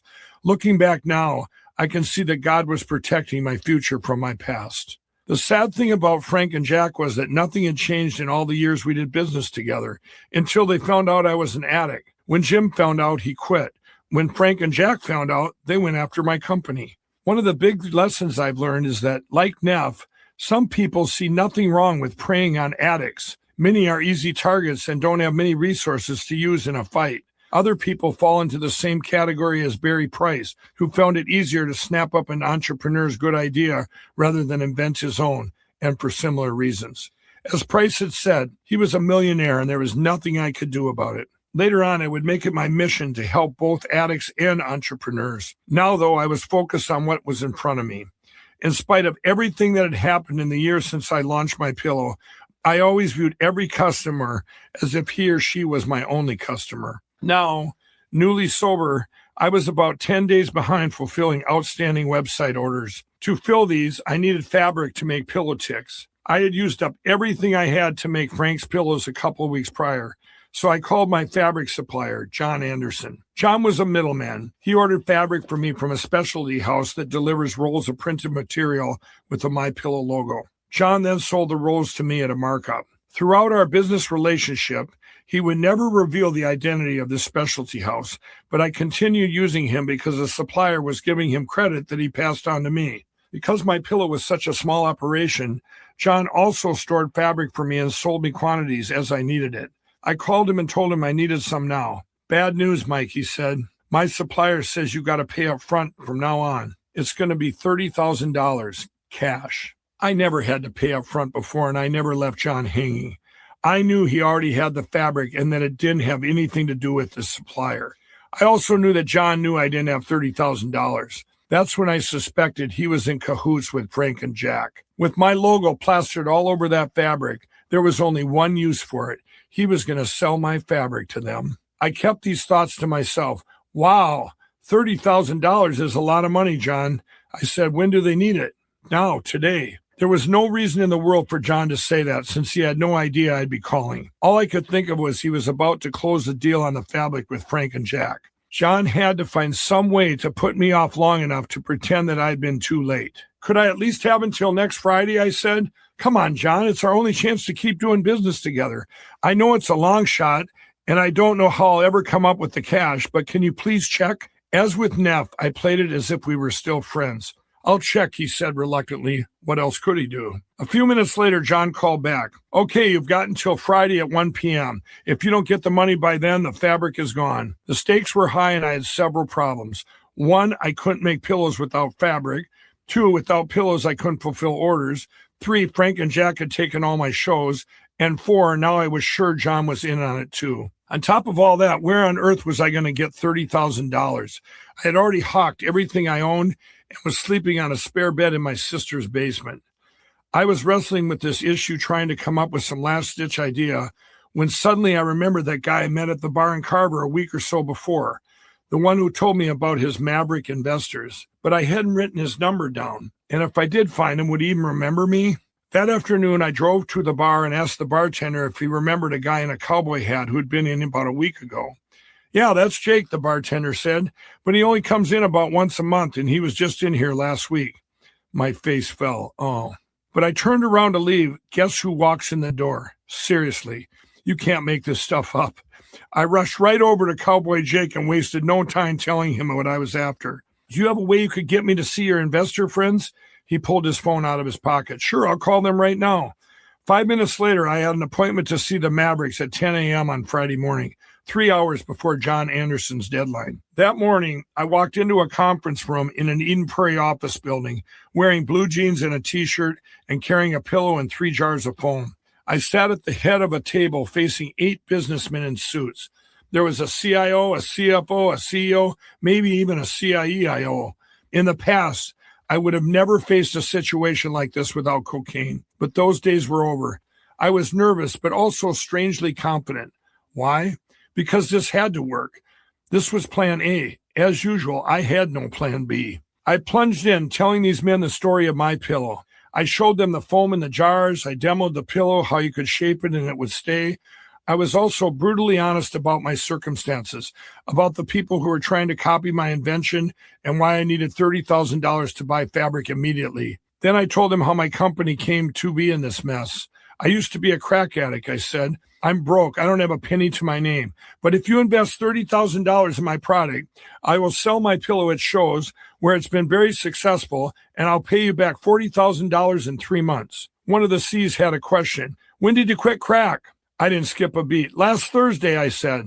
Immediately, 4 of the Mavericks got up and left. Now there's 4 of you, I said when they were gone. That's $7,500 apiece, and I'm going to pay each one of you back $10,000. I got out a piece of paper and scribbled down some numbers to show them how I was going to do that with the money I'd make at upcoming shows. Finally, one of the men said to the others, what do you think? Another said, I'll do it if the rest of you will. A third man said, well, go get him a check. I cleared my throat. Guys, it's got to be cash. I walked out of there with $30,000 in 3 $10,000 bundles, each made up of $100 bills. They didn't even write up a contract. When one of the C's suggested it, another one said, a contract? If he defaults, he doesn't have anything to take. Just write up an IOU. By now it was 12:30. With 30 minutes left until my deadline, I thanked them from the bottom of my heart, ran out to my truck and called John. I had already told him I had a line on some investors. First words out of his mouth, "Do you have the money?" "No, I don't have any money on me, but I need to come see you." This was technically true since I laid the cash on the passenger seat. I went to see those investors, and I think they could really help us in the future. But I'm not sure they believed I really even have a product or that I can get all this fabric. What I need to do is come up and take a picture of the fabric with the MyPillow logo on it. "What?" he said. He was thoroughly confused because I meant to confuse him. "What in the world are you talking about?" "John, I'm serious. I just want to show them my word is good. If I text them a picture of me with the fabric before 1 p.m., they'll know I was telling them the truth in our meeting. You've got to send the fabric back now anyway, but I want to get a picture before you do. Besides, I have something else to talk to you about." Again, what could he say? John reluctantly agreed to meet me right away. I rolled up at 12:50. Stuffing the money in my pants pockets, I got out of the truck. John took me behind his house to the white tin shed where he stored the fabric. I rushed him along as though I were frantic. "What did you want to talk about?" he said. "Let's take the picture first. We can talk about it then." The truth was, I wanted to make sure he still had what I wanted. Together, we slid the shed door open, and there it was, roll after roll of MyPillow fabric. I reached into my pockets and pulled out the cash. "Surprise!" I yelled. "I got the money. I just wanted to surprise you. Are you surprised?" Stunned was more like it, judging by the look on his face. "It's a miracle, John. We're still in business." I wrapped him up in a big bear hug, as if he were as pleased as I was that we'd beaten this phony deadline. The poor little guy looked like he was ready to cry. "Help me load the fabric, John. Isn't this great?" I said.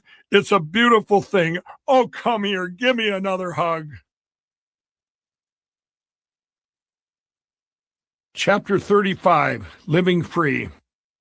As I fought to regain control of my company, I was so driven that I didn't even stop to realize what sobriety felt like. All I knew was that I woke up every day with this amazing sense of hope, and I didn't want to lose that feeling.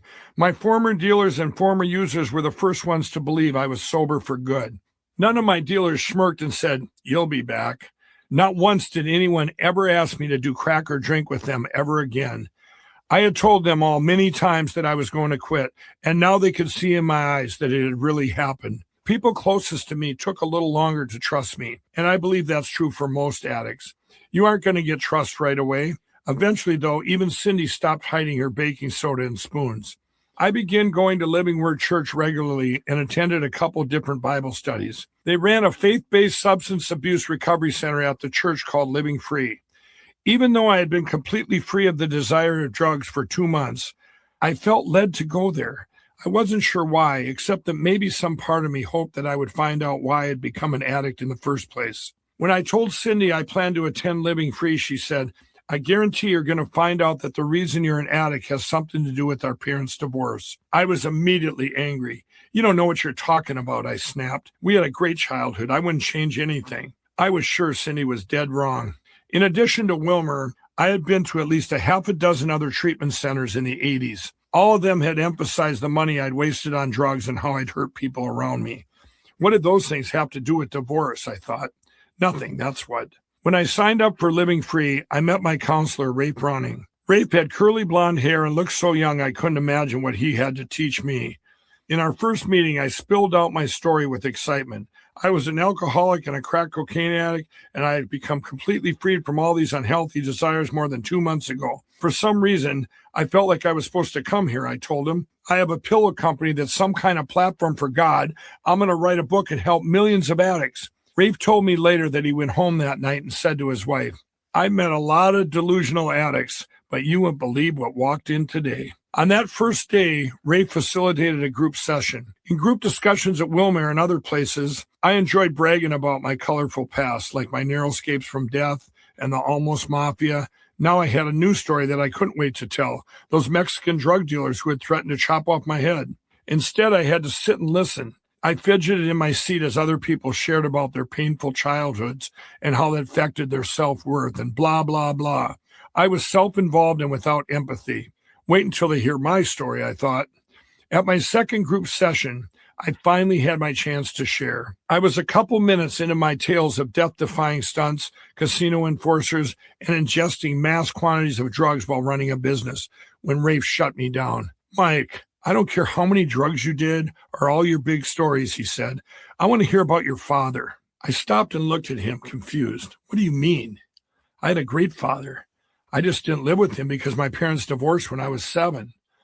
That got Rafe talking. He spoke for quite some time about the roles of fathers in child's lives, especially in the lives of sons, about how a break or a breach in a family unit, especially in my case, or the abuse of a child by an adult, particularly a parent, can produce a wound that the child doesn't even know is there. Rafe talked about how these wounds can plant the seeds of addiction, which don't sprout until later, as that young man or woman begins to feel deep down that something is missing, that they are somehow different or not good enough. That's when they begin seeking ways to mask the pain. Rafe's words began to open my eyes. His simple summary of the roots of addiction may not have explained everyone's inner struggle, but it explained a lot of mine. I began to think that maybe Cindy had been right. Maybe the divorce did have something to do with it. On my 3rd day at Living Free, those realizations deepened as Rafe had us write out our life stories. He asked us to pay particular attention to turning points, to important events that had altered our lives. When I really looked closely at these, I could again see the connection between my childhood and my addictions. There had been sudden, invisible earthquakes that I hadn't thought of in that way before.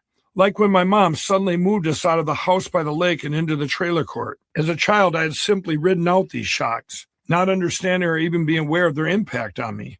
But now, forced to put my story on paper, I could see how really painful those things were. Suddenly, I didn't feel so condescending toward the people who had shared about their painful childhoods on that first day. I continued at Living Free for a couple months in a strange and unfamiliar state of peace and patience. After the other treatment centers I'd been to, when I got back into the world, I would feel like a ticking time bomb of shame. And I wasn't alone. Friends from home and friends I met in treatment had similar experiences. We got back out in the world, and maybe our girlfriend or wife or husband didn't wait for us, or we didn't get that job back, or some tragedy struck. Somebody died. We went bankrupt. We lost our house. Every one of us relapsed. Every single one. In the past, it hadn't mattered how long the treatment was or the specifics of the program. I was just looking for that first excuse. Sometimes my excuse was that things were going too well. Although I didn't know it, I craved drama and chaos because that felt normal to me. As I have mentioned, being an addict is extremely hard work. And I had been working so hard for so long that I didn't know how to be at peace. So I would go in search of that familiar adrenaline rush, trying to turn up the noise and run so fast that my pain couldn't catch me. Now at Living Free, I had slowed down enough to listen to someone else for a change. Seeds were being planted. I now had an idea where my addictions may have come from. But to be honest, I still didn't like talking about it. I remained a little defensive about my family. In group sessions and alone with Rafe, I felt compelled to share the good things about my childhood. Meanwhile, with Frank and Jack lurking in the wings, I had a company to save. I had quit drugs, I reasoned, and gotten some useful information that would help me move forward. That was good enough for me. After about 10 weeks, I left Living Free. It would turn out that I'd also left behind some important unfinished business. In February, I took my new stock of pillows to the Des Moines Home and Garden Show, held at the Iowa Event Center. At first, it seemed like the show would be a total bust. With just 2 hours left, I had only sold about a dozen pillows. I called Cindy and told her I needed to make another $1,200 just to keep the company going. "You need to pray for favor," she said. "What's that?" I'd never heard that expression. Right there on the phone, Cindy prayed that God would show his favor and kindness to me by sending me more customers. She also asked specifically that God would help me come up with the money I needed. In my newfound faith, I hung up confident that everything would work out. But when the show ended, I hadn't sold a single additional pillow. I was disappointed, of course, but I also felt bad for Cindy. I didn't know how I was going to tell her that her prayer hadn't worked. The venue was now almost empty of people, except for a few vendors and security guards. The organizers were starting to shut down the lights. I slid the cover over my booth, planning to come back and tear it down the next day. Feeling down, I joined the trickle of other people on their way out. A man walking next to me noticed the My Pillow logo on my shirt and said, "Hey, we saw one of your pillows go by." What are the odds, I thought grimly. I'd only sold those few. But the man was still interested. He wanted to know what made my pillow different. I explained a little and asked if he'd like to see one. Yes, he said, and followed me back to my booth, along with 8 other vendors and a couple security guards. Removing the cover, I explained how I invented my pillow and how it worked, and even told them I recently quit doing crack. They seemed fascinated, both by the pillow and my story. We talked for an hour, and when it was done, I'd sold them $1,210 worth of my pillows, $10 more than I needed to stay alive. Wow, I thought, maybe this praying for favor thing really does work. I couldn't wait to tell Cindy. I closed down my booth again and was the last one leaving the event center when I passed a 17,000-seat arena. That's when I was struck forcefully with one of my premonitions, a kind of waking dream. Standing at the door of that empty arena, I saw seats filled with people, dreamlike but as real as the people I'd just left. I saw myself speaking to the dream people, thousands of them. I don't know what to call these incidents, but as I mentioned, they almost always came true. That's why this one terrified me. Talking to people in a home show booth was bad enough, but talking to an arena full of perfect strangers, I'd take a failed parachute, a mob enforcer, or a machete-wielding drug dealer over that any day of the week. After getting sober, I slept in my sister's basement and spent my days working hard to drive my pillow sales higher, while also learning how to run a business without the chemical competence of cocaine. This kept me busy, but in my free time, I sometimes felt very lonely. After a 20-year marriage, I felt incomplete on my own. I don't quite know how to describe it. I felt too free somehow, like a train running downhill with no brakes, or a hot air balloon cut loose from its mooring. Over a period of several days in 2009, Cindy told me she had a vision. She had seen a woman with long dark hair wearing a teal green outfit. She also felt God impress upon her that this woman was my match in every way. At God's insistence, Cindy shared this with me. My sister had been right about so many things that I tended to believe her about this woman. I just didn't know what I was supposed to do about it since I didn't even know who she was. So I concentrated on my company. I began rebuilding by bringing on more employees. I started with Rachel Moore. I hadn't been able to persuade her to quit drugs at first, but she soon broke free of the 2 guys who had been holding her back and got sober on her own. To encourage her to keep moving in a positive direction, I gave her a job doing shows. Neither of us wanted to rekindle our romance, but we managed to be friends again. At church, Cindy introduced me to an older gentleman, Tom Clapp. He was an experienced businessman, and I was looking for someone like that to bring wisdom to our operations. Well, young man, I can help you, Tom said after learning about my company. I don't want any money, but I do need the title of CEO. I didn't care about titles, so I gave it to him. Tom is still involved with my pillow, though now we call him our CPO, Chief Praying Officer. After Jim Furlong watched me stay sober long enough to trust that I might really be done with crack, he asked to rejoin the company. Hearing that Tom was going to be CEO, Jim suggested that he serve as Chief Financial Officer. I said, sure, why not? Later, Jim asked to see the company's checkbook. Whoever said the CFO gets to see the checkbook, I said. A little bit later, Rachel introduced me to David Baer, who quickly became one of the best MyPillow salesmen I'd ever seen. David then introduced me to Tanya Waring, a single mom who began setting sales records herself. Other key players joined the team, Jennifer Dunman and Ted Rogers, as well as Mitch and Becky Asplin. These people would form the new core of my company and become critical to our future success. My battle with Frank and Jack intensified as they began using my addictive past against me. They circulated stories of my involvement with drugs among show organizers, even as they stayed one step ahead of me, applying to shows and paying the required fees before I could scrape up the money. There were shopping mall shows every week, as well as larger home shows, and I went to see the organizers myself. One told me that even though Frank and Jack had already booked a booth, she'd let me into her show. But giving her knowledge about my drug use, she insisted I pay for 2 years of fees up front. After the Des Moines show, where I sold $1,210 worth of last-minute pillows, I decided to check in with other Iowa venues on my way home. In 2008, Frank and Jack had represented my pillow at 2 large fairs in Iowa, and I wondered if they had caused any problems. At the first fair office, I learned that they had not paid the required fees. When I tried to explain that I had 2 rogue salesmen on my hands, the fair organizer understood but said my pillow was still responsible. I agreed and promised to pay up. At the second fair office, the director was livid, having received almost 100 complaints from customers who had ordered pillows but never received them. Translation: Frank and Jack had run out of my pillows but still took people's money.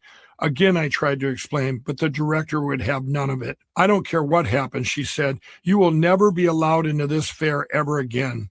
I asked her to at least let me make it right, and she agreed. She supplied me with the names, addresses, and phone numbers of all the customers who had complained. I contacted every one of them, apologizing on behalf of my pillow, and offered each a pillow and a refund. I really couldn't afford to offer refunds, but I didn't care. I felt terrible that this happened and borrowed money from my nephew Ben in order to make good on my word. After that, I drove all over Iowa delivering the promised pillows. Many people were shocked that I would go to all that trouble to make things right. Though I never asked them to, dozens contacted the fair director and asked that my pillow be let back in. I felt blessed and relieved when the director called me. She not only let me back in the fair, but she gave me a prime spot for my booth. By May 2009, my war with Frank and Jack hit a boiling point. Every year, the Minnesota State Fairgrounds hosted other events in a run-up to the fair. At a horse show in August, my two rivals set up their booth. Their product was an exact copy of mine, right down to the now patented foam fill. Rachel and I were assigned a booth nearby, but not in the same building. During the course of the show, Frank and Jack called the State Fair police and claimed that I had confronted them at their booth, cursing and threatening them. This was an outright lie designed to get me kicked out, which I was. Fair police literally put me in their squad car, drove me off the grounds, and said I was permanently banned from the state fairgrounds. This was bad, very, very bad. That meant I would lose the Minnesota State Fair, which scared me to death as I still relied on the fair to keep my pillow afloat. The day after I was ejected, I went back to the fairgrounds police station. The officer there delivered the bad news that a detailed report on my alleged behavior had already been prepared. But I was never at their booth, I protested. I had definitely visited that building, but it was a gigantic high-ceiling place with at least 10 rows of exhibitors. I had stopped in a friend's booth at the opposite end. He was selling tree trimmers. They have witnesses, the officer said. Really, who? The officer named Frank, Jack, and everyone working for them. It was my individual word against the word of about a half a dozen people. How was I going to argue against that? Suddenly I had an idea. What time did they say I was at their booth? The officer checked his records. The harassment occurred at 1:04 p.m., he said. Only one customer had visited the tree trimmer booth when I was there. There had been a problem with her credit card, so I remembered her name. I gave the officer the name and said, check and see what time her purchase went through. He called my friend's booth and learned that the receipt had been time-stamped at 1:04 exactly. What are the odds? The booth worker informed the officer that I had been there for at least 15 minutes. That meant I couldn't have been harassing Frank and Jack as they claimed. Angry that he had been lied to, the officer urged me to press charges. I told him being proved innocent was enough. I had no desire to hurt Frank and Jack. I just wanted them to leave me alone, but these guys would not give up.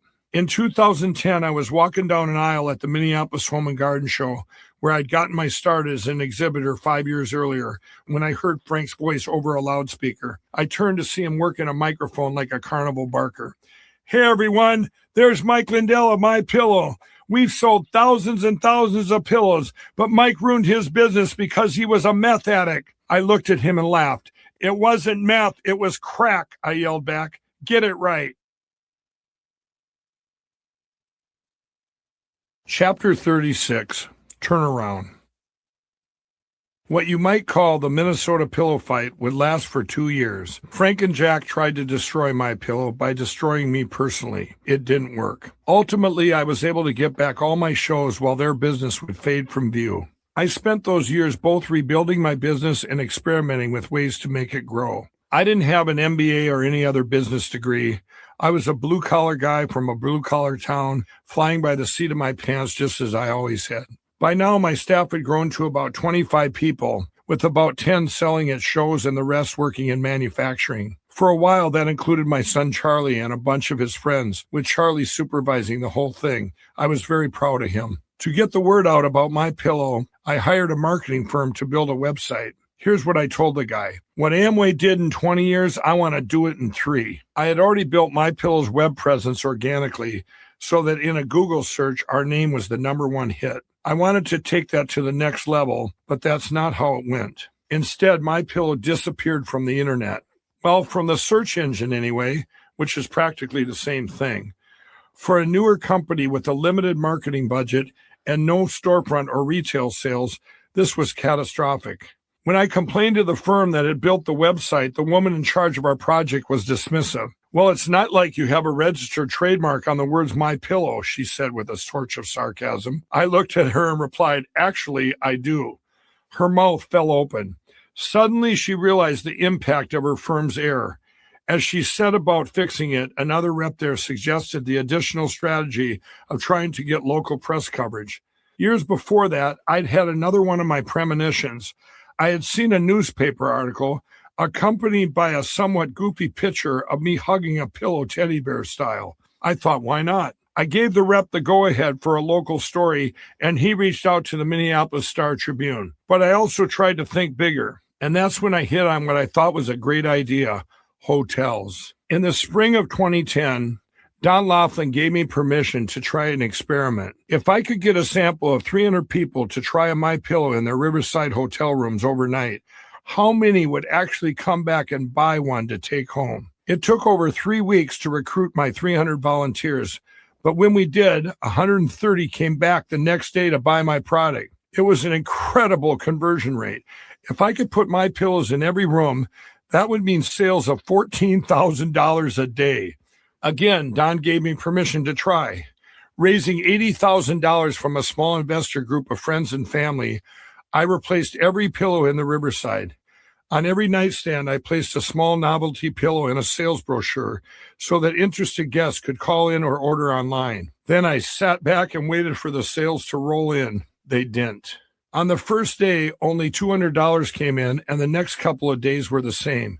I was sick to my stomach. I had made a critical error. The 300 people in the test already had a big interest in trying MyPillow, which skewed the conversion rate. Also, the website and search engine problems had not yet been fixed, making it harder for potential customers to find us. I went to talk to Del Newman, the Riverside general manager, about setting up a booth where I could actually sell MyPillows directly to customers. It would be very time-consuming, 11 hours a day sitting in a booth, but I was determined to get my investors' money back. For 3 months in the summer of 2010, I literally lived at the Riverside Hotel and Casino. Every day was the same. I got up at 4 a.m. and I counted cards till 9 a.m. Then I left the blackjack tables and went to work in the MyPillow booth until 8 p.m. After playing some craps to relax, I would head up to the gourmet room, eat a comp steak and lobster dinner, return to my room and go to bed by midnight. At 4 a.m., I would get up and start all over again. By the end of the 90 days, I had earned back all the MyPillow investors' money while also making a lot of money for myself by counting cards. During this time, I became friends with almost all the Riverside employees, and many of them became like family to me. Don Laughlin and I got to know each other better, too. Don was someone who had turned a lonely patch of desert into a profitable town that bore his name. I looked up to him as a man with a daring vision and the drive to turn that vision into reality. One day, he invited me on an aerial tour of Laughlin and the surrounding area. It felt surreal, flying along the river and over the desert alongside Don as he piloted his own helicopter and answered all of my questions about how he had built the town. Speaking through headsets over the thump of chopper blades, I told him about my dream of growing my company and using it as a platform to help others. "You're going to have all that," he said. Coming from Don, those words meant the world to me. High up in the clean air over the Nevada desert, I felt I could almost see my future. 6 months later, I was back at the Riverside, playing one-on-one with a dealer on the graveyard shift. By 6 a.m., several stacks of chips had multiplied on the felt in front of me. Rob Laughlin, Don's grandson, was working as the pit boss that morning. Every so often, my phone made a strange beep. After a while, Rob asked me why. "That's an order," I said. "Every time somebody buys a MyPillow, I get notified on my phone." "How many orders do you get a day?" "Right now, a dozen or so," I said. Then I looked at him and smiled. "But someday, Rob, my phone is going to beep so fast that I'll have to turn it off to be able to concentrate on anything else." Those words were still hanging in the air like a speech bubble in a comic book when my phone beeped twice. Then it beeped 3 more times. Then it wouldn't stop.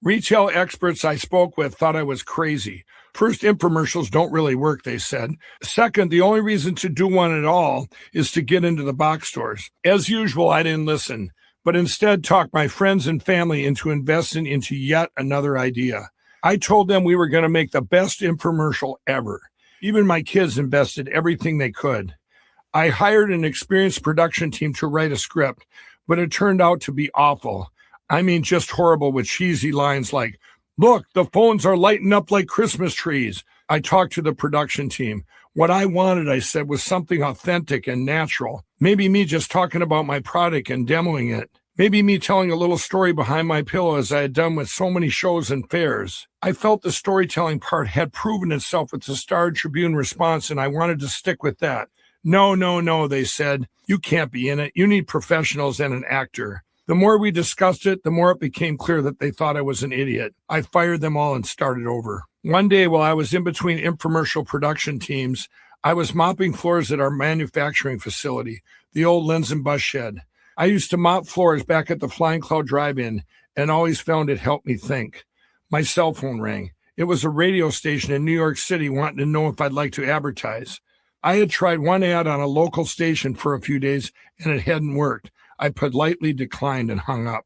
Just then, a MyPillow employee named Jill Green was walking by.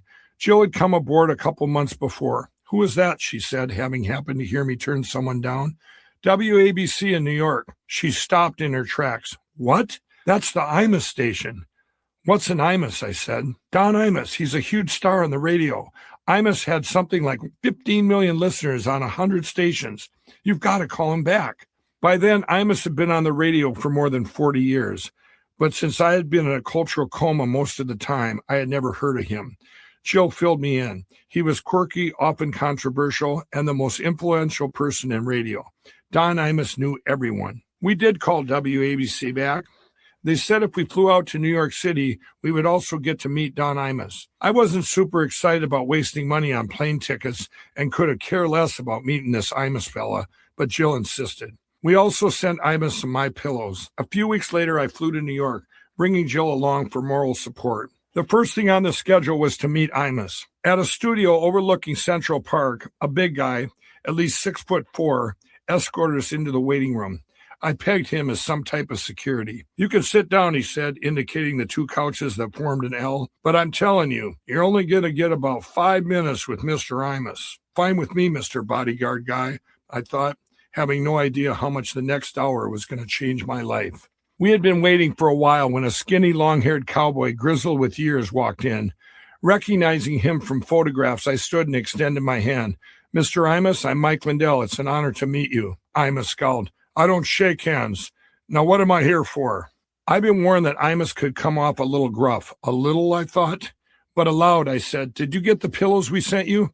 "No, what are you talking about?" Imus took a seat on one of the couches. His expression was that of a man who had received thousands of gadgets, gifts, and trinkets from people all over the world. And now a pillow? He looked bored and impatient. Deciding it was time to improvise, I grabbed a decorative pillow off the couch I'd been sitting on and launched into my spiel. "Pretend this pillow is my pillow." I stood in front of Don Imus and explained my invention in a very animated fashion, my arms swinging wildly.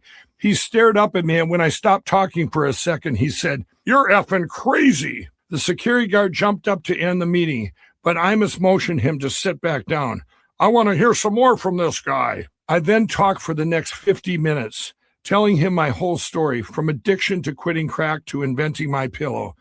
Imus listened patiently, then left as abruptly as he'd come in. The security guy was dumbfounded. He goes, "I've never, ever seen Mr. Imus listen to anyone for that long," he said. A few weeks later, people called to tell me they'd heard Imus on the radio talking about my product and this crazy guy he'd met. It turned out that Imus had finally tried the MyPillows we'd sent him and had begun giving on-air testimonials about how they had changed his life. His words, not mine. From 2011 on, Imus would talk about me or MyPillow on his program nearly every day, sometimes even when we weren't paying for ad time.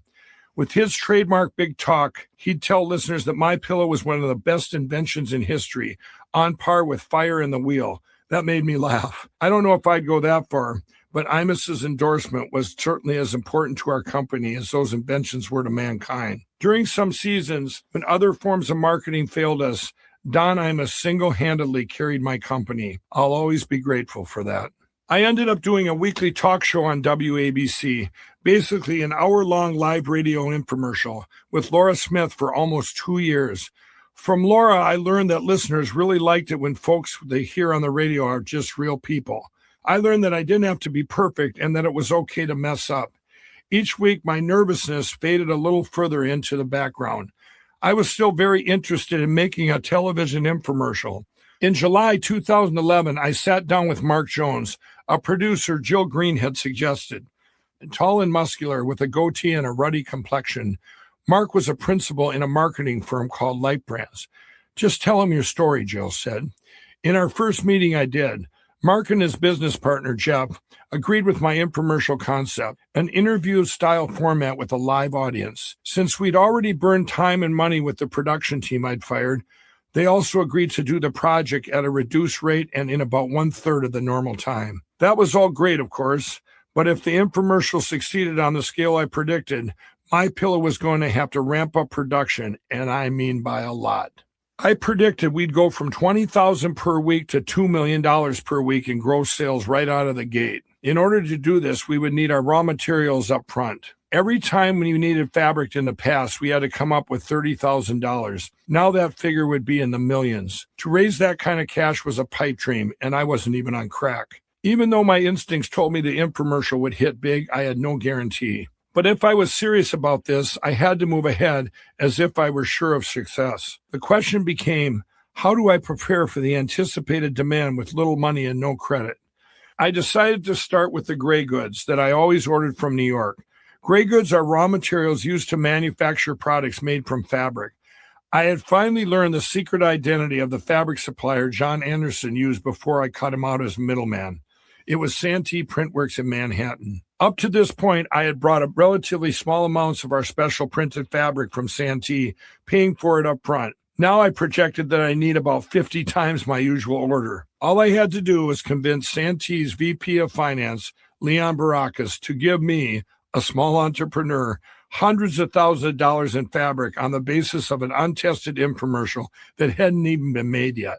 No problem, right? When I stepped into the June meeting with Leon and other Santee executives in their office in Midtown Manhattan, I acted more confident than I felt. I put on a suit so I'd look respectable and corporate. My confidence got a boost when Leon threw copies of that day's Wall Street Journal and USA Today on the table in the front of me. Up until then, my remnant ads had appeared mainly in regional papers and certainly not in papers subscribed to by Manhattan executives. But my ad had dropped that very day in both major newspapers. What are the odds? I pretended that this was no big deal, but was secretly thrilled about the added credibility. At Leon's invitation, I told the Santee executives what I wanted, an extension of credit more audacious than I'd ever asked of anyone before.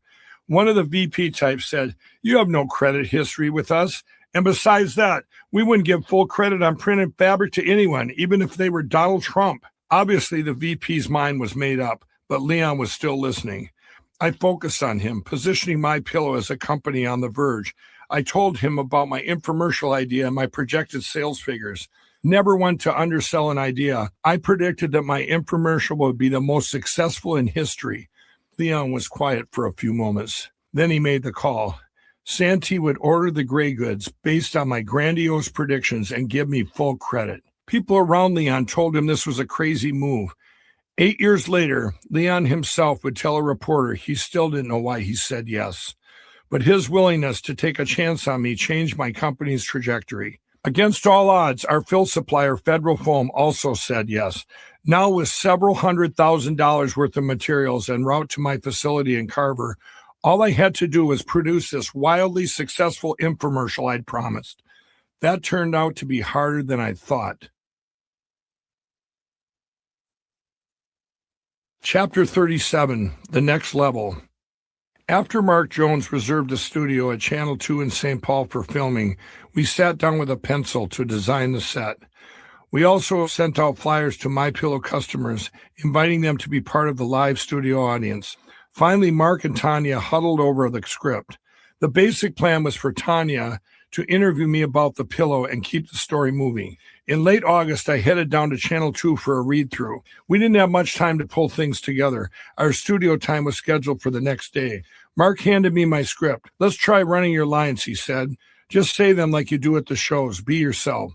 Reading the script aloud, I realized it didn't sound much like me. But I kept going, telling myself they were the experts. I was a ball of nerves and fumbled every line. In fact, I made such a mess of the read-through that the producer texted Mark something like, "This guy is the worst I've ever seen." I didn't know this at the time, of course. Mark stopped our rehearsal and tried to reassure me. "Just read the lines and give me the energy like the first time we met," he said. But the energy he wanted just wasn't there. I couldn't sound natural because I was reading lines. "I don't like this, Mark," I finally said. "It doesn't sound like me. This part here isn't even true. Who wrote this stuff?" "Part of it came from the old script," Mark said. "I tried to recycle some of it so that what you spent wasn't a complete waste." Waste? I didn't care about that. I was in a panic, but thankfully Mark was calm. "Mike, I'll just make an outline and we can use that tomorrow with no teleprompter." That made me feel a little better. But I walked into the studio the next morning with a knot in my stomach. I blinked against the lights and cameras. Is this what a deer felt like when it was caught in the headlights of an oncoming car? I found Mark and we sat down in the dressing room. He'd made an overnight decision. "Here's the deal," he said. "We only have one line to say when you walk out on stage, and the rest will be unscripted. Tanya will have an earpiece. If you get stuck, she has scripted lines that will help you get going again." Slowly, I began to nod. This could work. That's what I thought in the safety of the dressing room anyway. Soon it was time for makeup, and I was surprised when the artist told me she used to do makeup for Prince. "You're kidding," I said as the artist began using her brushes on my face. Happy to have something to take my mind off the taping, I launched into a story. Paisley Park is right down the street from my bar I used to own. To set the stage for her, I had to go all the way back to Florida in 1999 and one of the annual trips Karen and I used to take. I was standing in a Panama City beach bar called Sharky's when Skelly called me on my cell, but Karen thought I was talking to another woman. We got into an argument which triggered another argument with a leather-covered biker who had already tried to provoke me into helping himself to an appetizer I ordered. He grabbed me by the arm, nodded at Karen, and growled, "That's no way to talk to her." Feeling wrongly accused by both my wife and a rude stranger, I suddenly didn't care that the biker had two friends nearby. Just like that, my rage took over. I drew back my arm and I punched him so hard he fell over backwards. I came to my senses. What did I just do? I sprinted out of the bar, all three bikers cursing and chasing me, their wallet chains jingling. In a strange town and with no idea where I was going, I felt like I had run a mile by the time I spotted a bar and ducked inside. You know those moments where everything seems to stop like a freeze-frame movie? That's exactly what it was like. First, every person in the place stopped talking and stared at me. Second, I realized why. I was the only white guy in the place. Then, just like a movie, everyone returned to their conversations. Some guy was up on stage singing karaoke. I stepped up to the bar and ordered the signature drink, which, if I remember correctly, contained about 10 shots of liquor. I told the bartender that I owned a bar back in Minnesota, about 3 miles from Prince's famous home studio, Paisley Park. Next thing I knew, I blurted out, "I know him." Prince, I meant. I don't know why I said that, other than the signature drink and my usual habit of trying to amaze people. Or maybe my nerves got the better of me as I kept sneaking glances at the door, waiting for 3 fire-breathing bikers to appear. The bartender cocked an eyebrow. "Really? Well, if you know Prince, why don't you get up there and sing one of his songs for us?" He nodded towards the stage and the karaoke machine. "Sure," I said a bit reluctantly. Either the potent drink was giving me courage or I needed a distraction from the guys I figured might be coming through to rough me up. Up on stage, I queued up Purple Rain, to which I knew every word. I didn't hold back. Everyone in the place about fell over laughing at me. A white guy with a 1985 mustache singing a Prince song. I earned a standing ovation, but not because I was a good singer. The bartender had called some buddies and told them to hurry down to check out my comedy show. After 2 encores for the bartender's friends, I poked my head out the front door. The bikers were waiting for me across the street, but the bartender had told me not to worry. No white guys ever come in the bar unless they're lost tourists like me.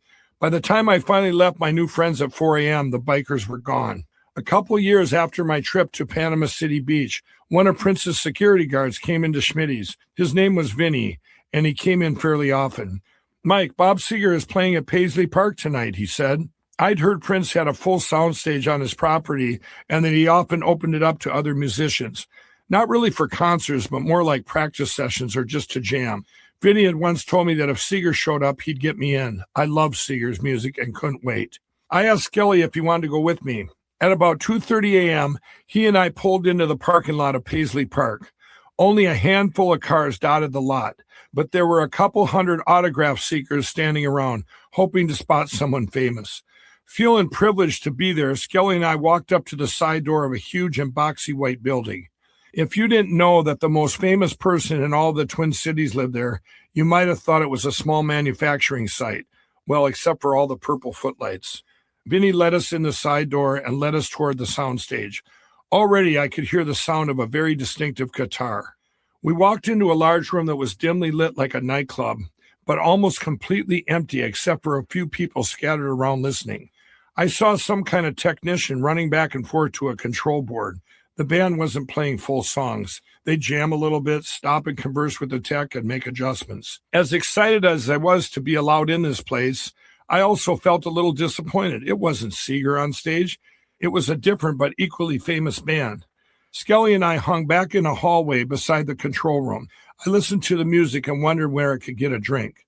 When the sound tech, a small guy dressed in jeans and a t-shirt, came back to the control room, I asked him if there was anywhere I could get a beer. "No, sorry," he said. "Well, we came to see Bob Seger. Is he going to play later?" He smiled. "What? This isn't good enough for you?" "It's okay. I just like Seger better, him and the Eagles and Prince." "Oh, you like Prince, huh?" the technician said. "Yeah, and I got a great Prince story for you." Then I proceeded to tell him the whole Panama City Beach story, punching out the biker, hiding out in the club, drinking the signature drink with 10 shots of liquor, bragging to the bartender that I knew Prince. "Hang on a second," the tech said, and he walked back to the stage to confer with the band. When he came back, he wanted to hear the rest of the story. "Well, a customer in the bar challenged me to sing a Prince song, so I sang Purple Rain. Now I started singing it to the tech. I never meant to cause you any sorrow. I never meant to cause you any pain." "That song's a long song, too," I said when I finished singing the entire thing. "I know," the tech said with a pained expression, clearly a little embarrassed for me. The band on stage launched into another song, and I had come to the end of my story. Hoping to be invited back, I didn't want to overstay our welcome, so I said goodbye to the tech, and Skelly and I headed for the exit. "That was a nice guy," I said when we got outside. "You idiot," Skelly said. "That was Prince." The infomercial makeup artist stopped with her brushes, pulled back, and looked at me with surprise. "That was you? Prince tells that story all the time." Sharing my favorite Prince story had taken my mind off my nerves, but when I got to the set under the lights with cameras rolling, I became that deer in the headlights again. During every run-through, I froze or stumbled badly. Taping my lone scripted line ate up 9 takes and more than an hour of studio time. On the upside, it did make a nice blooper reel. On the downside, that had all happened before the live audience came in. Panicking again, I asked Mark how long we had the studio. "As long as we needed it," he said. This, of course, was a white lie designed to make me feel better, and it did. I could mess up as many times as I needed to. Then came something that made me even more comfortable. Right before we started recording with the studio audience, we brought in a long demo table for me to use on the set. After we got through the scripted line, I was able to stand behind the table, and to everyone's relief, I began to calm down. It was like I was behind the bar at Schmitty's again, or inside a sales booth at a show. With that little bit of protection, I began to feel I was in my element. And when the cameras rolled, the words just came. As Tanya and I talked back and forth about My Pillow, I could tell the audience was engaged. They nodded when I emphasized a feature or benefit of my product. They laughed when I was funny. As the day progressed, I became more and more confident. People who had seen the original My Pillow infomercial said it seemed completely unscripted, and most of it actually was. When I tossed a down-filled pillow off the stage and said down pillows were ruining America, that was ad-libbed. When I said our foam fill was so malleable you could make little balloon animals out of it, that was not practiced at all. As frightened as I had been, it seemed like a little miracle. Finally, the crew taped my final pitch, and Mark yelled, "Cut!" A wave of relief washed over me. After all those months of worrying and hoping, the infomercial was finally in the can, and I felt like it could not have gone better. Hello, I'm Mike Lindell. I've invented the world's most comfortable pillow. I make them right here in the United States. Do not change that channel because the next half hour is going to change your life. When the infomercial hit the airwaves, it certainly changed mine. The first airing was on October 7, 2011 at 3:30 a.m. I was living in my sister Robin's basement by then, and I sat alone in a recliner down there watching the first airing. It was a bit surreal, watching myself on the Discovery Channel.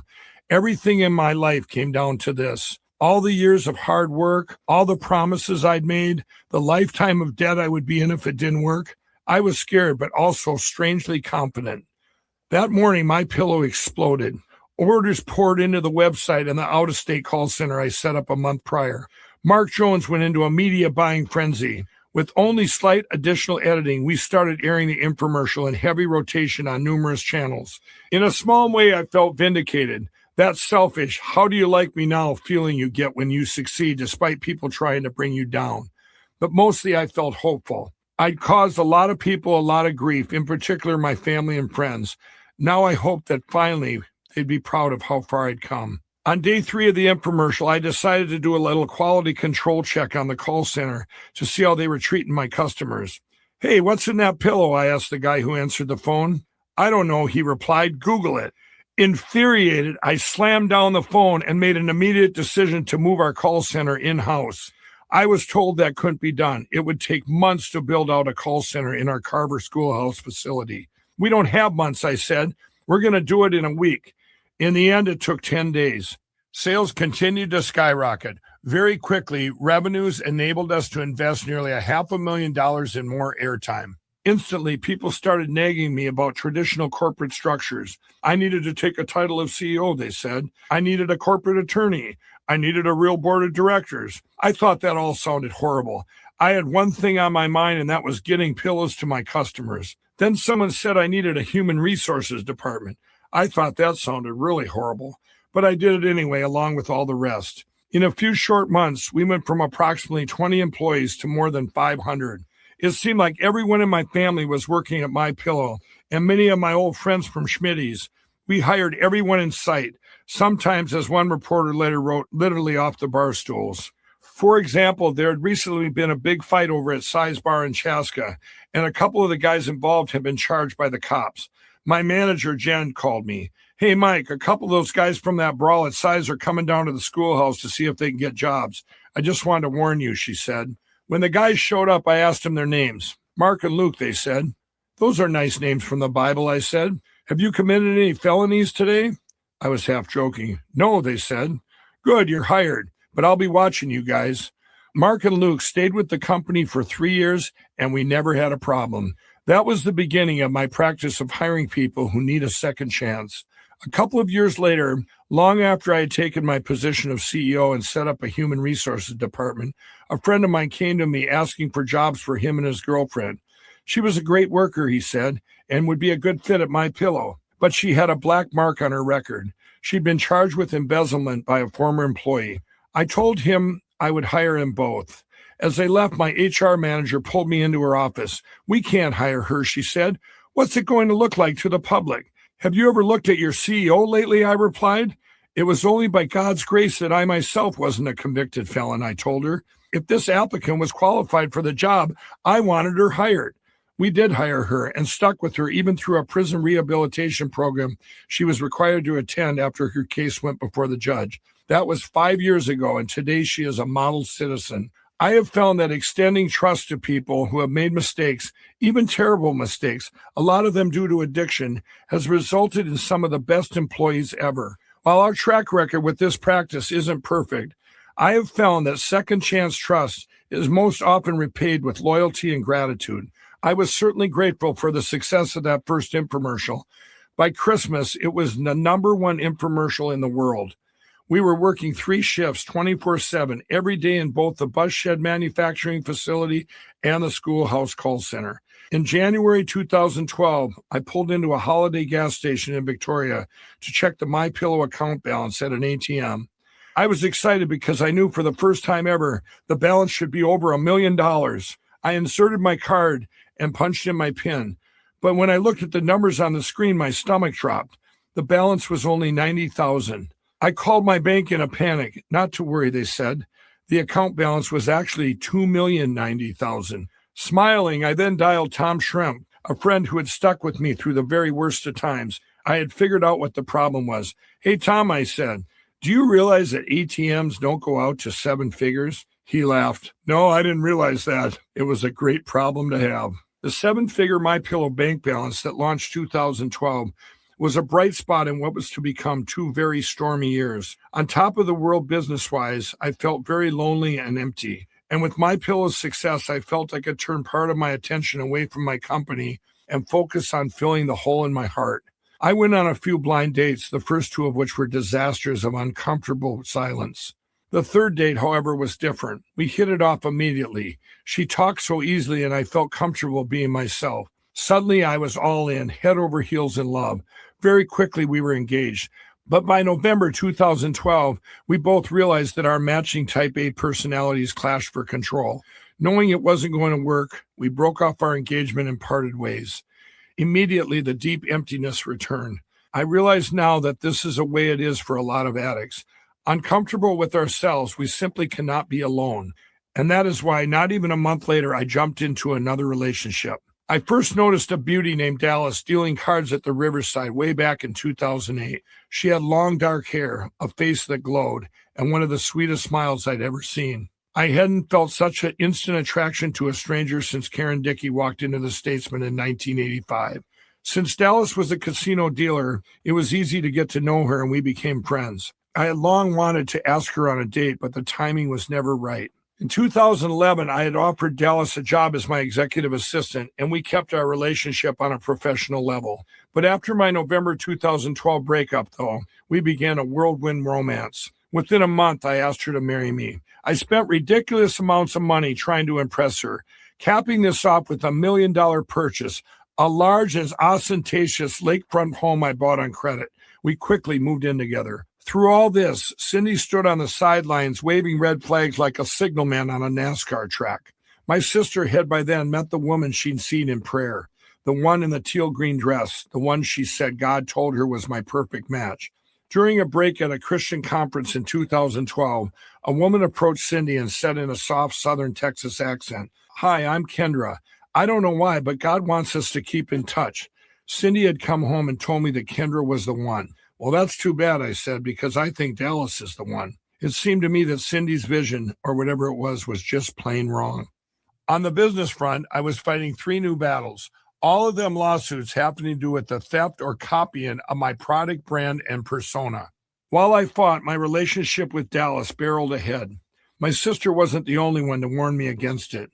Many of my friends and family members couldn't understand why I was moving so fast again. More importantly, they couldn't understand why I was neglecting MyPillow and pouring all my time and money, so much money, into a relationship they could see was doomed from the start.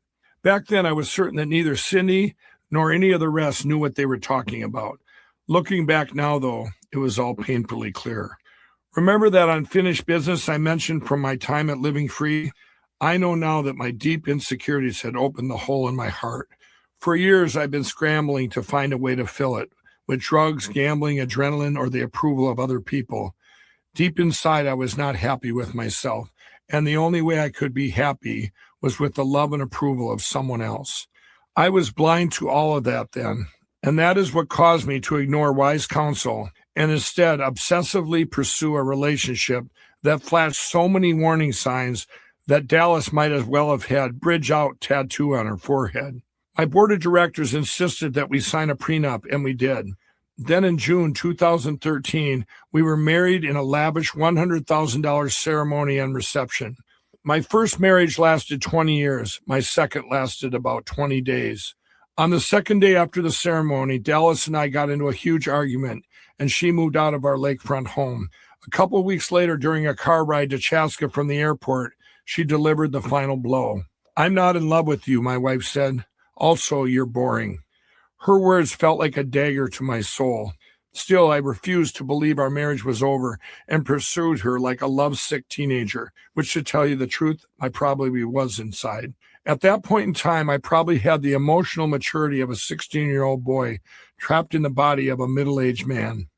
For days, I sat in our big, fancy, empty house, alternating between listening to Chris Ray's Fool If You Think It's Over and Pablo Cruz's Love Will Find a Way. I begged Dallas to come home, but she ignored my pleas and moved back to her mom's house in Arizona. About 6 months later, my lawyers met Dallas's lawyers for mediation. I sat across the conference table from Dallas as her attorney fought to get everything she could for her client, despite the prenup. Dallas and I were silent while our lawyers squabbled back and forth. Then at one point, our eyes met. "Dallas, why would you do this to me?" I said. She broke down, almost crying. "I know it was a mistake, Mike. I couldn't handle unconditional love." Her lawyer started kicking her under the table, trying to get her to stop talking. Finally, Dallas blurted out, "I don't want anything." At that, the mediator stood up. "I guess my job is over. Give her whatever you want, Mike." Despite the prenup, I agreed to a settlement. At the end of the mediation, I smiled at Dallas, hugged her, and said goodbye. Even today, I still think we were just two people looking in the wrong places for ways to heal our old wounds. Chapter 38, The Last Wager. Between 2011 and 2012, we sold almost $100 million in My Pillows, but wound up $6 million in debt. The truth is, God had given me a dream for a great product and a gift for selling and marketing. But like many inventors and creatives, I had no idea how to operate and scale the underlying business. I wrote stacks of checks as I bought up more and more infomercial slots, but I really had no idea how to track the airings to find out which ones were working and which ones should be canceled. Meanwhile, I did not calculate the difference between gross sales and net profits, or figure in indirect costs. At one point, Federal Foam sent its CFO to check on our overall operation. Very quickly, he discovered that although we were bringing in millions in sales, our costs were through the roof. To top it off, as I was sitting in my sister's basement one night, half watching TV and wondering how to fix all this, I saw a dark-haired man on the screen. He wore a mustache and a blue shirt. This man could have been my twin, and he was selling a copy of My Pillow. I almost fell out of my chair. I found out that this company behind this ad was called Telebrands. Lawsuits followed, and I had to make a deal with them. I didn't want to, but I felt forced in order to stay in business. Meanwhile, My Pillow was losing $250,000 a week. Part of our expenses came from having to build a new factory. In March of 2012, I had made a deal with Dick Lenzen to buy the bus shed. But right before the closing, we learned that the area was improperly zoned for my company's operations. When we applied for rezoning, the Carver City Council ruled that My Pillow had grown so big that we were now a neighborhood nuisance. The council then laid out compliance demands that would cost hundreds of thousands of dollars and gave me until October to comply or vacate. I didn't have the money to meet the council's new demands. I had no idea how we were going to find a new location and build a new factory before the October deadline, but we did. Within 2 months, we had designed, built, and moved into a new facility in Shakopee, less than 10 miles away. Unexpectedly, this crash build turned out to be a good thing. It gave me a better sense of what my employees' skill sets were. For example, when I saw what a great job the painting contractor did, I made him my head of maintenance. Like me, many of my leaders were not trained or credentialed for their positions, but they happened to be people who could get the job done. Against all odds, we were up and running 2 days before the Carver deadline. When I walked out of that Carver City Council meeting, the council's demands looked like government overkill. When I opened My Pillow's doors in Shakopee, I realized that, like many unwelcome obstacles, they were instead a hidden blessing. The Telebrands confrontation turned out in similar fashion. I knew I had made a terrible decision in making a deal with them, but the deal did function for a time as a Band-Aid for My Pillow's leaky finances. Later in the year, I made a deal with QVC, even though I'd sworn I'd never appear on that network because they had turned me down 3 times before. My first airing was in October 2012. I did an 8-minute segment that pulled in $60,000 a minute, 6 times the average for that time slot. Still, these positive developments were not enough to turn our red ink to black. During much of 2013, I've been so caught up in my relationship with Dallas that I left most major decisions to others in my company. By the spring of 2014, sales were weak in every channel and getting worse. The infomercial was fatiguing, as they say in business, only producing a fifth of what it once had. The problem was, we had manufactured tens of thousands of pillows in anticipation of sales that had first leveled out, then fallen over a cliff. We were still doing better on QVC than most other products, but the numbers were much lower than those we had put up earlier. Radio advertising generated some sales, but our TV ads were down to almost nothing. The box stores were now ordering fewer pillows or had stopped selling them altogether.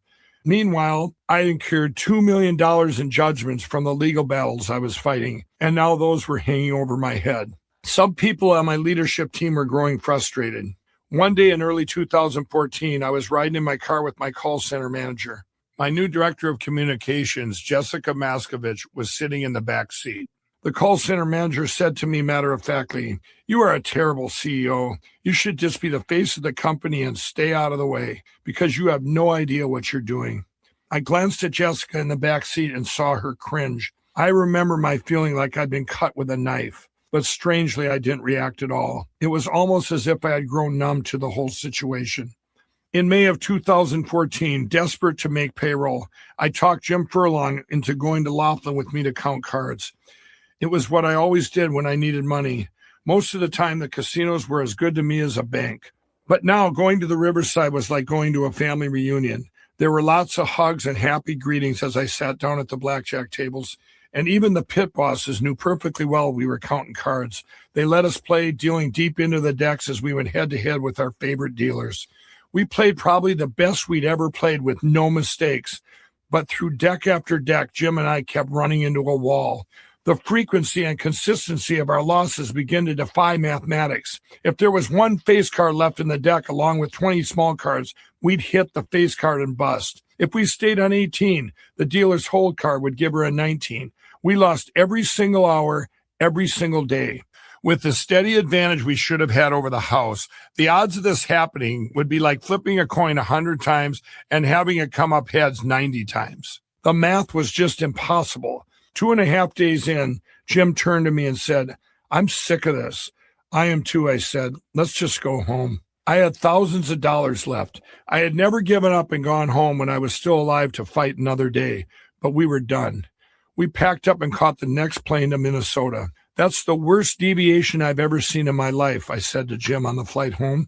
"Me too." "Well, it's making the book," I said, meaning the book I'd always said I was going to write. "The only way it makes a book is if you were to quit forever," Jim said. Quit gambling forever? That was a bizarre thought. I looked at Jim. He looked back at me. I could see that he was only half joking. On Saturday, May 31st, 4 days after we got back from Laughlin, I decided to head down to Diamond Joe Casino just across the Iowa border to try again. I had just turned south on I-35 when I heard an almost audible message. "Go to church tomorrow. You are done with gambling. 4 days ago, you played your last card." Mind you, I didn't hear the voice. Call it an impression, direction, or a guiding hand. Call it whatever you want, but it was as clear as a bell. It was so clear, in fact, that I exited at the next southbound ramp, crossed the interstate, and turned back north toward home. The next day, I went to Living Word and sat in the balcony. There was a group of families who sat up there, and I enjoyed the way they worshiped. The voice, or whatever it had been, had directed me there. Looking down from the balcony, I listened to the sermon and waited. The pastor hadn't been speaking long when the voice came to me again. "You're done with gambling. Don't worry about counting cards to cover your company's expenses." Then it came to me a third time.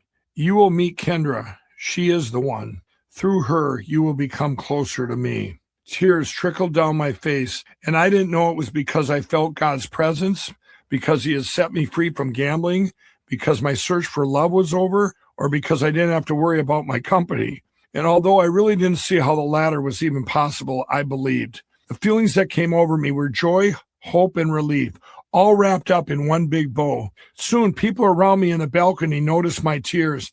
A couple of them kept repeating, "Hallelujah," while others placed kind hands on my shoulders. I felt genuine Christian love. After meeting Kendra at a Christian conference center in Texas in 2012, Cindy stayed in touch with her. My sister had occasional conversation with each of us, insisting that God had shown her that someday Kendra and I would be married. That's a lot of pressure for anyone, especially for a person like Kendra who had never been married. After a couple years and a lot of prayer, Kendra agreed to meet Cindy and me in Laguna Beach, California. I had agreed to make a guest appearance on a local radio station to talk about addiction. I bought a gift for Kendra and carried it onto the plane, where it just barely fit in the overhead bin. Things were bleak at MyPillow, but as Cindy and I flew west toward the sun, I had a certain peace. Against all indications, I thought we were going to get through this. Maybe it was that assurance I had from God in May. Now it was near the end of July when Southern California is cloudless and warm. Cindy and I arrived in Laguna Beach before Kendra and rented a car to pick her up from John Wayne Airport. I was so nervous, and I knew she had to be too. We met Kendra at the gate. She was even more beautiful than the photos I'd seen, dark-haired with a wide, beaming smile. As we walked to the parking lot, Cindy and Kendra chatted like old friends. When we got to the car, I pulled out the gift I'd brought and showed it to Kendra. It was a very large, very plush stuffed elephant. "Let's just put this over here," I said, tucking the elephant in an out-of-sight place in the back seat. Kendra cracked up. She knew exactly what I meant. Cindy had been whispering wedding bells in both our ears for 2 years by then. We had just acknowledged and set aside the elephant in the room. Throughout that weekend, I found Kendra to be genuine, kind, and easy to talk to. When we found ourselves on our own, we talked about all kinds of things, some very personal. I especially remember one moment in particular.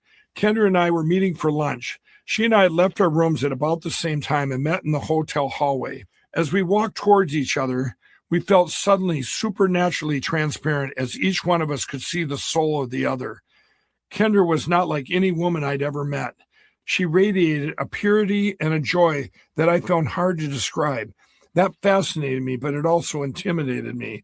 I felt that she had a close connection to God that I would never have. When the weekend was over, I was already back in Minnesota when my cell phone rang. It was Kendra calling to say she had lost her Bible.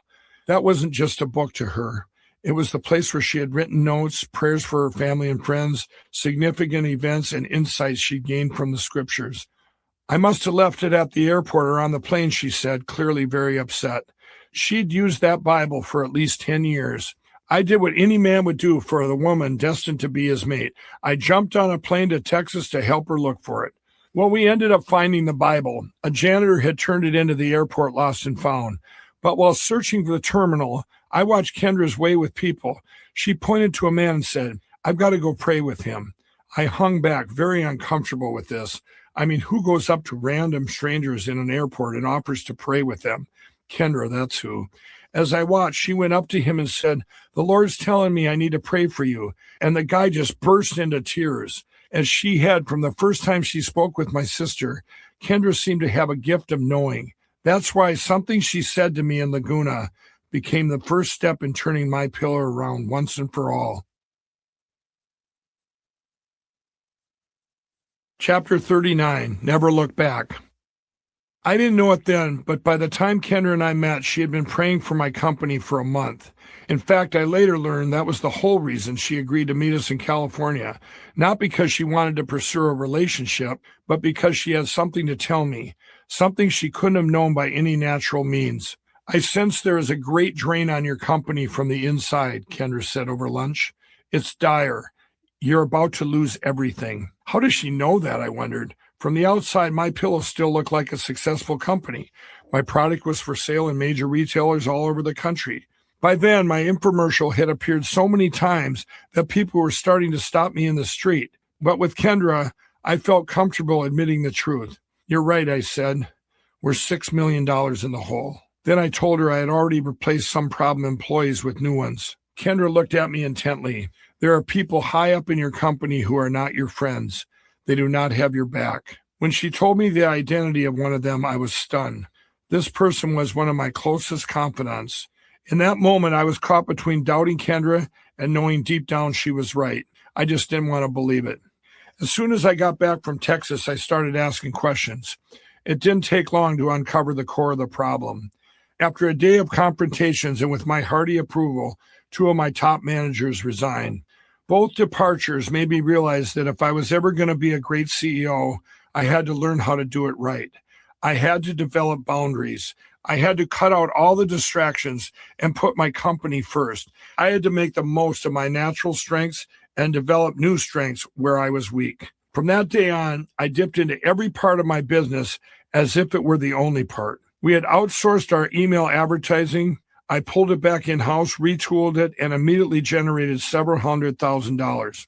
We pulled our radio advertising back in-house and overhauled it. We returned to the type of print ads we've been running before the infomercial. While these changes were underway, I huddled with my remaining team. What else could we do to dig out?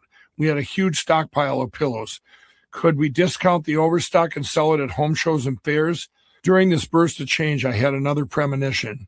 Like the other one I had on I-35, this one was as clear as a bell. In July, I shared this premonition at a board meeting. We were still millions in the hole, including the 2 judgments, which had to be paid by the end of the year. But with my core management arranged around a conference table, I declared that we were going to end 2014 with $8.2 million in the bank. They stared at me in disbelief. Write that in the minutes, I said. I want a record of it. On the morning of November 5th, 2014, I was sitting in a deer stand in western Minnesota. Tom Shrimp owned this land, 200 wooded acres on the Minnesota River near Montevideo. I'd driven out with Tom along with a few other hunting buddies. Fall was on its last legs, and I was bundled up in orange against a temperature of 18 degrees. Pretty cold, but not the frigid weather we'd endured in other seasons. I sat quietly and listened. It was about 10:30 a.m. The deer were mostly active in the early morning and in the early evenings just before dark.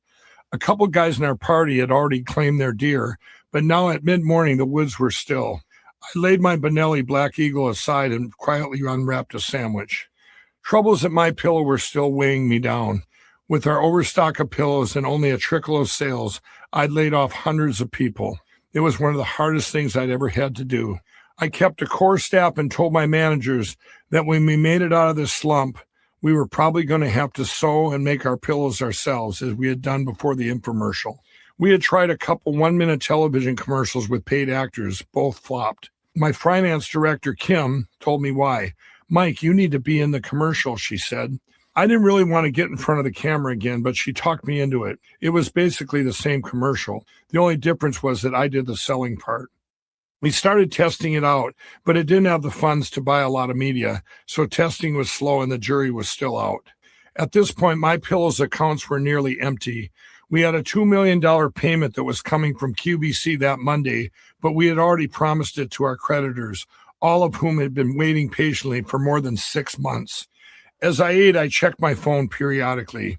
Tom didn't like it when we used our cells during hunts. A hunter might get away with the noise of walking through the woods, but deer have excellent hearing, and no forest creature sounds like a human talking. I wasn't talking, though, just checking the same sales graph I've been checking for years. You see, I was waiting for my miracle, the fulfillment of my $8.2 million premonition. It was already early November. If we were going to end 2014 with $8.2 million in the bank, there wasn't much time left. But I had 100% faith that everything was going to be okay. I munched on my sandwich, occasionally refreshing the sales metrics page.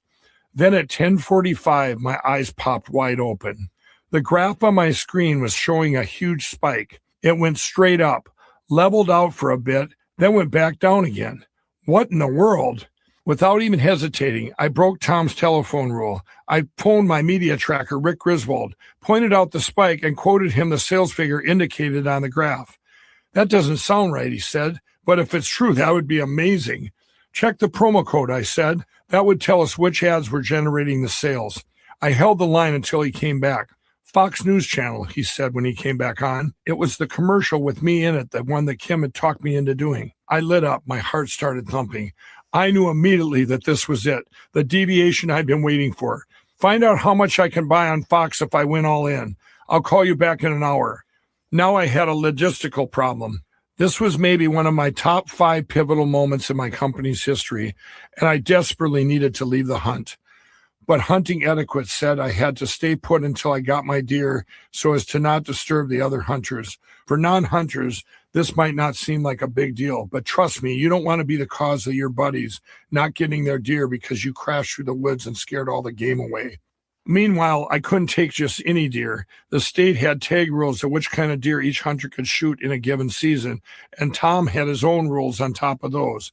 On this hunt, the only kind of deer I could take was a large doe. I could leave my stand when I got one of those and not before. That meant I'd probably have to wait until dark. With my business hanging in the balance, that seemed like an eternity away. I picked up my Benelli and I was wondering whether God answers hunting prayers when a large doe clip-clopped out of the woods. I'm not kidding you. This happened less than 10 minutes after I hung up with Rick. I raised my gun and took her down. That brought Tom trotting up the hill towards my stand. Tom was one of those friends who had always stuck by me, even through my addictions. He was anti-drugs like you wouldn't believe, but he always held out hope for me. Now he looked the doe over. "Wow, nice one," he said. Apparently, she fit Tom's special rules on size. "Tom, sorry, but I have to leave," I said. "You won't believe what happened." I rattled on for a solid minute about the sales graph and what it meant. Tom grinned. "Go, go, go," he said. "We'll take care of your deer." I got to my truck as quickly as I could, and I called Rick back to find out how much airtime I could buy right away on Fox News. $2 million worth, he said. It was exactly the amount coming in from QVC. This was Saturday, November 5th. We were supposed to receive the QVC check on Monday, November 7th. The ad that caused the spike had brought in 6 times what it cost us, Rick said.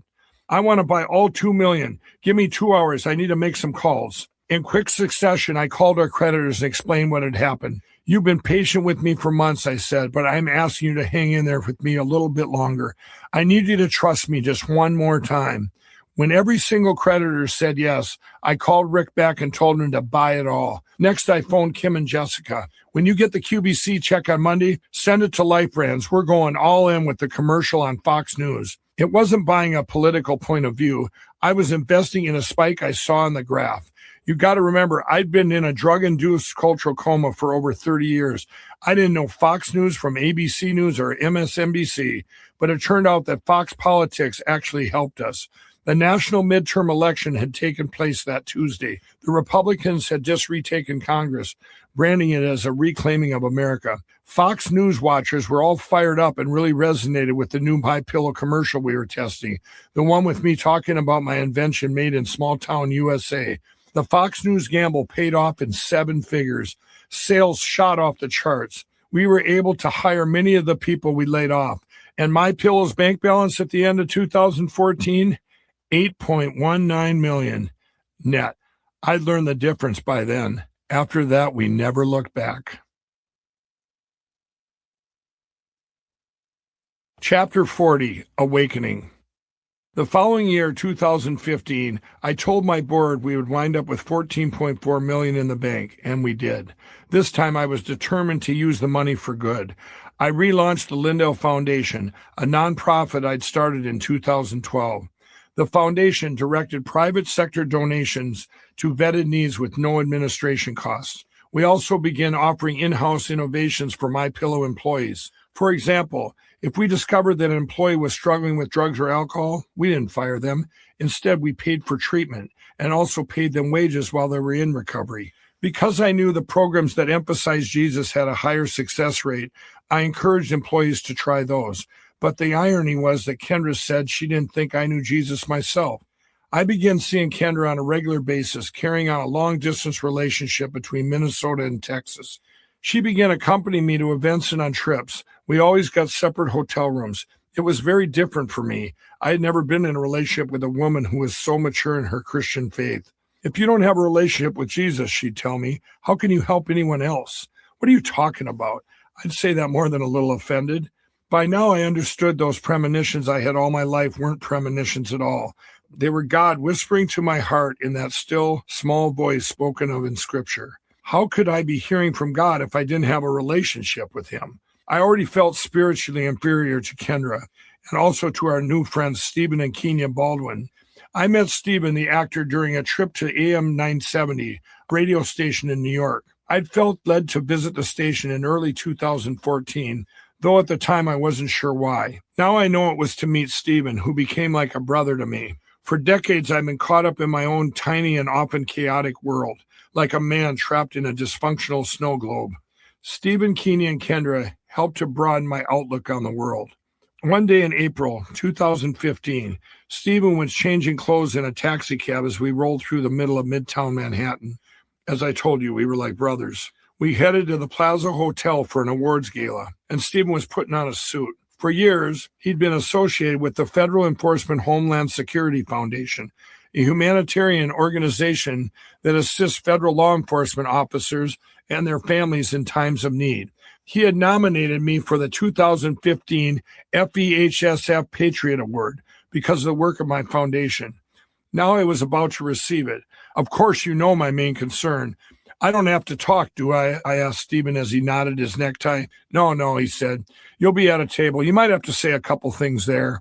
When they give you your award, just stand up and say thanks. I was becoming more confident in my role as MyPillow CEO and more experienced in public situations, but speaking in front of people still terrified me. And speaking in front of a room full of intelligence and law enforcement agents, are you kidding me? By the way, Stephen said as he put on his suit jacket, it might be better off if you don't mention doing crack. Check. Don't tell crack stories to law enforcement types. When we got to the plaza, I discovered that Stephen had been soft-selling me. One of the first things I had to do was give an acceptance speech. I stood up and blurted out something about MyPillow, thanks for the award, blah, blah, blah. I don't remember what I said, only that it was probably the most awkward speech in the history of speeches.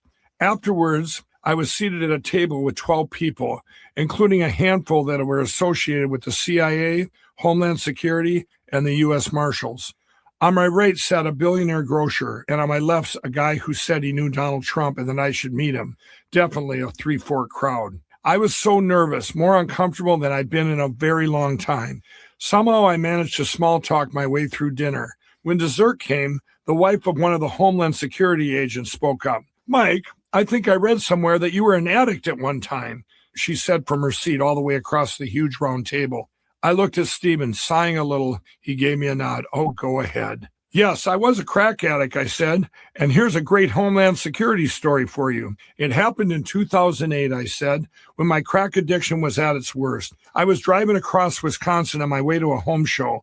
My truck bed was filled with pillows that were vacuum-packed, 12 to a bundle, stacked 3 feet higher than the cab of my pickup truck and secured by bungee cords. It looked like I was carrying a giant marshmallow. Meanwhile, I had brought along a large personal supply of cocaine. For a while, I noticed a helicopter that had been flying behind me for a weirdly long time. Why would a helicopter be following me, I wondered.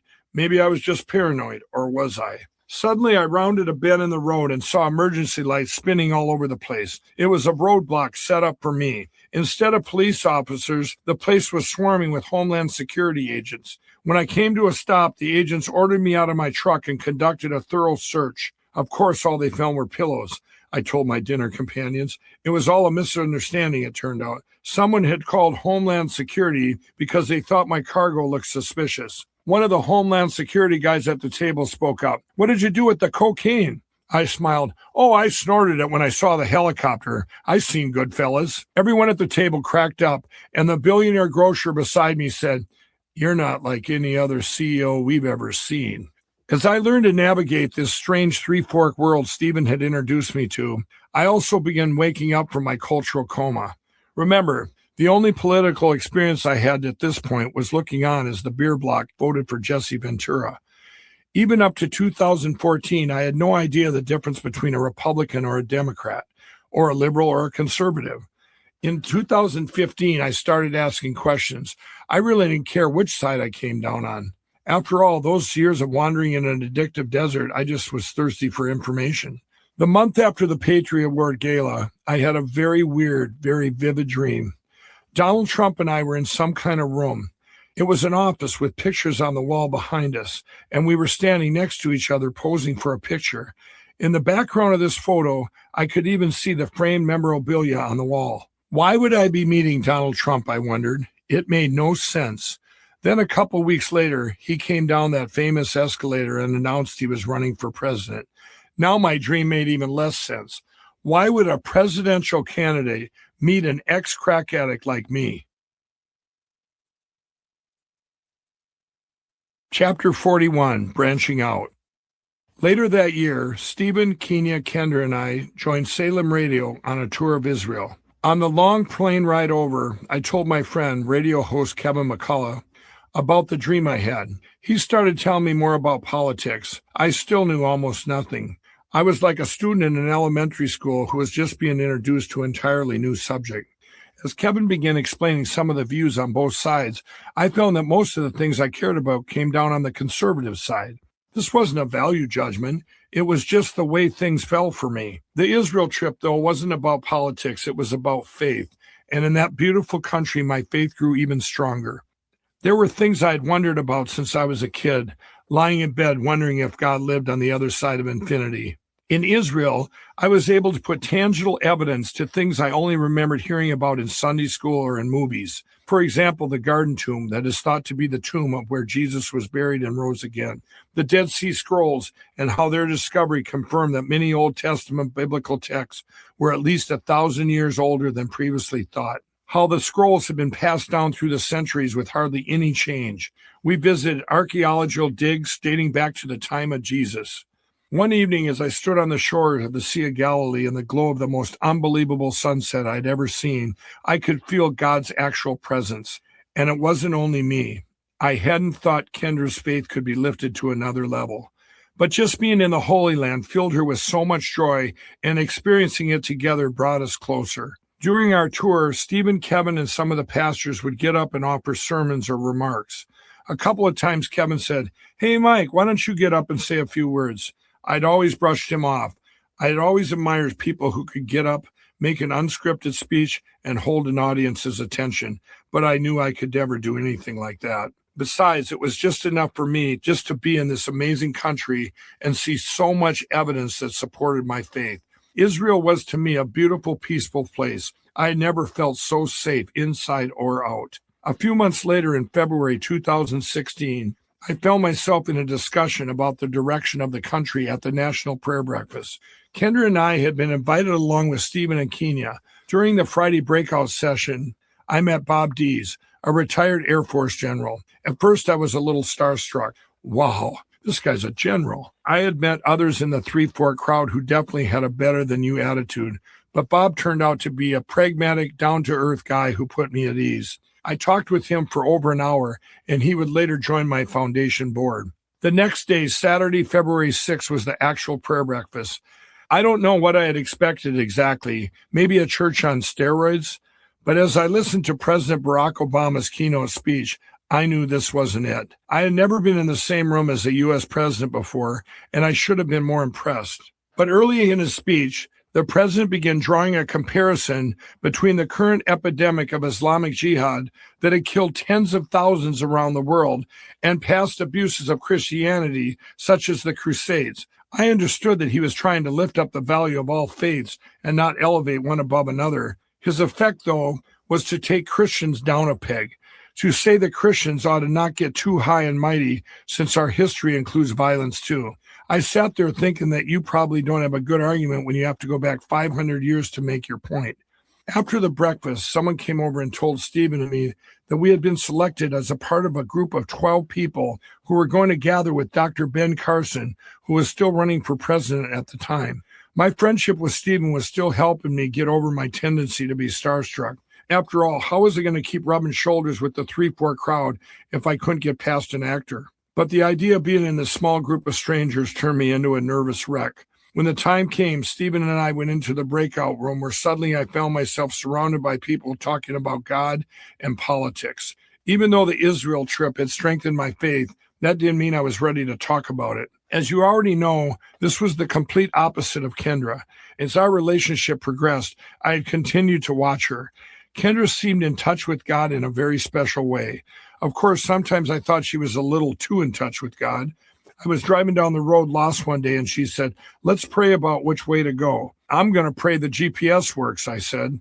Still, I wanted what she had. Now I was waiting in this breakout room, waiting for Ben Carson, which would seem like a room full of Kendras. I thought, what am I doing here?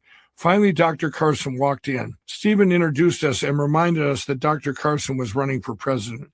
Knowing I was nervous, Stephen broke the ice. "Mike," he said, "what would your slogan be if you ran for president?" It was a setup. for a punchline we discussed before, based on the way I pronounce the word wash in my commercials. I wasn't sure I'd say it, but I did anyway. Vote for me, I said, smiling, and I'll put the R back in Washington. Dr. Carson cracked up and I breathed a sigh of relief. I could talk now. I could be myself. The dozen people in the room gathered in a circle and began talking about the critical importance of the 2016 election. We all agreed it was going to be a real spiritual turning point for the country. One path could lead us toward national renewal. The other could lead us down a dark path from which there might be no return, a path that had begun with the removal of God from the public square. The discussion opened my eyes to the impact of politics on ordinary people. Later, we all bowed our heads and prayed for our country. As we prayed, I opened one eye and saw Stephen taking a picture. Then just as quickly, I snapped my eyes shut and scolded myself. What are you doing? Open your eyes during this prayer. After the prayer, a man stood up and declared, 2 or 3 of you in this room are going to become friends, and you will be part of a great change in our nation. That night, Kendra and I visited with the Baldwins in their hotel room. The television was on, but muted as we chatted. Suddenly, Kenya nodded towards the TV where a man was speaking to a crowd of at least 50,000 people. That's going to be you, Mike, Kenya said. No way, I thought. Absolutely not, I shook my head. Maybe Stephen, but not me, I said. Kenya smiled at me. No, Mike, it's you. I pushed back some more, but was starting to wonder myself. There was a whole platform thing, and I did seem to be zeroing in on some kind of calling. Still, I stared at the man on the screen and shook my head. Whatever my calling was, it wouldn't be public speaking. It would take an act of God to get me to be that guy on TV. Sometime later, a friend of Stephen's invited me to attend the 2016 Republican National Convention and got me a seat in the section where the Trump family was sitting. It was a strange experience. Politically, I felt as though I'd been living in the woods all my life, and suddenly I found myself plopped into civilization. I found myself impressed with Donald Trump's adult kids, Donald Jr., Ivanka, Eric, and Tiffany. They were all well-spoken and convincing. As Vice President candidate Mike Pence said on stage, you can't fake good kids. I also resonated with Mr. Trump's convention speech. His vision for America seemed sensible and down to earth. Multiple people at the convention told me they felt I should meet him, but I still couldn't figure out why, much less how. Someone who had ridden on his plane said Mr. Trump had taken notice of my advertising. When a channel would go to a commercial, he would say, watch, it's going to be that pillow guy. He apparently also noticed that my pillow was made in the USA. After the convention, I was scheduled to fly to Philadelphia to do a QVC airing, but I missed my flight and had to take a different one. When I walked onto the plane, I heard someone call out, Mike! It was Candy Carson. Sitting next to her in first class was her husband, Dr. Carson. Candy is a bubbly, vivacious woman with a gentle spirit and a genuine heart. She said, we knew you'd be on this plane. They'd gotten this in prayer 2 weeks before, she said. Candy kindly switched seats with me so I could talk with her husband. During the flight, he told me what it was like to run for president, how he'd known it was time to drop out, and why he backed Donald Trump in the end. God picked him for this moment in time, he said. Dr. Carson asked me to call him Ben, and we talked all the way to Philadelphia. When I ran into the Carsons again in the baggage claim, he handed me his card. In the space of that plane flight, we formed a friendship that would stretch far into the future. After the QVC segment in Philly, I headed back to the airport, stopping at a bookstore for a magazine to read on the flight home. On the plane, I opened the magazine to an article about Mr. Trump. As I was flipping through the pages, my eyes fell on a picture of the candidate in his office at Trump Tower. The wall in the office was the same one I had seen in my dream. A little shaken, I stared at the picture for a few seconds. Then I closed my eyes and prayed, God, I don't know what's going on here. Please show me. In the middle of that prayer, my phone pinged. I opened my eyes and looked at the phone. On the screen was a text message with an invitation. Donald Trump wanted to meet me at Trump Tower in New York. Chapter 42, Confirmations. The text inviting me to Trump Tower floored me. It's hard to explain the feeling I get when my premonitions come true, but this one was beyond anything I'd experienced. The timing of the invitation occurring right in the middle of my prayer was unbelievable. I was excited to meet a presidential candidate, but this moment wasn't all about that. What brought tears to my eyes was the fact that it seemed that God had spoken directly to me in real time. It was surreal, astonishing, and extremely humbling. That meeting was set for Monday, August 15, 2016. Kendra and I flew to New York City on Friday, August 12th. She wanted to attend services at Beth Israel Worship Center, a congregation pastored by the Messianic Rabbi Jonathan Cahn. We had attended one service there with Stephen and Kenya, and I had briefly been introduced to him. I knew Rabbi Cahn was a best-selling author, teacher, and evangelist who had ministered all over the world. I had read a few of his books and was impressed with the way he compared biblical prophecies with current events. I was nervous about the Trump Tower meeting, but over and over, God seemed to put people in my path to calm me down. Kendra and I drove down to Wayne, New Jersey to attend the Beth Israel service. Afterwards, Rabbi Cahn, who knew nothing about the reason for our visit, walked up and said, "I sense there's something important we need to pray about." "Yes," I said. "On Monday, I have a meeting with Donald Trump." Rabbi Cahn prayed with us for the next half hour. Later, Kendra and I were eating lunch at a restaurant in Wayne when two women, both perfect strangers, stopped at our table. "You have something very important coming up, and we want to pray with you that whatever it is, it goes well." I looked at Kendra. She looked at me. "Wow," was all we could say yet again. Those ladies joined us, and we bowed our heads together. Next, Kendra and I headed back to the city and checked in at Trump International Hotel. That afternoon, I got a call inviting me to an outdoor evening reception at Long Island, home of an influential businessman and political donor. Mr. Trump was going to be there, and the caller said I could meet him. I didn't want to go. An outdoor event at the Hamptons was not something I'd seen in my dream. I was supposed to meet Donald Trump in an office, his office, if the photo in the magazine had anything to do with anything. I know it sounds crazy, like sometimes about the time-space continuum from Back to the Future, but I did not want to disrupt whatever was supposed to happen on Monday. "I'm not coming," I told the guy on the phone and hung up. I told Kendra about my conversation. "I think you're supposed to go," she said. "There's someone else you're supposed to meet, maybe more than one person." Suddenly, I knew she was right. I called the guy back and told him I'd be there. That late summer evening, I drove through one of the fanciest parts of the Hamptons, wondering briefly whether there was something higher than a three-fork crowd. When I arrived at the businessman's impressive estate, I was ushered around back, where I saw a spotless white outdoor canopy set up on a lush green yard. I was surprised at how few people were there, just a couple dozen mingling over cocktails. The only people I spoke with were Mr. Trump's longtime assistant, Rona Graff, who was very kind, and Rudy Giuliani, who was funny and engaging. After a brief wait, the candidate arrived and offered a few remarks from a podium that had been placed beneath the canopy. Afterward, he moved among the guests, signing those famous red MAGA hats and talking cheerfully about the campaign. I kept my distance and watched. Back at the hotel, Kendra and I had two rooms, both with balconies overlooking Central Park. August is hot in the city. On the night of the 14th, the temperature stayed in the 90s, well past dark. The Trump Tower meeting was just hours away, and I couldn't still figure out why I'd been invited. It flashed through my head that maybe it was a fundraising thing, but I had dismissed that fairly quickly. I just didn't think that was it. In any case, I might never have another chance like this. I decided I wanted to have some thoughts to offer. Kendra and I stayed up late into the night talking about my biggest concerns. Helping addicts was number one, of course, along with revitalizing America's urban centers. I wasn't sure a presidential candidate would be interested in what I had to say about these topics, but I wanted to come prepared to discuss them. When Kendra went to her room at around 3 a.m., I walked out onto the balcony and gazed down at Central Park. What are the odds that a guy like me would wind up meeting with a man who might be the next president of the United States, I thought. I marveled at how I'd gotten here. I thought about where I'd come from and all the mistakes I'd made. Cocaine, crack, gambling, the hundreds of thousands of dollars I'd let slip through my fingers, the ways I'd failed as a husband and a father. How does a guy like that get here? I had only one answer. It had to be God. The past year or so had been like living in a movie, but now it hit me. This is real. And suddenly I realized that God had a bigger plan for my life than I had ever imagined.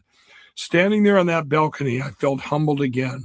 A wave of emotion washed over me, followed by an incredible sense of peace. However broken the road I traveled, God had meant it for good. The odds were just too incredible for me not to be on the right path. 4 hours later, I awoke in bed to the multiple alarms I'd set. Feeling like I slept for 10 hours straight, I showered and dressed, debating whether or not to wear a tie. I ended up leaving off the tie and wearing my silver cross necklace outside my shirt collar, just like I always did. Trump Tower was down Fifth Avenue, 3 long blocks away. I decided to walk, and I arrived early, taking a seat on a bench in the lobby. For a few minutes, I listened to the waterfall sheening down an atrium wall 60 feet high. I had been told by the candidate's handlers that I would not meet him alone.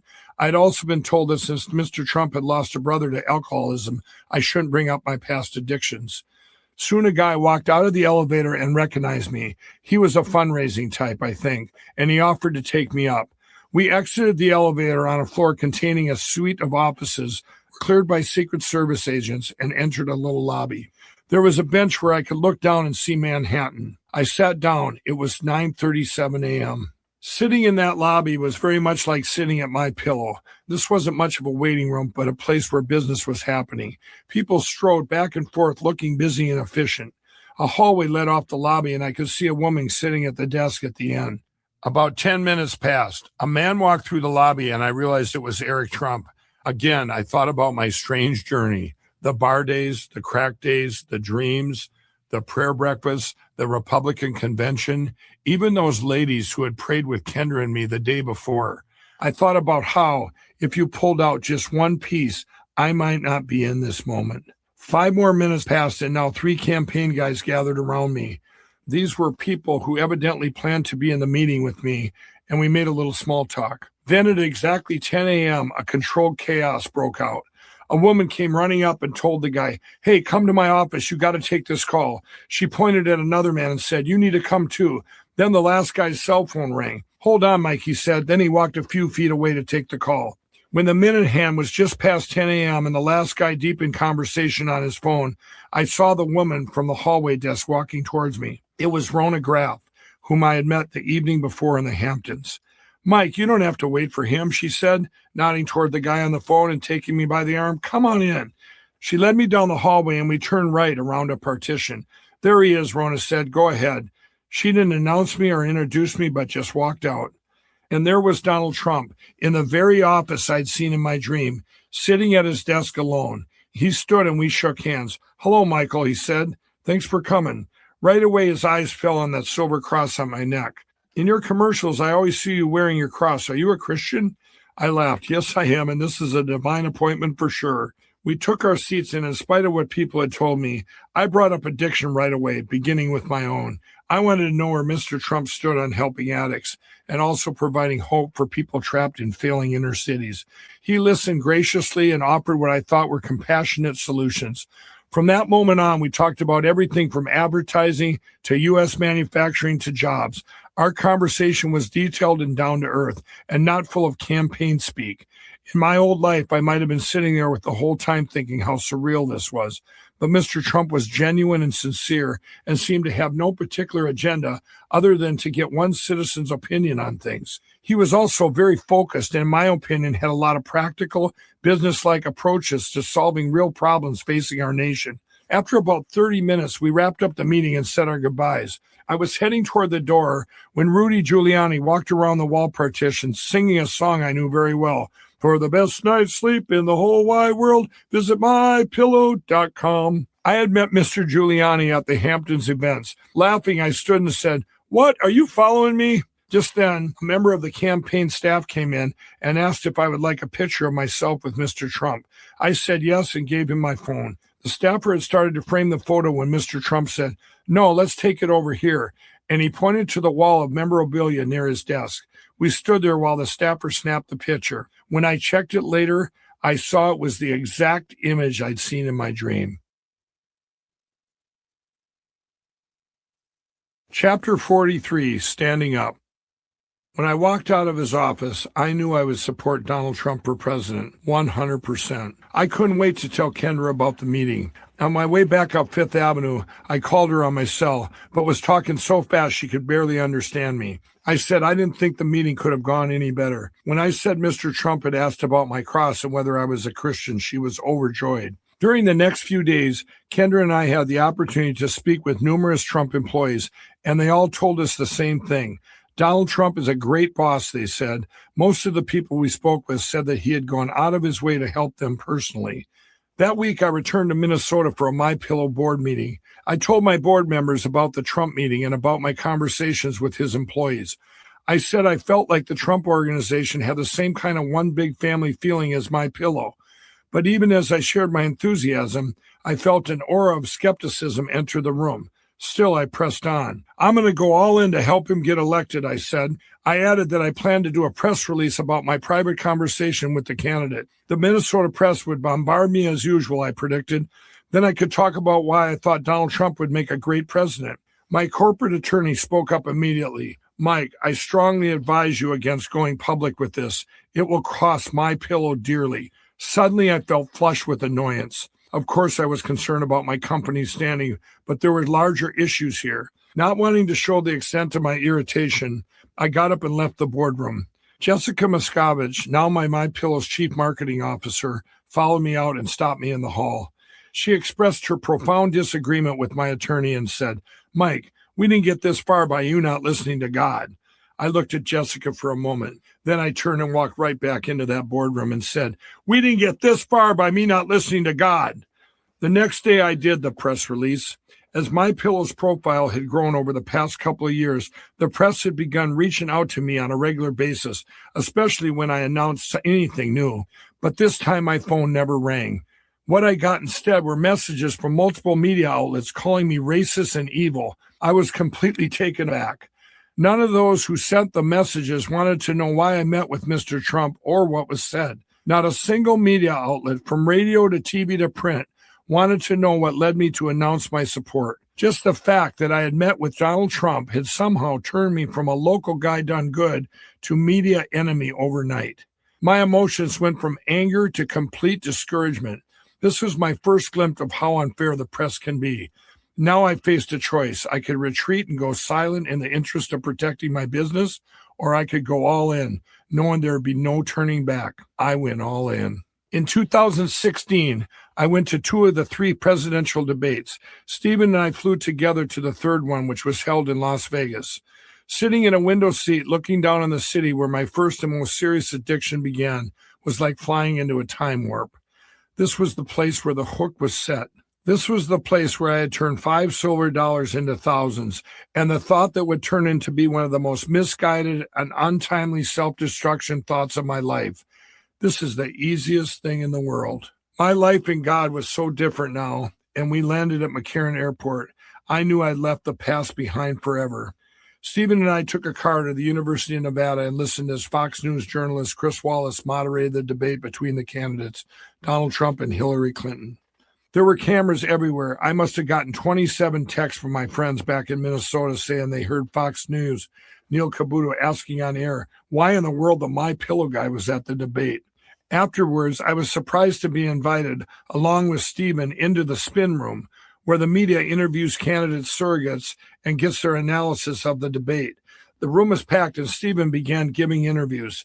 I thought I'd just be observing until a media handler yelled out, does anybody want to talk to the My Pillow guy? Several reporters yelled back that they did. The media was crowded behind a rope line, and the first reporter to get my attention was Kennedy from Fox Business News. I told her I was there to give my credibility to Donald Trump. Then a reporter from a national cable news channel called out, hey, Mike Lindell, you always wear your cross. What do you think of the Access Hollywood video? She was referring to the video of Donald Trump and Billy Bush recorded 11 years earlier that was being played over and over in the media at the time. Looking back, I think the reporter thought she had a gotcha moment. What would a guy wearing a big cross have to say about a candidate's crass locker room talk about women? I was a crack cocaine addict for years, I told her. Then by the grace of God, I quit overnight, but I'm still in transformation. Recently, I met Donald Trump. He was so different from that man in that video. The guy I met must be in a really amazing transformation too. And did you know Phil Robertson recently shared the gospel with him? Never mind, the reporter said, cutting me off. She gestured to her cameraman to stop recording. Apparently, I wasn't telling her what she wanted to hear. But soon another reporter came along, and I said I thought Donald Trump was going to be the greatest president we'd ever had. By the time people in my life had gotten used to me telling them one crazy premonition or another, they had gotten just as used to the fact that if I told them something was going to happen, it did. Right after the third debate, I had another visual premonition. Donald Trump was speaking at a rally in Minnesota, and I was speaking there too. When I told my friends about this, they said, Mike, Trump's not going to waste his time here. Minnesota hasn't voted for a Republican presidential candidate since 1972. That surprised me. Then I learned it was true. Even when every other state in the country went for Reagan in 1984, Minnesota voted Democrat. Now, as time ticked towards the election day, the campaign announced no plans to stop in Minnesota. 4 days before the election, Stephen and I flew to Las Vegas. A group of his friends had invited us to attend the championship welterweight fight between Manny Pacquiao and Jesse Vargas. It turned out that Manny was also a Christian. On fight night, as music thumped in the arena, Stephen and I gathered with Manny and others to pray before the bout.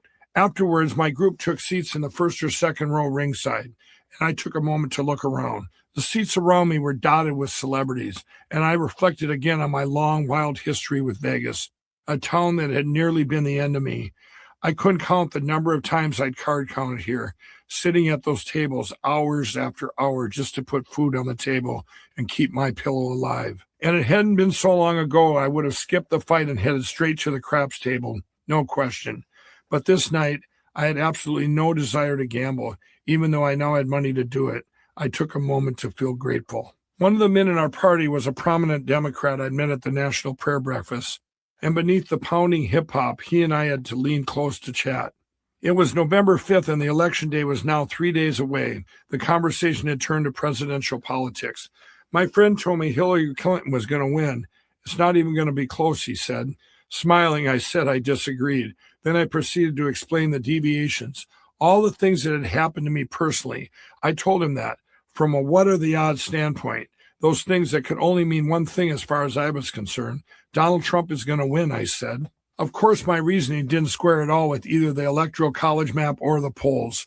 My Democrat friend was generally nice about my naive prediction. I don't remember exactly what he said, but it amounted to, that's impossible. He seemed to feel kind of sorry for me and put his hand on my shoulder as if to console me for the crushing blow he was sure was coming my way. As history shows, Manny won the fight. Afterwards, Stephen and I went to a restaurant with a large group that included Larry Ross, a longtime friend of Billy Graham's. While we were eating, my phone rang. It was someone from the Trump campaign. Mr. Trump will be making a surprise stop in Minnesota tomorrow, the caller said. It should be a big crowd, and we'd like to know if you'd be one of the speakers. I didn't even hesitate. Of course I will, I said. When I hung up and shared the news with my dinner companions, the table erupted with excitement. But there was one small problem. Because of the Pacquiao fight, every flight out of Vegas that night was overbooked. How was I going to get back to Minnesota in time? Everyone whipped out their cell phones and started searching for flights. There was one red-eye that would get me there, but it was completely sold out. Also, it was departing in less than an hour. I closed my eyes and sent up a flare prayer. Suddenly, Larry called out, "Got it!" There had been a cancellation. A seat on the red-eye had opened up and we grabbed it. "Go, go, go," everyone said. Larry hustled me out of the restaurant. We jumped in a car and raced for McCarran. I flew all night to get home. At 30,000 feet, it hit me that I had been asked in a formal way to help elect the next president of the United States. Wow, God, I thought, I know this is you. But in the rush of excitement, I'd ignored the obvious problem. I had to speak in front of a whole bunch of people. Fear washed over me. What in the world was I going to say? How long would I talk? What would I do to overcome my fear enough to physically speak even a word? I wrestled with all those questions all the way home. A couple of times I started to jot down a few notes and then stopped. I was no politician. What could I do? What could I, a pillow salesman from Chaska, possibly have to say to these people? I just couldn't put my head around anything. After landing, having failed to write my speech, I decided to go home and at least get some sleep. At 11 a.m., I woke up and spent 15 minutes stumped on which suit I should wear, which was ridiculous since I own only two. This whole thing had happened so fast that I didn't even post the event on Facebook. I didn't even have time to grab my kids or anybody to come with me. Only my COO, Kim Rasmussen, would be there since I called her the night before. When I pulled up to the private hangar at Minneapolis-St. Paul Airport, I saw a huge sea of people. I couldn't believe it. The crowd had to be in the thousands. Fear swamped me again. Though the candidate wasn't supposed to be there for hours, the line to get onto the tarmac stretched for literal miles. People had parked their cars in the ditches. I saw security lines that didn't seem to end, and I didn't know quite where to go. For a moment, I wondered whether I was supposed to stand in line with everyone else. In the end, I decided to walk up front and ask for instructions. Even though I was a speaker, I felt very guilty about cutting in line. As I passed, people started calling out my name, cheering and flashing thumbs up. Mike, hey, it's the My Pillow guy. I'd been recognized before by a few people, but now it was like everybody knew me. It felt so strange. Finally, someone walked up and ushered me into the hangar where a bunch of Minnesota politicians started introducing themselves. My mind was going a million miles a minute. What? How? Why? What am I doing here? Why am I speaking and not one of these professionals? From that moment on, people kept asking me to pose for pictures, dozens and dozens of them. Finally, a campaign guy grabbed me and helped me navigate my way out to the tarmac. Still with no idea what I was going to say, I stood there for a moment all alone, asking God to give me the words. I must have looked as terrified as I felt, because a slender lady with long dark hair walked up and said, Mike, I'm Michelle Bachmann. You look like we need to pray. Michelle represented Minnesota's 6th district in Congress. Relief flooded over me. Yes, we do, I said, and we prayed right there on the tarmac in front of the whole crowd. The next thing I knew, I was up on stage. I looked across the massive crowd at the bank of the cameras behind them. ABC, CBS, NBC. Then suddenly I began saying something like, I was born and raised in Minnesota. The crowd went crazy. Don't remember what all I said, just that I probably told my story, that I was recovered crackhead, that I didn't know anything about politics, that I had experienced a series of little miracles. Each time I paused, the tarmac rang with cheers. I do remember one of the last things I said. I pointed at the media standing behind the people. They are wrong, I said. Donald Trump will win the election, and he will be the most amazing president this country has ever seen in history. Chapter 44, Full Surrender. My airport speech ran at the top of every newscast in Minnesota. Okay, that's absolutely false. Despite this bank of television cameras rolling tape the whole time, the media completely ignored my speech. Maybe it was because I said their predictions were wrong, but I suspected that if I had bashed Donald Trump instead of supporting him, my speech would have been replayed on an endless loop. It probably would have gone national. On election night, Kendra and I attended the Trump watch party at the New York Hilton in Midtown Manhattan. It was standing room only as the election results slowly rolled in. Kevin McAuliffe had told me to watch the returns from certain eastern states, Virginia, for example, which many experts said would go solidly blue. If that happened, Kevin said, it would probably be a good night for Hillary Clinton. As we watched the news media call the states for one candidate or the other, my confidence started to waver. What if he doesn't win? Because of what I had learned about how politics affects our daily lives, the thought scared me. But I pushed it out of my mind, and my confidence swung back in the other direction. Then, when the Virginia returns showed Donald Trump doing very well there, I knew it was the deviation I'd been waiting for. From my front row seat, I turned to the people sitting around me and said, he's going to win. When the media called Pennsylvania for Donald Trump, the Hilton ballroom erupted in cheers. People were hugging and high-fiving all around us. Around 3 a.m., the room exploded again when the president-elect and his family walked in. It was the moment for the history books, and I took a photo as they walked past. I was amazed at the level of energy in the room, despite the fact that people had been standing and waiting for many, many hours. After Mr. Trump made his victory speech, Kendra and I stayed, soaking in every last moment of this once-in-a-lifetime event. It was around 5 a.m. when we got back to our hotel. Kendra had gone to her room, but I was still too keyed up to sleep, and used the TV remote to jump between the news stations that continued to provide election coverage. By 8 a.m., some of the stations were calling my cell, including media outlets from my home state and as far away as Australia. What did you think of Trump's victory? They wanted to know. I guess they had forgiven me for the Minnesota airport rally when I pointed at the news cameras and told the crowd the media were all wrong. A Minnesota television station invited me to appear on a news program the following Sunday. A few days later, I walked in the show's green room to find my counterpart, a college professor who was there also to discuss the election results. He was very kind and polite, but he seemed to be a little rattled when I began talking about the results in terms of divine intervention. On the air, host Esme Murphy asked me all kinds of questions, including this one. What would you say to people who are afraid now that Donald Trump has been elected? Just give it a chance, I said. God has his hand in this. Change is coming, and it's going to be good change. The change in my own life had definitely been good. During my strange journey, God had placed me in the path of people of faith, integrity, and generosity, people with a heart to help others. I had begun to understand what God might intend for the platform he had provided, and that the Lindell Foundation and our focus on helping people might be a vessel for that. Throughout 2016, I had asked myself why a guy like me would be invited to participate in high-profile, nationally watched events. Now I was beginning to think that maybe God had opened those doors in order to expand whatever good the Lindell Foundation might do. But as much as I believed God's hand was on my life, I knew something was missing. It was like I would get right up to the edge of fully surrendering my life to him, but just couldn't quite hand over the wheel. I wanted what Kendra had, but I just didn't know how to get it. In fact, I didn't even know what it was. During my first year and a half with Kendra, I would assure her that I had been saved, born again, but she didn't believe it. I talked a good game, but she didn't see the spiritual fruit in my life. I knew she was right because I saw with painful clarity the person I wasn't. Though free from my addictions, I still had fits of rage and often took deep-seated anger out on people who didn't deserve it, including Kendra. But she was incredibly patient with me. She wanted the best for me and knew exactly what the best was. In a November meeting of my foundation board, Larry Ross, the guy who got me the red-eye seat from Vegas to Minneapolis and rushed me to the airport, told me about a retreat he recently attended. It was called Operation Restored Warrior, ORW, and it was run by a man named Paul Lindell, a former Army medic and a former atheist.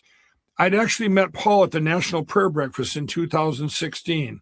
His ministry had helped hundreds of men, most of them special forces and special operations, come to a place of freedom by locating primary points of pain in their past and inviting God in to heal them. Larry attended an Operation Restored Warrior drop zone event. Even after 30 years working alongside Billy Graham, Larry said the drop zone really enriched his relationship with Jesus. I think it'd be a great idea for you to go, he told me. My first instinct was rebellion. Though I knew something was missing in my spiritual life, I didn't like the idea that others might think so too. Was something wrong with me? Was I broken? After the board meeting, Larry pulled me aside and shared more about his ORW experience. Not many civilians got to attend, so he'd felt very blessed to be invited, he said. As it turned out, Paul and his team had been praying since our National Prayer Breakfast encounter, and he felt led to invite me too. Larry had already spoken with Kendra about it, and she was very excited, but I felt conflicted. On one hand, it seemed like another God-given opportunity. On the other, it meant spending 5 days in the mountains with perfect strangers. Reluctantly, I said I'd go if a space opened up. But when one did the very next month, I turned it down. I had a good excuse. In fact, it was a great excuse. Along with Larry Ross, I'd been invited to the Philippines to discuss matters related to the Lindell Foundation. There was even the possibility of meeting Philippine President Rodrigo Duterte, but it was still an excuse, and Kendra wasn't happy about it.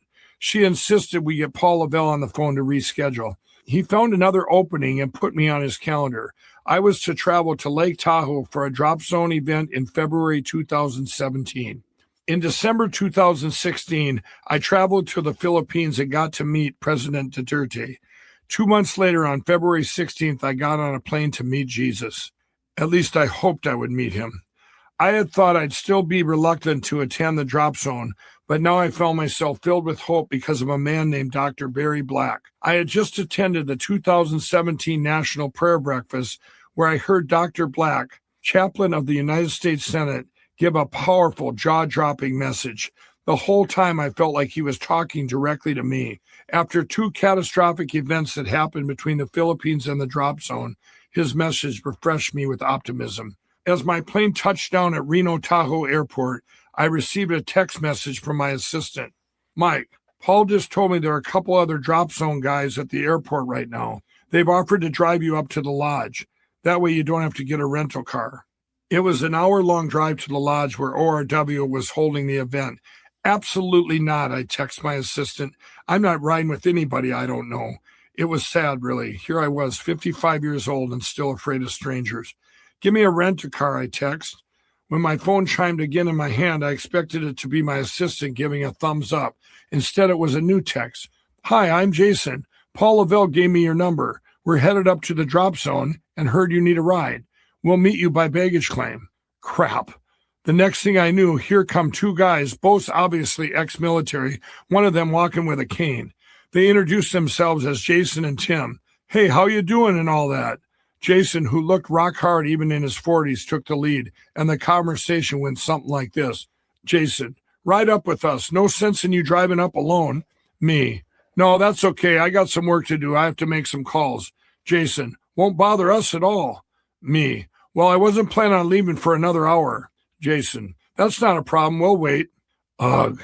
These guys won't take no for an answer. I really did have calls to make, but after an hour they were still waiting. Resigned, I followed them out to their car. But no small talk, I vowed. As we started down the road, I stared out the window, making it very apparent that I wasn't interested in conversation. They probably thought I was a jerk when I really was just paralyzed. But it was more than the fact that I was uncomfortable with strangers. I had other things on my mind, serious things. The catastrophes I mentioned earlier had begun on January 2nd, 2017. I had just completed a 24-hour stint on a Canadian shopping channel that had broken all kinds of records. As I walked out of the last airing and turned my phone back on, it went crazy, buzzing and dinging with messages and notifications. I checked a few of them and found terrible news. The Better Business Bureau, BBB, had dropped My Pillow's rating from an A+ to an F. Not only that, but they had done a press release about it. I was in complete disbelief. We had sold over 25 million pillows by then, and the BBB had only received about 230 complaints, or less than 0.001% of sales. I had resolved most of them personally, just as I had when I drove all over Iowa delivering pillows. As far as I knew, nothing had changed. Now I had 3 urgent questions. 1, why in the world would the BBB trash our ratings? 2, why would they do it without contacting me first for a resolution? And 3, since when did the BBB issue press releases about a business's ratings? As I gathered my thoughts, I scrambled to the airport while making calls. I learned that the BBB had tanked our rating because My Pillow's buy one, get one free ad had been running longer than they thought appropriate. So our customer satisfaction was literally 99.9%. The BBB had rated My Pillow an F, then announced it to the media who were turning it into national news. The thought crossed my mind that this was a political hit job designed to destroy my company's reputation, and I couldn't dismiss that idea. Fight back, my publicist arranged for reporters to visit my Shakopee factory. Outlet after outlet set up in different offices, and when I got back from Canada, I circulated among them, answering the charges in the BBB's press release. The media was stern and skeptical, as though my offering customers 2 pillows for the price of one were some heinous breach of business ethics. Suddenly, I felt like a fugitive again, the way I had after the 1983 gas station incident. Back then, I had destroyed my own reputation. Now somebody else was destroying it for me. Unbelievable. The media requests went on and on.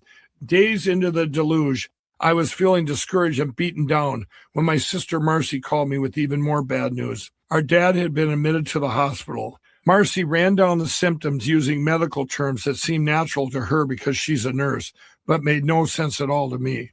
I rushed to the hospital, calling my sister Robin on the way. Robin always sees the sunny side of things, and when she told me she could hardly stand to see our dad like this, I knew it had to be bad. When I arrived in Dad's hospital room, he didn't even recognize me. He was talking to himself, sputtering as he spoke, unable to form words. 1 second, he was gripped in extreme agitation. The next, he would lapse into a blank stare that reminded me of a movie I'd seen where a man gets a lobotomy. Seeing my father like this, I just about lost it, and I dashed into the hall screaming for a doctor. Eventually, the doctors told us that they believed that only a 5% chance my dad would ever come out of this state. When one said we should start looking for a nursing home to put him in, tears welled in my eyes. Are you okay? The voice that interrupted my thoughts came from the front seat of the rental car, and I realized that the 2 guys from the Reno airport had already navigated far up into the mountains. Yes, I said. I quickly shook off my reflective state and began engaging with them a bit, asking questions. I learned that both were military veterans, that neither had attended a drop zone before, and that, like me, they weren't sure what to expect. We were all in the same boat.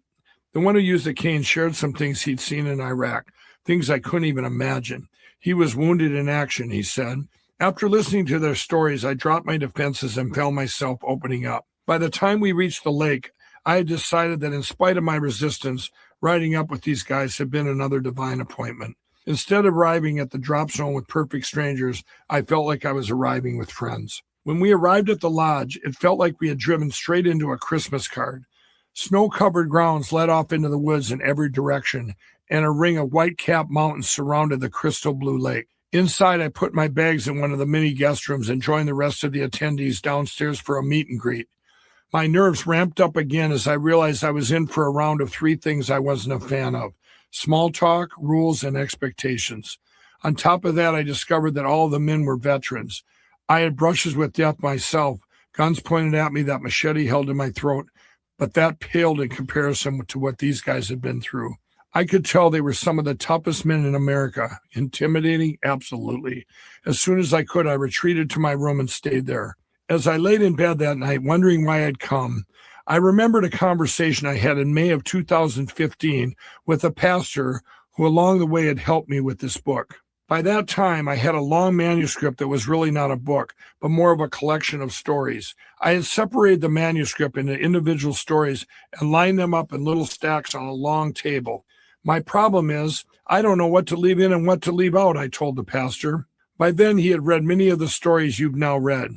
Suddenly, he had grabbed a random pile of paper somewhere in the middle and waved it at me. You could take any one of these things that happened to you, and any normal person would have surrendered to God right there on the spot. Then he gave me a long, penetrating look. Mike, God's been chasing you this whole time. Maybe all these things happened to you to get to Jesus. How much more does he need to prove to you that he is real?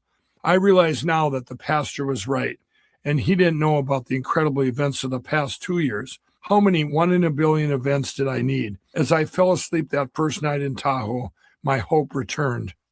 The next morning, I woke up early and went downstairs. Paul Lavelle walked up and greeted me. Mike, I've got 2 things to ask you, he said. Number 1, will you commit to staying off your phone? I know it's glued to your hand and you need to run your business, but it's really important that you stay off it up here. I already knew about this requirement, and it had been one of the biggest reasons I didn't want to come. I ran my entire business off my phone. Paul looked at me, waiting for my answer. Yes, I said. Okay, yes. Number 2, do you know this guy? Paul reached out and touched my cross. I was wearing it outside of my collar, like always. Yes, I said again, knowing he meant Jesus. I mean, I know about him as well as anyone could know him. Here's a promise, Paul said. If you will open your heart while you're here, you're going to be a completely different person when you leave. Fairly quickly, I began to see what he meant. Throughout that day, I found myself slowly letting my guard down. Paul encouraged us all to share our stories. He'd had heads of states come through RRW. He listened to generals, priests, and PhDs. Every story matters, he said. The power of one story does not diminish the power and the authority of another person's story. I realized that the group conversations and sharing reminded me of those I attended nearly a decade ago at Living Free. It wasn't about your lowest points in life or how many drugs you'd done, who you were, or where you'd been. It's that everyone has emotional wounds and trauma, and that for many people, those wounds would leave debilitating scars. Back in my room that night with time to reflect, I realized that most of my life I had been playing chicken with God. Each time I faced a 1 in a million or a 1 in a billion circumstance, each time I wondered, how am I going to get out of this one? I sometimes always did. That gave me the illusion of control and caused me to keep testing the limits. Now I knew that God hadn't protected me in all those moments for nothing. The platform he had provided was real, and as Kendra had told me many times, how was I going to convince anyone of anything if I hadn't been truly redeemed myself? That night I resolved to hand over the wheel. I would no longer be the driver of my own life. A couple days in, we each had to write down the major experiences in our lives, our core memories or primary points of pain, just as we had at Living Free. Paul compared these memories to a spider web that sends out poison silk into every area of our lives. We don't get through life without taking hits, Paul said. You have to go back and address these broken places. The next afternoon, I sat in a room alone with a facilitator and did exactly that. The facilitator asked me to close my eyes and take myself back to those pivotal moments in my life when my heart and my spirit were wounded. I was 5 years old again. Then I was 7, then 10. Then a teenager, then an adult. It was like watching the first movie of my life all over again, that first reel in the double feature. With the facilitator's guidance, I didn't just relive the events, I was there. I could see everything. I could smell and taste and feel. The pain of my past swelled like a river overflowing its banks, and deep, heavy sobs broke from my chest. It was then that I realized I'd spent more than 50 years holding it all in. Can you look around? The facilitator said softly. Yes, I said, in the eye of my spirit. I did look around. Is there anyone there with you? Yes, I could see him. Jesus was with me. And suddenly I knew he had been with me through it all. I knew he had been there with me through my parents' divorce. He had been there with me when I rolled through the fire and the time I almost died when I wrecked Fred's truck. Jesus had been with me when I made the terrible, terrible mistakes. Jesus was with me in the casinos, bars, and crack houses. He was with me when Karen left and when I left my kids alone. He was with me when I won fortunes and when I foolishly lost them. Jesus had been there the whole time, chasing me, running after me the way a father pursues a lost son. I buried the pain deep, but all my life it had punched through to the surface, like weeds breaking through the concrete. I couldn't talk to people, not because I didn't like talking, but because I felt like I wasn't good enough. I felt different, ignored, unworthy.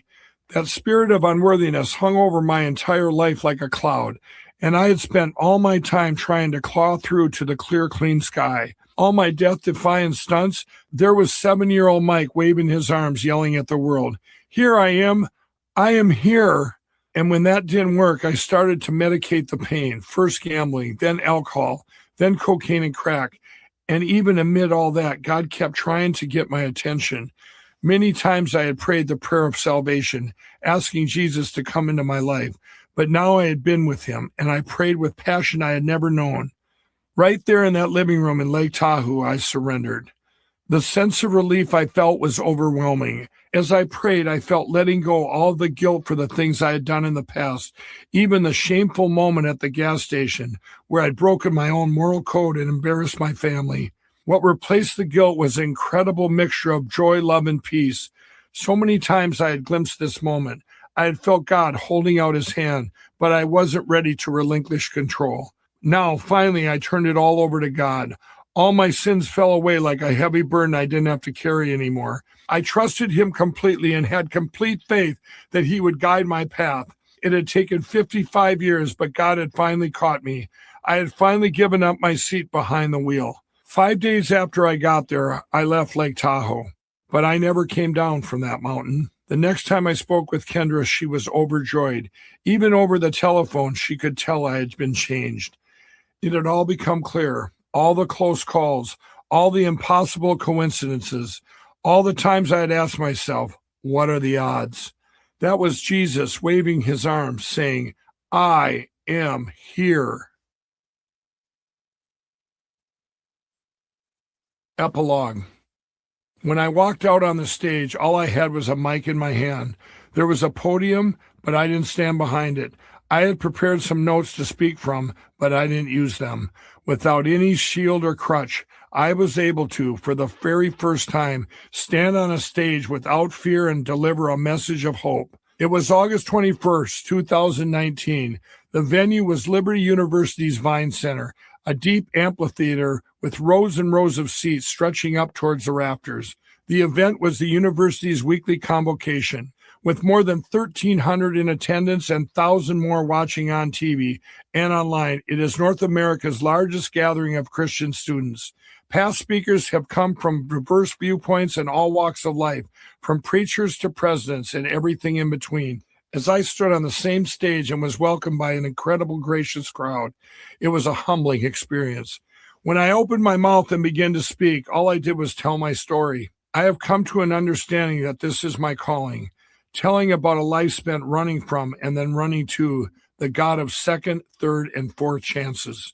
It is the story of a God who is in the business of redeeming sin and failure with love and grace. My own history is proof that none of us should ever give up our dreams and that with God, all things are possible. My goal is to spend the rest of my life telling people about his awesome redeeming power. One of the first people to encourage me to be public about my faith was Don Imus. The first time I appeared on his television show and started talking about God, Imus said, "Now don't get all crazy on us, Lindell." For years after that, whenever I appeared on his show, I would leave God out. During my final appearance, he asked me to retell the My Pillow story. I got to the part about our failed mall kiosks when we sold only a few pillows. It was the time the guy asked for my number in case he wanted his money back. Then he turned out to be the organizer for the Minneapolis Home and Garden Show. I was sharing how that phone call had been key to launching my company when Imus interrupted me. "Why do you think that guy called you?" he said. "Because he liked the pillow," I said hesitantly. I knew Imus didn't want me talking about God, but he kept asking me over and over, "No, Mike, why do you think that guy called you?" Finally, I said, "Well, if you want the truth, it was a divine appointment." "No, I want you to lie to me," Imus snapped, scolding me on national television. "Of course I want you to tell the truth. You don't have to be ashamed of talking about the baby Jesus.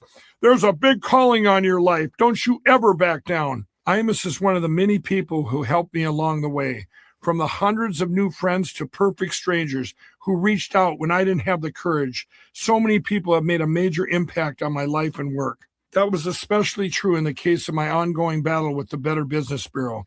Remember when the BBB dropped My Pillow's rating from an A+ to an F? Following the group's January 3rd, 2017 press release, the media attacked, and the onslaught did not let up. Then on January 11th, Bloomberg News published an article called "The Preposterous Success Story of America's Pillow King." Bloomberg had been working on the story for months, and it was a godsend. Not only was it our first major national feature, but it really changed the narrative. When people all over the country read the article, which was basically a brief version of the story in this book, they launched a counteroffensive on social media and on the BBB website itself. In fact, so many My Pillow supporters bombarded the BBB that one of their executives eventually had to go on TV and endure a reporter's questions about why the organization had slashed our rating from an A+ to an F instead of, for example, a B or a C. The whole incident, which seemed designed to destroy My Pillow, instead raised our profile exponentially. Our sales actually increased, and more importantly, our platform for doing good gained enormous visibility. Believe it or not, My Pillow's BBB rating is still an F today. I like to tell people that the F stands for fantastic. On the heels of the BBB episode, in July 2017, I was invited to the White House for a manufacturing summit. I had visited historic places in Washington, D.C., but never 1600 Pennsylvania Avenue. So when I arrived at that famous address, I was excited as a kid on a junior high field trip. After jumping through all the security hoops, I went into the conference room and found the nameplate that indicated my seat. The seat next to me didn't have a nameplate. I got the attention of some official-looking person and asked, "Who's sitting there?" "The president," he said. During the meeting, reporters positioned themselves all around the room, snapping photos, cameras rolling. The next thing I knew, there were stills and video plastered all over the news. I started getting texts from my Addict friends back home along the lines of, "Wow, Mike, from the crack house to the White House." More importantly, this crazy circumstance also prompted some serious reflection. People later told me, "That's impossible," these friends thought. Mike Lindell, an ex-crack addict from Minnesota, is sitting next to the President of the United States. Jesus must be real. Several of them got sober after that, and I'm not kidding. They had witnessed so many of the improbable things that had happened to me, including my sobriety. Dick Van Sloan had been my hope match, and now I had become theirs. As I progressed in my recovery, I developed a passion for connecting addicts with effective recovery programs on a large scale and for helping them rebuild their lives. And how do addicts rebuild? We benefit from the right rehabs, yes, but we rebuild by having our hearts restored. Not only do we need to be set free from physical addictions, but from emotional wounds and trauma, which have often occurred in childhood. That's all it is. It's simple. The Lindell Recovery Network, in development for the past 2 years, will do just that. Through a series of divine connections, God has helped me create a unique plan that will offer addicts the most powerful help available anywhere and on an unprecedented scale. And because of Donald and Melania Trump's passion for wiping out addiction, the Trump administration is also eliminating many of the bureaucratic roadblocks that prevent help from reaching the people who need it. With God's help, my goal is to help millions of addicts and to create thousands of jobs. I can hardly believe God has put me in this position to put this plan into action. 2 months after the manufacturing summit in September 2017, My Pillow entered a float in the annual Steamboat Days Parade in Carver, Minnesota. Visiting Carver was very meaningful for me. I'd spent more than 2/3 of my life in the town, and so much had happened here. So many bad decisions, but some good ones too. So many wrong turns, but also some right ones. Now I was going to ride this parade float and toss out my pillows to kids along the route. I was already aboard and ready to go when a police cruiser pulled up next to us and stopped. The car door opened, and a uniform got out. It was Officer Larry. I laughed. Just like the good old days, isn't it, Larry, you pulling me over? Larry was the Carver police officer who pulled me over on a warrant, but then let me get those important papers to Corey instead of arresting me instantly. I jumped off the float and we caught up for a few moments. Hey, am I in that book you're writing, Larry said. You sure are. Do you remember what I said to you back then? I told Larry I knew I had an arrest warrant for me, but if I didn't get those papers to Corey, My Pillow was finished. That the platform, which had something to do with God, would be gone, that it would change history. Of course I remember, said Larry. Why did you believe me, Larry? It was a question I had wondered about for years. Larry said, Mike, you were so passionate. I just believed that you believed what you were saying. Bottom line, like so many others, he took a chance on me and probably changed the course of my life. Larry and I said our goodbyes. I climbed back onto the float and the parade began. Riding through Carver felt like a homecoming. As I tossed out pillows to the kids along the route, I saw so many familiar faces, people I had grown up with, some regulars from Schmitty's, city leaders, old friends and new ones. It was like a rewind of all the seasons of my life, and I thought I could see in their faces that they had forgiven me. And finally, I had forgiven myself. Kendra has taught me so much about forgiveness, about grace and redemption. As we navigate life together, we continue to grow closer, building our relationship with God as our firm foundation. Along the way, many people ushered me towards Jesus, but she is the one who led me home. Since our first meeting, she has stood by me and behind me with love and prayer. Maybe more than anything, prayer is the thing that my newfound relationship with Jesus has impacted most. It was January 2017 when I found out my dad was in the hospital, trapped in a nightmare of delirium. Doctors said he would never escape. Dad spent the next 7 months in 3 different hospitals. During that time, my siblings and I never gave up. Marcy spent almost every day next to his bed while the rest of us prayed fervently for his recovery. Before I met Jesus, I was reactive in prayer, asking God to get me out of one scrape or another. But after the drop zone, I became proactive in prayer, seeking God's will and praying according to his word and scripture. That's where we were with my dad. We told the doctors, we don't believe you. Our father had entered the hospital pushing a walker. He's going to walk out of here carrying that walker over his head, we said. In prayer, God revealed to us that there was a medication that was keeping our dad in what seemed like a medically induced lobotomized state. Over and over, we pleaded with the doctors to take him off it. Finally, we asked for just a chance. Take him off for a week, we said. All right, one physician said, you got 7 days. 7 days later, Dad woke up. He literally just came to, suddenly himself again.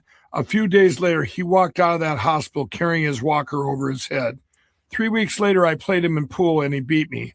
Utterly and completely healed, Dad has never looked back. Maybe that kind of attitude is in my genes. Everything I tried in life, I dove into with passion. If something happened where I had to change course, it would often knock me for a loop. But I look back now and I realize those things had to happen. I wasn't just an addict. I was an addict and an entrepreneur. I was an addict and a child of God.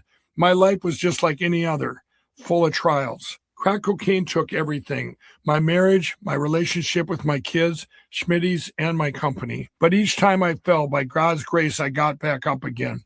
Now, standing at the Vine Center stage at Liberty University, I looked out at that crowd and remembered the premonition I had had at the home show in Des Moines, where I'd seen those thousands of empty seats in that arena and realized that someday I'd have to face my worst fear. Not only had God now brought that to fruition, but he had also taken away my fear. There is no feeling like the knowledge that you are exactly where you are supposed to be, doing exactly what God would have you do, and that is what I felt that day at Liberty. As I wrapped up my convocation speech, I emphasized that each person in that audience also had a calling, and that they should never give up their quest to fulfill it. When I took my seat at stage left, it hit me again. The awesome and unimaginable plans God has for each of us. Honestly, I don't know where it ends. Just when I think God can bless me anymore, he does. Sitting there on that wildly unlikely platform, I asked my favorite question, what are the odds? What are the odds that an ex-crack addict, drinker, and gambling addict would be invited to address this group of young people? 1 in a million? 1 in a billion? Impossible? Let's just call it what it is, a miracle. To be continued. Trust in the Lord with all your heart, and lean not on your own understanding. In all ways acknowledge him, and he shall direct your paths. Proverbs 3:5-6.